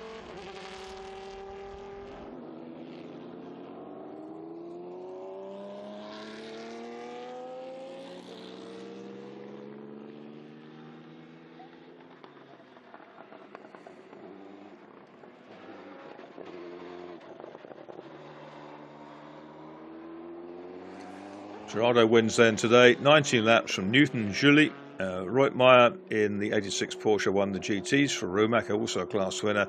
Barbeau Matosh, car Matosh driving today, was in 6th place. Glazer, Traver, Schindler, Jus, Gempler, Holborn and Clegg in the TVRs, to Hamel in the Ferrari. They complete runners. 2 cars didn't finish. Heiko Osman and the McLean and Fairbairn Porsche, both of them fell by the wayside. Here though is the winning Dallara Judd SP1, and it's Max Girardo. That was the car that was raced by Pedro Lamy in periods, so it has a fine Portuguese connection for the fans, spectators to celebrate, and something for Rui to talk about when he gets to speak to Max Girardo. GT winner alongside. The Keeler is right behind as well. Mark Julie, that finished 3rd overall.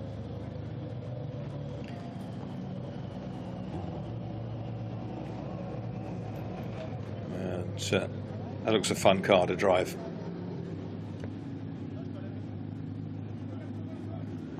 Probably very good value also when he bought it. So there's Mike Newton, second place for the car bearing the Union flag on its nose. This is the car of Michel Fauverny, and I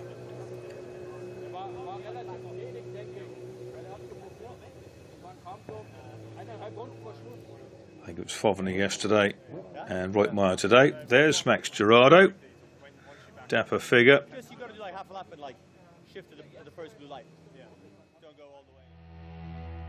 And here's the stampede away from the lights at the start of the race, with Max Girardo already ahead, with pretty much 3 abreast in the Porsches coming down into the turn 1.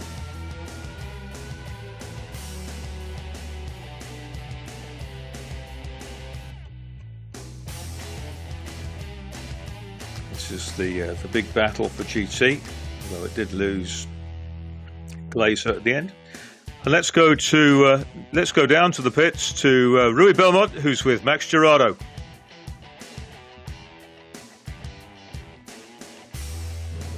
Okay, here we are with Max Girardo. Max, fantastic race, leading all the way till the end. Yeah. Just like yesterday, this beautiful Judd made it again. It really sounds amazing, doesn't it? I think the best bit of this car is like the V10. Really, when it's on song, I think the whole circuit must reverberate with this sound.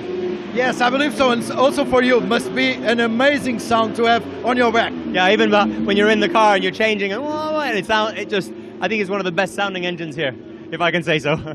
By your smile, I can see that it was a great 30 minutes fun for you. Yeah, I wish I could have kept on going for another 10. That's how much fun I was having. Tired but happy. Okay, congratulations, Max, for this fantastic win.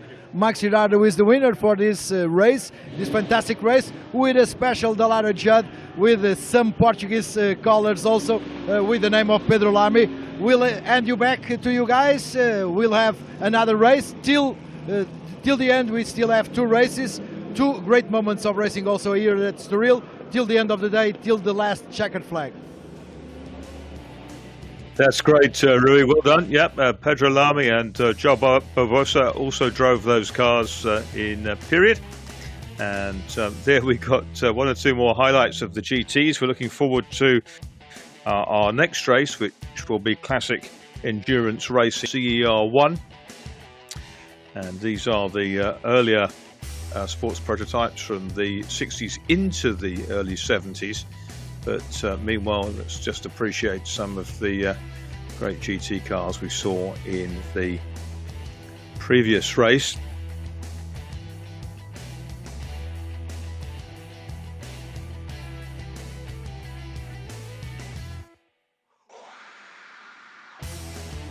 It was a fine battle between Reutmeier and Glazer. Picking up a front wheel just slightly, that car. There's Mike Newton. We lost Glazer's car towards the end into the pits, but I wonder if once he'd been lapped he thought, I'm going to dive in anyway. And there is victory, second time in 2 days for that car, this time driven by Max Girardo. He's on top of the podium with Mike Newton and Marc Julie, drivers of the MG Lola and the Keeler respectively.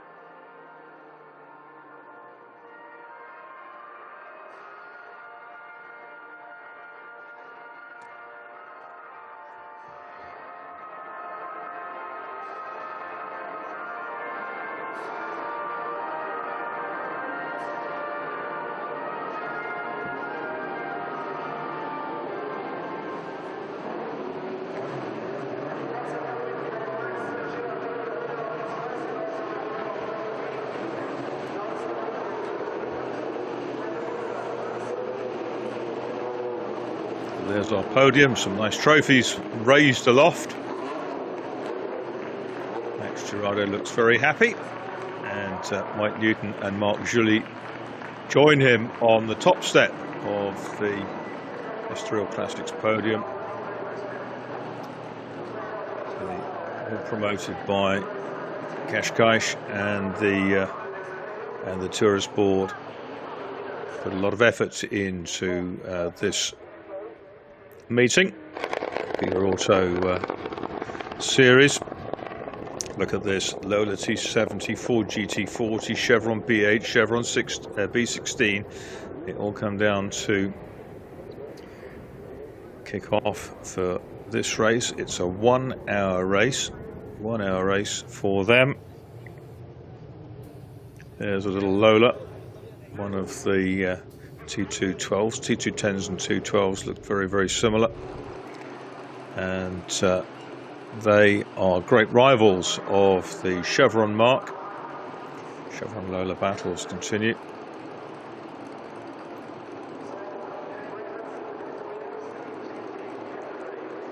One of our GT podiums.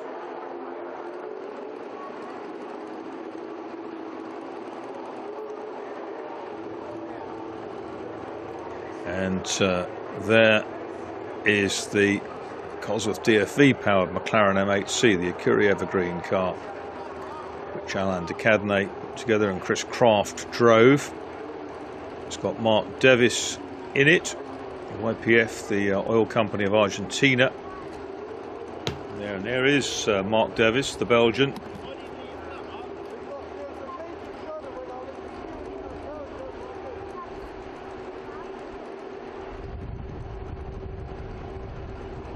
There's a little bit of activity down around the front wheels of the car. Martin O'Connell's OC Racing team preparing it.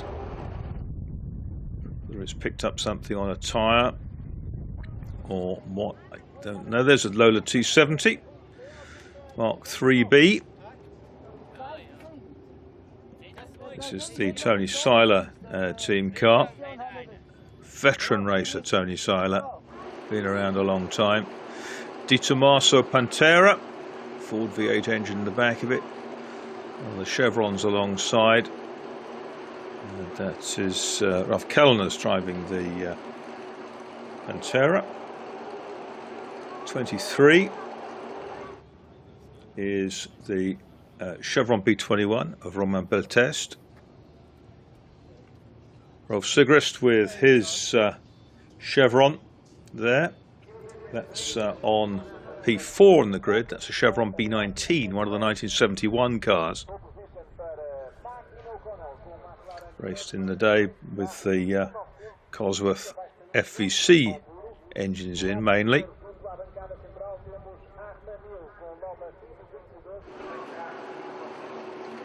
Chevron B16, 72, that's Ted Tuppen, 26 alongside the blue Chevron, which is another of the Davis team cars. They can't both be driven by Mark Davis. It must, he's got some sons who race, but try and check that one out. There's Brigand in his Chevron B19. Running in a variation on the Team Gunston colours. 16 is Serge Kriknoff in his Lola T212. There's the Leps the Jewelers Chevron. 32, look at that, the Chevron B8. And the famous Leps the Jewelers colours. John Lepp was a great racer in those. 62 is Michael Birch in the Chevron B16.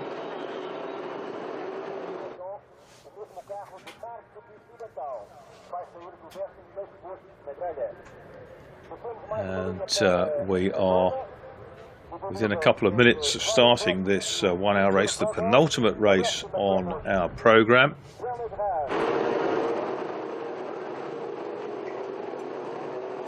Big field of cars. And the 32 Chevron B8, the Leps the Jewelers car, that of Mark de Siebenthal, car that Ray Belm raced extensively in the build-up to his World C2 Championship years.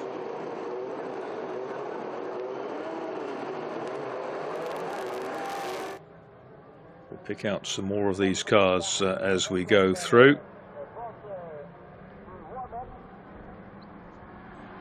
But sports racers of the late 1960s into the early 70s.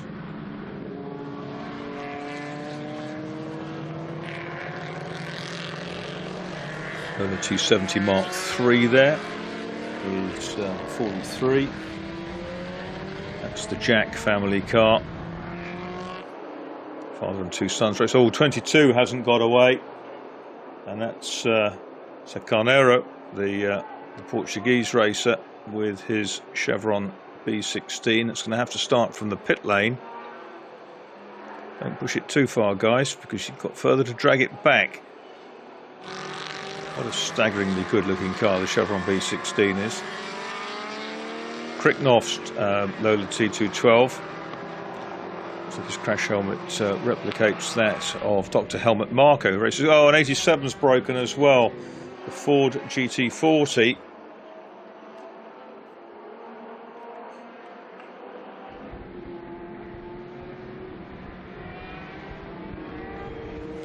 It's Delachaux, so it's Davis, Emile, Seiler, Siegrist, Kricknoff and Brigand, the top 6. Lots of Swiss drivers, a couple of French and the Belgian driver on pole. Mark Davis, John Emberson, the top Brit. Then it's Roger Jack, and we've got Julien and Delachaux, and then we've got a test. I'll try and find out who's in the second Davis Chevron. Number 26 down there. Roger Whiteside, we saw earlier on, he's out in his Chevron. It's Tim Schenken Chevron B8. And we have all the way down the field Espirito Santo in one of the Portuguese racers. And we will see how many of them actually turn out. Di Tommaso in the middle of all the smaller chevrons. What a fabulous looking Porsche down there as well. The 908 of Peter Vogler, one of our friends, the Vogler family, who brought a mouth-watering collection of cars here. There's the orange Chevron B16 seems to be pushed off. It's in the colours of the Baker Racing Ring-Free Oils racing team that ran in the States. They ran Lolas and they ran all kinds of things. So one course car is there, another has been deployed because the GT40 needs to be moved before it's safe to get away.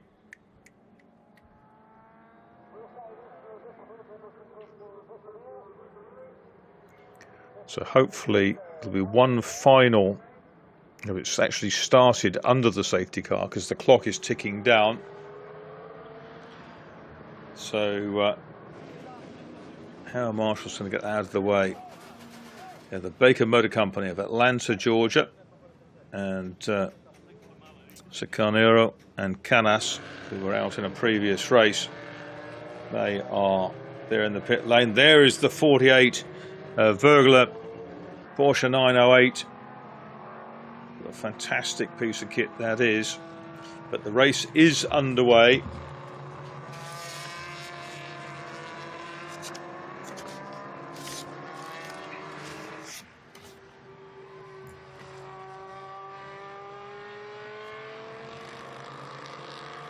McLaren is missing as well. Now that problem that was had the OC Racing guys looking at it on the grid seems to have been more serious than we realised at the time. So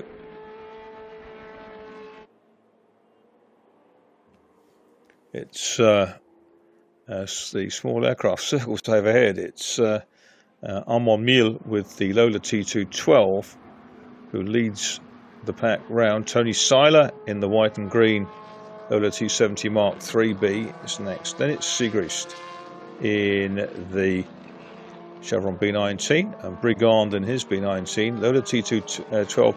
Next up is Serge Kriknov in the Sebring Auspuff colours.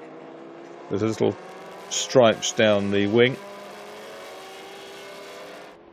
And that's redolent of the top team that ran in the day, Carl von Vent's team, for which Richard Atwood drove. Richard Atwood, Porsche's first Le Mans winner, with Hans Hermann, of course. But the course car has towed the GT40 off, but there'll be one more lap, because they couldn't quite get it out of the way in time for the clerk of the course to instruct the safety car to come in. So the first couple of laps will be under this safety car. 25 is John Emberson in his orange Chevron. We've seen him in the B26 earlier on, the X-Works chocolate drop. Chevron running in the Dart colours, Dobby Automobile Racing Team.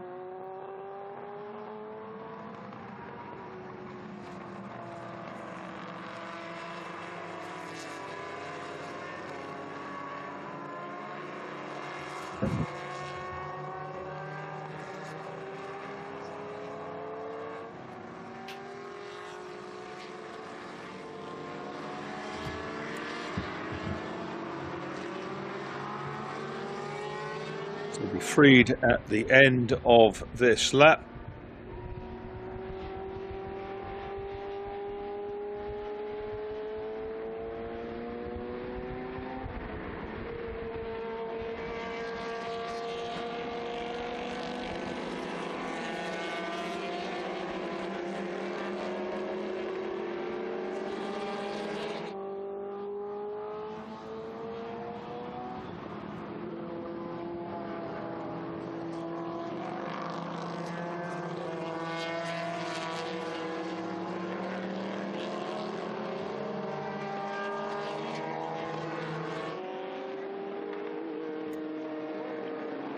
Armand Meal then with the little Lola with the 1800 FVC engine.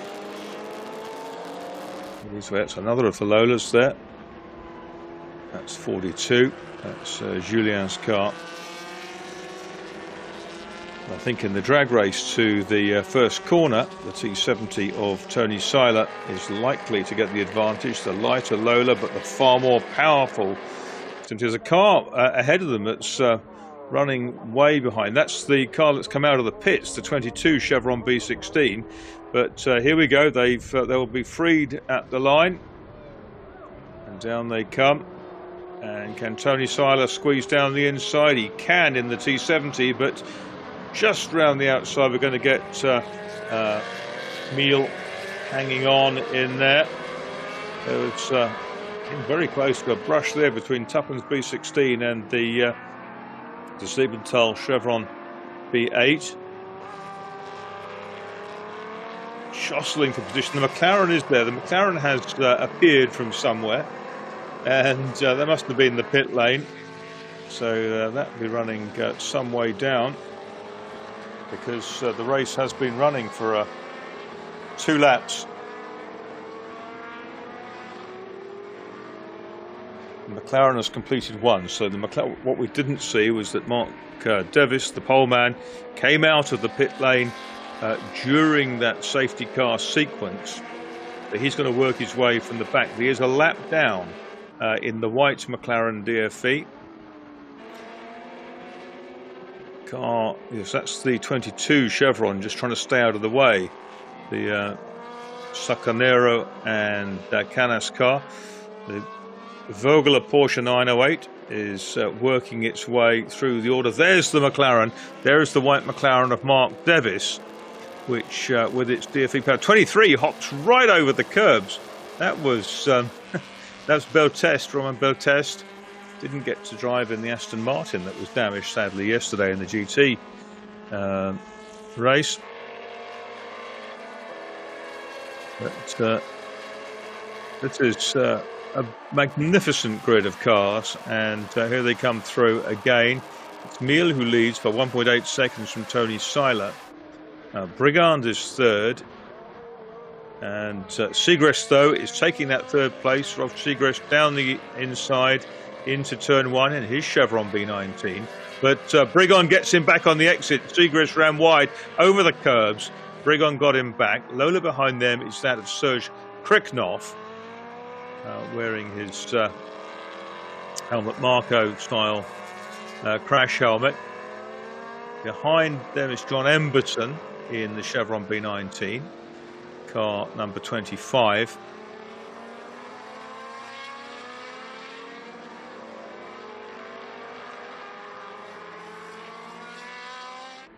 McLaren's in the middle of that group. Here it is, yes. That's Kriknoff. I saw a white car in the background, thought it was the McLaren, but that's further down the order, working its way through. Out front, the black Lola of Armand Miele continues to move away. Kriknoff trying to get up the inside of the white chevron of Segrest. That's being closed upon by the orange chevron, which is the Brit John Emberson, who went so well in the Morgan SLR in the two greatest trophy races.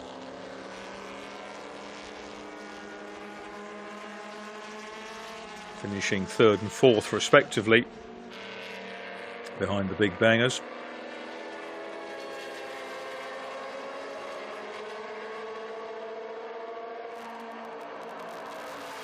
Now that McLaren is going to be way down the order, a lap behind, but it will make progress, I'm sure, as the race comes. There it is, the McLaren. You can see Mark Devis just going out of shot.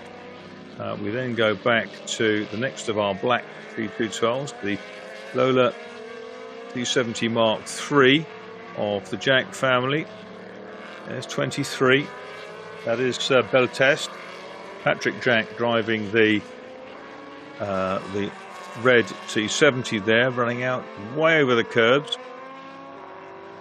Beltest is behind.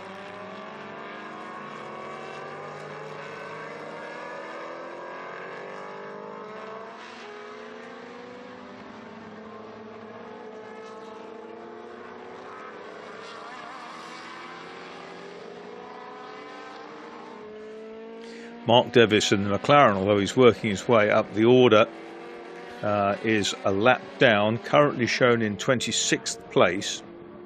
GT cars there, the Porsche 911, which is the 46th car of Bourrier.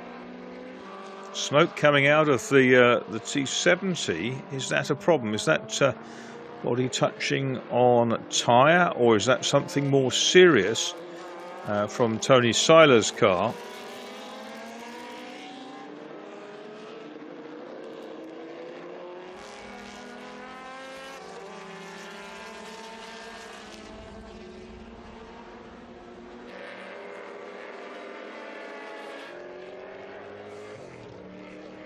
T70 coming charging through is the car of Steve Brooks, and Steve already a winner today in the Classic Grand Prix. There's Devis's McLaren behind John Emberson in the background, the white McLaren lurking with the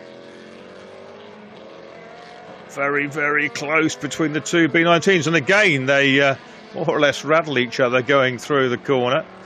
The McLaren, the evergreen McLaren, is round Segrest now. Mark Devis settling into the fun of chasing down the pack.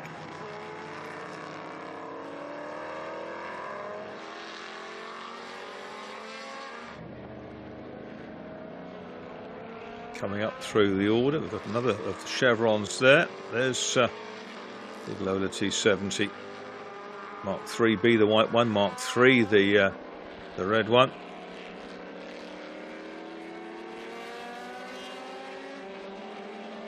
There on our screens is the McLaren DFE of Mark Devis. Emberson in the orange chevron ahead of him is 5th overall in car 25.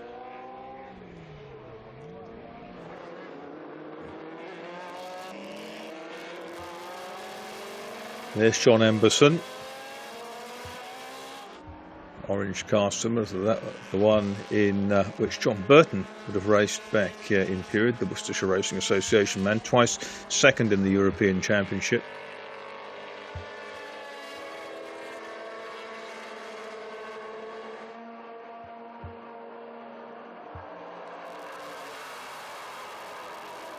Chevron, Lola and Chevron. What a fantastic period sight this is.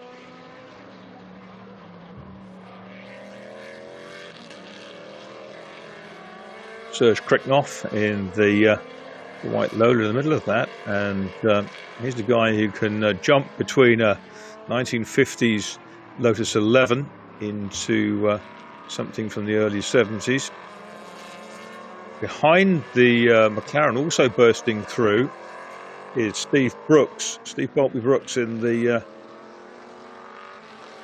ex-Sid Taylor Lola T70 with the green stripes over the top of it. There is Steve Brooks. Is that the one that's smoking? I think it is a little bit. T70s, the GT40's got going, which is good to see.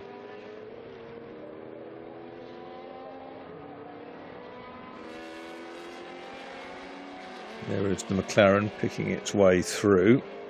T70 is behind. It's that T70 which is offering a bit of smoke from the right-hand bank by the looks of things. For those two cars charging through, Brooks now ahead of Devis. They're a lap apart. Brooks in the white T70 there ahead of Devis on the track, but Devis still a lap behind. They've clawed their way past John Emberson in the 25. There's a Lola T70 Spider just going through.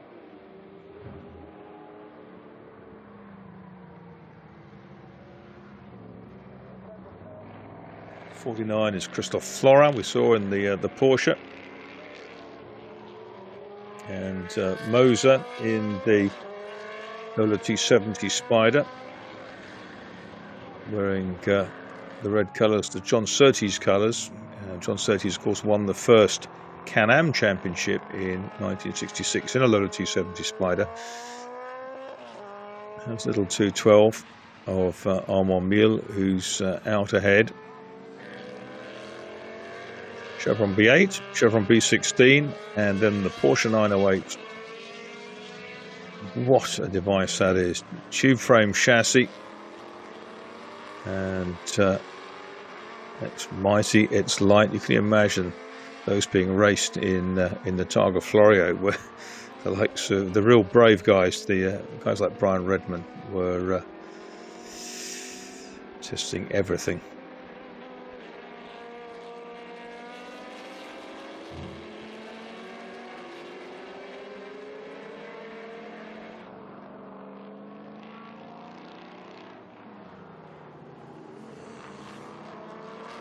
Or a quick dive out of the slipstream for one of the B19s that's come past the Di Tommaso Mangusta. That's the Kellner's car. They're finding it tricky to cut through some of those GTs. Steve Brooks having a whale of a time around the outside of the 49, which is Christophe Florin. Comes Emberson. Three quick white cars together. First two from the same stable. In fact, I think they might have caught Tony Seiler now. And yes, Steve Brooks up into fourth. It's Seiler, Kriknoff and Brooks in those three. And here comes Steve Boltby Brooks down past Serge Kriknoff. And it's going to be the two white and green striped Lola T70 Mark III Bs into the braking area. And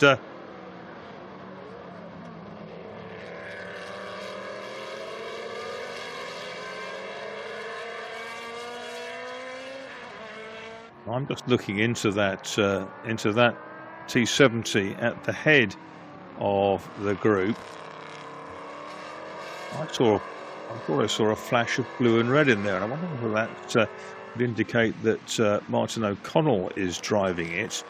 It may well be. It doesn't look like the Steve Boltby Brooks helmet. We've got Brooks on our screen as driving, but I suspect it might be team boss Martin O'Connell, who's won a bunch of these races in the past, who's in that T70, has carved his way through.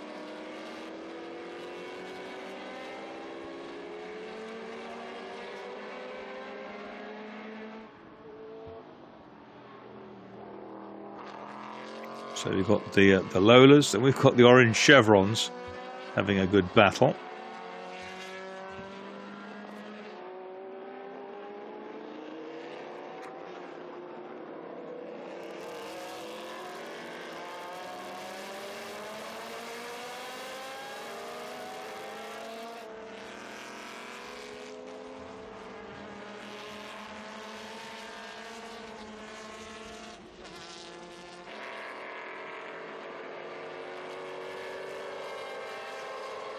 Two cars looking broadly similar from a distance, but with enormous power differential going through there.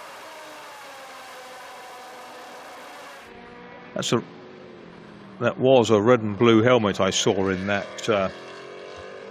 lead car, so I'm pretty certain we'll find that it's Martin O'Connell driving it. It's the Bobby Brooks car.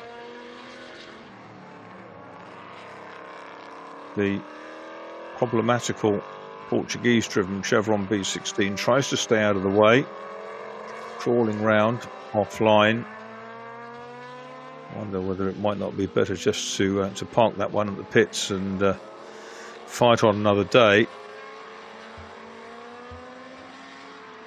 So that is Seiler and Kricknoff, and we've got the orange cars of Brigand and Emberson running nose to tail.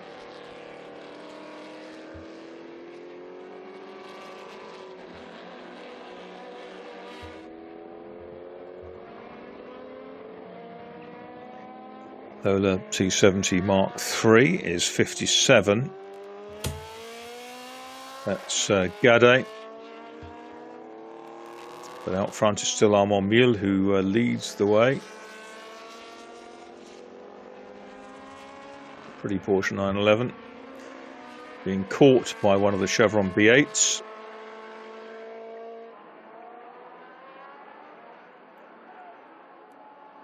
And out front, 35, Mille is trying to make his escape. He's about 10 seconds ahead of the rest.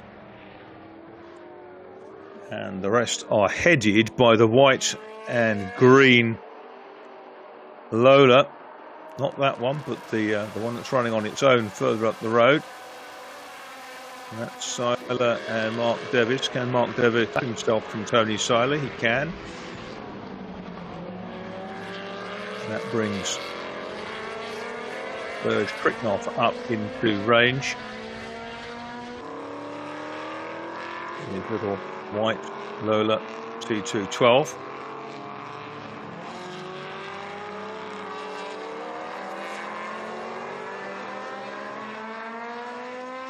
Lola T212 in which Helmut Marko won the 1971 European Utility Sports Prototype Championship. Lola took the manufacturer's title also that year. The previous year, mighty race at Spa at the end of the season, Joe Bonnier won the driver's title, but by virtue of his second outing in the Chevron B16S, the cut-down Spider version of the B16, Brian Redman ensured that Derek Bennett's Chevron cars concern landed the manufacturer's title.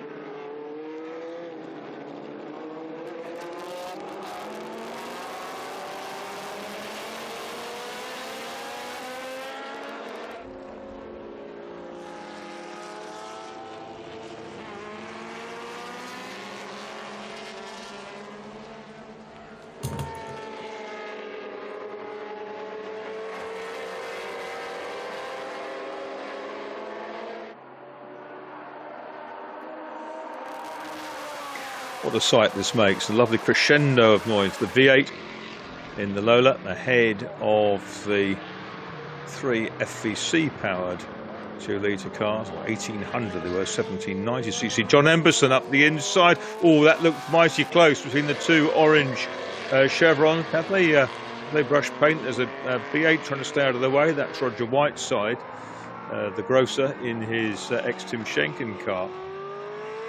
And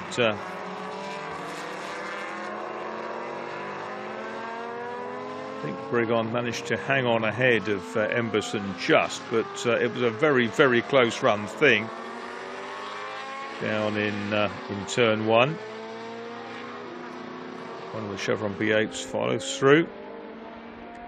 Cars that followed the B3 and B4 prototypes that Derek Burnett laid down. And raced very successfully himself, in fact, the B4 with the BMW engine. But 7 B6s made in 67, and then 44 B8s followed in 68 and 69. Wonderful little cars. There's Mark Davis in the Evergreen McLaren. Strange with those sort of slightly angled pontoons on the tub. Lead battle is getting closer. Armand Miel has been closed down from 9 seconds to 3.4 by the 159 Lola. This is the chase pack. Seiler, Kricknoff, Brigand and Emberson. They are 3rd, 4th, 5th and 6th. But up front it's getting much, much closer. And this time, Brigand looked down the inside of Kricknoff, and that was kind of the move that nearly saw cars touch last time through.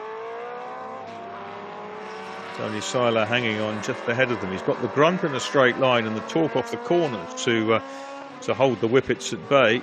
It's hunting in packs, the FVC powered cars, the Ford FVC engines. But out front it gets closer and closer and closer. There's a leader, 35, which is Arwan Miel. He's up behind one of the Chevrons. I think it's the ex-David Purley Chevron B8 going through there. And as we look up, Miel finding it heavy weather in traffic, has to go around the outside of the 911, and here comes the T70 charging through on the inside. Leaders are together, and there's still a bit of smoke coming out of the back of that T70.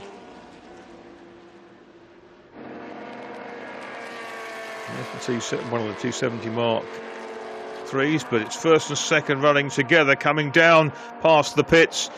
Could there be a change as they come down into turn one? It is, and it's a red and blue helmet in there. That'll be Martin O'Connell. There's a little sort of slot opening in the front of that bodywork. Just, yes, a bit of smoke again from that right-hand bank of cylinders through the exhaust. It might be a little weep of oil onto the exhaust, but it's a change of leader. But it's Martin O'Connell in that car, not Steve Boltby Brooks by the looks of things, because the helmet is very much that of Martin O'Connell. He's been spannering cars all weekend, and now he's in Owen's problem there for one of the B8s. Looks like it's got a fuel pickup problem. Into the pits to make a mandatory stop has come Serge Kricknoff. He's running in the Marco livery with Marco's name on the side of it. Dr. Helmut Marko, the Austrian racer, who had to give up racing when got a stone through his visor, got to Formula One and lost the sight in one eye, but went on to be the kind of main man on the ground in the Red Bull driving program. Orange chevrons, meanwhile, now being freed by the 16 Lola in the pits. They continue to battle. Still Brigand, who manages to hold off John Emberson. How's the McLaren doing? Well, we know it's a lap down, but it must be making good ground.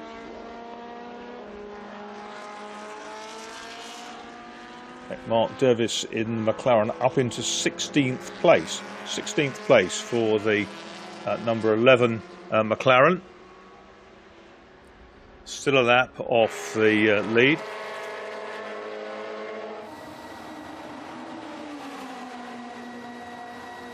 Another beautiful Chevron B16 in the pits.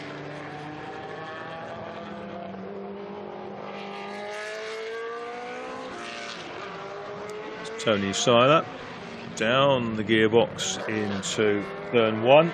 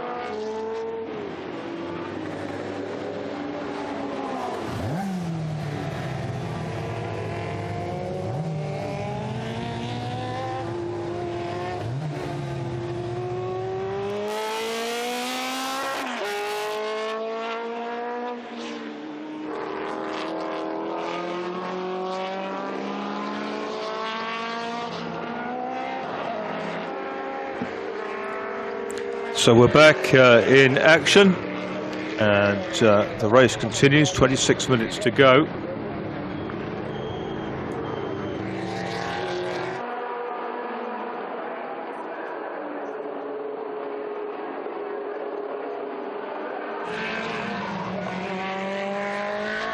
'25 John Emberson Chevron ahead of the 59 Lola. And that now does have Steve Brooks in it. They take down that front three.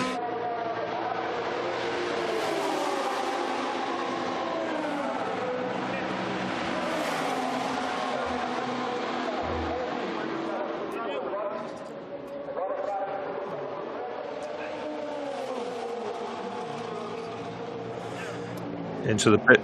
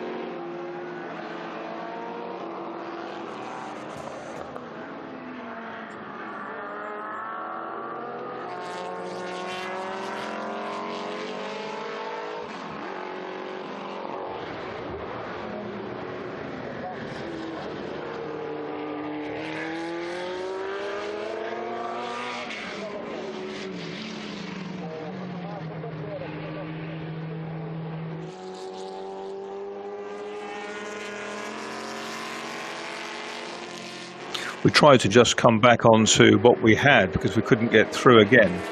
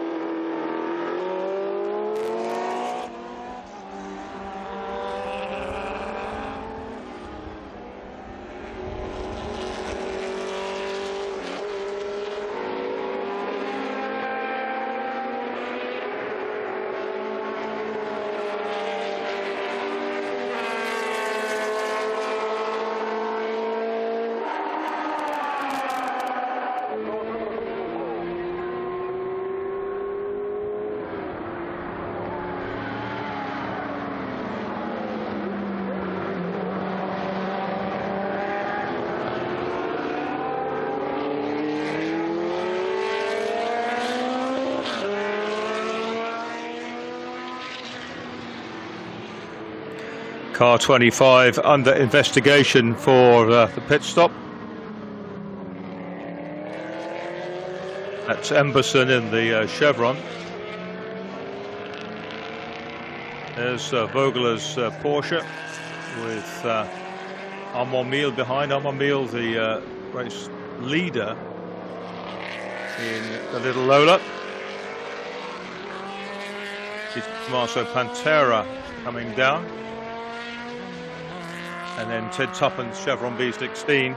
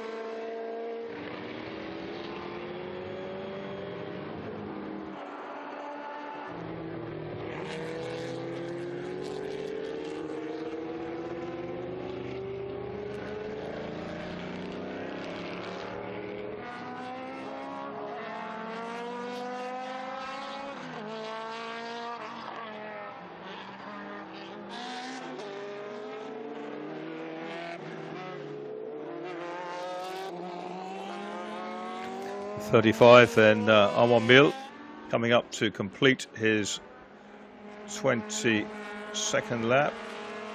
Now going on to 23.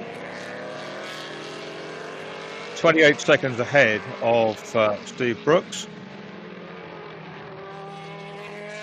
Third place is Emberton with that penalty for the pit stop problem. Fourth, Brigon, Kricknoff and Seiler behind them. Beltest and Jack and Vogler in the Porsche up into the top 10.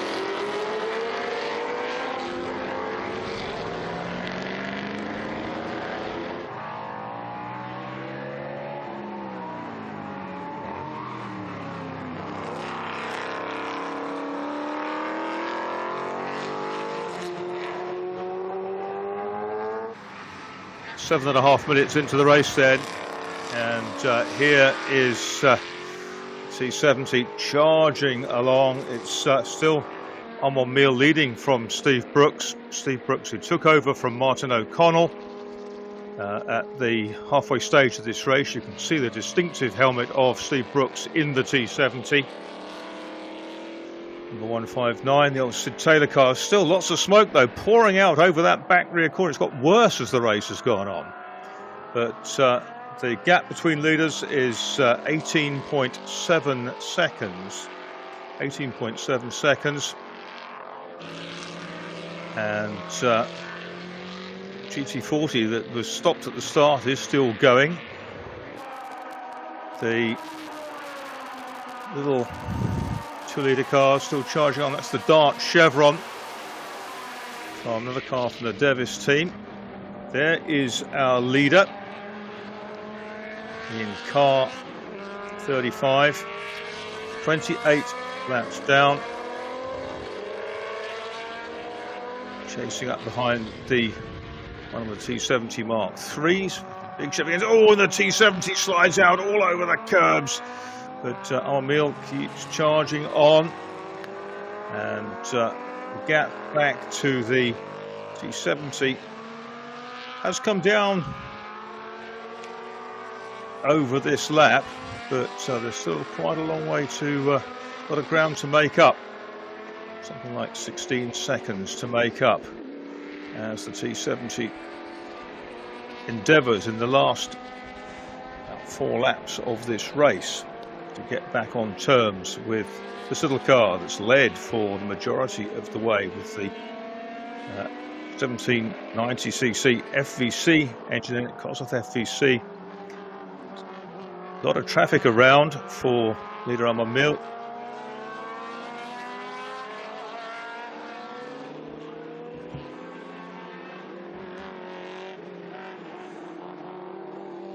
Get very, very busy.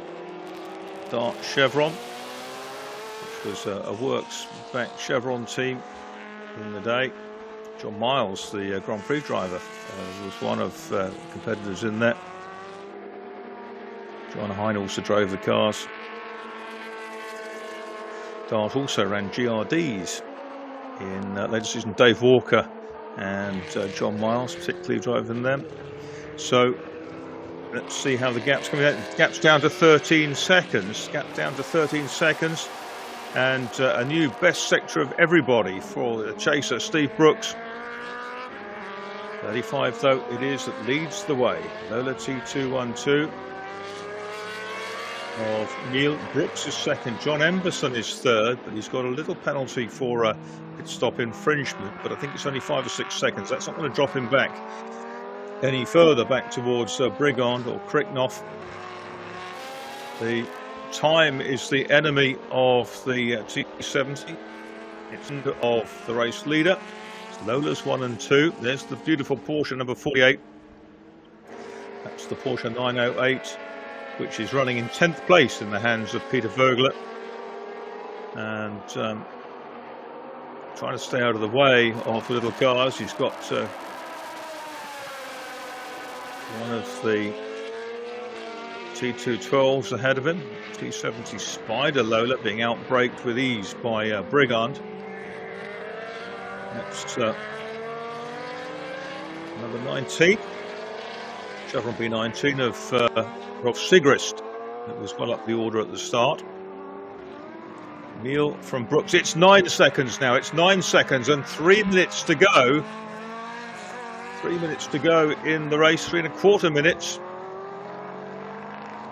The T70 Spider, like the early Can-Am cars, which John Surtees, anytime world motorcycle champion, 64 F1 champion, won the 66 Can-Am championship, the first one before McLaren started to dominate. The chase continues with a couple of laps left in this race. And 3 or 4 seconds in the lap, carved out of Amamil's lead. We haven't seen the T70 for a while. 159. There's John. Is that John Emberson? No, that's the 97 Brigand car from the side. They look very, very similar. Chevron B16 and its predecessor, the Chevron B8. Behind them, the B19 in behind them. So 3 distinct shapes of Chevron, and the lead is down to something like 7.6 seconds. This is going to be a grandstand finish for this Classic Endurance Racing 1 grid. There's 35. 7 seconds only the gap. This is nail-biting stuff. We had a big finish in yesterday's 60s endurance race. We're going to have the same here by the looks of things. And Di Tommaso continues. Thundering Ford V8 engine. Down into the final minute of this CR race. There's one more lap in it, and that's tantalising for Amamil in 35. Through he goes on to the final lap. Where is the white and green T70? Let's look up. There it is, and this is the car 59. Steve Brooks, who's gaining all the while. Martin O'Connell started the car, Steve Brooks finishing it, and the gap is down to 7.4 seconds. And he's taken 3/10 out in the first sector of the lap, 7.2 now, and it will be closer still in the long sector 2, of absolutely no doubt. But the leader is clear of traffic, and that's the important thing. This is going to be a famous win for Amamil and little Lola, getting it nicely tweaked up through the long curves here. 6.3 seconds the gap. It could be down to about 4 seconds by the end of the race, I would think, maybe even closer. But it's not a case of just coasting home now for race leader Miel in the 35 car. He's got to keep concentration. He's shown a pit board, I'm sure, to alert him to the Lola's speed. It's down to 5.3 seconds in the mid-sector of the track, but time is going to run out. And at the end of the final lap then of this classic endurance racing one, it's Miel who wins, but 4.995 seconds is the gap back to our second place driver, Steve Brooks, the winner of the Formula One race this afternoon, and he's finished second in CER1. Lola won 2, but the Tiddler beat the Big Banger. And Steve Brooks took over from Martin O'Connell in that car. We picked out earlier on that it was O'Connell's red and blue crash helmet in there. And waiting to see who's going to finish third. It's going to be John Emberson. He's finished third in the Morgan yesterday, SLR, and it's going to be a good result for John Emberson, the Brit in his Foxcraft Racing Chevron B19. The lights ablaze now. John Emberson, a really good run. Well done to Simon Pragnell and the team running that car. And in fourth place is Brigand. Fifth is Sir Kricknoff, and it's going to be Tony Seiler, the last driver on the same lap, the veteran Swiss in the Lola 270 Mark III-B, a similar colour car to that of O'Connell and Brooks, who have finished second. But there is our resounding winner. Amon Miel with the little Lola T212, similar to the car in which Helmut Marko won the 1971 Sports Prototype Championship. 72 Championship was another mark again, and that was Arturo Mazzario who won it in an Abarth Sella. 73, as we know, was Chris Craft with the Crown Racing Lola, but they're coming home. A couple more T70s, Porsche 911s. Cracking race, and what a finish that was. The lead came down and down and down, but there was just enough time to in it for Armil to land a 4.995 second victory over Steve Brooks, the chaser. Miel wins, then O'Connell and Brooks were next. O'Connell started, Emberson third, Brigand fourth, Kricknoff fifth, Seiler next, then Beltest in his Chevron. The Davis O'Connell little Chevron was next up, the Jax Lola, and Vogeler's Porsche at the end of the top 10. Ted Tuppen, Chevron B16, Sempelet and de Siebenthal in the Chevron B8, Sigrist Gade, von Liekenkellners in the Di Tommaso were there, and in fact we had 25 cars of the 28 that started, managed to get to the end. Here is our winner, and he looks absolutely thrilled to bits with it, doesn't he? What a great result. Armand Miel in 35 unclips himself from the Lola T212, and he's very, very happy. He's another Equipe Europe, and that's the team of Yvan Mahe.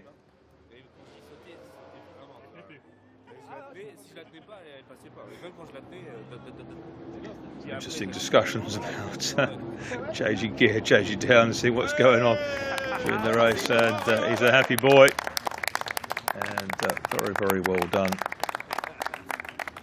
to Armand Miel. He decants some Evian water over his head.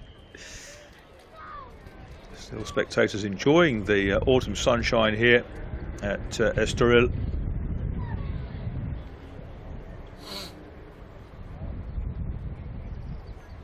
Shortly there will be the podium, then the final race of our weekend.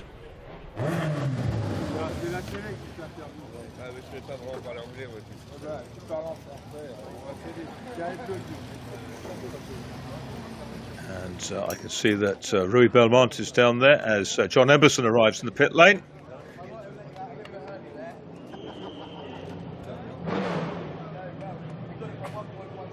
We are at the pit lane just after the race. Armin Mill is here with us. He was the winner of this fantastic race, the penultimate one for this weekend. You speak English? Non, A little bit. Tu peux parler en français. C'était une très belle course avec un très bel opponent, avec un très bel aussi. Je sais pas. Yes, it's better. It was a great fight with Steve. He came back from almost last. Then you fought back. It was fantastic. Thank you very much. It's very difficult. French. I'll translate. C'était vraiment difficile. Et franchement, je commençais à être fatigué vers la fin et franchement, j'ai pas lâché. Première victoire. Ma première victoire, hein, c'est it's my first win. Il y a un moment plus difficile que tous les autres? Oui, vers la fin, parce que j'avais plus de vitesse. The gearbox is not working good. Ah, okay. Okay, merci, félicitations. Merci beaucoup. Well, translating fast after I lose also a few words in French, but he was struggling at the end of the race with the problems in the gearbox, so it was really hard for him. His first win, so as a young man, of course, he's a little bit overwhelmed with his first victory, but it was a fantastic victory. Steve Brooks was coming back on him in the middle of the race, then he went off again and he made a few seconds gap, and he finished first.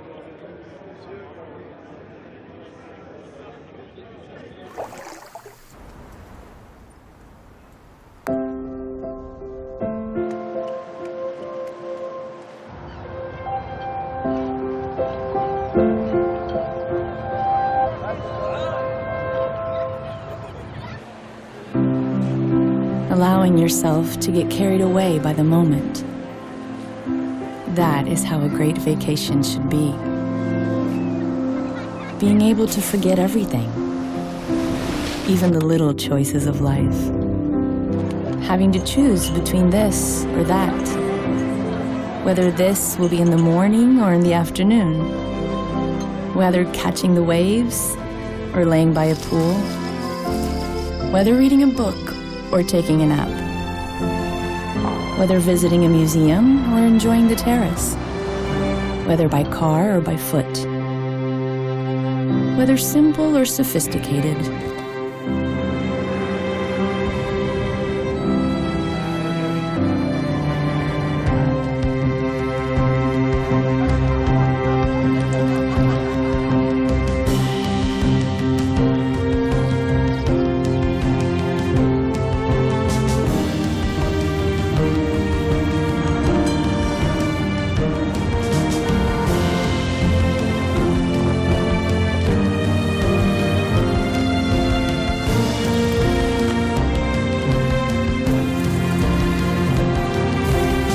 Just leave it up to the moment and see where things take you.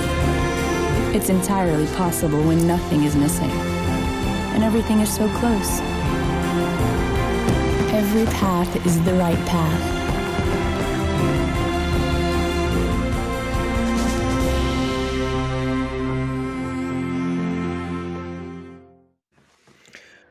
Well, what a great race that was, and we are about to get underway with our final race of the weekend from the Estoril Classics of 2021.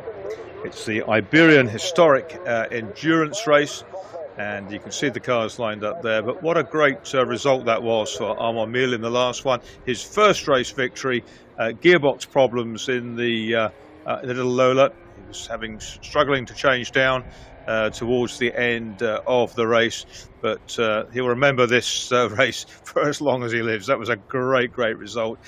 First win, always so important. On the grid now, you can see the contrast in the cars in the Iberian historic endurance, a series put together by Diogo Ferrao and Race Ready. And on the left, you've got the little Merlin Mark IV of Carlos Barbo. We've seen him in action in various cars this weekend, Lotus Elan, and we've seen him in a Lola, and now we've got him in the Merlin car made in Essex, in England, not far from London, and the little Merlin Mark IV with a 1600 Lotus twin cam engine in it, alongside the superb-looking Porsche 911 of Rollner, the bright pink car that we can see. Massive power difference. Here's our podium, and one of the podiums, and there's Armand coming onto the top step of the podium, alongside in the red overalls Martin O'Connell, the white Steve Brooks, on the right John Emberson. Let's hear the Marseillaise played for Monsieur Mille.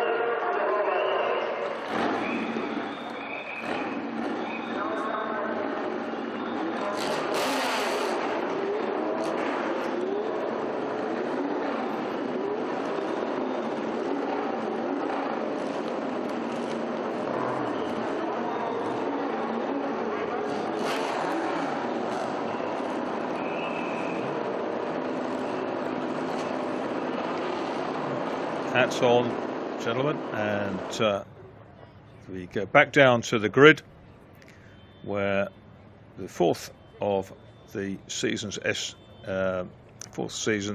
Iberian historic races is about to get underway. It's a 50-minute race, and we will run through the grid fairly shortly. There's another podium about to take place. Good mix of cars, Porsches, Ford Escorts, Jaguar E-Types, AC Cobra Daytonas in there, Ferrari 365, GTB4, Porsche 9046. So the little Merlin, made by Colchester Racing Developments, designed by Selwyn Hayward, who lived his later years in France, and he ran the company with his brother Clive and Carlos Barbo, no stranger to Lotus twin cam power, but normally in the front of a Lotus Elan, not the back of a Merlin. Roller is in the pink Porsche, and we've got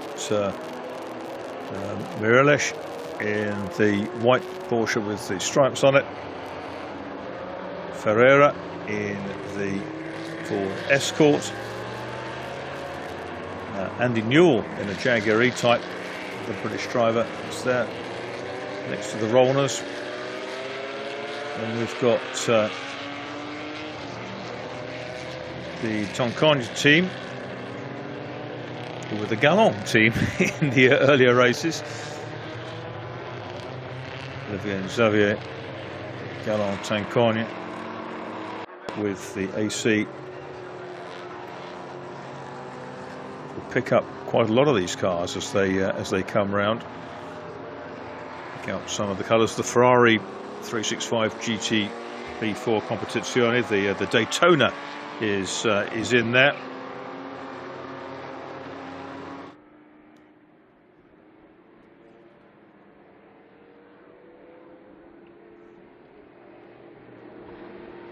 There's the grid then: Barbo, Rona, Mireles, Ferreira, Newell and Rona. The Danish team: Toncogne, Presido, Stamp, the Dane, Duarte, Vas and De Villa, Spaniard. Further Stamp, Prala, Dias Pedro, Cruz and Freitas. And the rest go on: Suarez, Nogueira, Santos, Sosa, the Portuguese teams in there, Spanish teams as well. Leal, Oliveira, Fruin, Sousa Ribeiro, Rompant, Nunes, De La Torre, Mira Gomes, Manuel Ferrao is there as well. Guimarães, Velasco, Neves, and the rest. It's a big grid. They'll be out on track for 50 minutes.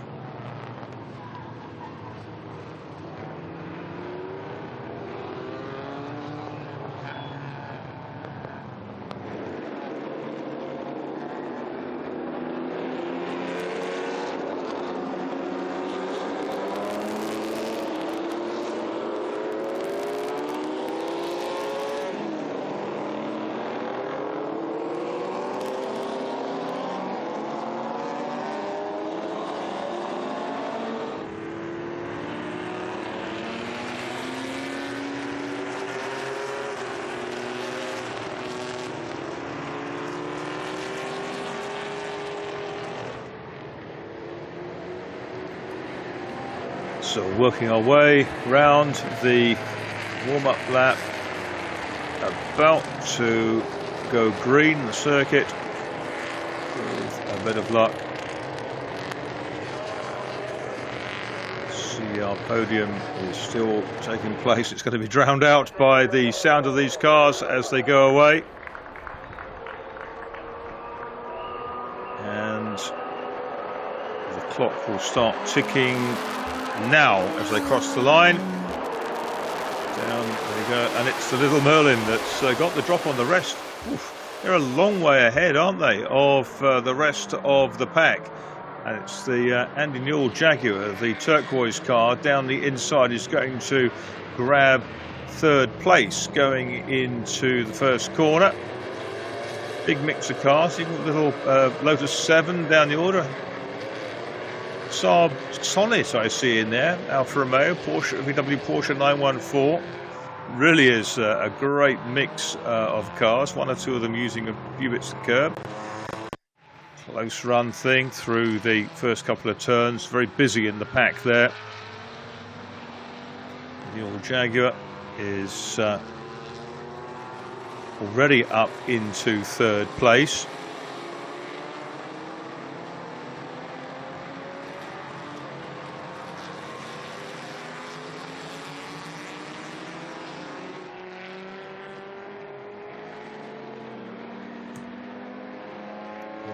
Chopping and changing. There's Cortina in the middle. There's a BMW 2002, little Datsun as well. Oh, one of the Porsches that was well up has gone off the circuit. Just pulled off at the side of the track. Some time. I think it will get going again. But it's Barbo who leads the way from Rona and Newell. Beautiful 911 there in the Brumos Cup, the Brundage Motorsport team from Jacksonville in Florida, USA. There's the yellow Porsche. That's the Brumos coloured 911 going through.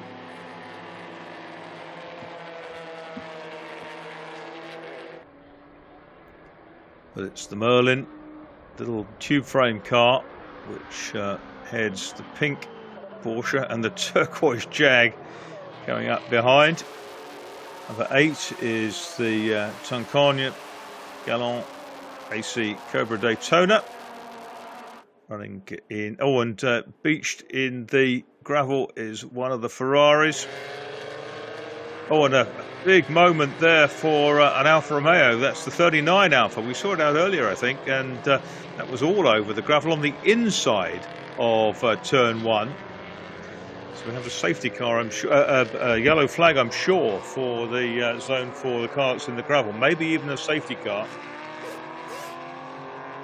While that Ferrari is recovered.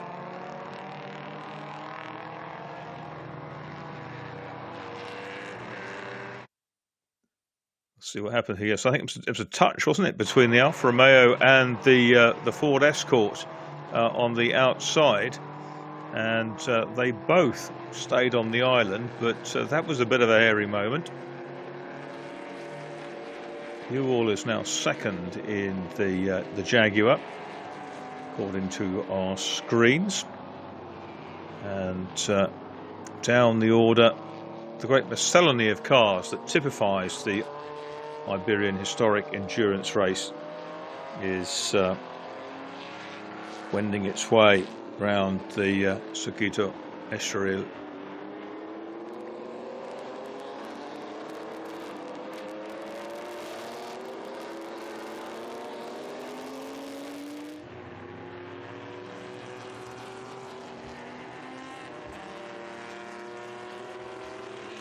Light just beginning to fade as the race goes on. There's the Jaguar, well ahead of the pink Porsche now. In fact, the Porsche of Rollner is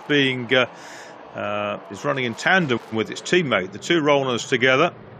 It's the Martini liveried Porsche which gets through. Car 61 up into third place, ahead of the 47.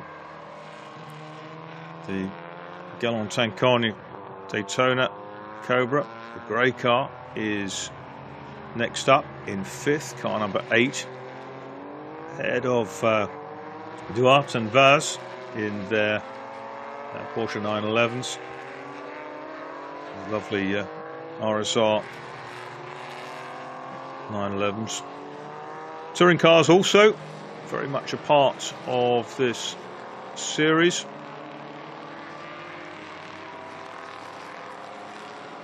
Sliding around on a track that's been well used this weekend. Volvo Amazon among them.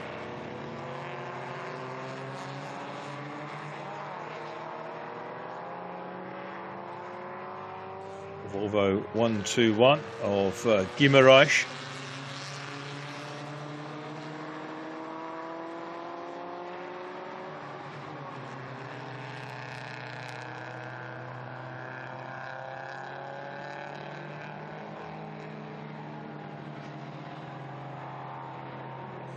Little Lotus 7 in the middle of this. I think 42 starters, I think.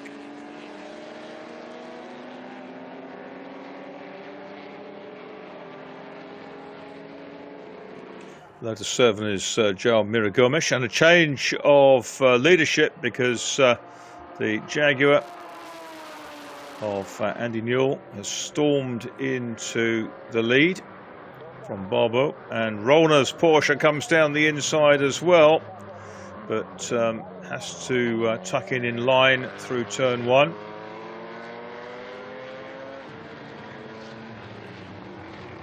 Close up front, but Newell's got to the head of the pack. It's a pit stop race. Oh, he gets a little bit out of line, and lots of screeching of tyres from the Jag. Side by side behind them, the Merlin and the Porsche, but the Merlin just has the agility in the twisty parts of the circuit to hold the Porsche at bay. Porsche with bags of power. The pink Porsche goes really sideways, second of the Rollner team cars.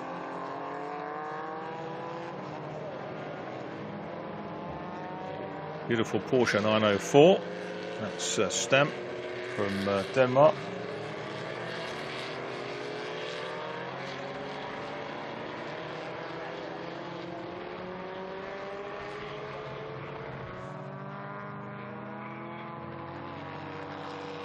.904 running quite a long way down the order.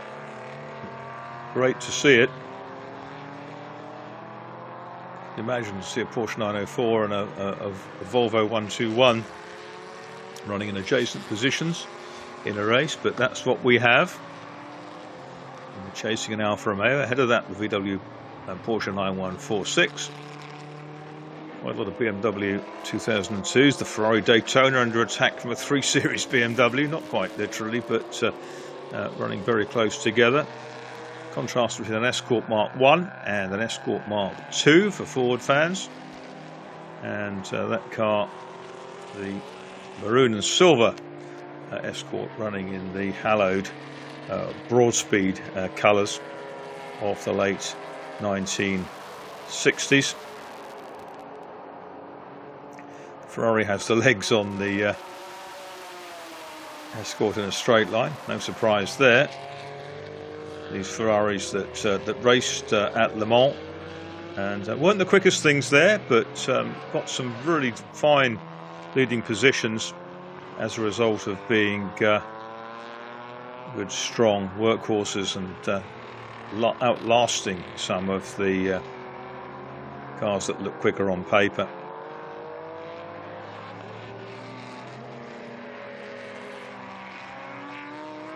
So Newell leads by nearly 2 seconds in the number 52 Jaguar. Barbeau second, Rona third, Vaz in the number 80 Porsche is in 4th place. Duarte and Tancani are the next pair, 83 and 8. It's coming from a long way back to make the pass. The number 211 Alfa Romeo. That was the car of Mello. Mello ahead of yellow there, but the Alfa with the green stripe over its wing, period style. It's got to the head of that little queue. Will the Volvo catch the Porsche 9046? Who knows? There's the turquoise Jag of Andy Newell from Josco Motorsport, who's shown against a German flag because the car is entered by Rhea Sauter, who not only drives her cars well but prepares them well as too.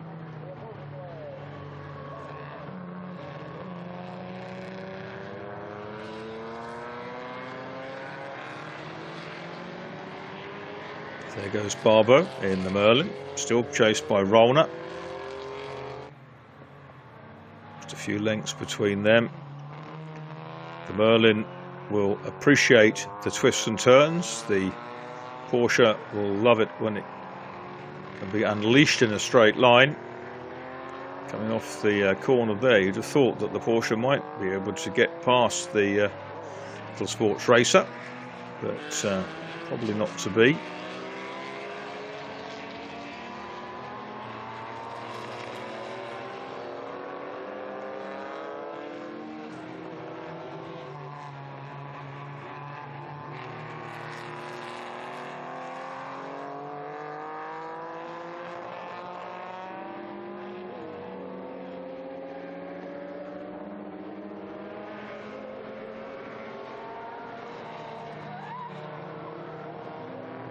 Hopped up wheel from 103. There's Cortina. That's Sousa Ribeiro, having got past the Alfa Romeo.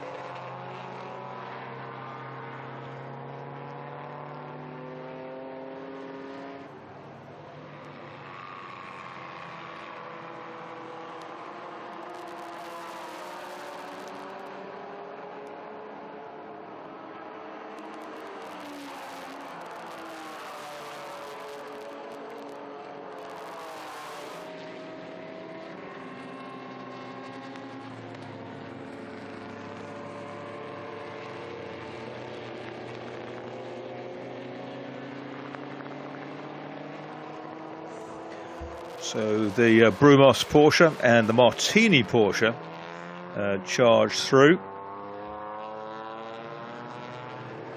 That little 904 Porsche is commanding some attention from our cameras. And the Alfa and Cortina tussle continues.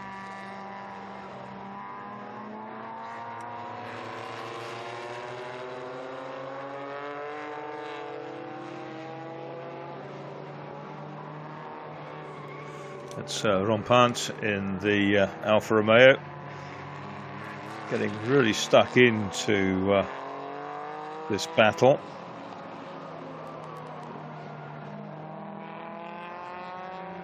Sun setting out over the coast.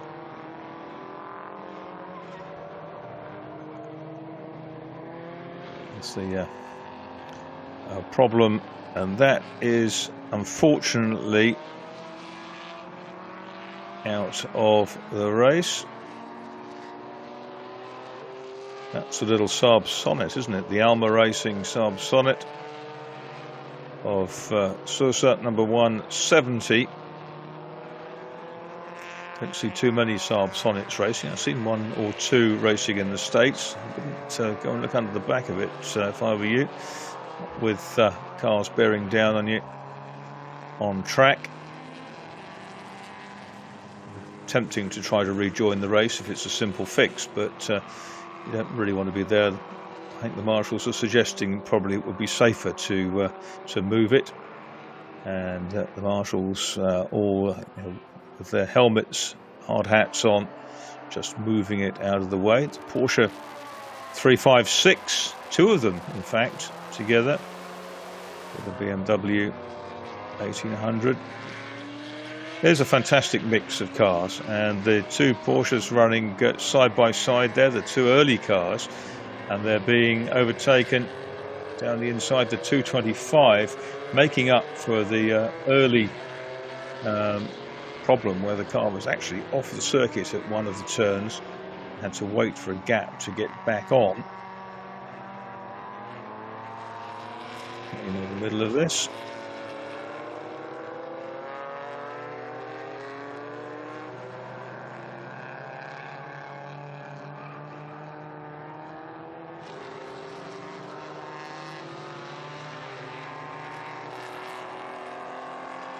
Morion and Guérin in the two Porsche 356s. Had a nice little tussle.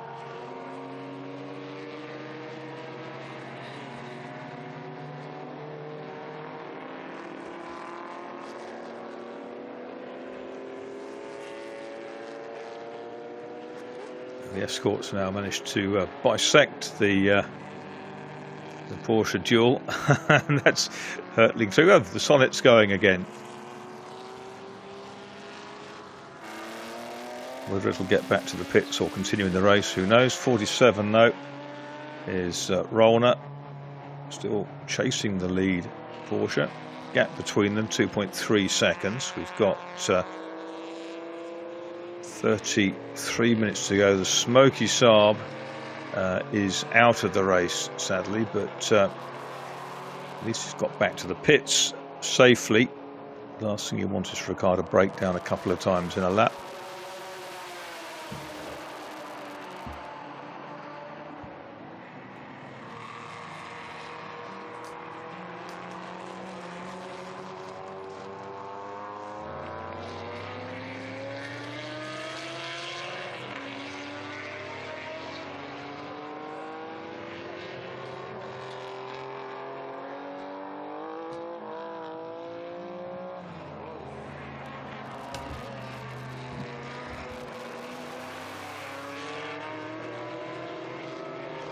We've got Barbo has stopped in the Merlin after 8 laps. So that's the mandatory stop for that car. And, last time round had done its best sector times.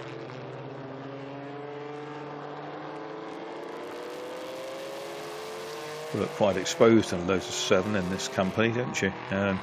Tend not to notice when there's a whole pack of Lotus 7s or Caterhams. That's João Mira Gomes, who we saw early on racing in the Jaguar XK140 with Afuito. Ford Mustang there.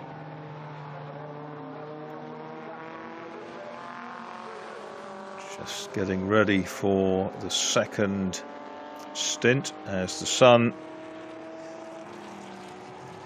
goes down over the Circuito Estoril. The little Lotus 7 charging along.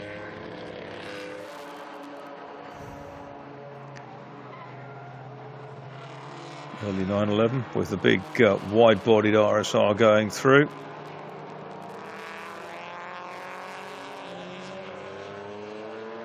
Lead down to virtually nothing between the Jaguar and the Martini Porsche out front, and you can see that's the Tuncan Galant Cobra Daytona number 8, a little bend in its rump, maybe legacy of last night's race, which they finished in 5th place. It's got the Ferrari 365 GTB4 Competizione spec car coming. There's Broadspeed Escort going out, still kind of peering under the Saab Sonnet, more in hope than anticipation that it's going to get fixed.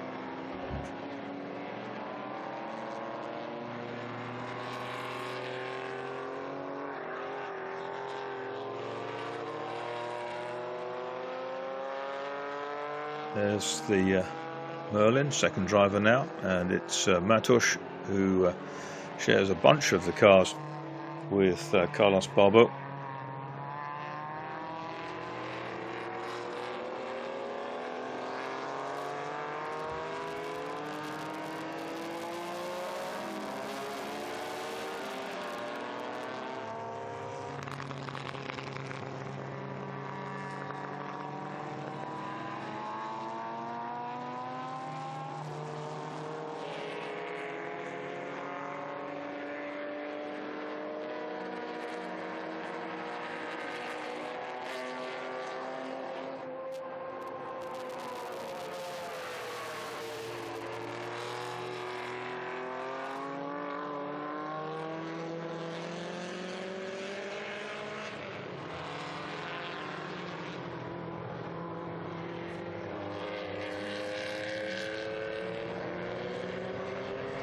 There's the Jag then of Newell into the pits. There's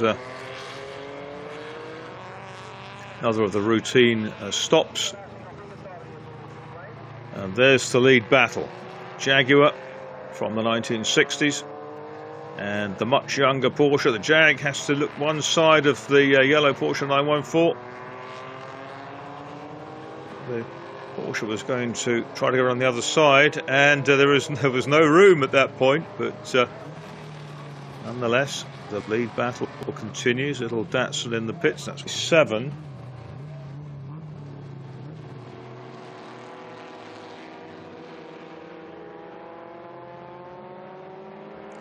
That's Neves, and that lead battle continues, although Andy Newell's managed to find a little bit of space in traffic. I think Porsche, that was running strongly in second place early on, that's in making its pit stop, one of the Rollner team cars. 27 minutes to go.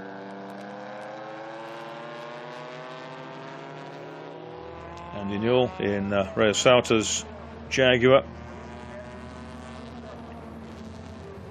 leading the way. They raced it at Spa last weekend at the 6 hours event, mixed in with cars from the Motor Racing Legends Woodcote Trophy and Stirling Moss Trophy. And look at this, the speed differential is marked between the two, but Newell goes down to the right hand side, therefore forcing Rollner to take the longer line, and as he turns in, the back end just hops a little. 298 between them.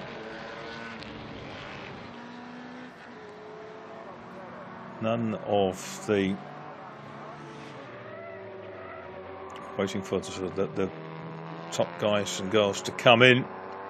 But at the moment, waiting to see what happens with, I guess there's a stop for the Tancon Cobra, Tancon Galon team in the number 8. They're stopping from 5th place. Car number 8. And yesterday it was Papa Tancon who went first. This is Galon and Olivier, who's won the Group C races this weekend, had a fine time at the Estoril Classics. Another little Datsun with those trademark Brock Racing Enterprises stripes down the side of it. Golf livery always looks good on a Porsche. That's a 356, that's number 1.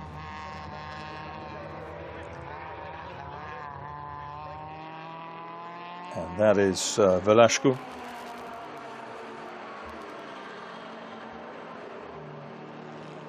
Now, the little Merlin is up to 13th place in the hands of Matos. 13th place, and with quite a few of the cars ahead of it yet to stop, that's going to be up near the sharp end of the pack by the time the checkered flag goes out. In fact, Matos has moved up in the Merlin into 9th place as a result of cars ahead of it stopping. So that is looking good. There's the German registered Jaguar engaged in battle with Rollner, and again getting the back end really out of line is Andy Newell, British driver in that car. It's a German team, British driver. German owner of the car will step in later in the race.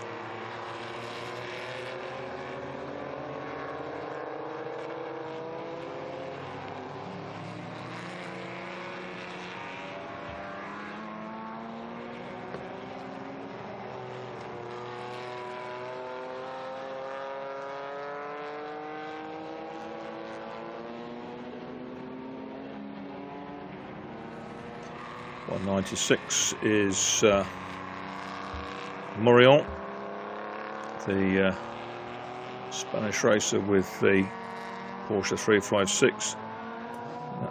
Could be a Spanish and Portuguese team in that one.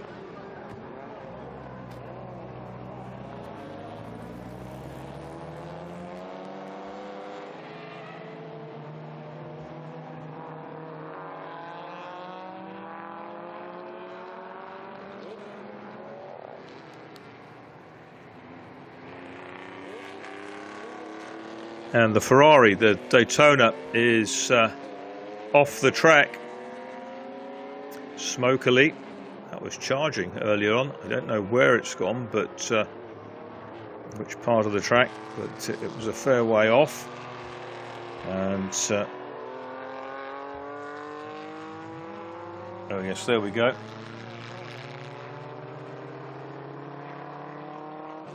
Driver vacating it. Newell in the pits.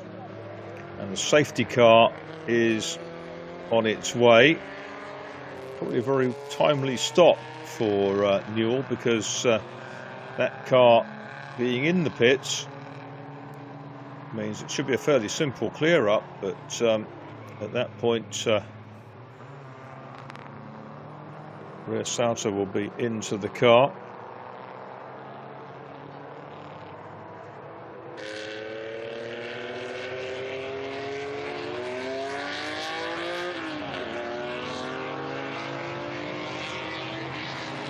This caution for the retrieval of the Ferrari 365 GTB4.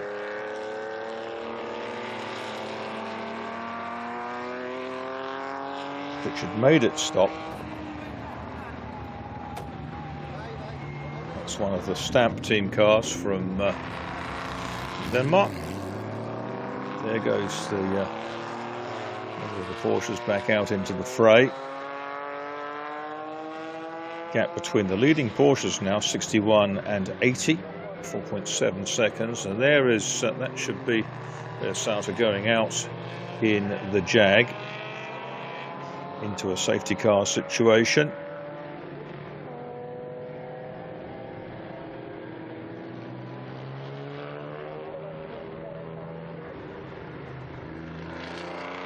Quick driver when all was going well, Rhea Sauter. Former equestrian competitor, got into racing through her father. He's built and run cars for many years.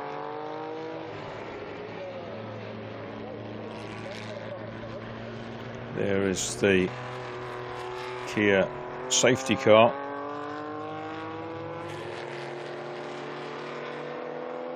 It's quite complicated because the lead cars should be coming in. So yes, they do, and picking up the lead car therefore could be quite tricky. They're the only two cars that have finished 14 laps. Next to the cars will be the Newell and Sauter Jaguar. Look at that. It's a fair piece, isn't it? Glorious motor car. Nice livery too.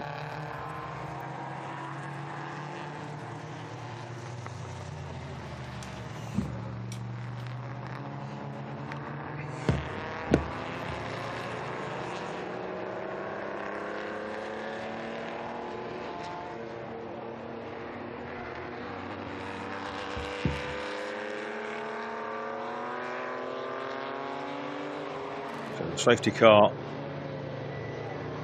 leads them round. Let's see how it all forms up. Whether the Rollner and Vaz Porsche 61 and 80 get out somewhere around the same time. Maybe that the de facto leader at that point could be that 52 Jag again. Now it's like a rolling roadblock, this.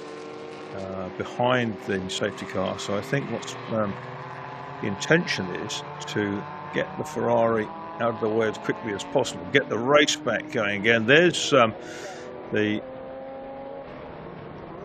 Martini Porsche from the Rollner team coming through.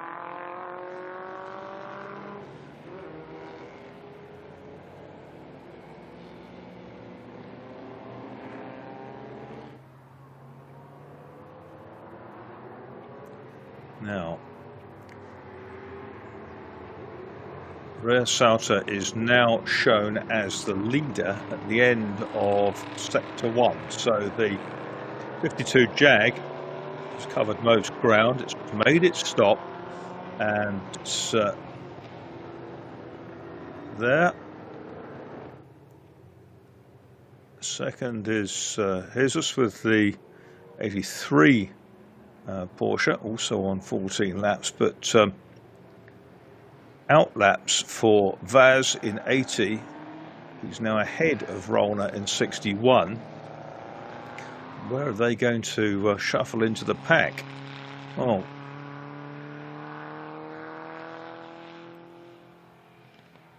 quite a long way back, I would think. So there's the Ferrari. The Ferrari's back going again. So they hooked it out, and it's on its way.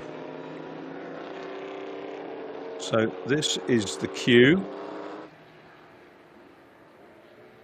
A line of dust being swept into the track to deal with some spilt fluid. It might not be oil, it might be coolant.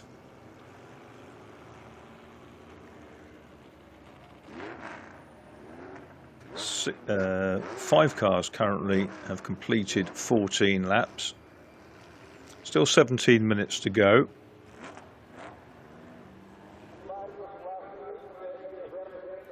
And looks like there will be another slow safety car lap before the field is reunited.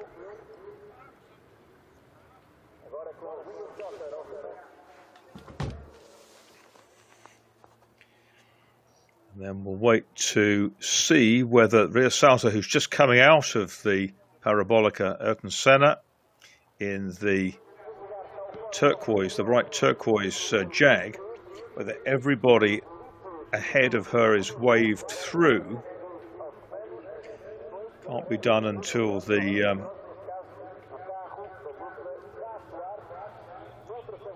command comes from the from race control, of course. It's race control in radio contact with the scene of the incident, and we'll know exactly what's happening with the marshals on track there. The pink Porsche moving way out of line, just trying to see what's happening up ahead, I think. The Merlin is currently showing in 5th place. No, 4th place now, the little Merlin Sports Racer.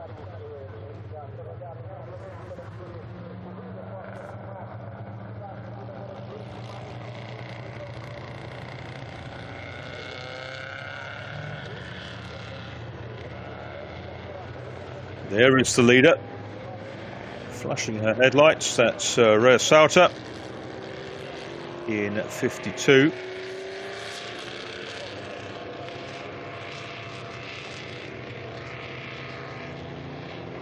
And the lead is 1.7 seconds over the 83 Porsche.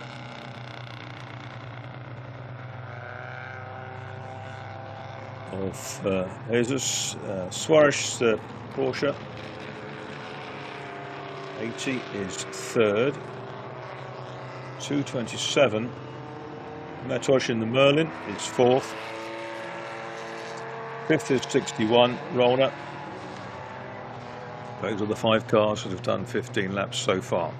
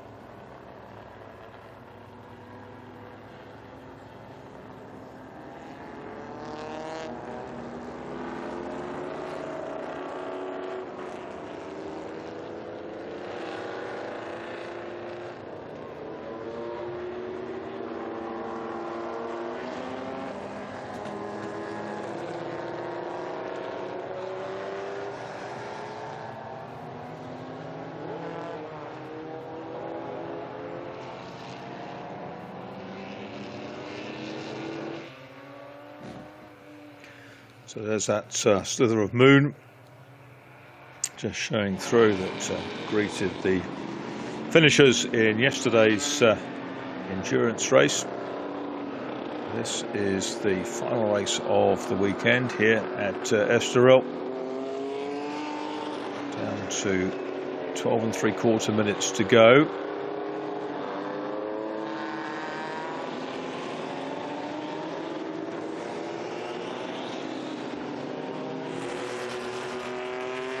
And the cars now being waved past the safety car so as to free them and get the race leader behind, which is Ria Salter.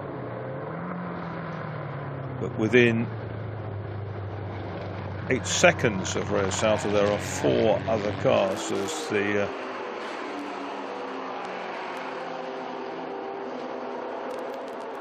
there's the other safety car. Well, there is the safety car, and there are now 5 cars to get past it.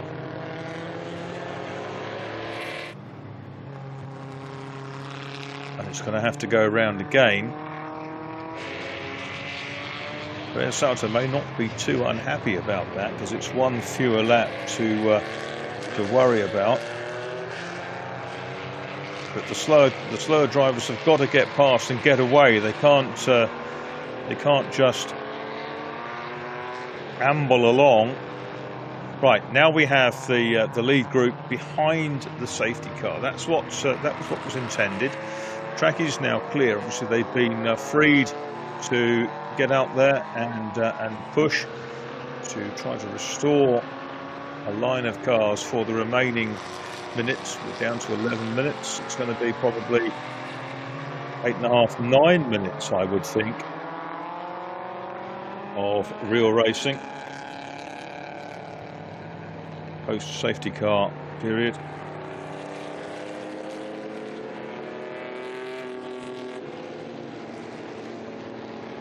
Long line of dust sprinkled liberally over the track. And that's not going to make the going terribly easy, particularly with the fading light.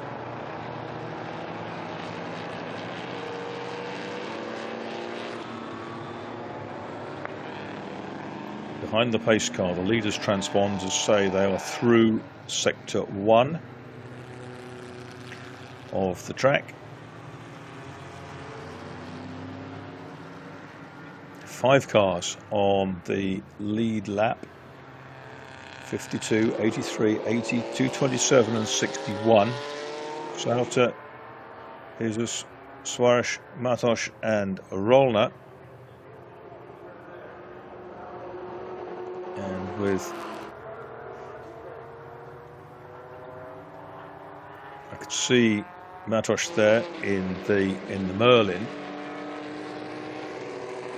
at the back of that group alongside the Lotus Cortina, and then 1 or 2 cars mixed in with them.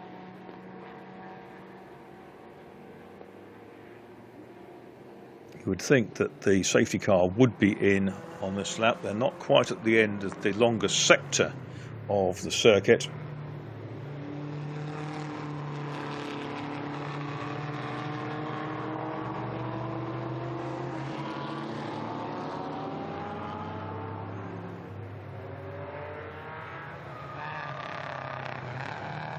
That is very dusty, isn't it? Visibility down to next to nothing. Like a scene from a sci-fi film behind the Kia, bursting through into vision.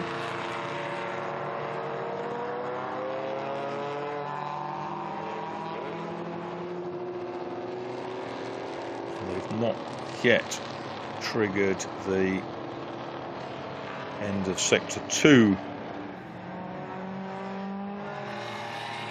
Now they have. So another short sector of track.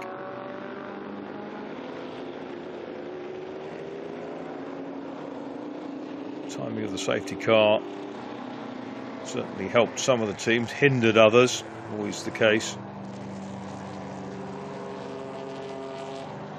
And with 8 minutes to go,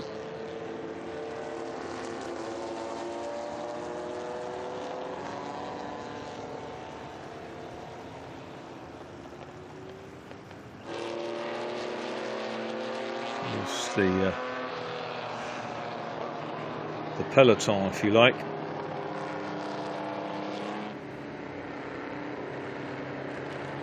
.176 is Davila in 13th place.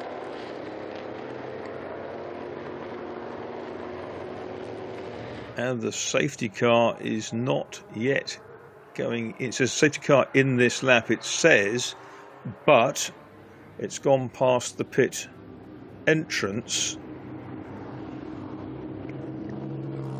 and that's a long lap.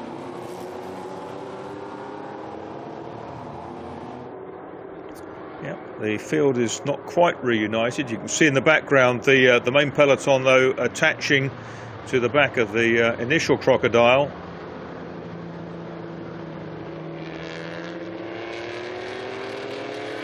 Merlin Sports Racer there, 227, actually fourth overall with those cars.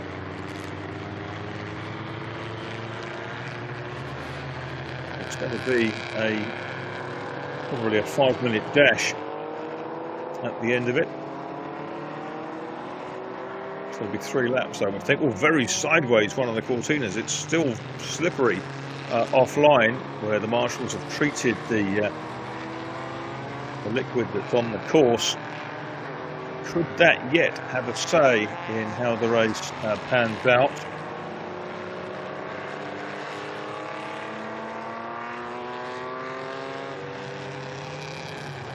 .227 million and 61 Porsche running pretty close together, but they have a few slower cars to get through to get to the top 3.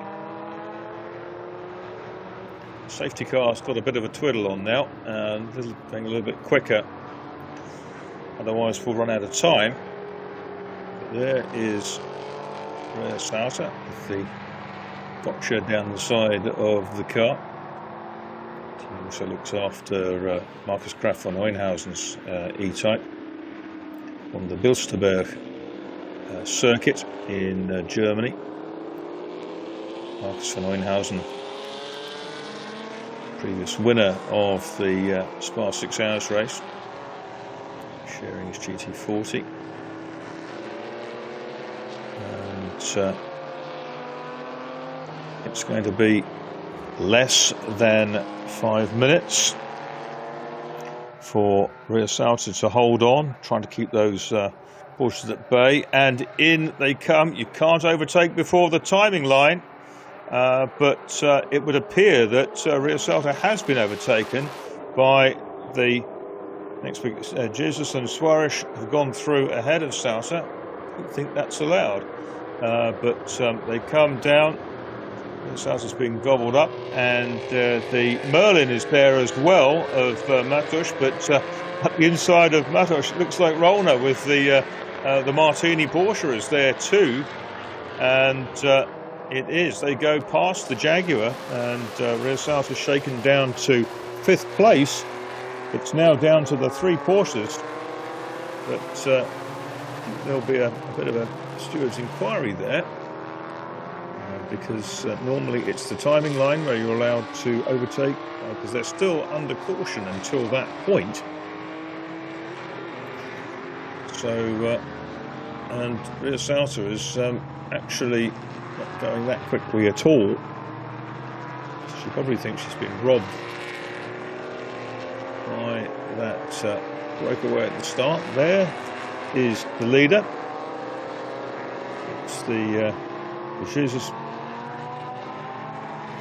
Porsche 911.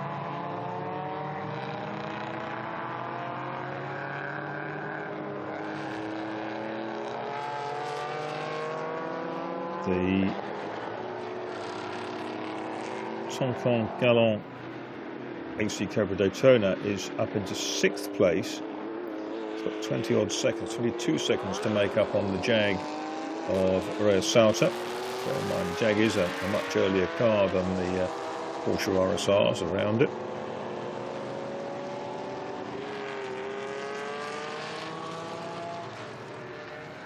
It's the David versus Goliath battle with the Merlin Sports Racer 1600cc Ford Lotus twin cam engine under the tail. Through come the Porsche, sounding really crisp. Matos is 3rd in the Merlin that started on the front row. And the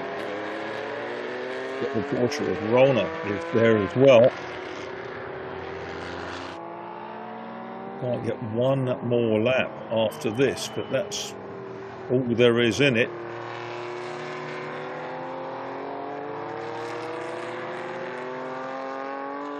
Jesus with Matos and Rolner who lead the way. Can Matos thread the Merlin through past the lead Porsche, the number 83 car? Well, getting down to the important end of the race.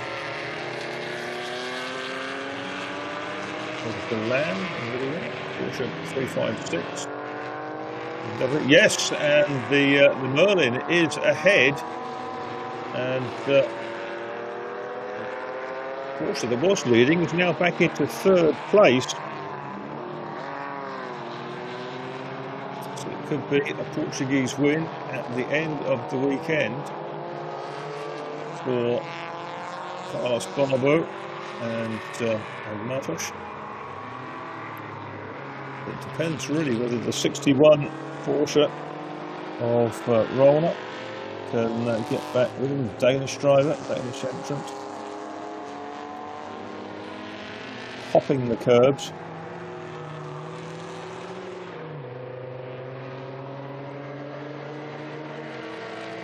We're through the final sector, going on to what will be the last lap.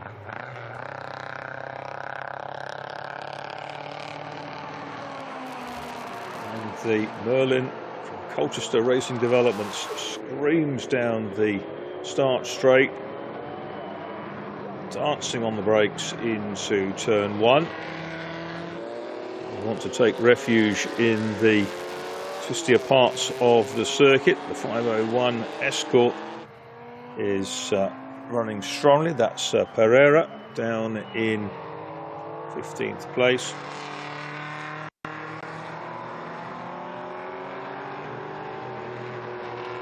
Last lap then of the Iberian Historic Endurance Race, which brings the Estoril Classics event to a close. Will it be the Little Merlin, which started on the front row alongside the other Rona Porsche, the pink one? It looks like it probably will, because I see no great sign through the first sector of the Porsche getting any closer. Matos in the lead car, kicking up the dust in the face of Rona in the Martini Porsche. There isn't much in it. Just done the best sector 2 of the race. Has Matos out front. He means business, and looks like he may just have enough under the bonnet if he can negotiate some of these slower cars. It's the same for both of them, but it's a question of where they catch them. And will know the circuit better than Rona in the chasing car. And they come out of the last corner. It's going to be Matos comes home the winner of the Iberian Historic Endurance Race. The car started by Carlos Barber. And the Merlin Mark IV takes the checkered flag, the final checkered flag of an astonishing weekend of racing here at Estoril. Rona is second in the Martini Porsche. Jesus is third with the 83. And then it looks like it's going to be Patrick Simon, who's come through in fourth, another of the Porsches, ahead of Xavier Tancon, who took over the Tancon Gallant Cobra. They have finished fifth in number 8. Sixth is going to be Suarez. Seventh for Cardoso in the 75 Porsche. And in 8th place is going to be Rea Sauter in the Jaguar, which led to the change. With the best of the touring cars, the number 48 Escort of Carvalho in 9th place, and Nina, another Porsche behind that, followed by the 323 BMW of Cruz, Alpha of Malta from Tavila's Porsche, and Nogueira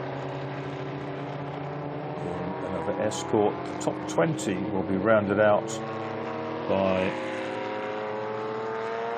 Fiona in Alfa Romeo, Suarez in the Elan, Pereira in an Escort, Garcia in a Porsche 2.5 ST, Petiz in an Alfa, and the Lotus 7, which Afuito took over, Nuno Afuito took over from João Miragomes. So entertaining finish. It's a shame about the length of the safety car, but has to be done for the safety of marshals and the competitors, of course. But there's our winner. The little Merlin has toppled the might of Stuttgart. The Porsches in 2nd, 3rd, 4th, 6th and 7th place, split by the AC Cobra Daytona of the Galland-Tancogne, Olivier and Xavier. And the leaders come into the pits where they're going to put that glorious skies over the Atlantic to the west. As the drivers come in, there will be a podium, and hopefully we'll hear from Louis Belmont, who's down there, been our eyes and ears in the pits all weekend. Yes, there is the little Merlin. It's dwarfed by the Martini liveried Porsche that comes in alongside, and there is the 3rd place Porsche 83 that's just pitched up. Carlos Barbeau then and Matos, they have won this race. And are they happy about it? Absolutely. And there's that must be Carlos coming in. Yeah, it is Carlos Barbeau. There he is. Well done. Portuguese victory then at the end of the weekend, and that was a cracking result for them, very well deserved, and most of the cars being filtered off round the back of the pits into the paddock, where they'll pack up and for some prepare for a very long trek home, particularly if you're going back to somewhere like Denmark. But there with the spot-lit pit lane at the Circuito Estoril, we have the top drivers for the final race of the weekend. And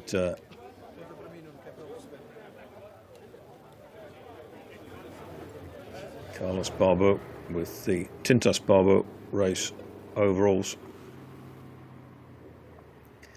is looking proud and happy, as well he might.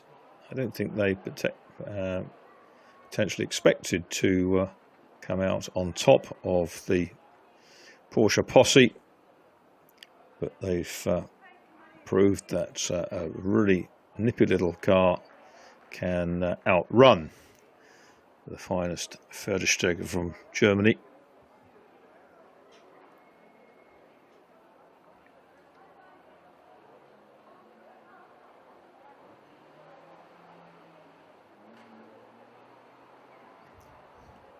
So it won't be long now before we can go down to the pit lane for the final time. And Rui is down there in the pit lane. Rui, over to you with our race winners. Okay, we are here with the race winners, Carlos Barbeau and Diogo Matos, the only Portuguese victor throughout this weekend. Carlos, I will start with you. You were the pole sitter. You began the race. How were the first moments of the race? Very difficult. The competition was very strong. We struggled a lot with the car. The car is not as good as it usually is. So I tried not to lose much time to the others, because I was pretty sure that my co-driver will be mega fast, which he is. So in the end, the strategy worked, and we came to the end and won the race. Congratulations, Diogo. At the end, we had the safety car situation, a lot of minutes on turning laps, but then you made the final push, and it was it. It was difficult. I didn't know where we were when the safety car came in, but then when the safety car came out, I saw the leaders just ahead, and I tried to catch him the fastest I can, because the time was not too much, and it was a difficult race, but in the final we take the win, and it was very good. Of course, it was good. Carlos, just one last question. I've been seeing you in the past years racing with this car. I'm always impressed about how low the car is compared to the others. It's a little bit of an act of courage sometimes to pass them. Yeah, the car is low, but I see them quite well. Sometimes they don't see me, but I see them. So for me, it's okay, not a problem. Not a problem for them also. Sometimes, but they don't like us being so low. But we cannot say that dwarfs have also they can exist, and this car is a little bit dwarfish, but fine, nice car. Okay, congratulations to you both. For us, also very special to see a Portuguese team in the first place at the end of the race. Carlos Barbão and Diogo Matos, they are the winners.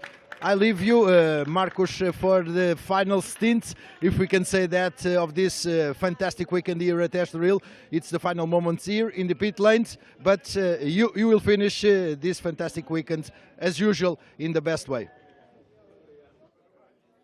Thank you very much, Rui, down there in the pit lane for all you've done all weekend. And there's our result. Carlos Barbão, Diogo Matos win in the Merlin from Roller, Duarte and Jesus next up. Then Roller and Patrick Simon finishing that car. We go back 5th and 6th, the Tancon, Gallon team and Suarez there. And all the way down the order. We had a lot on the lead lap, quite a few more within a lap of the victory. It's been a superb race weekend here, the Estoril Classics for 2021, presented, of course, by Peter Auto, with their grids making up the vast majority of the weekend. Big thank you to them and all their organisation in France for making it happen.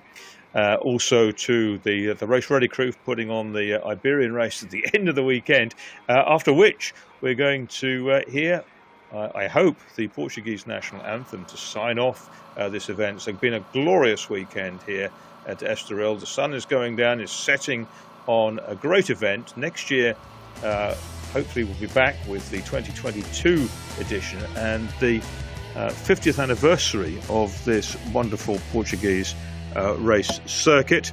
Our marshals have been great all weekend. The teams have worked so hard.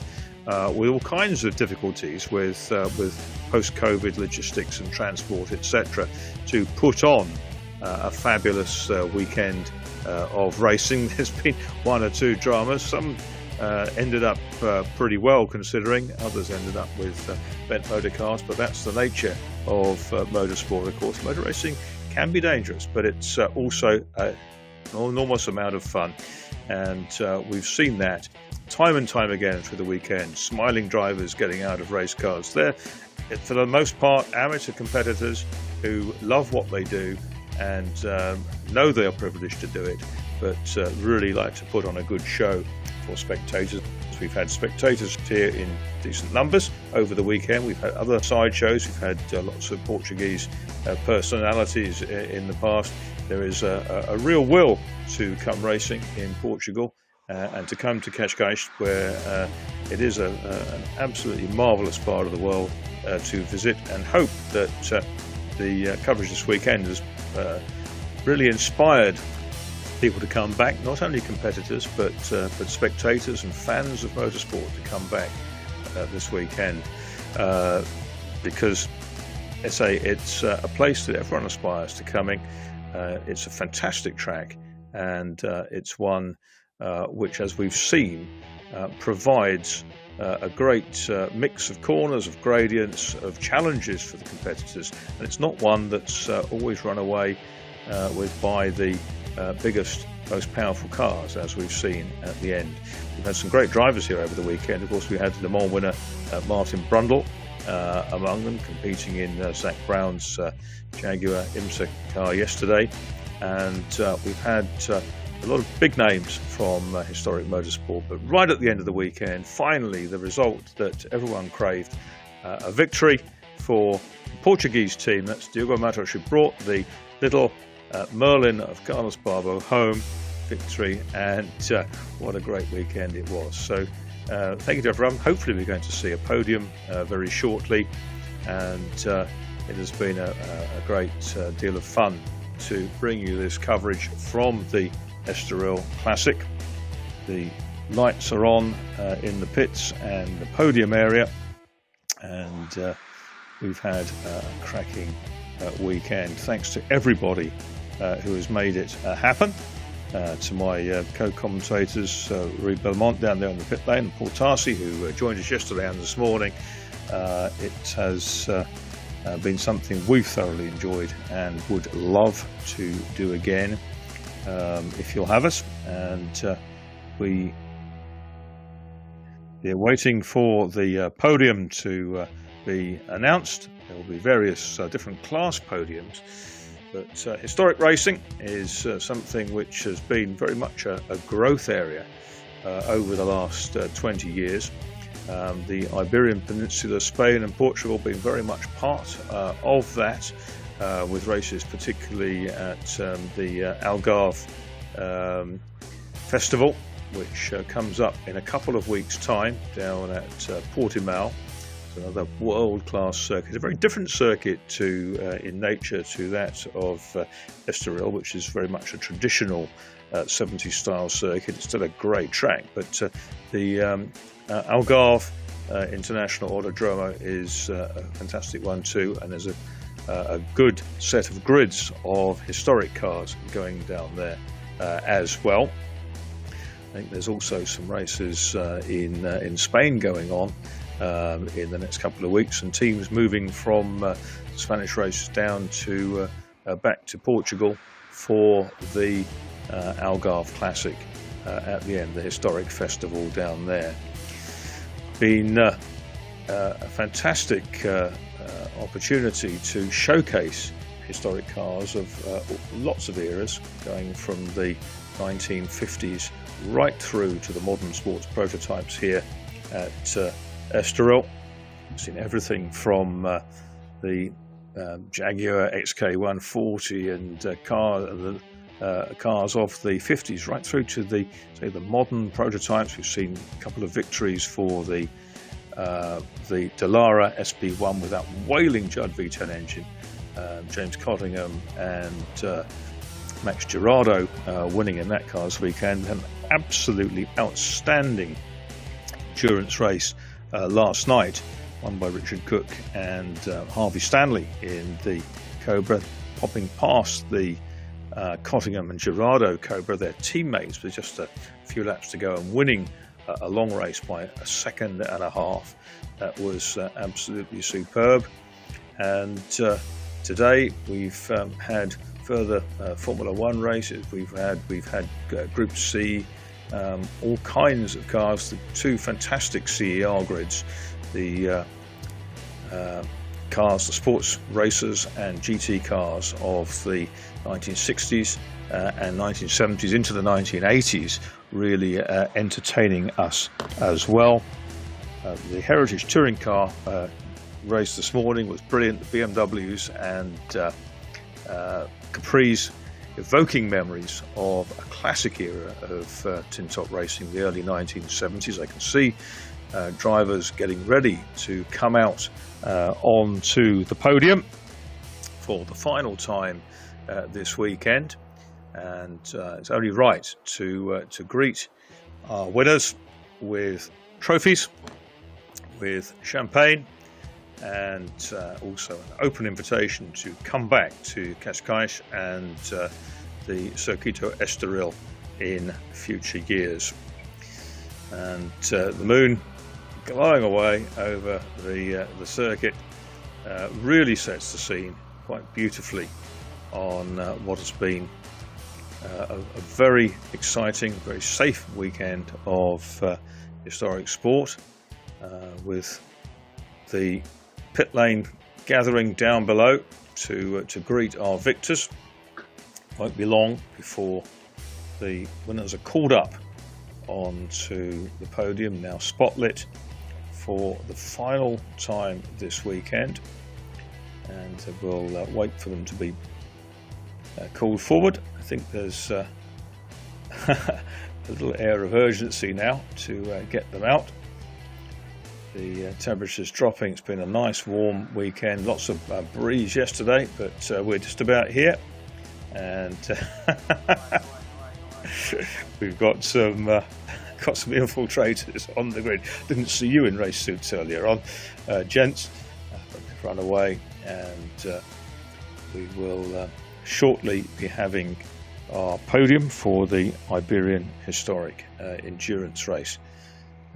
Cracking race, and it was pretty close at the end. I think there might be one or two discussions going on about finishing order in the race.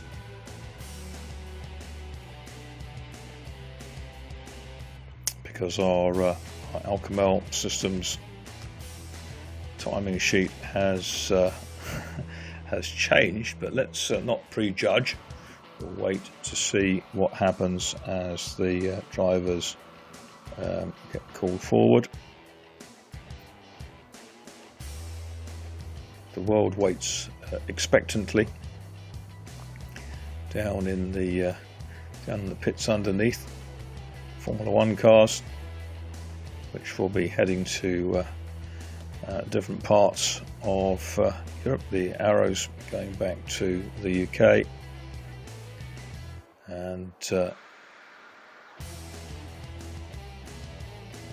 there's just a short delay here, which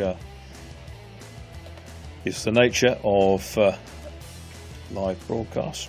And here we have drivers coming out. You can see them in that room to the side. I think they're more waiting down on the pit lane.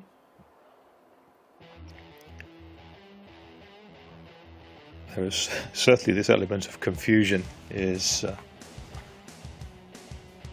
think taking everyone by surprise. Podiums have been sorted very quickly in for the previous races, but we've got officials coming out. Don't see too much scratching of heads, but we will see who gets called forward. This will be quite interesting.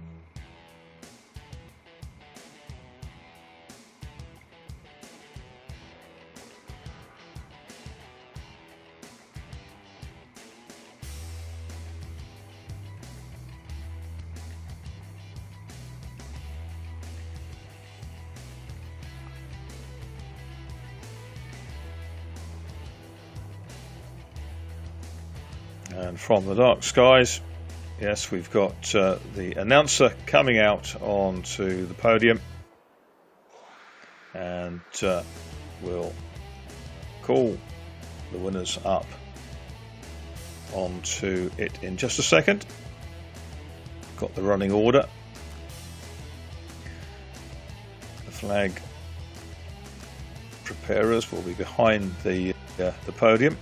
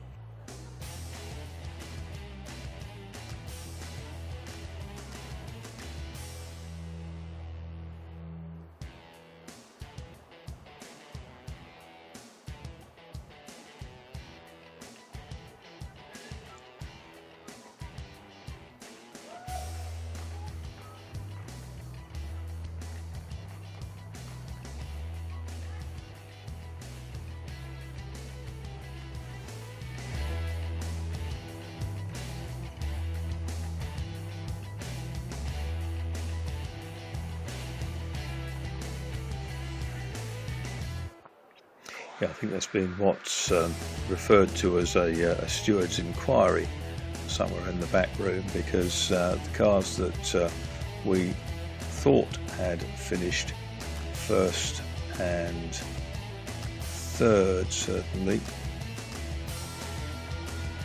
first and fourth, maybe we can drop way down the order on the revised timing, but we have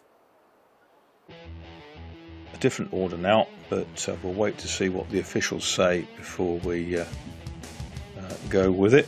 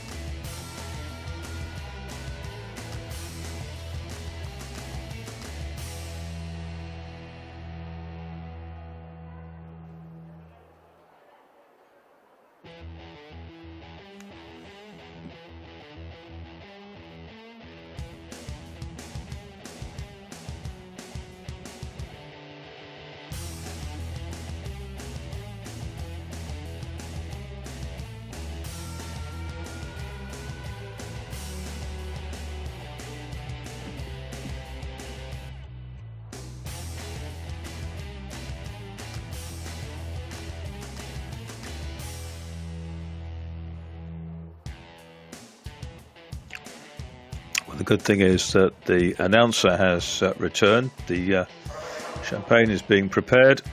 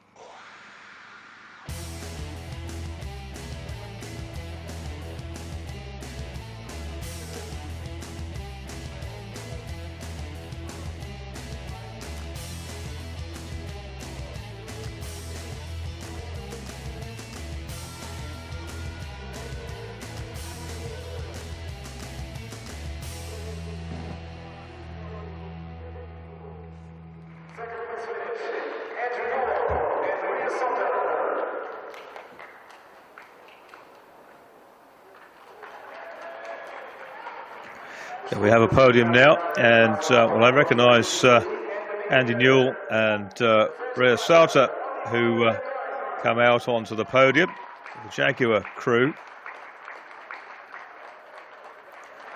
showing in second place in their group, and this will be the pre-65 section. That's not who's on the podium. It's in third place in the pre-65s.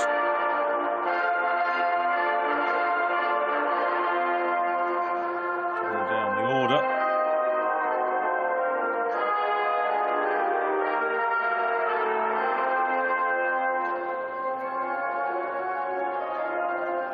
Yes, third is Holden, the Porsche 904-6 Holden Stamp team. Second, Andy Newell and Rea Salter, the German crew. And the top step will be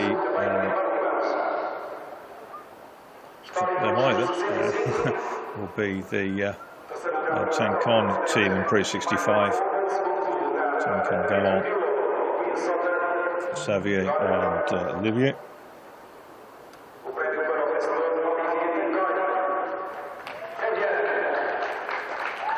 There we go. There's our pre-65 podium. Lots of changes of order. To pictures. Some masks in place. So Andy Newell's going to spray the champagne.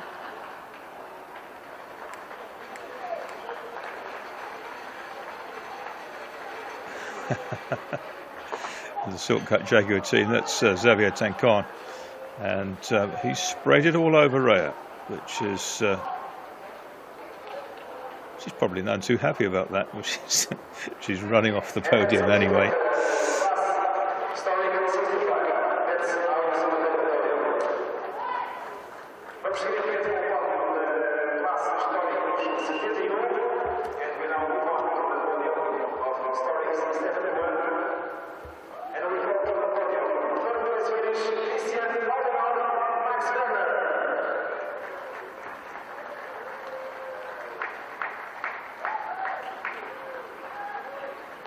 Next of our podiums.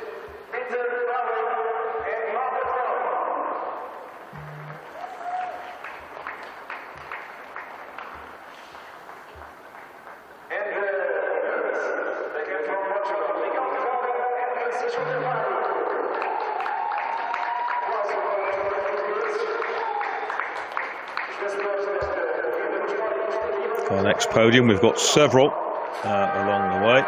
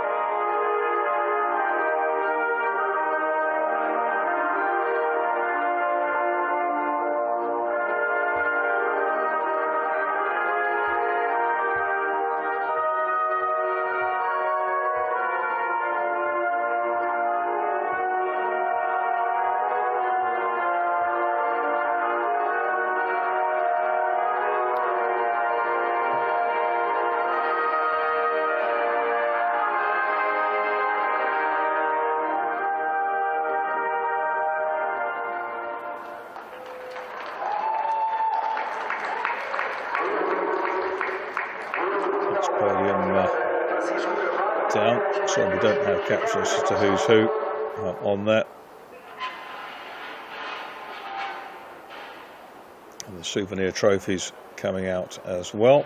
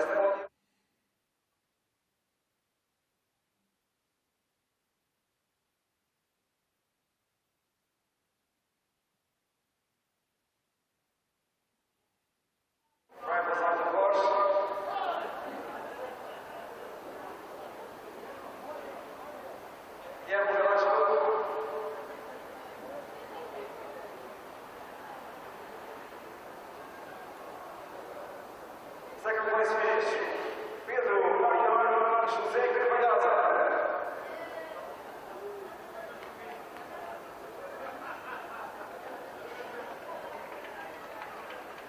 And the winner, François.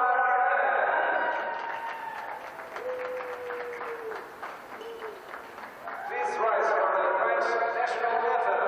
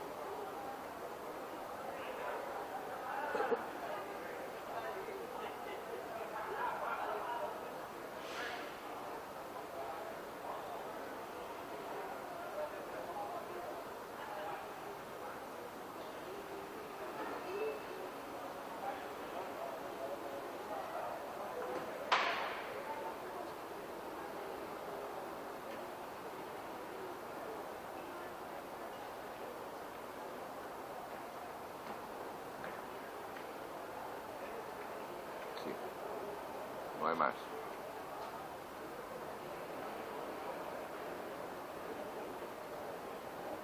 No hay más. Se acabó. Se acabó.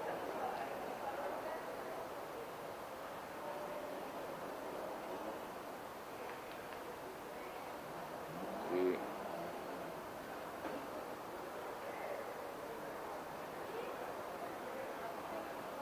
Se acabó.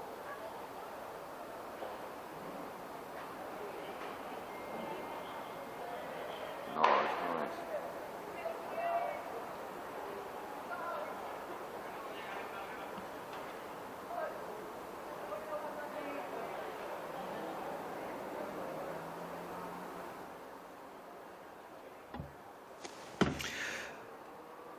So, ladies and gentlemen, at the end of a very long Estoril Classics event for 21, the final podium for the Iberian Historic Endurance Race has been completed. And on behalf of the team, it's Marcus Pye saying good night to you all. And I hope you've enjoyed the coverage of a cracking event in Portugal. And with a fair wind, we'll all be back next year. So good night and safe journeys home.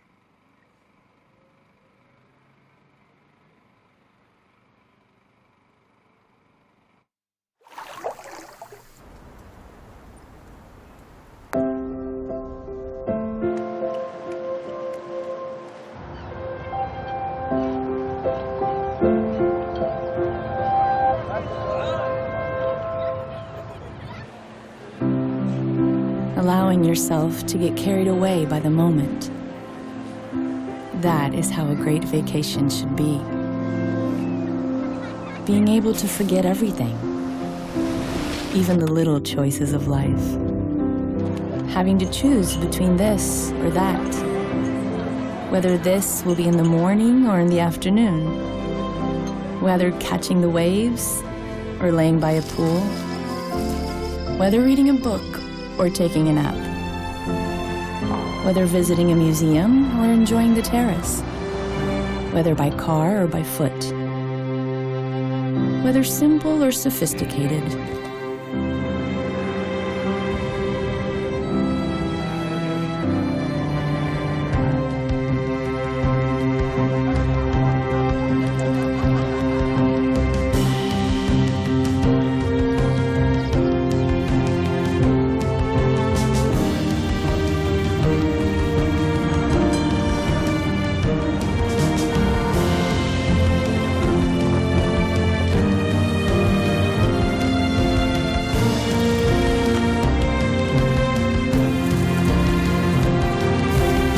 Just leave it up to the moment and see where things take you. It's entirely possible when nothing is missing and everything is so close. Every path is the right path.